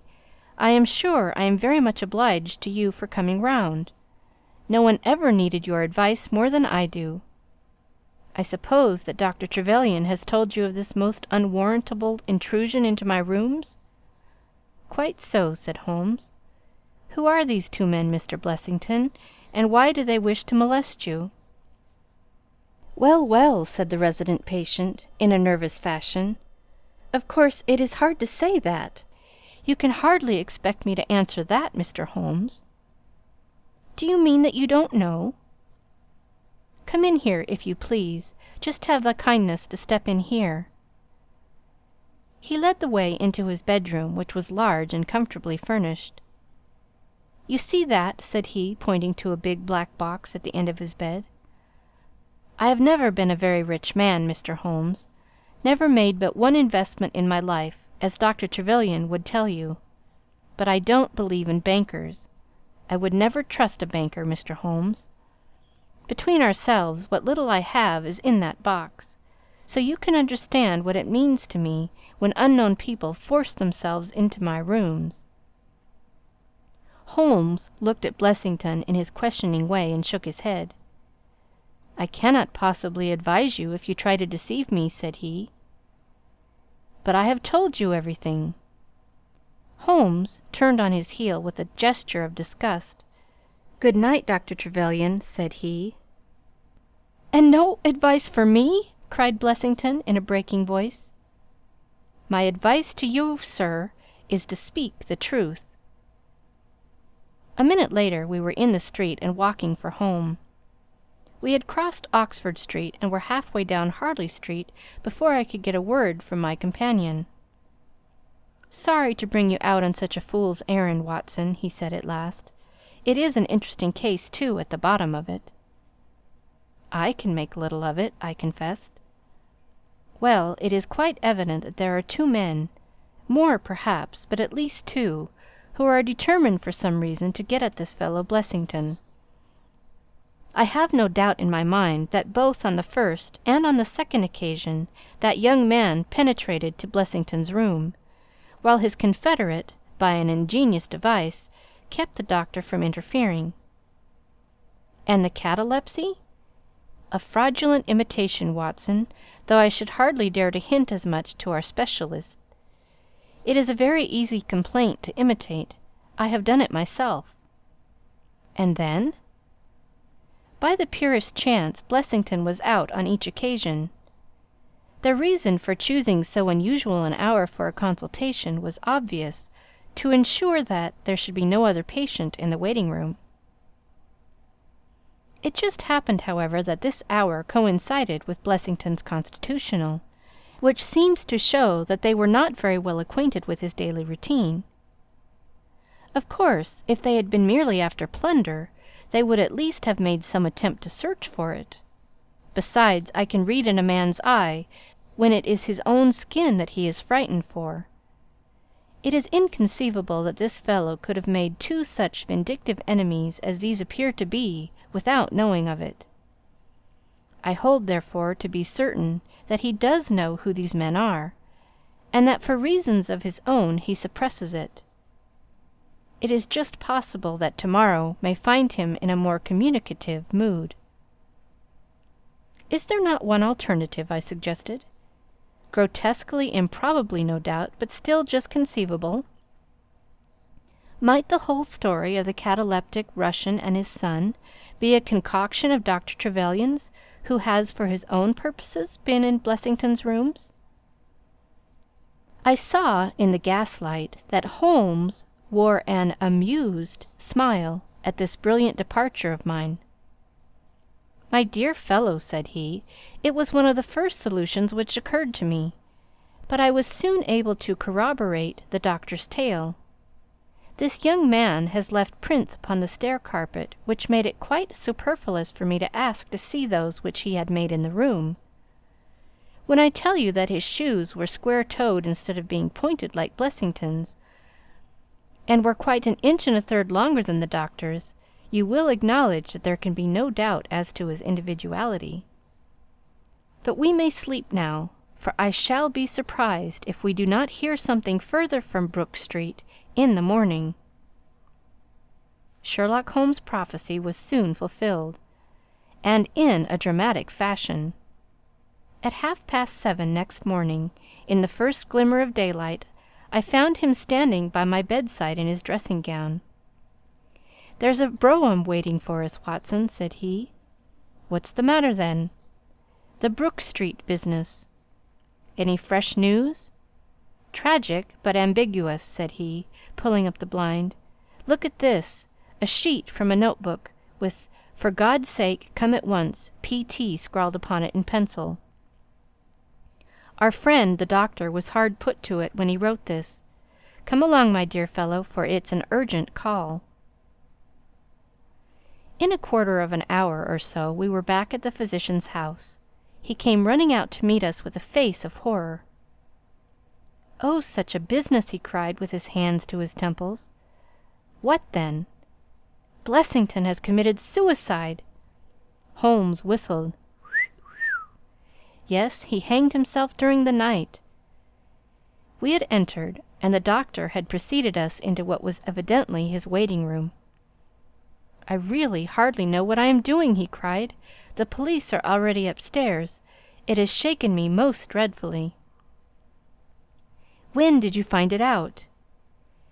"He has a cup of tea taken in to him early every morning. When the maid entered, about 7, there the unfortunate fellow was hanging in the middle of the room. He had tied his cord to the hook on which the heavy lamp used to hang, and he had jumped off from the top of the very box that he showed us yesterday." Holmes stood for a moment in deep thought. "With your permission," said he at last, "I should like to go upstairs and look into the matter." We both ascended, followed by the doctor. It was a dreadful sight which met us as we entered the bedroom door. I have spoken of the impression of flabbiness which this man Blessington conveyed. As he dangled from the hook, it was exaggerated and intensified until he was scarce human in his appearance. The neck was drawn out like a plucked chicken's, making the rest of him seem the more obese and unnatural by the contrast. He was clad only in his long night-dress, and his swollen ankles and ungainly feet protruded starkly from beneath it. Beside him stood a smart-looking police inspector, who was taking notes in a pocket-book. "Ah, Mr. Holmes," said he heartily as my friend entered, "I am delighted to see you." "Good morning, Lanier," answered Holmes. "You won't think me an intruder, I am sure. Have you heard of the events which led up to this affair?" "Yes, I heard something of them." "Have you formed any opinion?" "As far as I can see, the man has been driven out of his senses by fright. The bed has been well slept in, you see. There's his impression deep enough. It's about 5 in the morning, you know, that suicides are most common. That would be about his time for hanging himself. It seems to have been a very deliberate affair." "I should say that he has been dead about 3 hours, judging by the rigidity of the muscles," said I. "Noticed anything peculiar about the room?" asked Holmes. "Found a screwdriver and some screws on the wash-hand stand. Seems to have smoked heavily during the night, too. Here are 4 cigar ends that I picked out of the fireplace." Said Holmes. "Have you got his cigar holder?" "No, I have seen none." "His cigar case, then?" "Yes, it was in his coat pocket." Holmes opened it and smelled the single cigar which it contained. "Oh, this is a Havana, and these others are cigars of the peculiar sort which are imported by the Dutch from their East Indian colonies. They are usually wrapped in straw, you know, and are thinner for their length than any other brand." He picked up the 4 ends and examined them with his pocket lens. "2 of these have been smoked from a holder, and 2 without," said he. "2 have been cut by a not very sharp knife, and 2 have had the ends bitten off by a set of excellent teeth. This is no suicide, Mr. Lanier. It's a very deeply planned and cold-blooded murder." "Impossible!" cried the inspector. "And why?" "Why should anyone murder a man in so clumsy a fashion as by hanging him? That is what we have to find out." "How could they get in?" "Through the front door." "It was barred in the morning." "Then it was barred after them." "How do you know?" "I saw their traces. Excuse me a moment. I may be able to give you some further information about it." He went over to the door, and turning the lock, he examined it in his methodical way. Then he took out the key, which was on the inside, and inspected that also. The bed, the carpet, the chairs, the mantelpiece, the dead body, and the rope were each in turn examined, until at last he professed himself satisfied, and with my aid and that of the inspector cut down the wretched object and lay it reverently under a sheet. "How about this rope?" he asked. "It is cut off this," said Dr. Trevelyan, drawing a large coil from under the bed. He was morbidly nervous of fire, and always kept this beside him, so that he might escape by the window in case the stairs were burning. "That must have saved them trouble," said Holmes, thoughtfully. "Yes, the actual facts are very plain, and I shall be surprised if by the afternoon I cannot give you the reasons for them as well. I will take this photograph of Blessington, which I see upon the mantelpiece, as it may help me in my inquiries." "But you have told us nothing!" cried the doctor. "Oh, there can be no doubt as to the sequence of events," said Holmes. "There were 3 of them in it, the young man, the old man, and a third, to whose identity I have no clue. The first 2, I need hardly remark, are the same who masqueraded as the Russian Count and his son, so we can give a very full description of them. They were admitted by a confederate inside the house. If I might offer you a word of advice, Inspector, it would be to arrest the page, who, as I understand, has only recently come into your service, Doctor." "The young imp cannot be found," said Dr. Trevelyan. "The maid and the cook have just been searching for him." Holmes shrugged his shoulders. "He has played a not unimportant part in this drama," said he. "The three men having ascended the stairs, which they did on tiptoe, the elder man first, the younger man second, and the unknown man in the rear—" "My dear Holmes!" I ejaculated. Oh, there could be no question as to the superimposing of the footmarks. I had the advantage of learning which was which last night. They ascended, then, to Mr. Blessington's room, the door of which they found to be locked. With the help of a wire, however, they forced round the key. Even without the lens you will perceive, by the scratches on this ward, where the pressure was applied. On entering the room, their first proceeding must have been to gag Mr. Blessington. He may have been asleep, or he may have been so paralyzed with terror as to have been unable to cry out. These walls are thick, and it is conceivable that his shriek, if he had time to utter one, was unheard. Having secured him, it is evident to me that a consultation of some sort was held. Probably it was something in the nature of a judicial proceeding. It must have lasted for some time, for it was then that these cigars were smoked. The older man sat in that wicker chair. It was he who used the cigar holder. The younger man sat over yonder. He knocked his ash off against the chest of drawers. The third fellow paced up and down. Blessington, I think, sat upright in the bed, but of that I cannot be absolutely certain. Well, it ended by their taking Blessington and hanging him. The matter was so prearranged that it is my belief that they brought with them some sort of block or pulley which might serve as a gallows. That screwdriver and those screws were, as I conceive, for fixing it up. Seeing the hook, however, they naturally saved themselves the trouble. Having finished their work, they made off, and the door was barred behind them by their confederate. We had all listened with the deepest interest to this sketch of the night's doings, which Holmes had deduced from signs so subtle and minute that, even when he had pointed them out to us, we could scarcely follow him in his reasoning. The inspector hurried away on the instant to make inquiries about the page, while Holmes and I returned to Baker Street for breakfast. "I'll be back by 3, said he, when we had finished our meal. "Both the inspector and the doctor will meet me here at that hour, and I hope by that time to have cleared up any little obscurity which the case may still present." Our visitors arrived at the appointed time, but it was 3:45 before my friend put in an appearance. From his expression as he entered, however, I could see that all had gone well with him. "Any news, Inspector?" "We have got the boys, sir." "Excellent, and I have got the men." "You have got them?" we cried, all three. "Well, at least I have got their identity. This so-called Blessington is, as I expected, well known at headquarters, and so are his assailants. Their names are Biddle, Hayward, and Moffat." "The Worthington Bank gang?" cried the inspector. "Precisely," said Holmes. "Then Blessington must have been Sutton." "Exactly," said Holmes. "Why, that makes it as clear as crystal," said the inspector. But Trevelyan and I looked at each other in bewilderment.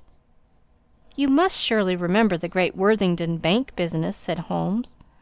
5 men were in it, these 4, and a 5th called Cartwright.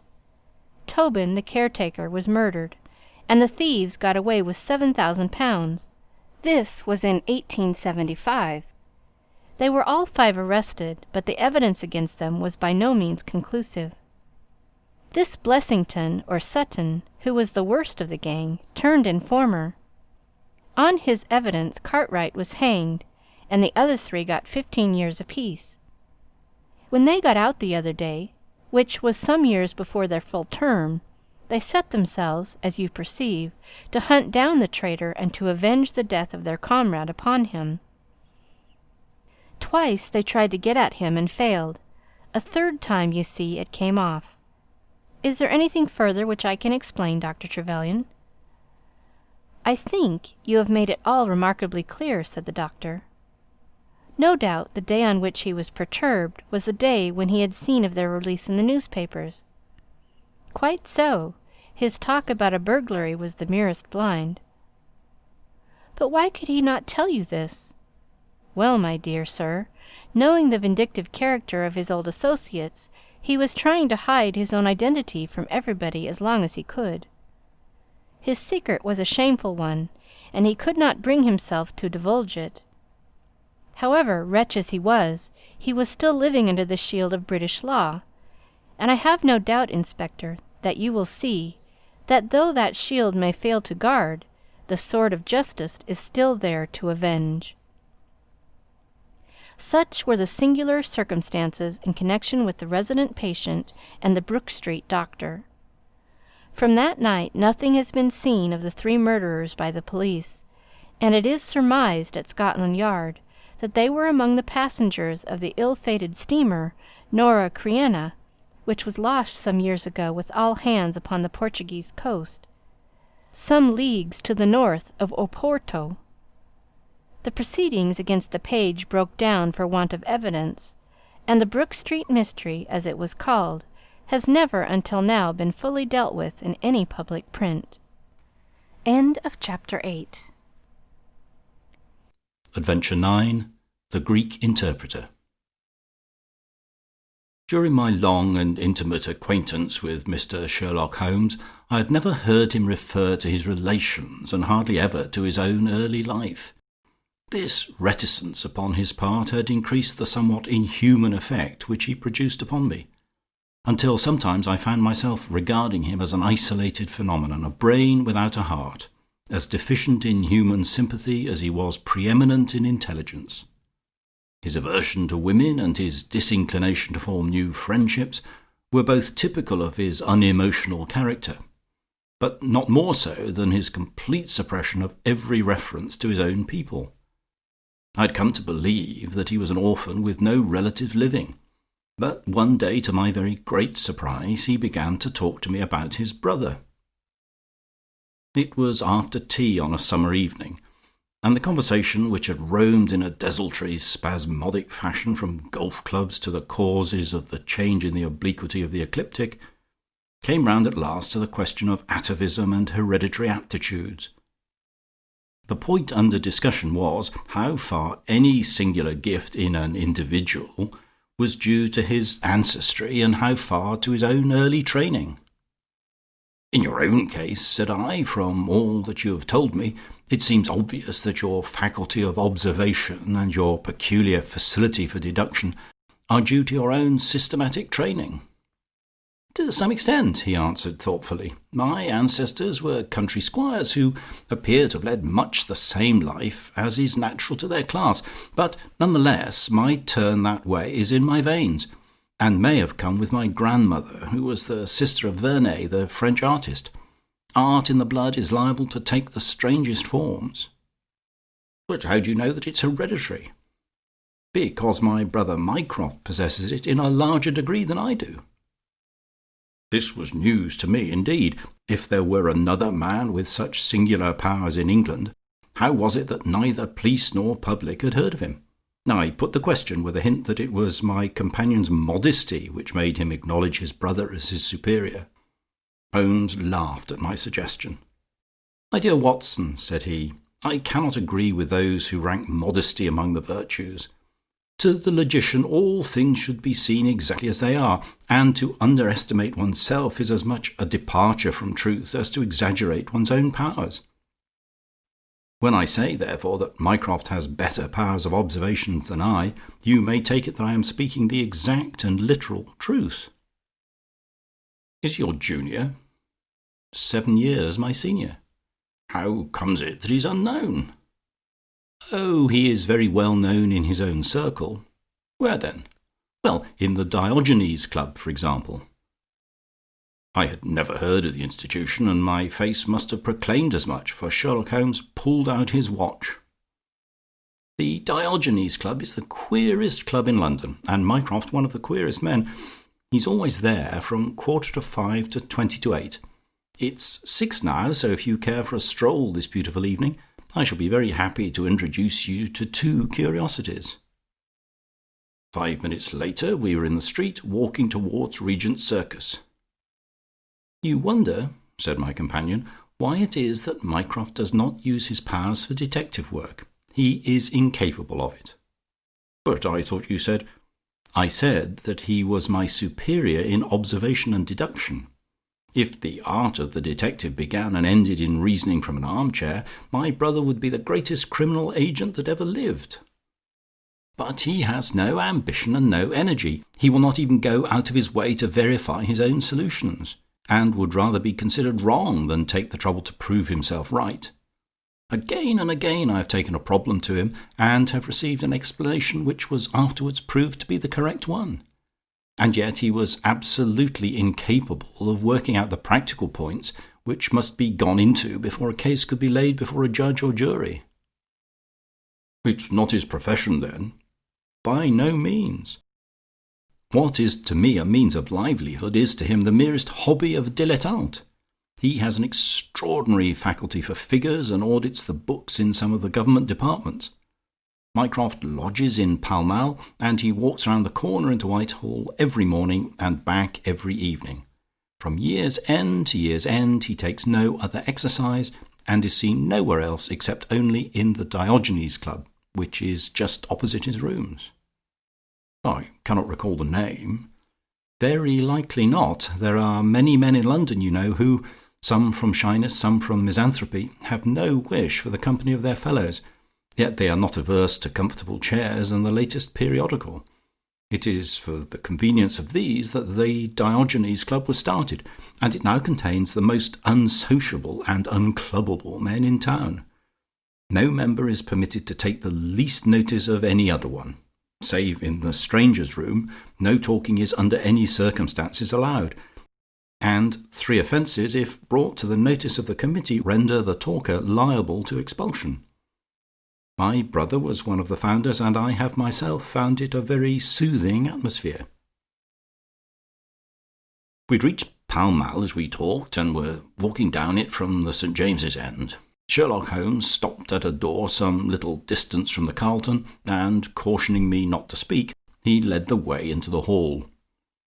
Through the glass panelling I caught a glimpse of a large and luxurious room, in which a considerable number of men were sitting about and reading papers, each in his own little nook.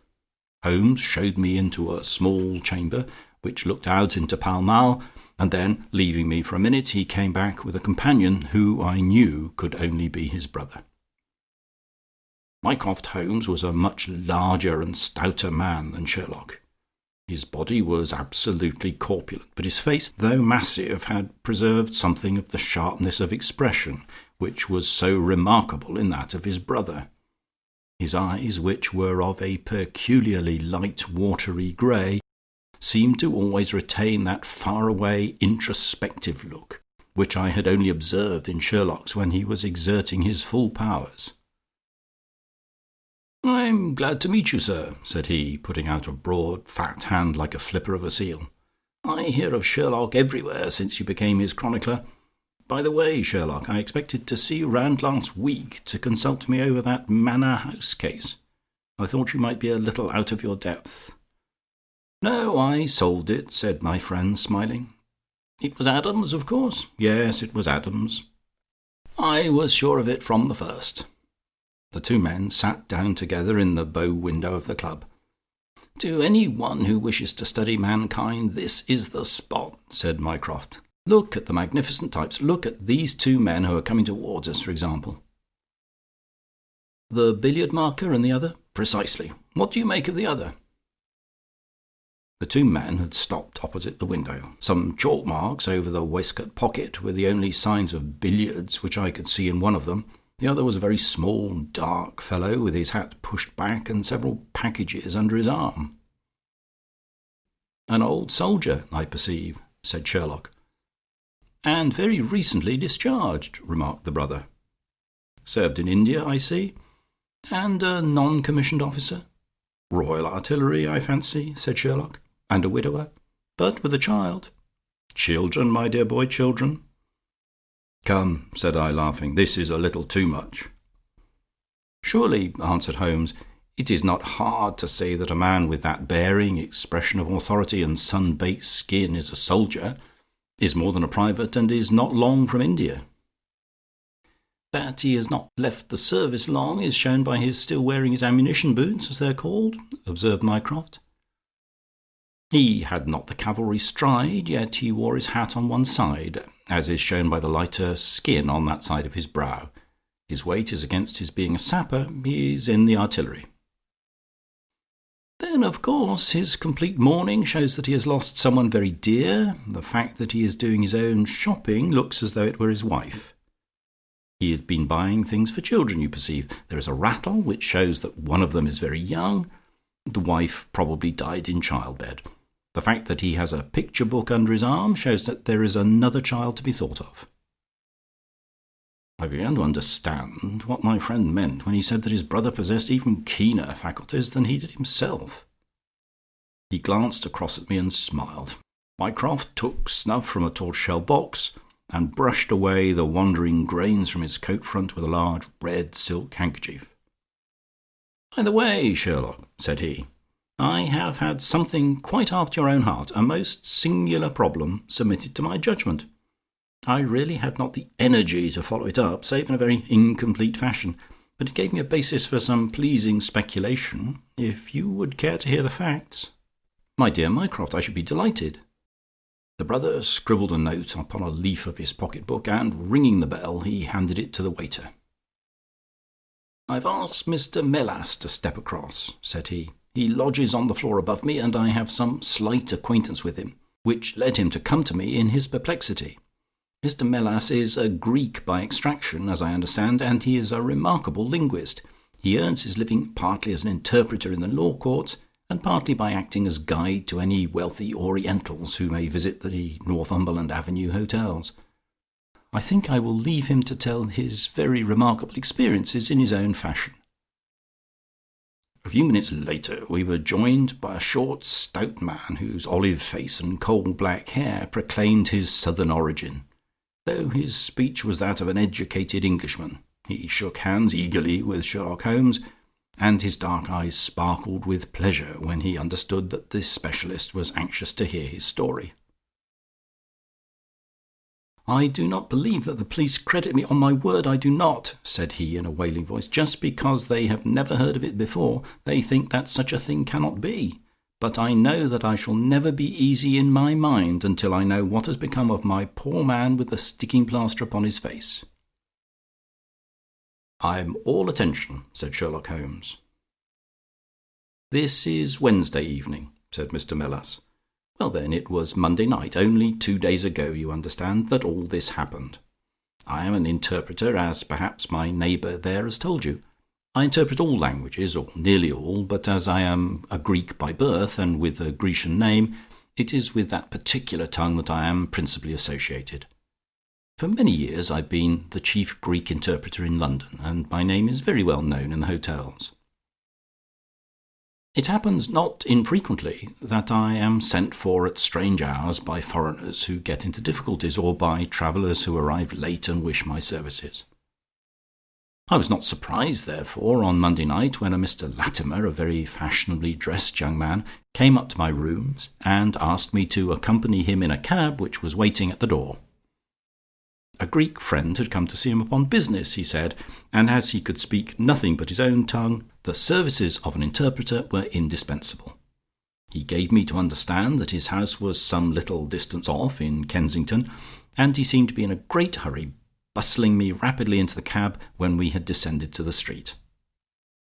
I say into the cab, but I soon became doubtful as to whether it was not a carriage in which I found myself. It was certainly more roomy than the ordinary four-wheeled disgrace to London, and the fittings, though frayed, were of rich quality. Mr. Latimer seated himself opposite to me, and we started off through Charing Cross and up the Shaftesbury Avenue. We had come out upon Oxford Street, and I had ventured some remark as to this being a roundabout way to Kensington, when my words were arrested by the extraordinary conduct of my companion.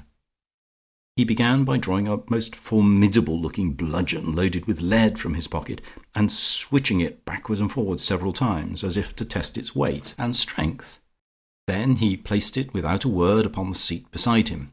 Having done this, he drew up the windows on each side, and I found to my astonishment that they were covered with paper so as to prevent my seeing through them. "I'm sorry to cut off your view, Mr. Melas," said he. "The fact is that I have no intention that you should see what the place is to which we're driving. It might possibly be inconvenient to me if you could find your way there again." As you can imagine, I was utterly taken aback by such an address. My companion was a powerful, broad-shouldered young fellow, and apart from the weapon, I should not have had the slightest chance in a struggle with him. "This is very extraordinary conduct, Mr. Latimer," I stammered. "You must be aware that what you're doing is quite illegal." "It is somewhat of a liberty, no doubt," said he, "but we'll make it up to you. I must warn you, however, Mr. Melas, that if at any time tonight you attempt to raise an alarm or do anything which is against my interests, you will find it a very serious thing. I beg you to remember that no one knows where you are, and that, whether you are in this carriage or in my house, you are equally in my power." His words were quiet, but he had a rasping way of saying them which was very menacing. I sat in silence, wondering what on earth could be his reason for kidnapping me in this extraordinary fashion. Whatever it might be, it was perfectly clear that there was no possible use in my resisting, and that I could only wait to see what might befall. For nearly 2 hours we drove without my having the least clue as to where we were going. Sometimes the rattle of the stones told of a paved causeway, and at others our smooth, silent course suggested asphalt. But, save by this variation in sound, there was nothing at all which could in the remotest way help me to form a guess as to where we were. The paper over each window was impenetrable to light, and a blue curtain was drawn across the glasswork in front. It was 7:15 when we left Pall Mall, and my watch showed me that it was 10 minutes to 9 when we at last came to a standstill. My companion let down the window, and I caught a glimpse of a low arched doorway with a lamp burning above it. As I was hurried from the carriage, it swung open, and I found myself inside the house with a vague impression of a lawn and trees on each side of me as I entered. Whether these were private grounds, however, or bona fide country, was more than I could possibly venture to say. There was a coloured gas lamp inside, which was turned so low that I could see little, save that the hall was of some size and hung with pictures. In the dim light I could make out that the person who had opened the door was a small, mean-looking, middle-aged man with rounded shoulders. As he turned towards us, the glint of the light showed me that he was wearing glasses. "Is this Mr. Melas, Harold?" said he. "Yes. Well done, well done. No ill will, Mr. Melas, I hope, but we could not get on without you. If you deal fair with us, you'll not regret it, but if you try any tricks, God help you." He spoke in a nervous, jerky fashion, and with little giggling laughs in between, but somehow he impressed me with fear more than the other. "What do you want with me?" I asked. "Only to ask a few questions of a Greek gentleman who is visiting us, and to let us have the answers. But say no more than you are told to say, or," here came the nervous giggle again, "you had better never have been born." As he spoke, he opened a door and showed me the way into a room which appeared to be very richly furnished, but again the only light was afforded by a single lamp half turned down. The chamber was certainly large, and the way in which my feet sank into the carpet as I stepped across it told me of its richness. I caught glimpses of velvet chairs, a high white marble mantelpiece, and what seemed to be a suit of Japanese armour at one side of it. There was a chair just under the lamp, and the elderly man motioned that I should sit in it. The younger had left us, but he suddenly returned through another door, leading with him a gentleman clad in some sort of loose dressing-gown, who moved slowly towards us. As he came into the circle of dim light which enables me to see him more clearly, I was thrilled with horror at his appearance.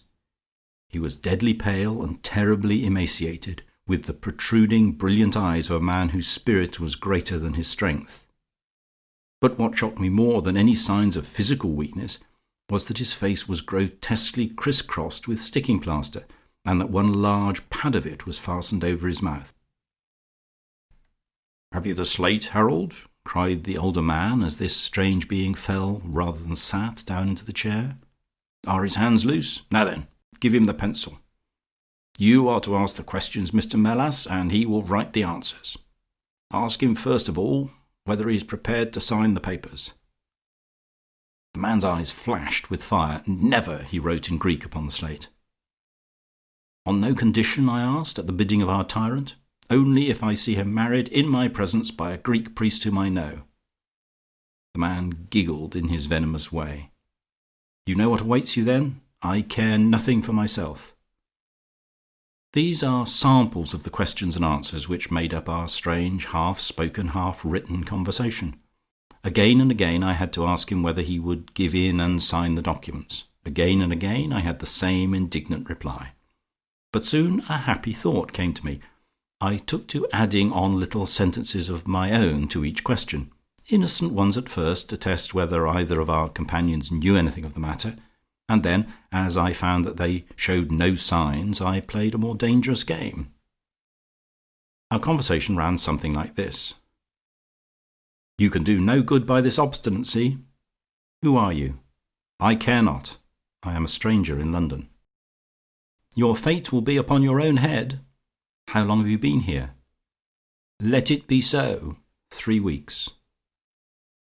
"The property can never be yours." "What ails you?" "It shall not go to villains." "They are starving me." "You shall go free if you sign." "What house is this?" "I will never sign." "I do not know." "You are not doing her any service." "What is your name?" "Let me hear her say so. Cratides." "You shall see her if you sign." "Where are you from?" "Then I shall never see her." "Athens." Another 5 minutes, Mr. Holmes, and I should have wormed out the whole story under their very noses. My very next question might have cleared the matter up. But at that instant the door opened and a woman stepped into the room.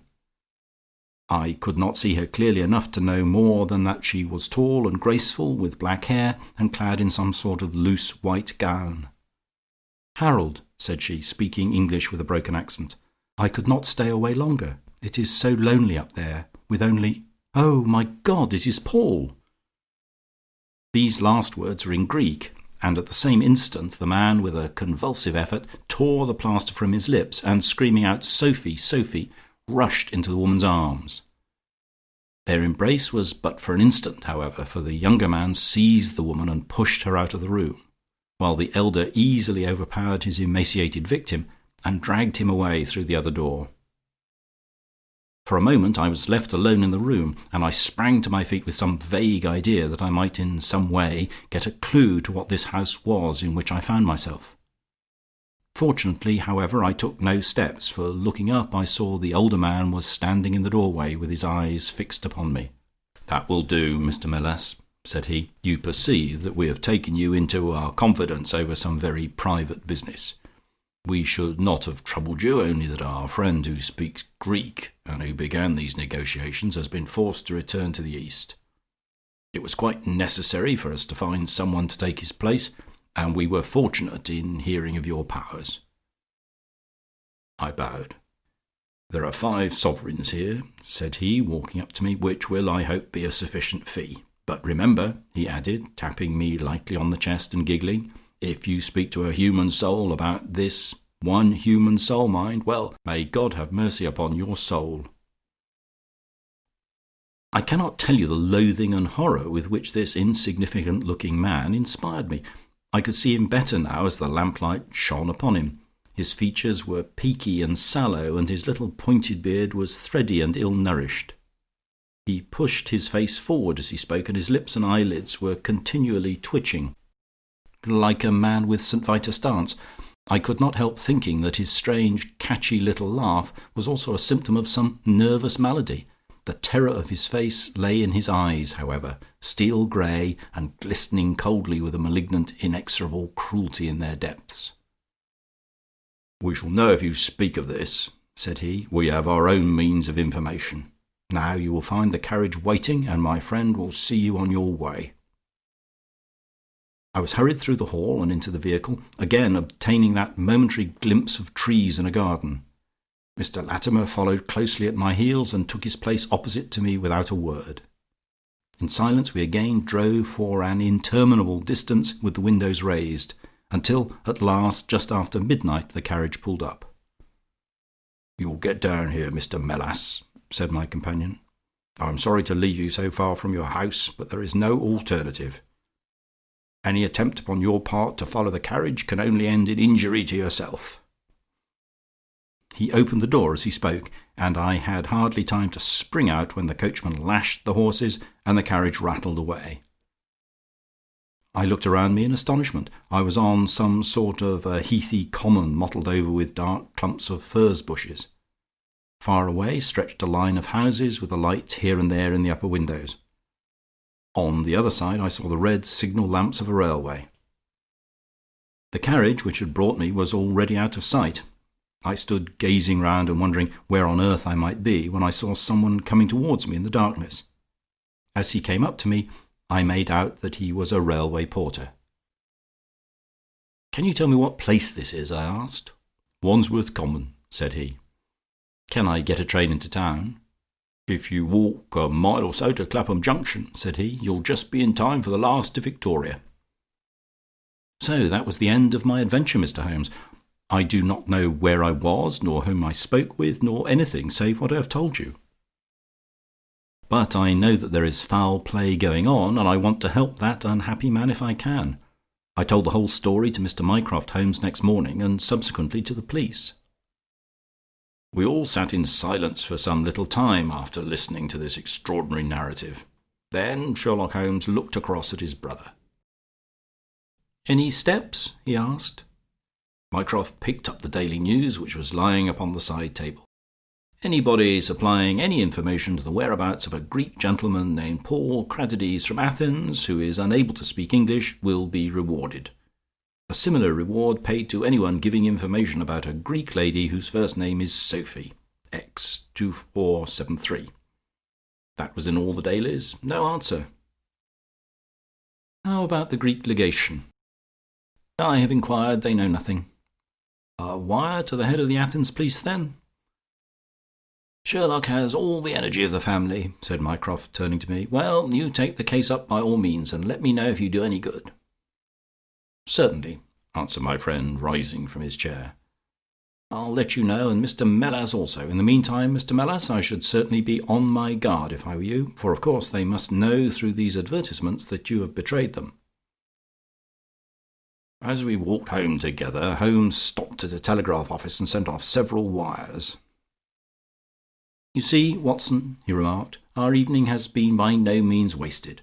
Some of my most interesting cases have come to me in this way through Mycroft. The problem which we have just listened to, although it can admit of but one explanation, has still some distinguishing features." "You have hopes of solving it?" "Well, knowing as much as we do, it will be singular indeed if we fail to discover the rest. You must yourself have formed some theory which will explain the facts to which we have listened." "In a vague way, yes." "What was your idea, then?" "It seemed to me to be obvious that this Greek girl had been carried off by the young Englishman named Harold Latimer." "Carried off from where?" "Athens, perhaps." Sherlock Holmes shook his head. This young man could not talk a word of Greek. The lady could talk English fairly well. Inference that she had been in England some little time, but he had not been in Greece. "Well, then, we will presume that she had come on a visit to England, and this Harold had persuaded her to fly with him." "That is more probable." "Then the brother. For that, I fancy, must be the relationship, comes over from Greece to interfere. He imprudently puts himself into the power of the young man and his older associate. They seize him and use violence towards him in order to make him sign some papers to make over the girl's fortune, of which he may be trustee, to them. This he refuses to do. In order to negotiate with him, they have to get an interpreter, and they pitch upon this Mr. Melas, having used some other one before. The girl is not told of the arrival of her brother, and finds it out by the merest accident." "Excellent, Watson," cried Holmes. "I really fancy that you are not far from the truth. You see that we hold all the cards, and we have only to fear some sudden act of violence on their part. If they give us time, we must have them."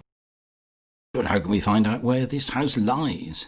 "Well, if our conjecture is correct, and the girl's name is or was Sophie Cratidides, we should have no difficulty in tracing her. That must be our main hope, for the brother is of course a complete stranger.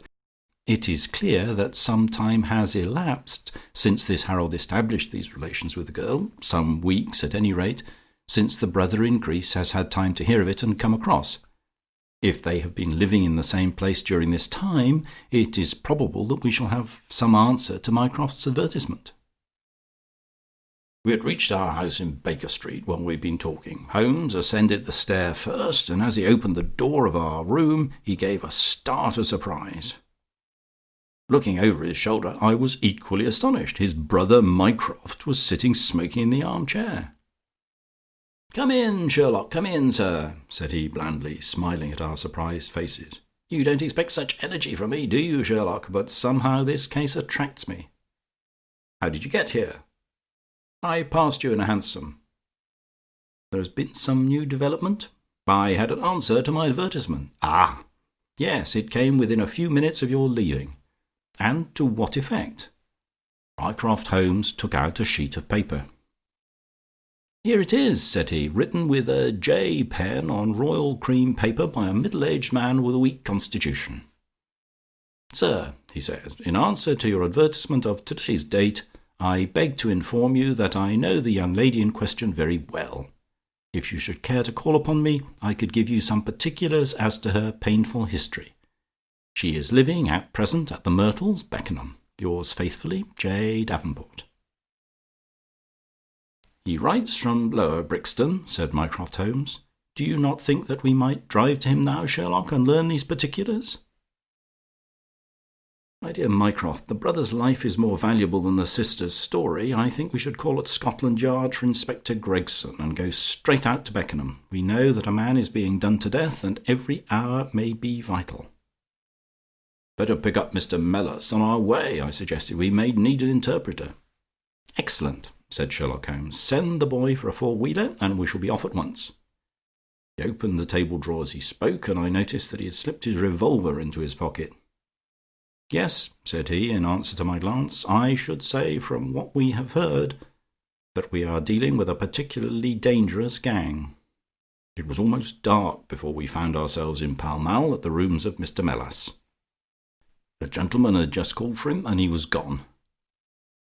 "Can you tell me where?" asked Mycroft Holmes. "I don't know, sir," answered the woman who had opened the door. "I only know that he drove away with the gentleman in a carriage." "Did the gentleman give a name?" "No, sir. He wasn't a tall, handsome, dark young man." "Oh, no, sir. He was a little gentleman with glasses, thin in the face, but very pleasant in his ways, for he was laughing all the time that he was talking." "Come along," cried Sherlock Holmes abruptly. "This grows serious," he observed as we drove to Scotland Yard. "These men have got hold of Mellis again. He is a man of no physical courage, as they are well aware from their experience the other night. This villain was able to terrorize him the instant that he got into his presence. No doubt they want his professional services, but, having used him, they may be inclined to punish him for what they will regard as his treachery. Our hope was that, by taking train, we might get to Beckenham as soon or sooner than the carriage. On reaching Scotland Yard, however, it was more than an hour before we could get Inspector Gregson and comply with the legal formalities which would enable us to enter the house. It was 9:45 before we reached London Bridge, and 9:30 before the four of us alighted on the Beckenham platform. A drive of half a mile brought us to the Myrtles, a large, dark house standing back from the road in its own grounds. Here we dismissed our cab and made our way up the drive together. "The windows are all dark," remarked the inspector. "The house seems deserted." "Our birds are flown and the nest empty," said Holmes. "Why do you say so?" "A carriage heavily loaded with luggage has passed out during the last hour." The inspector laughed. "I saw the wheel tracks in the light of the gate lamp, but where does the luggage come in?" "You may have observed the same wheel tracks going the other way, but the outward bound ones were very much deeper, so much so that we can say for a certainty that there was a very considerable weight on the carriage. "You get a trifle beyond me there," said the inspector, shrugging his shoulder. "It will not be an easy door to force, but we will try if we cannot make someone hear us." He hammered loudly at the knocker and pulled at the bell, but without any success. Holmes had slipped away, but he came back in a few minutes. "I have a window open," said he. "It's a mercy that you're on the side of the force and not against it, Mr. Holmes," remarked the inspector, as he noted the clever way in which my friend had forced back the catch. "Well, I think that under the circumstances we may enter without an invitation." One after the other we made our way into a large apartment, which was evidently that in which Mr. Melas had found himself. The inspector had lit his lantern, and by its light we could see the 2 doors, the curtain, the lamp, and the suit of Japanese mail as he had described them. On the table lay 2 glasses, an empty brandy bottle, and the remains of a meal. "What's that?" asked Holmes suddenly. We all stood and listened. A low, moaning sound was coming from somewhere over our heads. Holmes rushed to the door and out into the hall. The dismal noise came from upstairs. He dashed up, the inspector and I at his heels, while his brother Mycroft followed as quickly as his great bulk would permit. 3 doors faced us upon the 2nd floor, and it was from the central of these that the sinister sounds were issuing, sinking sometimes into a dull mumble and rising again into a shrill whine. It was locked, but the key had been left on the outside. Holmes flung open the door and rushed in, but he was out again in an instant with his hand to his throat. "It's charcoal," he cried. "Give it time, it'll clear." Peering in, we could see that the only light in the room came from a dull blue flame which flickered from a small brass tripod in the centre. It threw a livid, unnatural circle upon the floor, while in the shadows beyond we saw the vague loom of 2 figures which crouched against the wall. From the open door there reeked a horrible poisonous exhalation which set us gasping and coughing. Holmes rushed to the top of the stairs to draw in the fresh air, and then, dashing into the room, he threw up the window and hurled the brazen tripod out into the garden. "We can enter in a minute," he gasped, darting out again. "Where is a candle? I doubt if we could strike a match in that atmosphere. Hold the light at the door and we shall get them out. Mycroft, now!" With a rush we got to the poisoned men and dragged them out into the well-lit hall. Both of them were blue-lipped and insensible, with swollen, congested faces and protruding eyes. Indeed, so distorted were their features that, save for his black beard and stout figure, we might have failed to recognise in one of them the Greek interpreter who had parted from us only a few hours before at the Diogenes Club. His hands and feet were securely strapped together, and he bore over one eye the marks of a violent blow. The other, who was secured in a similar fashion, was a tall man in the last stage of emaciation, with several strips of sticking plaster arranged in a grotesque pattern over his face. He had ceased to moan as we laid him down, and a glance showed me that for him at least our aid had come too late. Mr. Melas, however, still lived, and in less than an hour, with the aid of ammonia and brandy, I had the satisfaction of seeing him open his eyes, and of knowing that my hand had drawn him back from that dark valley in which all paths meet. It was a simple story which he had to tell, and one which did but confirm our own deductions. His visitor, on entering his rooms, had drawn a life-preserver from his sleeve, and had so impressed him with the fear of instant and inevitable death that he had kidnapped him for the 2nd time. Indeed, it was almost mesmeric, the effect which this giggling ruffian had produced upon the unfortunate linguist, for he could not speak of him save with trembling hands and a blanched cheek. He had been taken swiftly to Beckenham, and had acted as interpreter in a 2nd interview, even more dramatic than the first, in which the 2 Englishmen had menaced their prisoner with instant death if he did not comply with their demands. Finally, finding him proof against every threat, they had hurled him back into his prison, and after reproaching Melas with his treachery, which appeared from the newspaper advertisement, they had stunned him with a blow from a stick, and he remembered nothing more until he found us bending over him. And this was the singular case of the Grecian interpreter, the explanation of which is still involved in some mystery. We were able to find out by communicating with the gentleman who had answered the advertisement, that the unfortunate young lady came of a wealthy Grecian family, and that she'd been on a visit to some friends in England. While there, she had met a young man named Harold Latimer, who had acquired an ascendancy over her, and had eventually persuaded her to fly with him. Her friends, shocked at the event, had contented themselves with informing her brother at Athens, and had then washed their hands of the matter.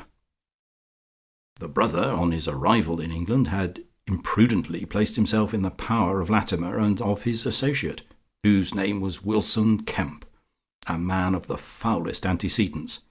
These two, finding that through his ignorance of the language he was helpless in their hands, had kept him a prisoner, and had endeavoured by cruelty and starvation to make him sign away his own and his sister's property. They had kept him in the house without the girl's knowledge, and the plaster over the face had been for the purpose of making recognition difficult in case she should ever catch a glimpse of him. Her feminine perception, however, had instantly seen through the disguise when, on the occasion of the interpreter's visit, she had seen him for the first time. The poor girl, however, was herself a prisoner, for there was no one about the house except the man who acted as coachman and his wife, both of whom were tools of the conspirators. Finding that their secret was out and that their prisoner was not to be coerced, the two villains with the girl had fled away at a few hours' notice from the furnished house which they had hired, having first, as they thought, taken vengeance both upon the man who had defied and the one who had betrayed them. Months afterwards, a curious newspaper cutting reached us from Budapest. It told how two Englishmen who had been travelling with a woman had met with a tragic end. They had each been stabbed, it seems, and the Hungarian police were of opinion that they had quarrelled and had inflicted mortal injuries upon each other. Holmes, however, is, I fancy, of a different way of thinking, and holds to this day that, if one could find the Grecian girl, one might learn how the wrongs of herself and her brother came to be avenged. End of Adventure 9. Adventure 10 of the Memoirs of Sherlock Holmes, the Naval Treaty. The July which immediately succeeded my marriage was made memorable by 3 cases of interest, in which I had the privilege of being associated with Sherlock Holmes and of studying his methods. I find them recorded in my notes under the headings of The Adventure of the Second Stain, The Adventure of the Naval Treaty, and The Adventure of the Tired Captain. The first of these, however, deals with interests of such importance and implicates so many of the first families in the kingdom that for many years it will be impossible to make it public. No case, however, in which Holmes was engaged has ever illustrated the value of his analytical methods so clearly, or has impressed those who are associated with him so deeply.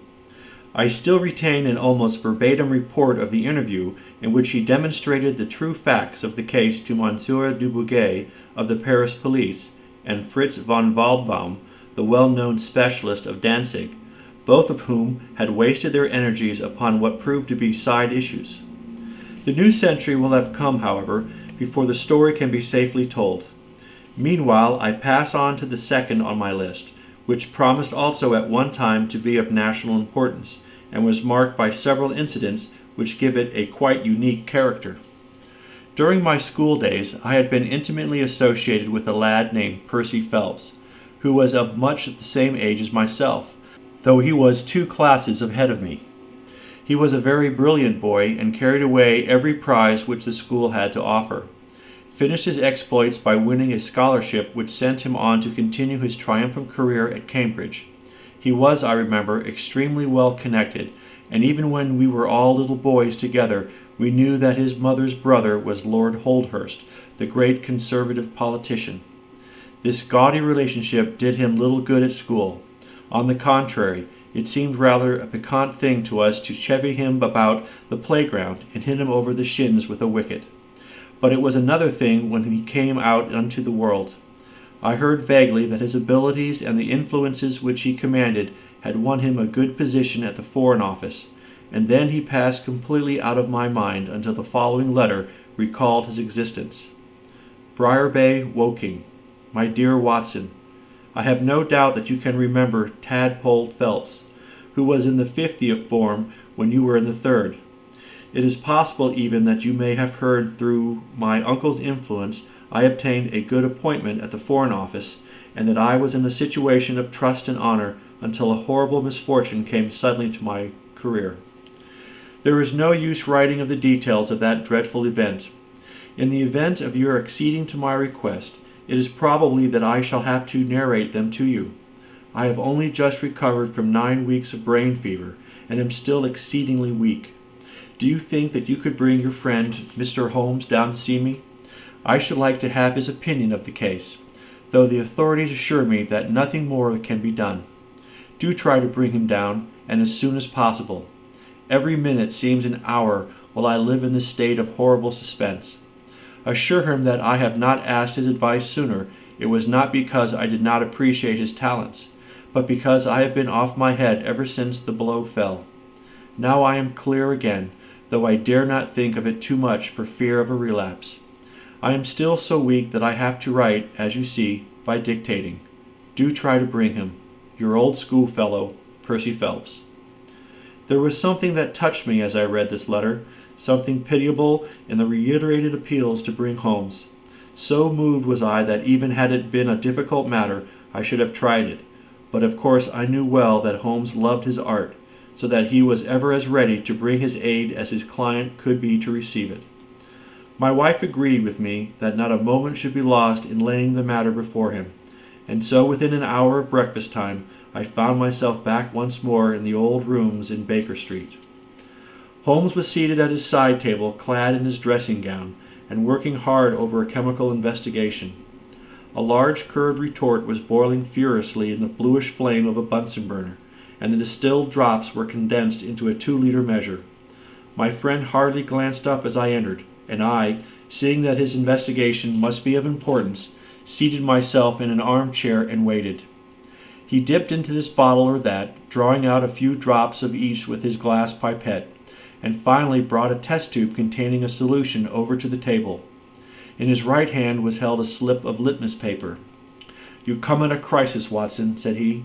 "If this paper remains blue, all is well. If it turns red, it means a man's life."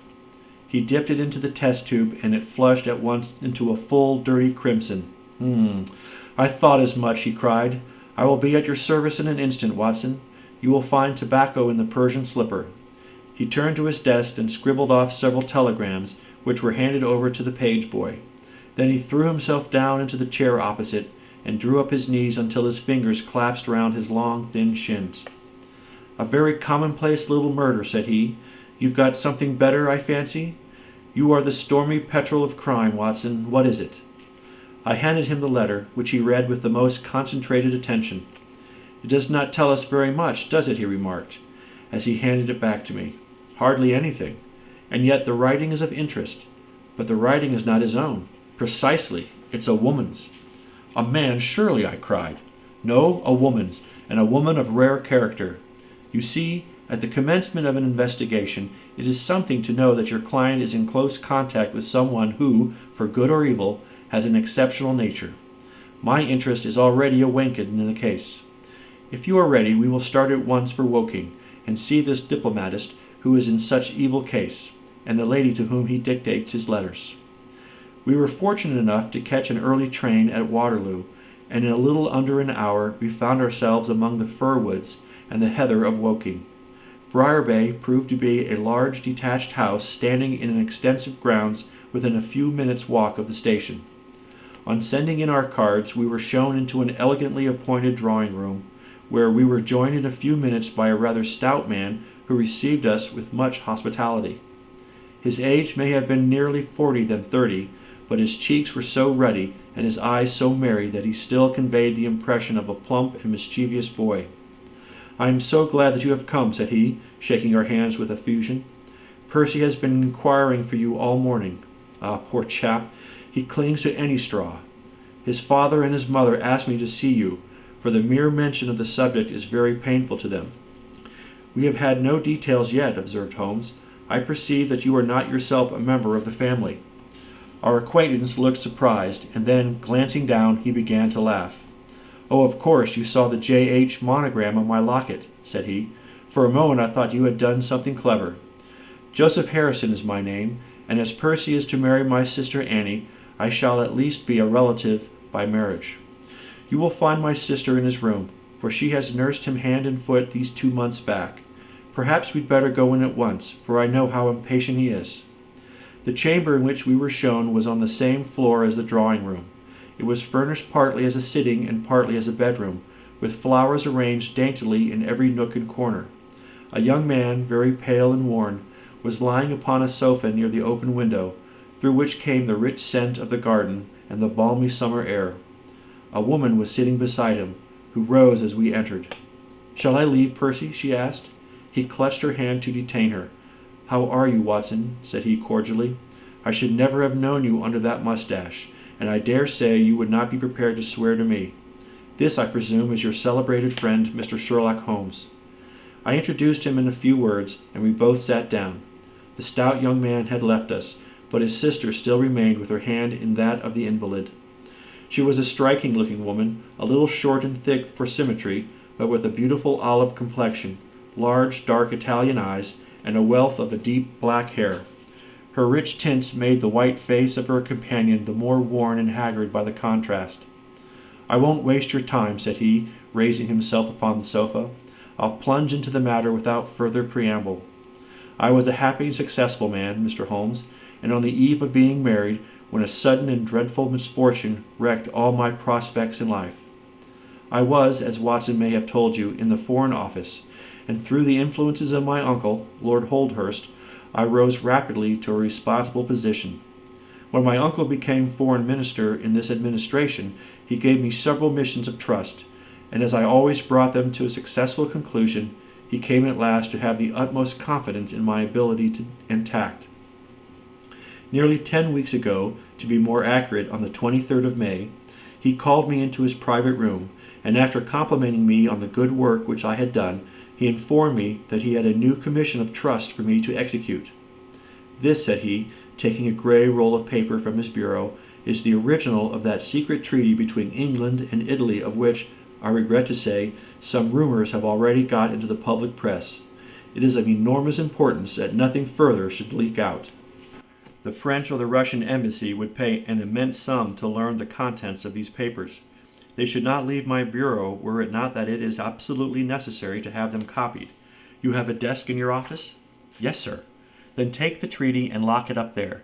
I shall give directions that you may remain behind when the others go, so that you may copy it at your leisure without fear of being overlooked. When you have finished, relock both the original and the draft in the desk, and hand them over to me personally tomorrow morning." I took the papers and— "Excuse me an instant," said Holmes. "Were you alone during this conversation?" "Absolutely." "In a large room?" 30 feet each way. "In the center?" "Yes, about it." "And speaking low?" "My uncle's voice is always remarkably low. I hardly spoke at all."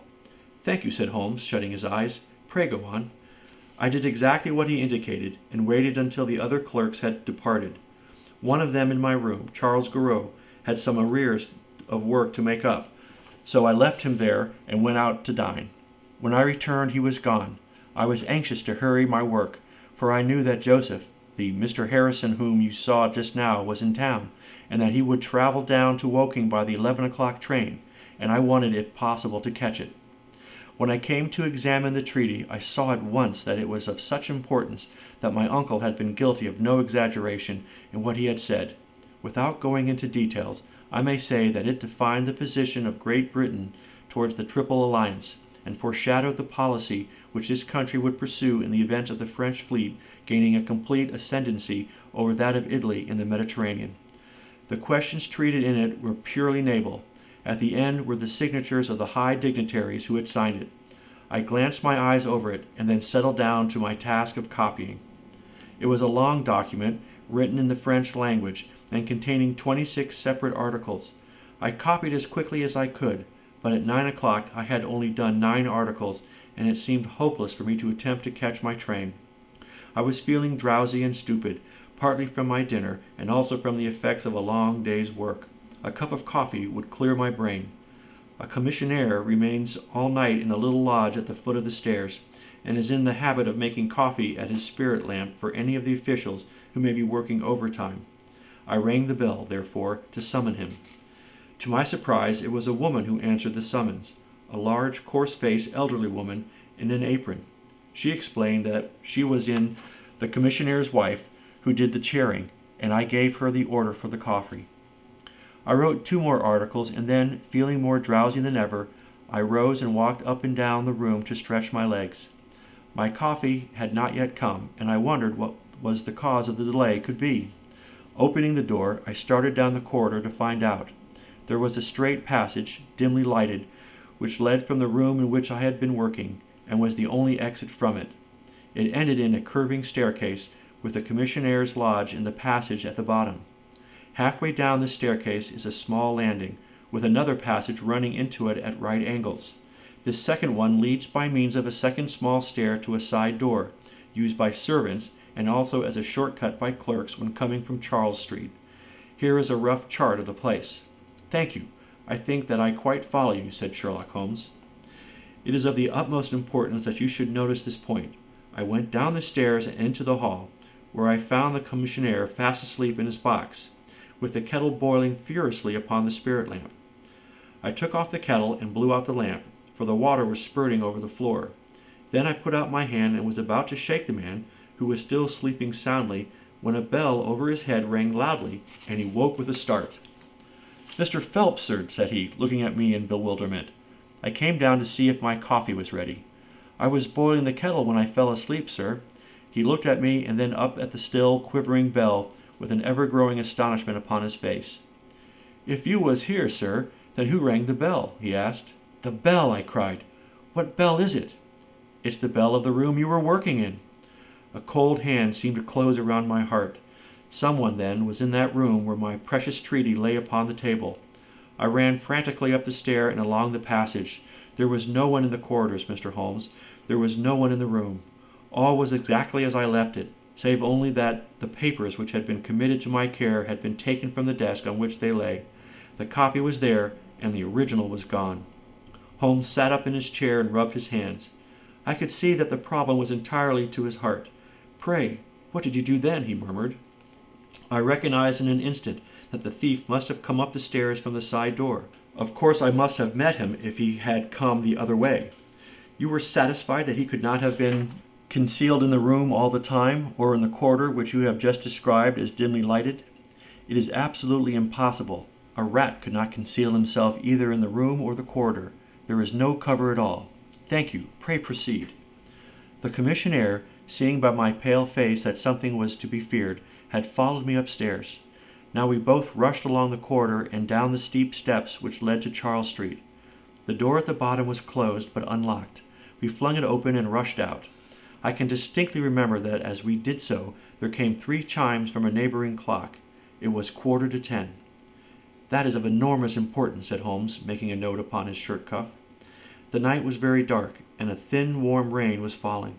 There was no one in Charles Street, but a great traffic was going on as usual in Whitehall at the extremity. We rushed along the pavement, bareheaded as we were, and at the far corner we found a policeman standing. A robbery has been committed, I gasped. A document of immense value has been stolen from the Foreign Office. Has anyone passed this way? I have been standing here for a quarter of an hour, sir, said he. Only one person has passed during that time, a woman, tall and elderly, with a paisley shawl. Ah, that is only my wife, cried the commissionaire. Has no one else passed? No one. Then it must be the other way that the thief took, cried the fellow, tugging at my sleeve. But I was not satisfied, and the attempts which he made to draw me away increased my suspicions. Which way did the woman go? I cried. I don't know, sir. I noticed her pass, but I had no special reason for watching her. She seemed to be in a hurry. How long ago was it? Oh, not very many minutes. Within the last 5? Well, it could not be more than 5. You're only wasting your time, sir, and every minute now is of importance, cried the commissionaire. Take my word for it that my old woman has nothing to do with it, and come down to the other end of the street. Well, if you won't, I will. And with that he rushed off in the other direction. But I was after him in an instant and caught him by the sleeve. Where do you live? Said I. 16 Ivy Lane, Brixton, he answered. But don't let yourself be drawn away upon a false scent, Mr. Phelps. Come to the other end of the street and let us see if we can hear of anything. Nothing was to be lost by following his advice. With the policeman we both hurried down, but only to find the street full of traffic, many people coming and going, but all only too eager to get a place of safety upon so wet a night. There was no lounger who could tell us who had passed. Then we returned to the office and searched the stairs and the passage without result. The corridor which led to the room was laid down with a kind of creamy linoleum which shows us an impression very easily. We examined it very carefully, but found no outline of any footmark. Had it been raining all evening? Since about 7. How is it, then, that the woman who came into the room about 9 left no traces with her muddy boots? I am glad you raised the point. It occurred to me at the time. The charwomen are in the habit of taking off their boots at the commissionnaire's office and putting on list slippers. That is very clear. There were no marks then, though the night was a wet one. The chain of events is certainly one of extraordinary interest. What did you do next? We examined the room also. There is no possibility of a secret door, and the windows are quite 30 feet from the ground. Both of them were fastened on the inside. The carpet prevents any possibility of a trap door, and the ceiling is on the ordinary whitewashed kind. I will pledge my life that whoever stole my papers could only have come through the door. How about the fireplace? They used none. There is a stove. The bell rope hangs from the wire just to the right of my desk. Whoever rang it must have come right up to the desk to do it. But why should any criminal wish to ring the bell? It is a most insoluble mystery. Certainly the incident was unusual. What were your next steps? You examined the room, I presume, to see if the intruder had left any traces, any cigar end, or dropped glove or hairpin or other trifle. There was nothing of the sort. No smell? Well, we never thought of that. Ah, a scent of tobacco would have been worth a great deal to us in such an investigation. I never smoked myself, so I think I should have observed it if there had been any smell of tobacco. There was absolutely no clue of any kind. The only tangible fact was that the commissionnaire's wife, Mrs. Tangy was the name, had hurried out of the place. He could give no explanation save that it was about the time when the woman always went home. The policeman and I agreed that our best plan would be to seize the woman before she could get rid of the papers, presuming that she had them. The alarm had reached Scotland Yard by this time, and Mr. Forbes, the detective, came round at once and took up the case with a great deal of energy. We hired a hansom, and in half an hour we were at the address which had been given to us. A young woman opened the door, who proved to be Mrs. Tangy's eldest daughter. Her mother had not come back yet, and we were shown into the front room to wait. About 10 minutes later a knock came at the door, and here we made the one serious mistake for which I blame myself. Instead of opening the door ourselves, we allowed the girl to do so. We heard her say, "Mother, there are 2 men in the house waiting to see you," and in an instant afterwards we heard the patter of feet rushing down the passage. Forbes flung open the door, and we both ran into the back room or kitchen. But the woman had got there before us. She stared at us with defiant eyes, and then, suddenly recognizing me, an expression of absolute astonishment came over her face. "Why, if it isn't Mr. Phelps, of the office," she cried. "Come, come, who did you think we were when you ran away from us?" asked my companion. "I thought you were the brokers," said she. "We have had some trouble with the tradesmen." "That's not quite good enough," answered Forbes. "We have reason to believe that you have taken a paper of importance from the Foreign Office, and that you ran in here to dispose of it. You must come back with us to Scotland Yard to be searched." It was in vain that she protested and resisted. A 4-wheeler was brought, and we all 3 drove back in it. We had first made an examination of the kitchen, and especially of the kitchen fire, to see whether she might have made away with the papers during the instant that she was alone. There were no signs, however, of any ashes or scraps. When we reached Scotland Yard, she had handed over at once to the female searcher. I waited in an agony of suspense until she came back with her report. There were no signs of the papers. Then for the first time the horror of my situation came in its full force. Hitherto I had been acting, and action had numbed thought. I had been so confident of regaining the treaty at once that I had not dared to think of what would be the consequence if I failed to do so. But now there was nothing more to be done, and I had leisure to realize my situation. It was horrible. Watson there would tell you that I was a nervous, sensitive boy at school. It is my nature. I thought of my uncle and of his colleagues in the cabinet, of the shame which I had brought upon him, upon myself, upon every one connected with me. What though I was the victim of an extraordinary accident? No allowance is made for accidents where diplomatic interests are at stake. I was ruined, shamefully, hopelessly ruined. I don't know what I did. I fancy I must have made a scene. I have a dim recollection of a group of officials who crowded round me, endeavoring to soothe me. One of them drove down with me to Waterloo and saw me into the Woking train.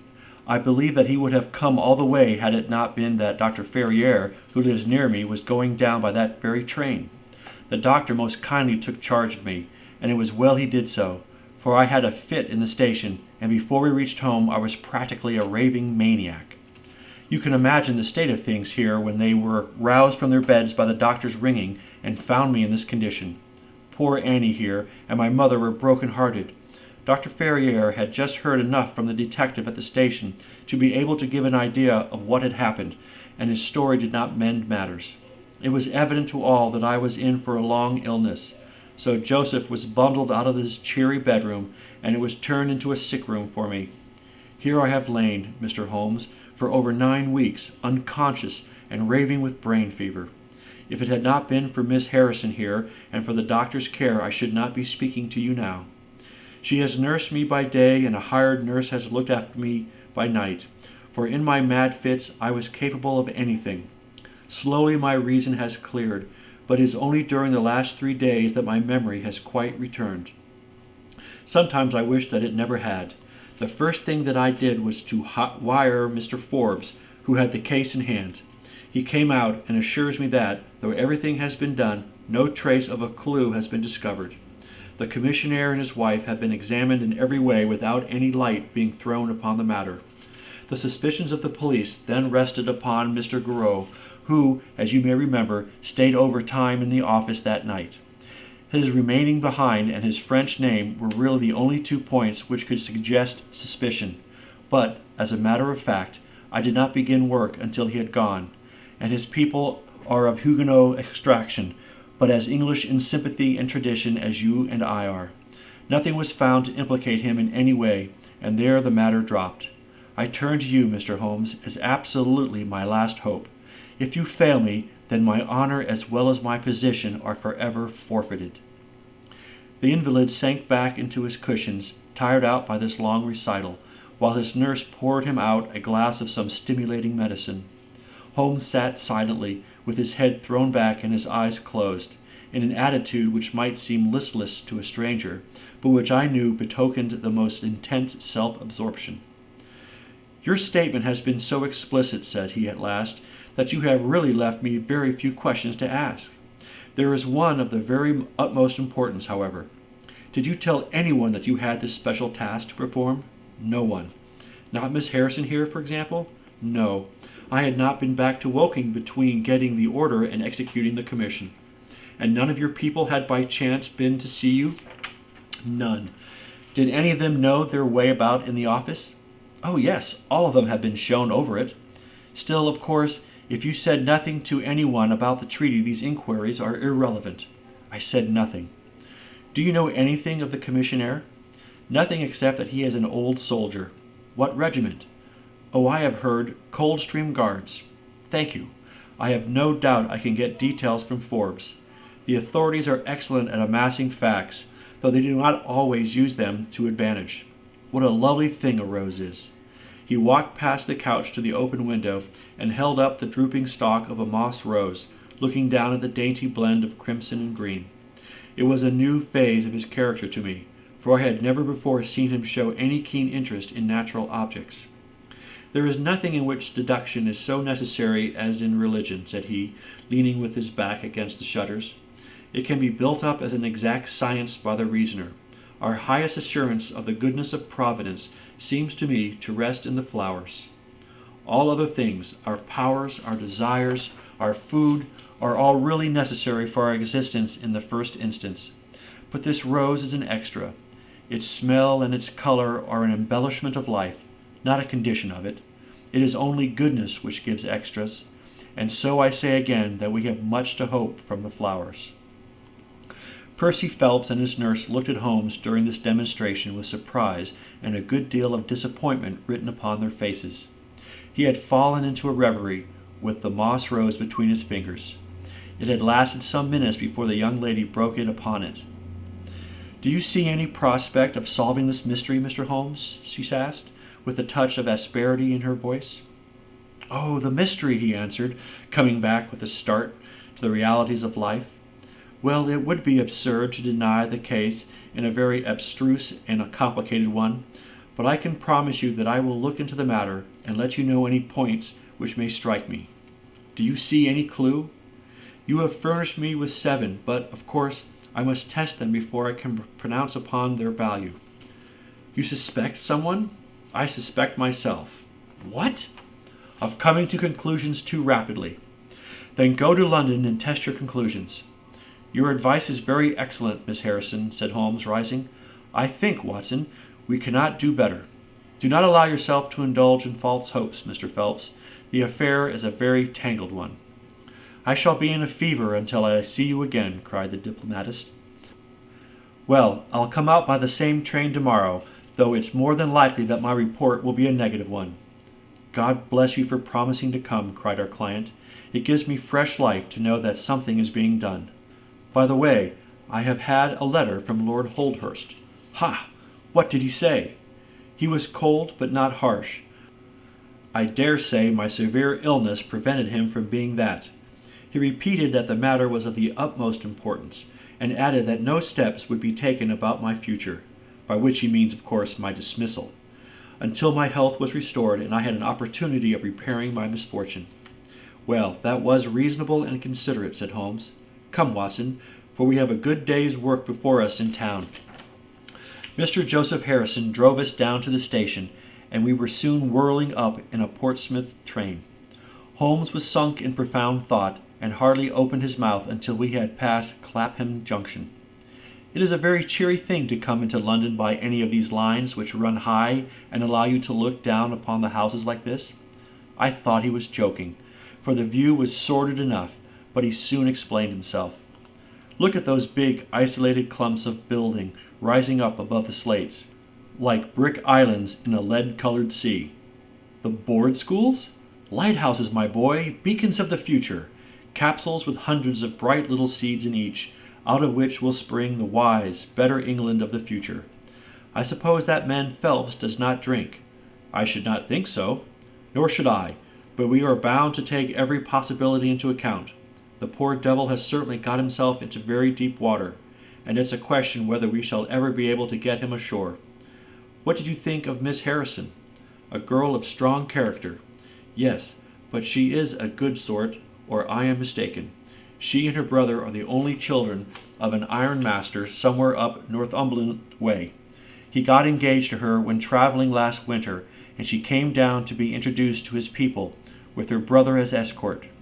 Then came the smash, and she stayed on to nurse her lover, while brother Joseph, finding himself pretty snug, stayed on too. I've been making a few independent inquiries, you see, but today must be a day of inquiries. My practice, I began. Oh, if you find your own cases more interesting than mine, said Holmes with some asperity.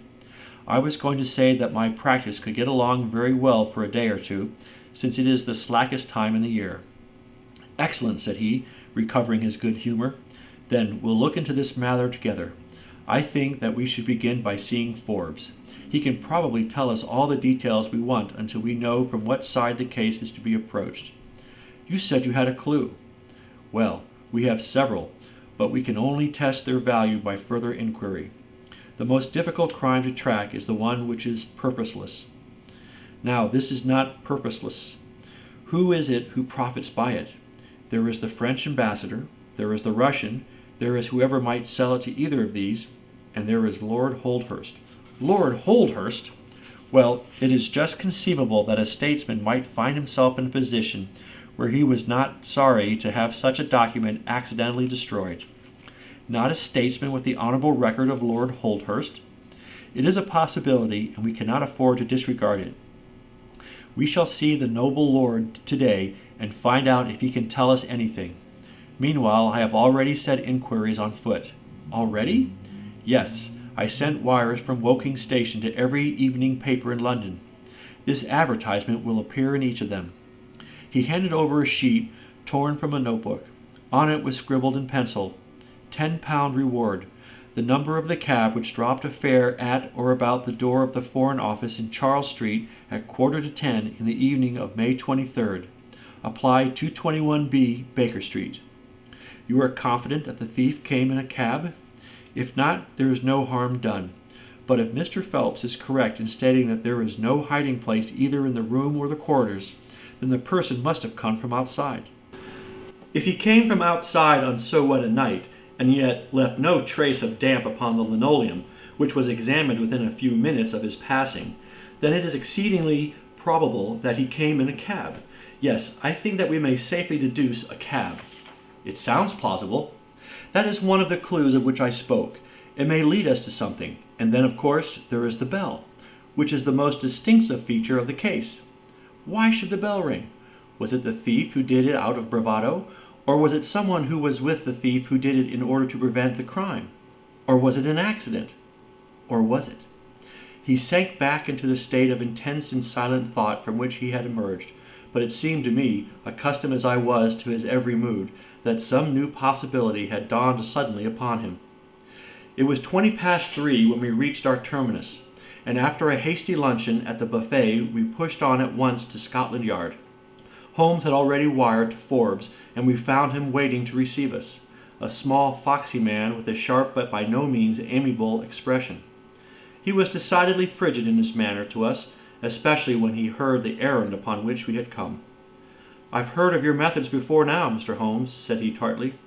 "You are ready enough to use all the information that the police can lay at your disposal, and then try to finish the case yourself and bring discredit on them." "On the contrary," said Holmes, "out of my last 53 cases, my name has only appeared in 4, and the police have had all the credit in 49. I don't blame you for not knowing this, for you are young and inexperienced. But if you wish to get on in your new duties, you will work with me and not against me." "I'd be very glad of a hint or two," said the detective, changing his manner. "I've certainly had no credit from the case so far." "What steps have you taken?" "Tanguy, the commissionaire, has been shadowed. He left the guards with a good character, and we can find nothing against him. His wife is a bad lot, though. I fancy she knows more about this than appears." "Have you shadowed her?" "We have set one of our women on to her. Miss Tanguy drinks, and our woman has been with her twice when she was well on, but she could get nothing out of her. I understand that they have had brokers in the house." "Yes, but they were paid off." "Where did the money come from?" "That was all right. His pension was due. They have not shown any sign of being in funds." "What explanation did she give of having answered the bell when Mr. Phelps rang for the coffee?" "She said that her husband was very tired and she wished to relieve him." "Well, certainly that would agree with his being found a little later asleep in his chair. There is nothing against them, then, but the woman's character. Did you ask her why she hurried away that night? Her haste attracted the attention of the police constable. She was later than usual and wanted to get home. Did you point out to her that you and Mr. Phelps, who started at least 20 minutes after her, got home before her? She explains that by the difference between a bus and a hansom.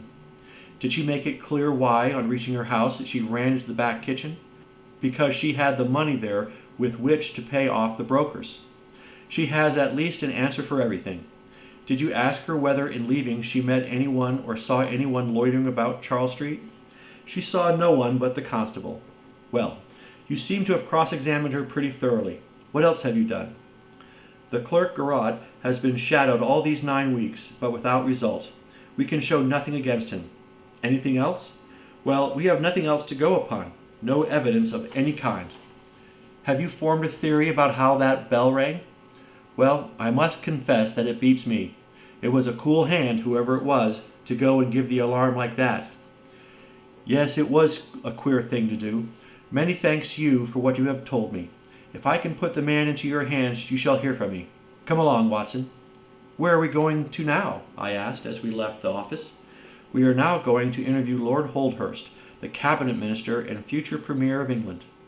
We were fortunate in finding that Lord Holdhurst was still in his chambers in Downing Street, and on Holmes sending in his card, we were instantly shown up. The statesman received us with that old-fashioned courtesy for which he is remarkable, and seated us on the 2 luxuriant lounges on either side of the fireplace. Standing on the rug between us, with his slight, tall figure, his sharp features, thoughtful face, and curling hair prematurely tinged with grey, he seemed to represent that not too common type, a nobleman who is in truth noble. "Your name is very familiar to me, Mr. Holmes," said he, smiling, "and, of course, I cannot pretend to be ignorant of the object of your visit. There has only been one occurrence in these offices which could call for your attention. In whose interest are you acting, may I ask?" "In that of Mr. Percy Phelps," answered Holmes. "Ah, my unfortunate nephew. You can understand that our kinship makes it the more impossible for me to screen him in any way. I fear that the incident must have a very prejudicial effect upon his career. But if the document is found, that of course would be different. I had one or two questions which I wish to ask you, Lord Holdhurst. I shall be happy to give you any information in my power. Was it in this room that you gave your instructions as to the copying of the document? It was? Then you could hardly have been overheard. It is out of the question. Did you ever mention to anyone that it was your intention to give anyone the treaty to be copied? Never. Are you certain of that? Absolutely. Well, since you never said so, and Mr. Phelps never said so, and nobody else knew anything of the matter, then the thief's presence in the room was purely accidental. He saw his chance and he took it." The statesman smiled. "You take me out of my province there," said he. Holmes considered for a moment. "There is another very important point which I wish to discuss with you," he said. "You feared, as I understand, that very grave results might follow from the details of this treaty becoming known." A shadow passed over the expressive face of the statesman. "Very grave results indeed. And have they occurred?" "Not yet." "If the treaty had reached, let us say, the French or Russian Foreign Office, you would expect to hear of it." "I should," said Lord Holdhurst, with a wry face. "Since nearly 10 weeks have elapsed, then, and nothing has been heard, it is not unfair to suppose that for some reason the treaty has not reached them." Lord Holdhurst shrugged his shoulders. "We can hardly suppose, Mr. Holmes, that the thief took the treaty in order to frame it and hang it up. Perhaps he is waiting for a better price. If he waits a little longer, he will get no price at all. The treaty will cease to be secret in a few months." "That is most important," said Holmes. "Of course, it is a possible supposition that the thief has had a sudden illness." "An attack of brain fever, for example?" asked the statesman, flashing a swift glance at him. "I did not say so," said Holmes imperturbably. "And now, Lord Holdhurst, we have already taken up too much of your valuable time, and we shall wish you good day. Every success to your investigation, be the criminal who it may," answered the nobleman, and he bowed us out of the door. "He's a fine fellow," said Holmes as we came out into Whitehall, "but he has a struggle to keep up his position. He is far from rich and has many calls. You notice, of course, that his boots had been resold. Now, Watson, I won't detain you from your legitimate work any longer. I shall do nothing more today unless I have an answer to my cab advertisement. But I should be extremely obliged to you if you would come down with me to Woking tomorrow by the same train which we took yesterday." I met him accordingly next morning, and we travelled down to Woking together. He had had no answer to his advertisement, he said, and no fresh light had been thrown upon the case. He had, when he so willed it, the utter immobility of countenance of a Red Indian, and I could not gather from his appearance whether he was satisfied or not with the position of the case. His conversation, I remember, was about the Bertillon system of measurements, and he expressed his enthusiastic admiration of the French savant. We found our client still under the charge of his devoted nurse, but looking considerably better than before. He rose from the sofa and greeted us without difficulty when we entered. "Any news?" he asked eagerly. "My report, as I expected, is a negative one," said Holmes. "I have seen Forbes, and I have seen your uncle, and I have set 1 or 2 trains of inquiry upon foot which may lead to something." "You have not lost heart, then?" "By no means." "God bless you for saying that," cried Miss Harrison. "If we keep our courage and our patience, the truth must come out." "We have more to tell you than you have for us," said Phelps, reseating himself upon the couch. "I hoped you might have something." "Yes, we have had an adventure during the night, and one which might have proved to be a serious one." His expression grew very grave as he spoke, and a look of something akin to fear sprang up in his eyes. "Do you know," said he, "that I begin to believe that I am the unconscious center of some monstrous conspiracy, and that my life is aimed as well as my honor." "Ah," cried Holmes, "it sounds incredible, for I have not, as far as I know, an enemy in the world. yet from last night's experience I can come to no other conclusion. Pray let me hear it.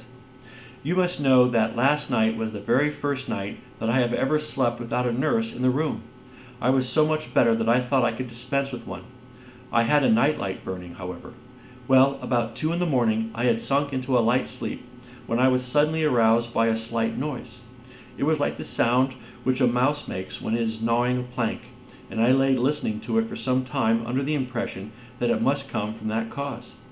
Then it grew louder, and suddenly there came from the window a sharp metallic snick. I sat up in amazement. There could be no doubt what the sounds were now. The first ones had been caused by someone forcing an instrument through the slit between the sashes, and the second by the catch being pressed back.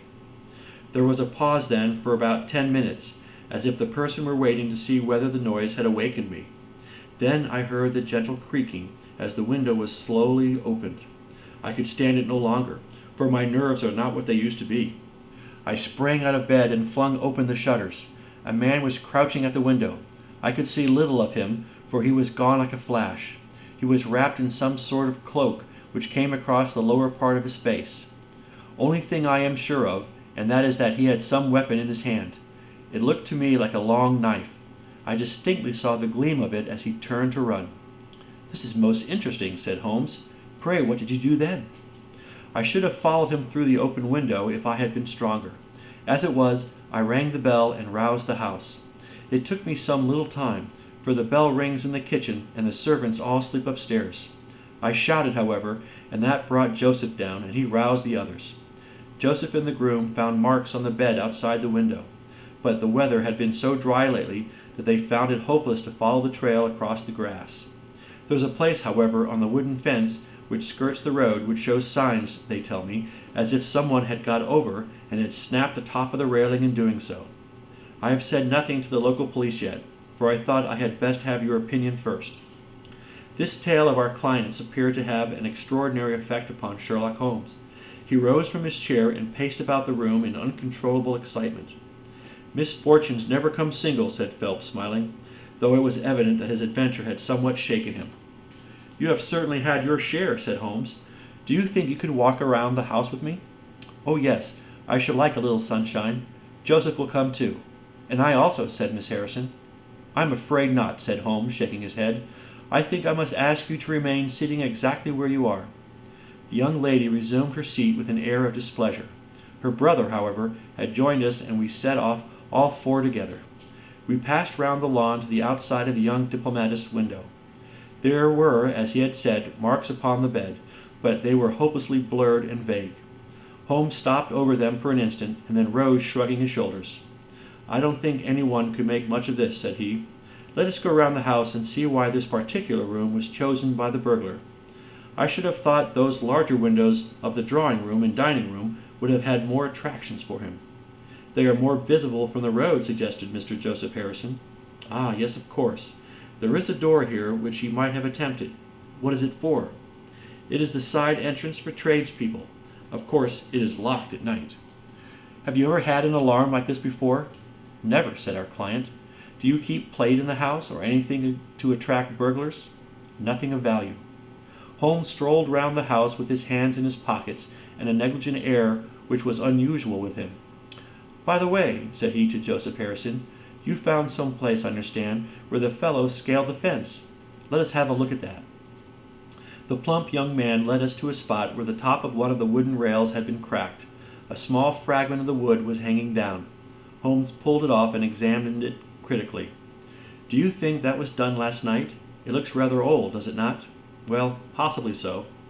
"There are no marks of anyone jumping down upon the other side." "No, I fancy we shall get no help here. Let us go back to the bedroom and talk the matter over." Percy Phelps was walking very slowly, leaning upon the arm of his future brother-in-law. Holmes walked swiftly across the lawn, and we were at the open window of the bedroom long before the others came up. "Miss Harrison," said Holmes, speaking with the utmost intensity of manner, "you must stay where you are all day. Let nothing prevent you from staying where you are all day. It is of the utmost importance." "Certainly, if you wish, Mr. Holmes," said the girl in astonishment. "When you go back to bed, lock the door of this room on the outside and keep the key. Promise to do this." "But Percy—" He will come to London with us. And I am to remain here? It is for his sake. You can serve him. Quick! Promise!" She gave a quick nod of assent just as the other two came up. "Why do you sit moping here, Annie?" cried her brother. "Come out into the sunshine." "No, thank you, Joseph. I have a slight headache, and this room is deliciously cool and soothing." "What do you propose now, Mr. Holmes?" asked our client. "Well, in investigating this minor affair, we must not lose sight of our main inquiry. It would be a very great help to me if you would come up to London with us." "At once?" "Well, as soon as you conveniently can. Say in an hour? I feel quite strong enough, if I can really be of any help, the greatest possible. Perhaps you would like me to stay there tonight? I was just going to propose it. Then, if my friend of the night comes to revisit me, he will find the burn flowed. We are all in your hands, Mr. Holmes, and you must tell us exactly what you would like done. Perhaps you would prefer that Joseph came with us so as to look after me. Oh no, my friend Watson is a medical man, you know, and he'll look after you. We'll have our lunch here, if you will permit us, and then we shall at 3 set off to town together." It was arranged as he suggested, though Miss Harrison excused herself from leaving the bedroom in accordance with Mr. Holmes' suggestion. What the object of my friend's manoeuvres was I could not conceive, unless it were to keep the lady away from Phelps, who, rejoiced by his returning health and by the prospect of action, lunched with us in the dining-room. Holmes had a still more startling surprise for us, however, for, after accompanying us down to the station and seeing us into our carriage, he calmly announced that he had no intention of leaving Woking. "There are 1 or 2 small points which I should desire to clear up before I go," said he. "Your absence, Mr. Phelps, will in some ways rather assist me. Watson, when you reach London, you would oblige me by driving at once to Baker Street with your friend here, and remaining with him until I see you again. It is fortunate that you are old schoolfellows, as you must have much to talk over. Mr. Phelps can have the spare bedroom tonight, and I will be with you in time for breakfast, for there is a train which will take me to Waterloo at 8. "But how about our investigation in London?" asked Phelps ruefully. "We can do that tomorrow. I think that just at present I can be of more immediate use here. You might tell them at Briarway that I hope to be back tomorrow night," cried Phelps, as we began to move from the platform. "I hardly expect to go back to Briarway," answered Holmes, and waved his hand to us cheerily as we shot out from the station. Phelps and I talked it over on our journey, but neither of us could devise a satisfactory reason for this new development. "I suppose he wants to find out some clue as to the burglary last night, if a burglar it was. For myself, I don't believe it was an ordinary thief." "What is your own idea, then?" "Upon my word, you may put it down to my weak nerves or not, but I believe there is some deep political intrigue going on around me, and that for some reason that passes my understanding, my life is aimed at by the conspirators. It sounds high-flown and absurd, but consider the facts. Why should a thief try to break in at a bedroom window, where there could be no hope of any plunder, and why should he come with a long knife in his hand? You are sure it was not a housebreaker's jimmy? Oh no, it was a knife. I saw the flash of the blade quite distinctly. But why on earth should you be pursued with such animosity? That is the question. Well, if Holmes takes the same view, that would account for his action, would it not? Presuming that your theory is correct, if he can lay his hands upon the man who threatened you last night, we will have gone a long way towards finding who took the Naval Treaty. It's absurd to suppose that you have 2 enemies, one of whom robs you while the other threatens your life. But Holmes said that he was not going to Briarway. I have known him for some time, said I, but I never knew him to do anything yet without a very good reason. And with that our conversation drifted off to another topic. But it was a weary day for me. Phelps was still weak after his long illness, and his misfortune made him querulous and nervous. In vain I endeavored to interest him in Afghanistan, in India, in social questions, in anything which might take his mind out of the groove. He would always come back to his lost treaty, wondering, guessing, speculating as to what Holmes was doing, what steps Lord Holdhurst was taking, what news we should have in the morning. As the evening wore on, his excitement became quite painful. "You have implicit faith in Holmes?" he asked. "I have seen him do some remarkable things, but he never brought light into anything quite so dark as this. Oh yes, I have known him solve questions which presented fewer clues than yours, but not where such large interests are at stake. "I don't know that. To my certain knowledge, he has acted on behalf of 3 of the reigning houses of Europe in very vital matters. But you know him well, Watson. He is such an inscrutable fellow that I never quite know what to make of him. Do you think he is hopeful? Do you think he expects to make a success of it?" "He has said nothing. That's a bad sign. On the contrary, I have noticed that when he is off the trail he generally says so. It is when he is on a scent and is not quite absolutely sure yet that it is the right one that he is most taciturn. Now, my dear fellow, we can't help matters by making ourselves nervous about them, so let me implore you to go to bed and so be fresh for whatever may await us tomorrow." I was able at last to persuade my companion to take my advice, though I knew from his excited manner that there was not much hope of sleep for him. Indeed, his mood was infectious, for I lay tossing half the night myself, brooding over this strange problem, and inventing 100 theories, each of which was more impossible than the last. Why had Holmes remained at Woking? Why had he asked Miss Harrison to remain in the sick-room all day? Why had he been so careful not to inform the people at Briarway that he had intended to remain near them? I cudgelled my brains until I fell asleep in the endeavor to find some explanation which would cover all these facts. It was 7 o'clock when I awoke, and I set off at once for Phelps' room, to find him haggard and spent after a sleepless night. His first question was whether Holmes had arrived yet. "He'll be here when he promised," said I, "and not an instant sooner." And my words were true, for shortly after 8 a hansom dashed up to the door, and our friend got out of it. Standing in the window, we saw that his left hand was swathed in a bandage, and his face was very grim and pale. He entered the house, but it was some little time before he came upstairs. "He looks like a beaten man," cried Phelps. I was forced to confess that he was right. "After all," said I, "the clue of the matter lies probably here in town." Phelps gave a groan. "I don't know how it is," said he, "but I had hoped for so much from his return. But surely his hand was not tied up like that yesterday. What can be the matter?" "You are not wounded, Holmes?" I asked as my friend entered the room. "Tut! It is only a scratch through my own clumsiness," he answered, nodding his good mornings to us. "This case of yours, Mr. Phelps, is certainly one of the darkest which I have ever investigated. I feared that you would find it beyond you. It has been a most remarkable experience. That bandage tells of adventure," said I. "Won't you tell us what had happened?" "After breakfast, my dear Watson, remember that I have breathed 30 miles of Surrey air this morning. I suppose that there has been no answer for my cabman advertisement. Well, we cannot expect to score every time." The table was all laid, and just as I was about to ring, Mrs. Hudson entered with tea and coffee. A few minutes later she brought in 3 covers, and we all drew up to the table, Holmes ravenous, I curious, and Phelps in the gloomiest state of depression. "Mrs. Hudson had risen to the occasion," said Holmes, uncovering a dish of curried chicken. "Her cuisine is a little limited, but she has a good idea of breakfast as a Scotch woman. What have you here, Watson?" "Ham and eggs," I answered. "Good. What are you going to take, Mr. Phelps? Curried fowl or eggs? Or will you help yourself?" "Thank you, I can eat nothing," said Phelps. "Oh, come, try the dish before you." "Thank you, I would really rather not." "Well then," said Holmes, with a mischievous twinkle, "I suppose that you have no objection to helping me." Phelps raised the cover, and as he did so he uttered a scream, and sat there staring with a face as white as the plate upon which he looked. Across the center of it was lying a little cylinder of blue-gray paper. He caught it up, devoured it with his eyes, and then danced madly about the room, pressing it to his bosom and shrieking out in his delight.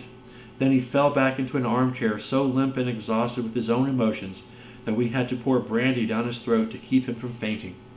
"There, there," said Holmes, soothing, patting him upon the shoulder. "It was too bad to spring it on you like this, but Watson here will tell you that I never can resist a touch of the dramatic." Phelps seized his hand and kissed it. "God bless you," he cried. "You have saved my honor." "Well, my own was at stake, you know," said Holmes. "I assure you, it is just as hateful to me to fail in a case as it can be to you to blunder over a commission." Phelps thrust away the precious document into the innermost pocket of his coat. "I have not the heart to interrupt your breakfast any further, and yet I am dying to know how you got it and where it was."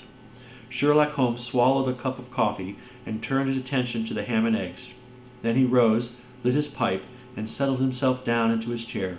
"I'll tell you what I did first, and how I came to do it afterward," said he. After leaving you at the station, I went for a charming walk through some admirable Surrey scenery to a pretty little village called Ripley, where I had my tea at an inn, and took the precaution of filling my flask and of putting a paper of sandwiches in my pocket. There I remained until evening, when I set off for Woking again, and found myself in the high road outside Briarbay just after sunset. Well, I waited until the road was clear. It is never a very frequented one at any time, I fancy, and then I clambered over the fence into the grounds. "Surely the gate was open," ejaculated Phelps. "Yes, but I have a peculiar taste in these matters. I chose the place where the 3 fir trees stand, and behind their screen I got over without the least chance of anyone in the house being able to see me. I crouched down among the bushes on the other side, and crawled from one to the other. Witness the disreputable state of my trouser knees, until I had reached the clump of rhododendrons just opposite to your bedroom window. There I squatted down and awaited developments. The blind was not down in your room, and I could see Miss Harrison sitting there reading by the table. It was 10:15 when she closed her book, fastened the shutters, and retired. I heard her shut the door, and felt quite sure that she had turned the key in the lock." "The key!" ejaculated Phelps. "Yes, I had given Miss Harrison instructions to lock the door on the outside and take the key with her when she went to bed.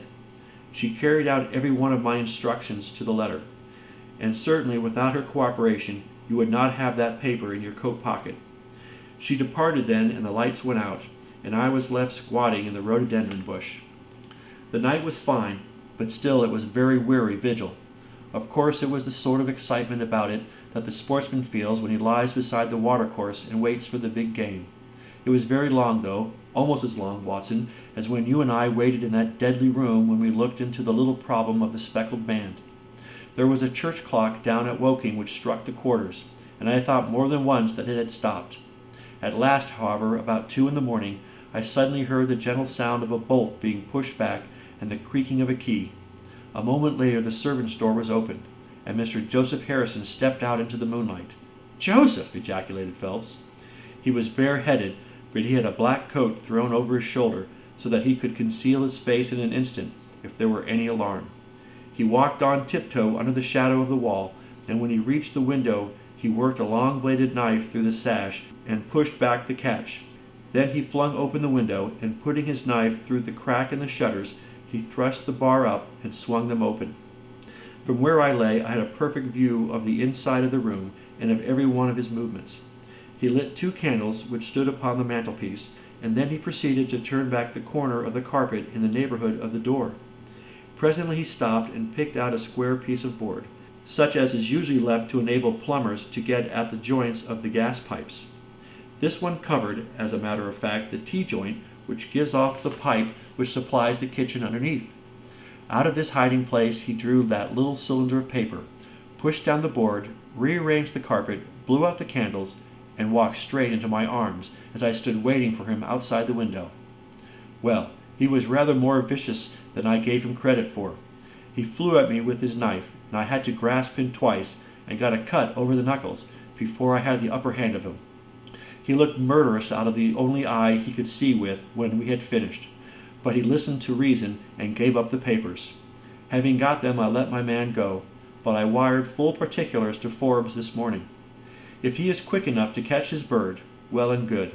But if, as I shrewdly suspect, he finds the nest empty before he gets there, why, all the better for the government.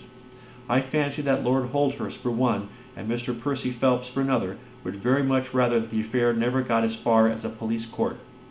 My God, gasped our client, do you tell me that during these long 10 weeks of agony the stolen papers were within the very room with me all the time? So it was. And Joseph a villain and a thief. I'm afraid Joseph's character is a rather deeper and more dangerous one than one might judge from his appearance. From what I have heard from him this morning, I gather that he has lost heavily in dabbling with stocks, and that he is ready to do anything on earth to better his fortunes. Being an absolutely selfish man, when a chance presented itself, he did not allow either his sister's happiness or your reputation to hold his hand. Percy Phelps sank back into his chair. My head whirls, said he. Your words have dazed me. The principal difficulty in your case, remarked Holmes, in his didactic fashion, lay in the fact of there being too much evidence. What was vital was overlaid and hidden by what was irrelevant. Of all the facts which were presented to us, we had to pick just those which we deemed to be essential, and then piece them together in their order, so as to reconstruct this very remarkable chain of events. I had already begun to suspect Joseph from the fact that you had intended to travel home with him that night, and that therefore it was a likely enough thing that he should call for you, knowing the Foreign Office well upon his way. When I heard that someone had been so anxious to get into the bedroom in which no one but Joseph could have concealed anything, you told us in your narrative how you had turned Joseph out when you arrived with the doctor. My suspicions all changed to certainties, especially as the attempt was made on the first night upon which the nurse was absent, showing that the intruder was well acquainted with the ways of the house. How blind I have been! The facts of the case, as far as I have worked them, are these.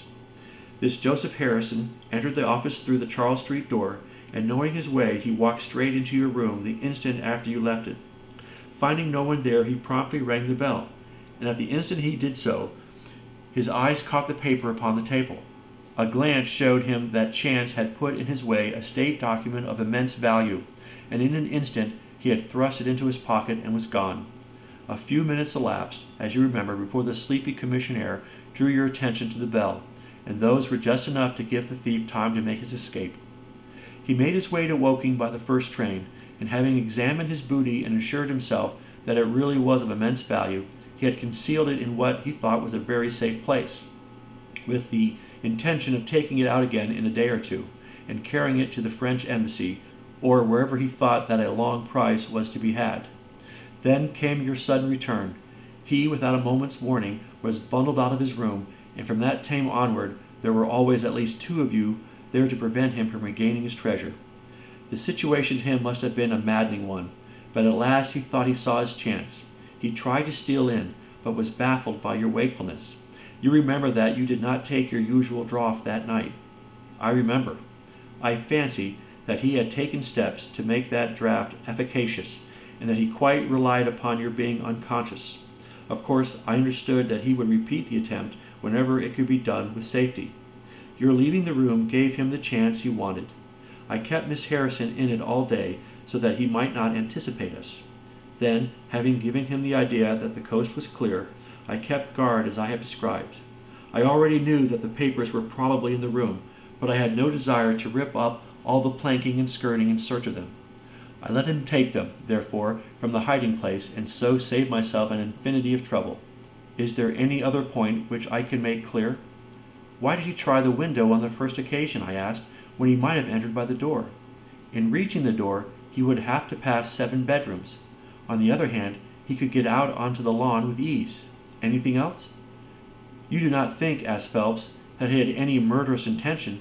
The knife was only meant as a tool? It may be so, answered Holmes, shrugging his shoulders. I can only say for certain that Mr. Joseph Harrison is a gentleman to whose mercy I should be extremely unwilling to trust.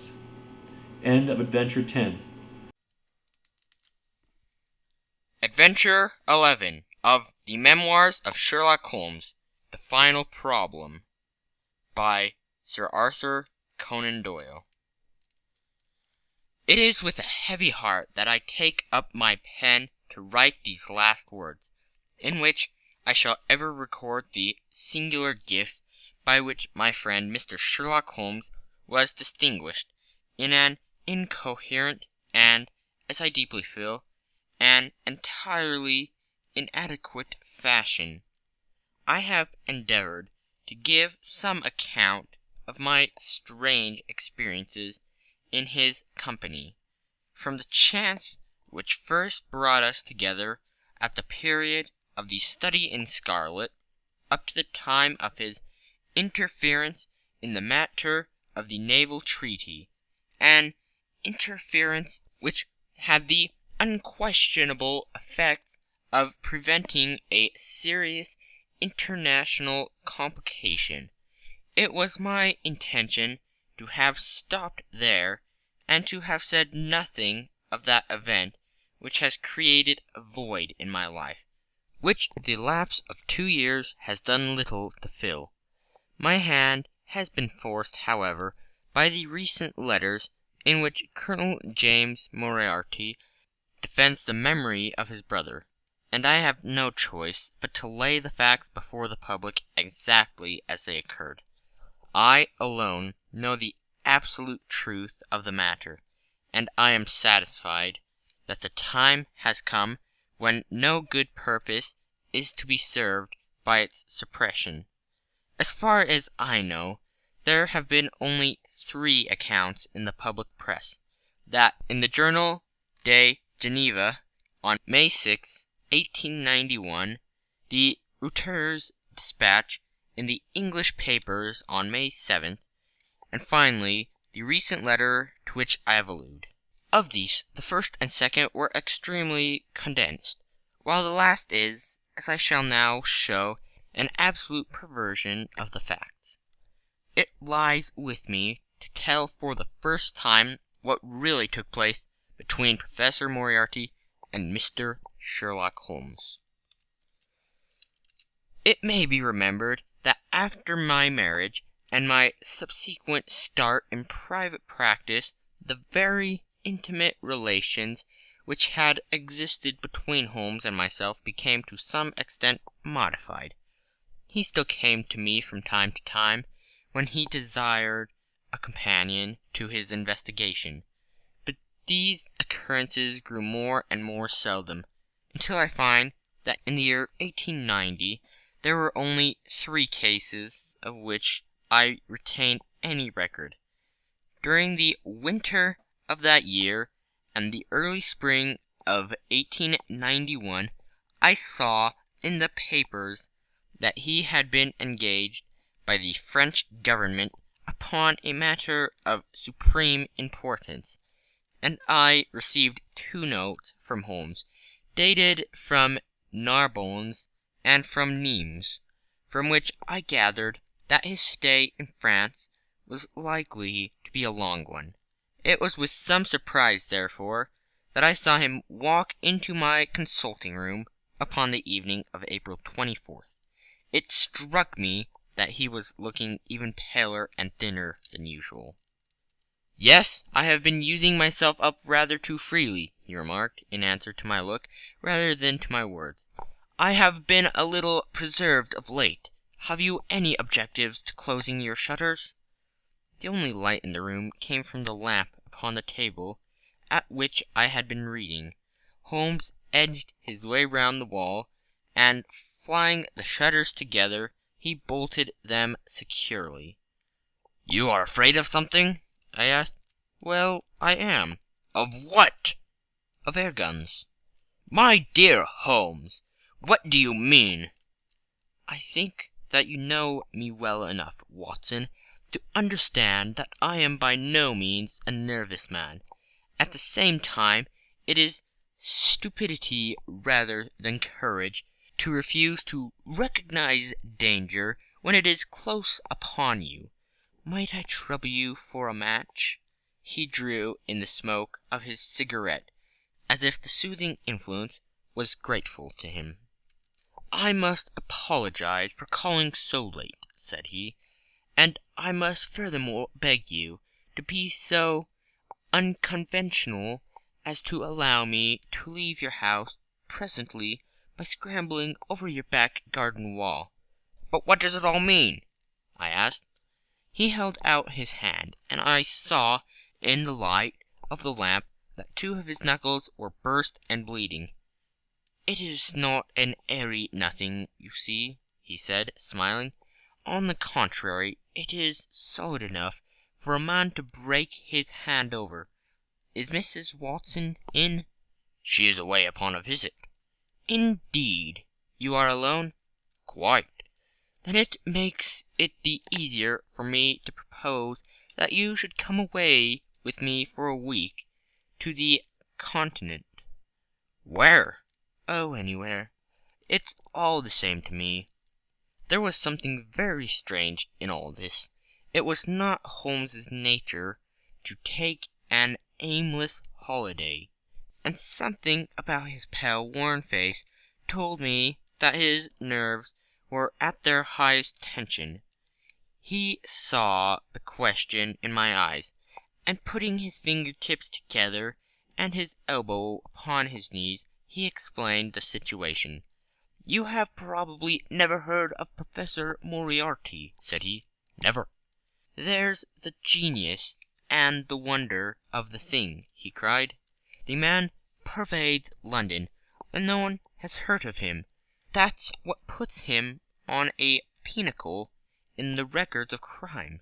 I tell you, Watson, in all seriousness, that if I could beat that man, if I could free society of him, I should feel that my own career had reached its summit, and I should be prepared to turn to some more placid line in life.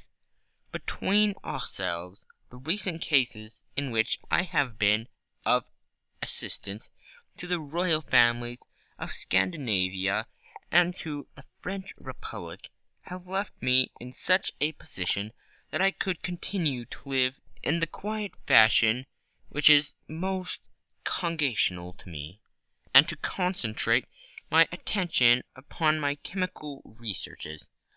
But I could not rest, Watson. I could not sit quiet in my chair if I thought that such a man as Professor Moriarty were walking the streets of London unchallenged." "What has he done, then?" "His career has been an extraordinary one. He is a man of good birth and excellent education, endowed by nature with a phenomenal mathematical faculty.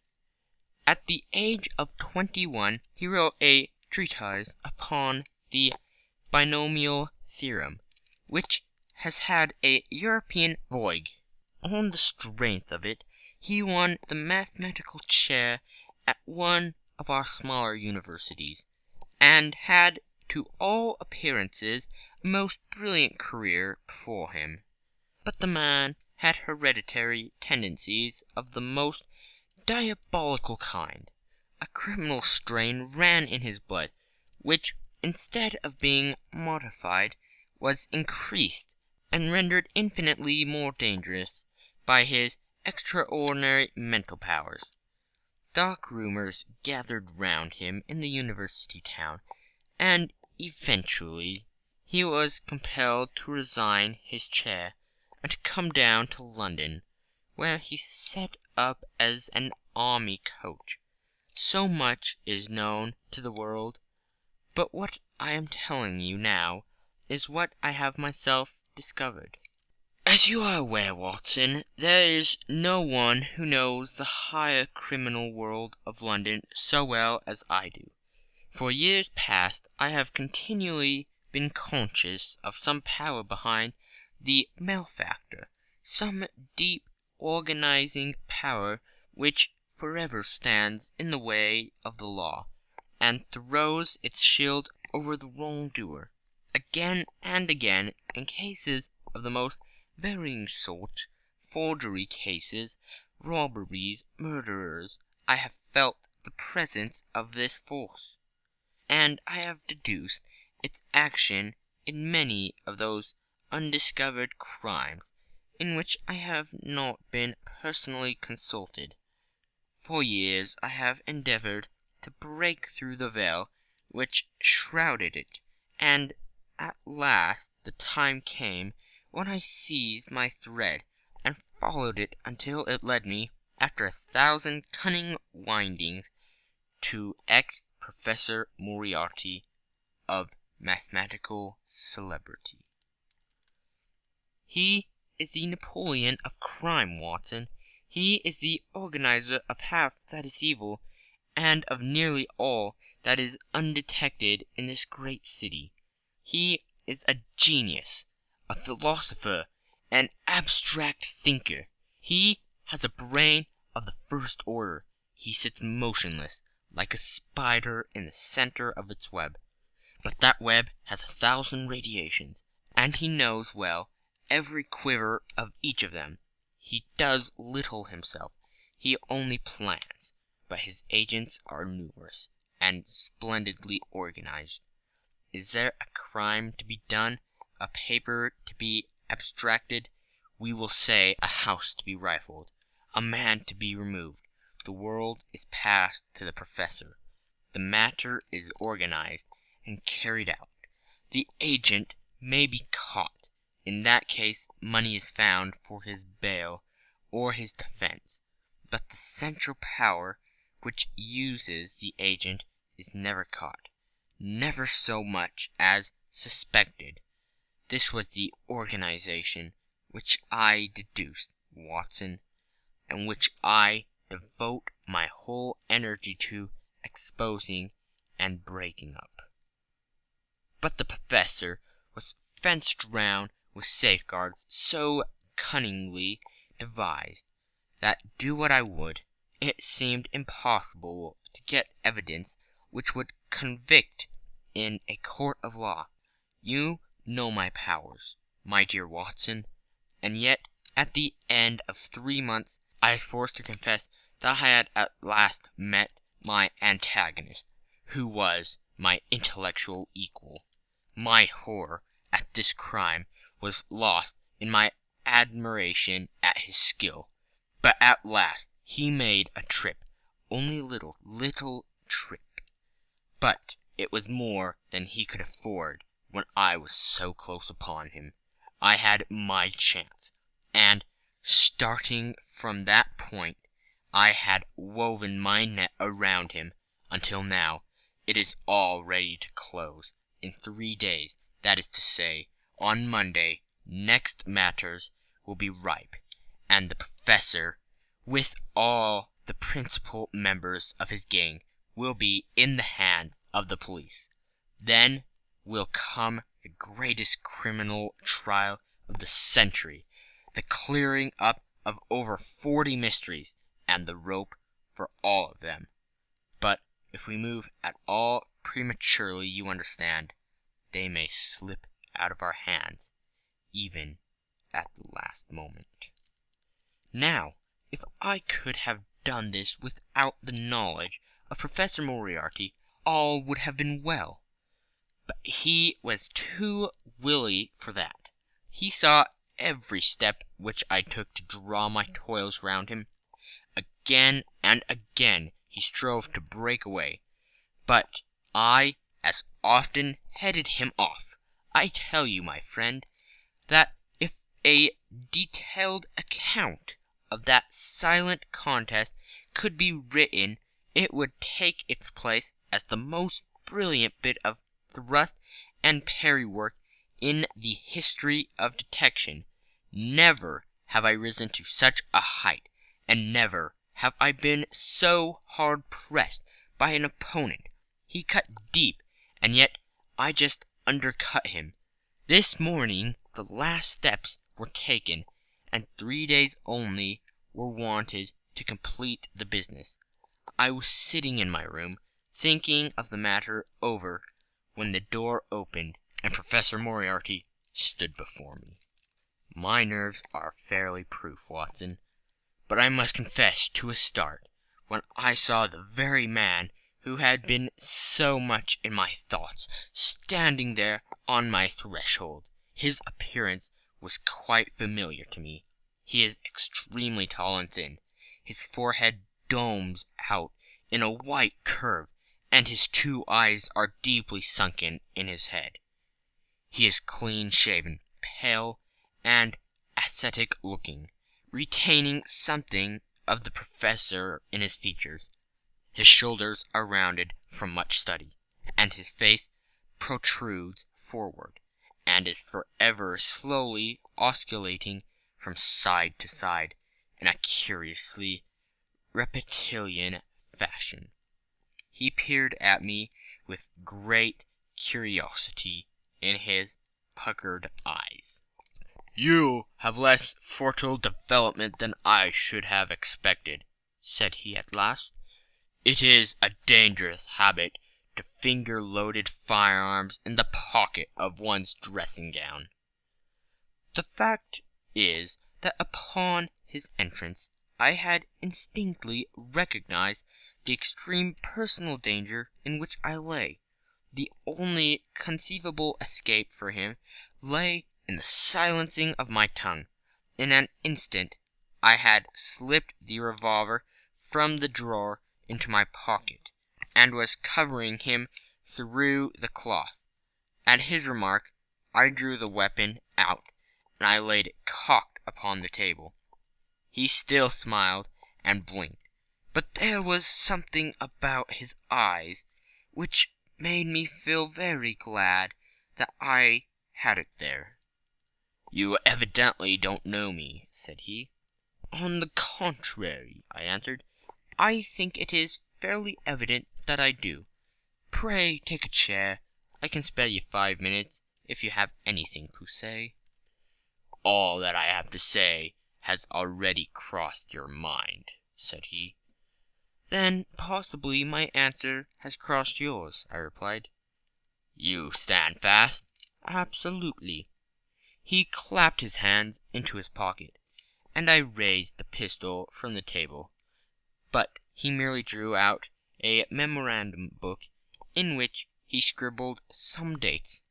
"You crossed my path on the 4th of January," said he. "On the 23rd you incommodate me. By the middle of February I was seriously inconvenienced by you. At the end of March I was absolutely hampire in my plans, and now at the close of April I find myself in such a position through your continual persecution that I am in positive danger of losing my liberty. The situation is becoming an impossible one."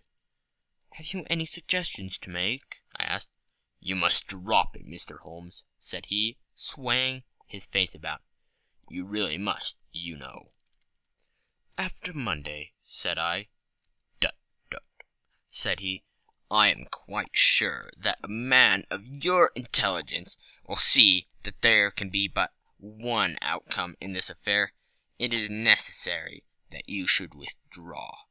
You have worked things in such a fashion that we have only one resource left. It has been an intellectual treat to me to see the way in which you have grappled with this affair, and I say unaffectedly that it would be a grief to me to be forced to take any extreme measure. You smile, sir, but I assure you that it really would." "Danger is part of my trade," I remarked. "There is not danger," said he. "It is inevitable destruction. You stand in the way not merely of an individual, but of a mighty organization, the full extent of which you, with all your cleverness, have been unable to realize. You must stand clear, Mr. Holmes, or be trodden underfoot." "I'm afraid," said I, rising, "that in the pleasure of this conversation I am neglecting business of importance which awaits me elsewhere." He rose also, and looked at me in silence, shaking his head sadly. "Well, well," said he, at last, "it seems a pity, but I have done what I could. I know every move of your game. You could do nothing before Monday. It has been a duel between you and me, Mr. Holmes. You hope to place me in the dock. I tell you that I will never stand in the dock. You hope to beat me. I tell you that you will never beat me. If you are clever enough to bring destruction upon me, rest assured that I shall do as much to you." "You have paid me several compliments, Mr. Moriarty," said I. "Let me pay you one in return, when I say that if I were assured of the former eventuality, I would, in the interests of the public, cheerfully accept the latter." "I can promise you the one, but not the other," he snarled, and so turned his rounded back upon me, and went peering and blinking out of the room. That was my singular interview with Professor Moriarty. I confess that it left an unpleasing effect upon my mind. His soft, precise fashion of speech leaves a conviction of sincerity which a mere bully could not produce. Of course, you will say, why not take police precautions against him? The reason is that I am well convinced that it is from his agents the blow will fall. I have the best proofs that it would be so. You have already been assaulted. My dear Watson, Professor Moriarty is not a man who lets the grass grow under his feet. I went out about half midday to transact some business in Oxford Street. As I passed the corner which leads from Bentinck Street on to the Welbeck Street, crossed a 2-horse van, furiously driven, whizzed round, and was on me like a flash.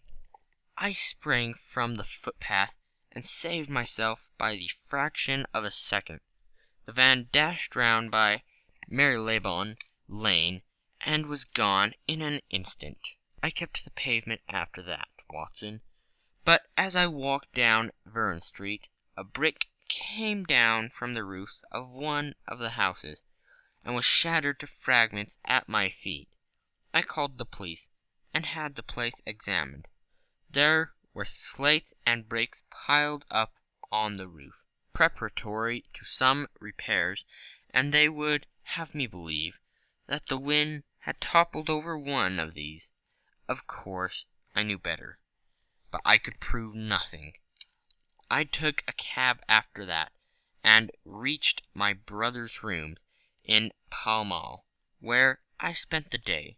Now, I have come round to you, and on my way I was attacked by a rough with a bludgeon. I knocked him down, and the police have him under custody.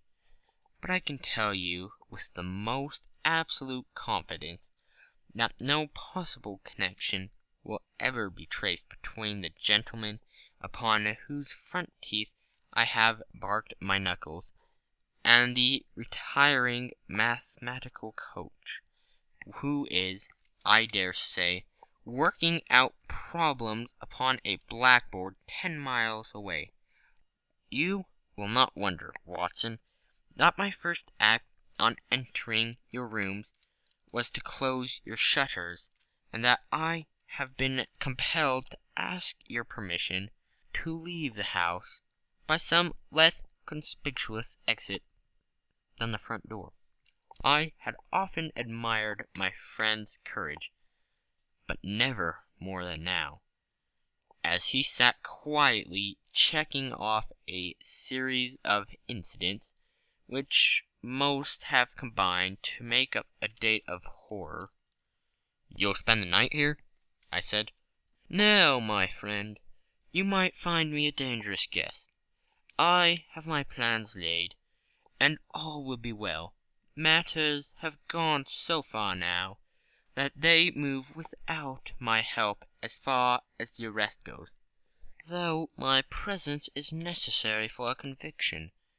It is obvious, therefore, that I cannot do better than get away for the few days which remain before the police are at liberty to act. It would be a great pleasure to me, therefore, if you could come on to the Continent with me." "The practice is quiet," said I, "and I have an accommodating neighbour. I should be glad to come." "And to start tomorrow?" "If necessary." "Oh yes, it is most necessary. Then these are your instructions, and I beg, my dear Watson, that you will obey them to the letter, for you are now playing a double-handed game with me against the cleverest rogue and the most powerful syndicate of criminals in Europe. Now listen. You will be dispatched, whatever luggage you intend to take, by a trusty messenger, undressed, to Victoria tonight. In the morning you will send for a hansom, desiring your man to take neither the first nor the second, which may present itself. Into this hansom you will jump, and you will drive to the Strand end of the Lowworth Arcade, handing the address to the cabman upon a slip of paper, with a request that he will not throw it away. Have your fare ready, and the instant that your cab stops, dash through the arcade, timing yourself to reach the other side at 9:15. You will find a small brougham waiting closely to the curb, driven by a fellow with a heavy black cloak tipped at the collar with red. Into this you will step, and you will reach Victoria in time for the Continental Express. Where shall I meet you? At the station. The second first-class carriage from the front will be reserved for us. The carriage is our rendezvous, then? Yes. It was in vain that I asked Holmes to remain for the evening. It was evident to me that he thought he might bring trouble to the roof he was under, and that was the motive which impelled him to go. With a few hurried words as to our plans for the morrow, he rose and came out with me into the garden, clambering over the walls which leads into Mortimer Street, and immediately whistling for a hansom in which I heard him drive away. In the morning I obeyed Holmes' injunctions to the letter. A hansom was procured with such precautions as would prevent its being on, which was placed ready for us, and I drove immediately after breakfast to the Lowther Arcade, through which I hurried at the top of my speed. A brougham was waiting with a very massive driver, wrapped in a dark cloak, who, the instant that I had stepped in, whipped up the horse and rattled off to Victoria Station. On my alighting there, he turned the carriage and dashed away again without so much as a look in my direction. So far all had gone admirably. My luggage was waiting for me, and I turned no difficulty in finding the carriage which Holmes had indicated, the less so as it was the only one in the train which was marked engaged.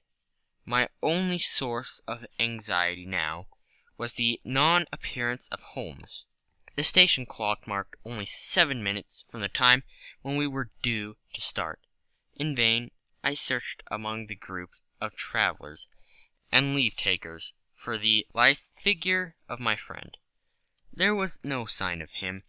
I spent a few minutes in assisting a venerable Italian priest, who was endeavouring to make a porter understand in his broken English that his luggage was to be booked through to Paris. Then, having to take another look round, I returned to my carriage, where I found that the porter, in spite of the ticket, had given me my decrepit Italian friend as a travelling companion. It was useless for me to explain to him that his presence was an intrusion, for my Italian was even more limited than his English. So I shrugged my shoulders resignedly, and continued to look out anxiously for my friend. A chill of fear had come over me, as I thought that his absence might mean that some blow had fallen during the night. Already the doors had all been shut and the whistles blown, when, "My dear Watson," said a voice, "you have not even condescended to say good morning." I turned in uncontrollable astonishment. The aged ecclesiastic had turned his face towards me.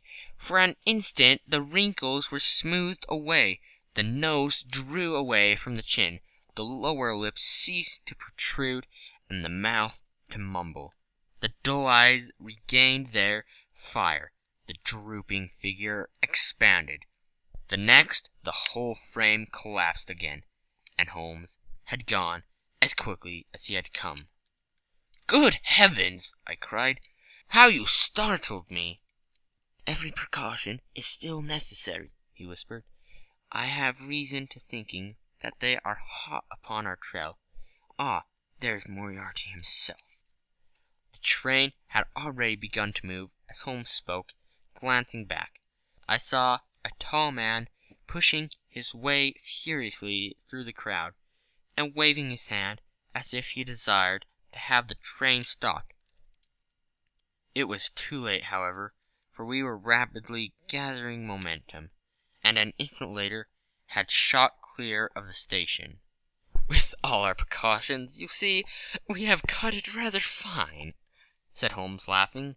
He rose, and throwing off the black cassock and hat which had formed his disguise, he packed them away in a handbag. "Have you seen the morning paper, Watson?" "No."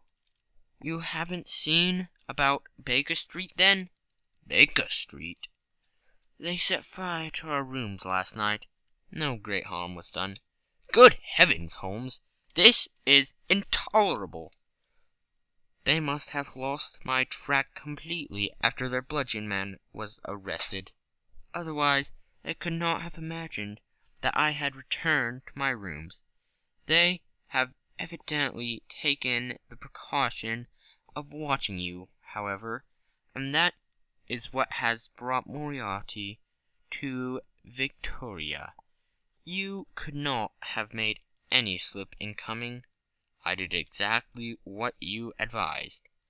"Did you find your brougham?" "Yes, it was waiting." "Did you recognize your coachman?" "No." "It was my brother Mycroft. It is an advantage to get about in such a case without taking a mercenary into your confidence. But we must plan what we are to do about Moriarty now. As this is an express, and as the boat runs in connection with it, I should think that we have shaken him off very effectively." "My dear Watson, you evidently did not realize my meaning when I said that this man may be taken as being quite on the same intellectual plane as myself. You do not imagine that if I were the pursuer, I should allow myself to be baffled by so slight an obstacle. Why then should you think so meanly of him?" "What will he do?" "What I should do." "What would you do, then?" "Engage a special." "But it must be late." "By no means. This train stops at Canterbury, and there is always at least a quarter of an hour's delay at the boat. He will catch us there." "One would think that we were the criminals. Let us have him arrested on his arrival." "It would be to ruin the work of 3 months. We should get the big fish, but the smaller would dart right and left out of the net. On Monday we shall have them all. No, an arrest is inadmissible." "What then?" "We shall get out at Canterbury." "And then?" "Well, then we must make a cross-country journey to Newhaven, and so over to Dieppe. Moriarty will again do what I should do. He will get on to Paris, mark down our luggage, and wait for 2 days at the depot.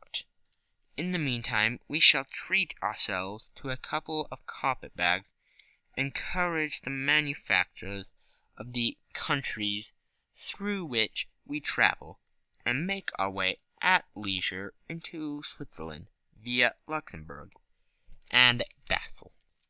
At Canterbury, therefore, we alighted, only to find that we should have to wait an hour before we could get a train to Newhaven. I was still looking rather ruefully after the rapidly disappearing luggage van, which contained my wardrobe, when Holmes pulled my sleeve and pointed up the line. "Already, you see," said he. Far away, from among the Kentish woods, there rose a thin spray of smoke.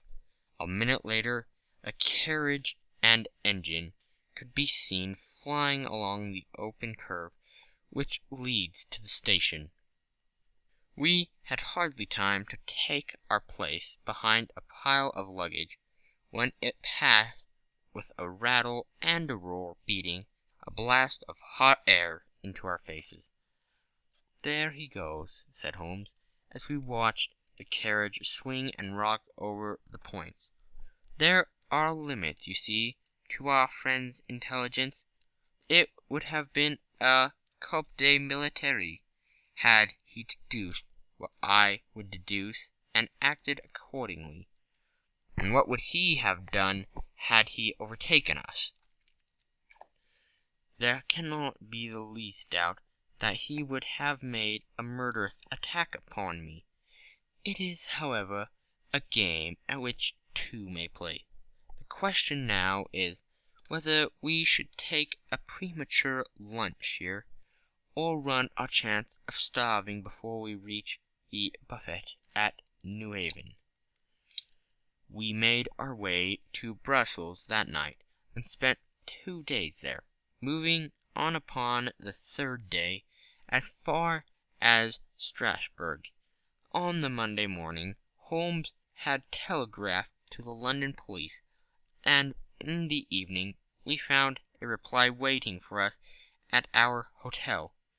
Holmes tore it open, and then, with a bitter curse, hurled it into the grate.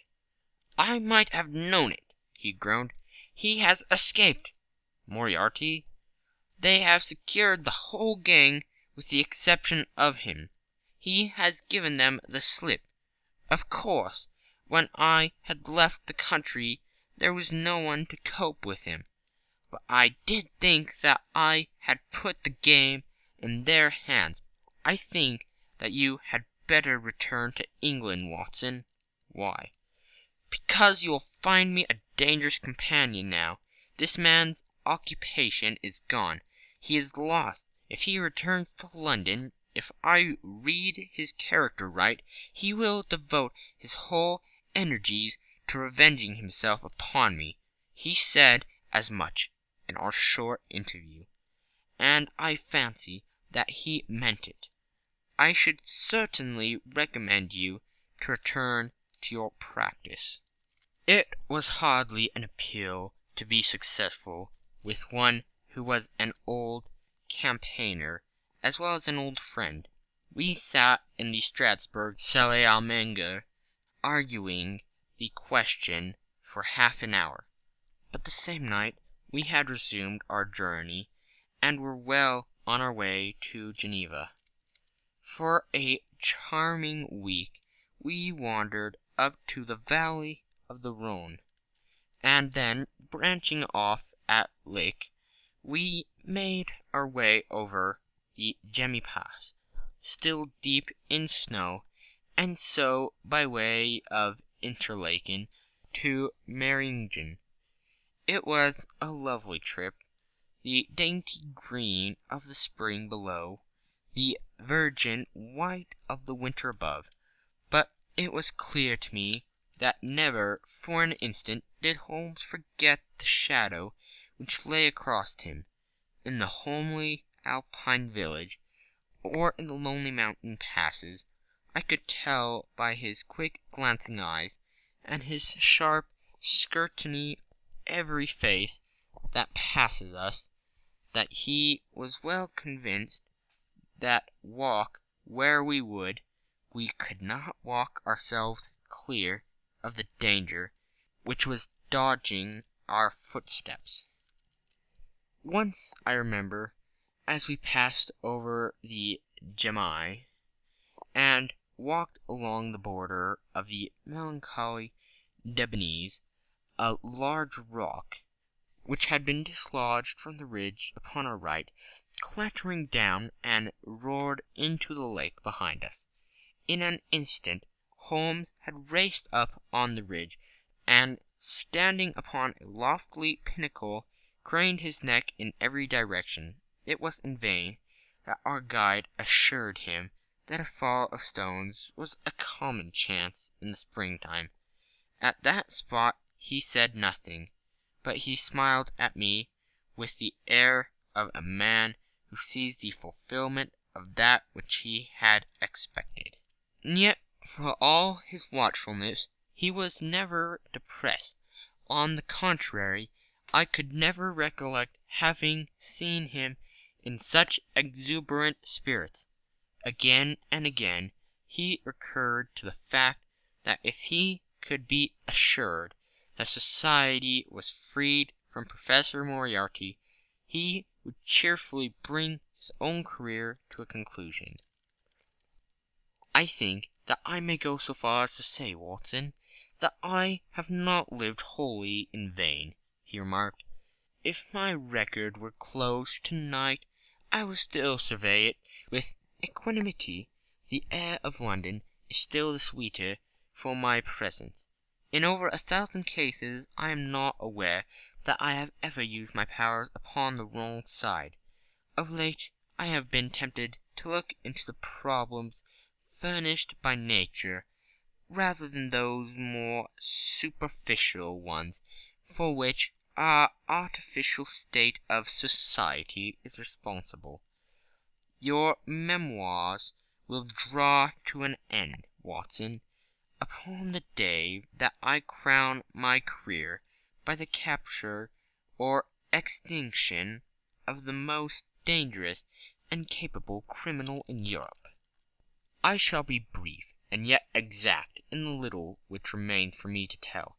It is not a subject on which I would willingly dwell, and yet I am conscious that a duty devolves upon me to omit no detail. It was on the 3rd of May that we reached the little village of Meringen, where we put up at the enclosure Hof, then kept by Peter Staler the elder. Our landlord was an intelligent man, and spoke excellent English, having served for 3 years as waiter at the Grosvenor Hotel in London. At his advice, on the afternoon of the 4th, we set off together, with the intention of crossing the hills and spending the night at the hamlet of Rosenlaw.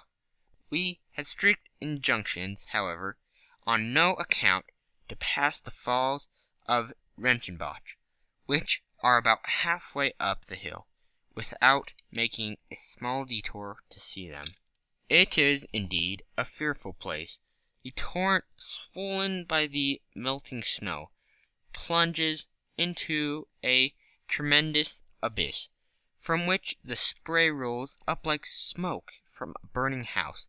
The shaft into which the river hurls itself is an immense chasm, lined by a glittering coal-black rock, and narrowing into a creaming, boiling pit of incalculable depth, which brims over and shoots the stream onward over its jagged lip. The long sweep of green water roared forever down, and the thick, flickering curtain of spray hissing forever upward turned a man giddy with their constant whirl and clamor. We stood near the edge, peering down at the gleam of the breaking water far below us against the black rocks, and listening to the half-human shout which came booming up with the spray out of the abyss. The path had been cut halfway round the fall to afford a complete view, but it ends abruptly, and the traveller has to return as he came. We had turned to do so when we saw a Swiss lad come running along it with a letter in his hand. It bore the mark of the hotel which we had just left, and was addressed to me by the landlord. It appeared that within a very few minutes of our leaving, an English lady had arrived who was in the last stage of consumption. She had wintered at Davis Platz, and was journeying now to join her friends at Lucerne, when a sudden hemorrhage had overtaken her. It was thought that she could hardly live a few hours, but it would be a great consolation to her to see an English doctor, and if I would only return, etc. The good Steller assured me in a postscript that he would himself look upon my compliance as a very great favour, since the lady absolutely refused to see a Swiss physician, and he could not but feel that he was incurring a great responsibility. The appeal was one which could not be ignored. It was impossible to refuse the request of a fellow countrywoman dying in a strange land. Yet I had my scruples about leaving Holmes. It was finally agreed, however, that he should retain the young Swiss messenger with him as a guide and companion while I returned to Meiringen. My friend would stay some little time at the fall, he said, and would then walk slowly over the hill to Roslaw, where I was to rejoin him in the evening. As I turned away, I saw Holmes, with his back against a rock and his arms folded, gazing down at the rush of the waters. It was the last that I was ever destined to see of him in this world. When I was near the bottom of the descent, I looked back. It was impossible from that position to see the fall, but I could see the curving path which winds over the shoulder of the hill and leads to it. Along this a man was, I remember, walking very rapidly. I could see his black figure clearly outlined against the green behind him. I noted him, and the energy with which he walked, but he passed from my mind again as I hurried on upon my errand. It may have been a little over an hour before I reached Meiringen. Old Steller was standing at the porch of his hotel. "Well," said I, as I came hurrying up, "I trust that she is no worse?"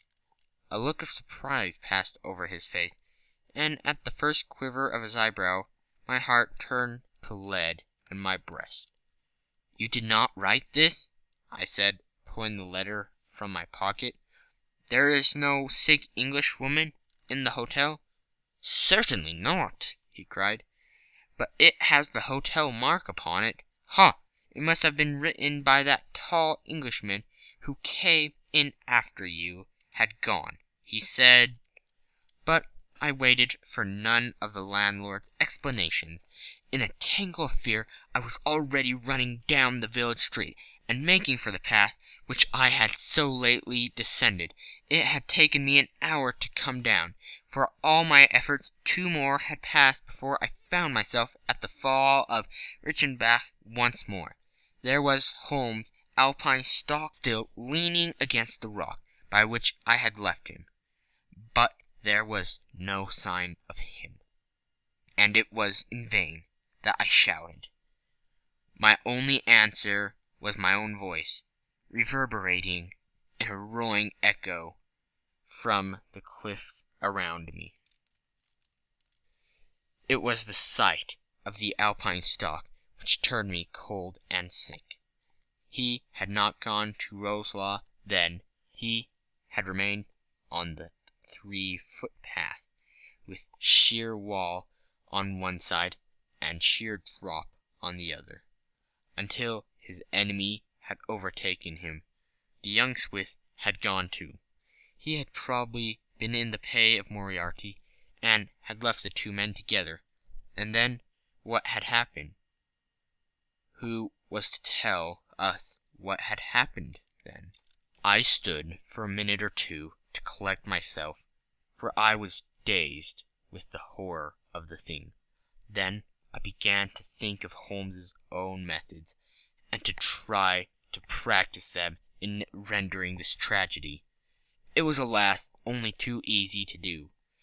During our conversation we had not gone to the end of the path, and the alpine stock marked the place where we had stood. the blackish soil is kept forever soft by the incessant drift of spray, and a bird would leave its thread upon it. 2 lines of footmarks were clearly marked along the further end of the path, both leading away from me. There were none returning. A few yards from the end the soil was all ploughed up into a patch of mud, and the branches and ferns which fringed the chasm were torn and bedraggled. I lay upon my face and peered over, with the spray spouting up all round me. It had darkened since I left, and now I could only see here and there the glistening of moisture upon the black walls, and far away down at the end of the shaft, where gleam of the broken water, I shouted. But only the same half-human cry of the fall was borne back to my ears. But it was destined that I should, after all, have a last word of greeting from my friend and comrade. I have said that his alpine stock had been left leaning against a rock which jutted on to the path. From the top of this boulder the gleam of something bright caught my eye, and raising my hand I found that it came from the silver cigarette case which he had used to carry. As I took it up, a small square of paper upon which it had lain fluttered down onto the ground. Unfolding it, I found that it consisted of 3 pages torn from his notebook and addressed to me. It was characteristic of the man that the direction was as precise, and the writing as firm and clear as though it had been written in his study. "My dear Watson," it said, "I write these few lines through the courtesy of Mr. Moriarty, who awaits my convenience for the final discussion of those questions which lie between us. He has been giving me a sketch of the methods by which he avoided the English police, and kept himself informed of our movements. They certainly confirmed the very high opinion which I have formed of his abilities.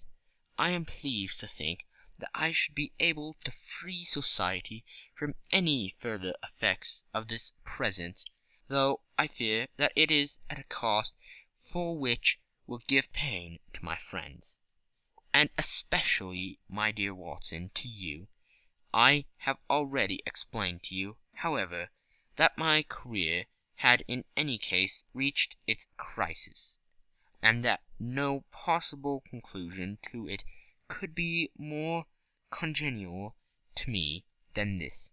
Indeed, if I may make a full confession to you, I was quite convinced that the letter from Meiringen was a hoax, and I allowed you to depart on the errand under the persuasion that some development of this sort would follow.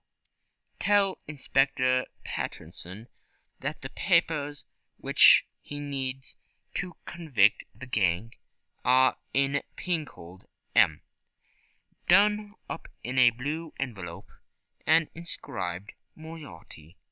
I made every disposition of my property before leaving England, and handed it to my brother Mycroft. Pray give me greeting to Mrs. Watson, and believe me to be, my dear fellow, very sincerely yours, Sherlock Holmes. A few words may suffice to tell you the little that remains. An examination by experts leaves little doubt that a personal contest between the 2 men ended, as it could hardly fail to end in such a situation, in their reeling over, locked in each other's arms. Any attempt at recovering the bodies was absolutely hopeless, and there, deep down in that dreadful cauldron of swirling water and seething foam, will lie for all time the most dangerous criminal and the foremost champion of the law of their generation. The Swiss youth was never found again, and there can be no doubt that he was one of the numerous agents whom Moriarty kept in this employ.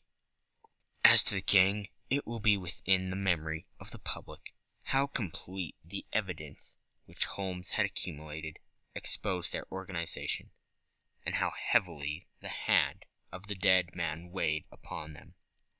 Of their terrible chief, few details came out during the proceedings, and if I have now been compelled to make a clear statement of his career, it is due to the Injustice's champion, who had endeavored to clear his memory by attacks upon him, who I shall ever regard as the best and the wisest man whom I have ever known.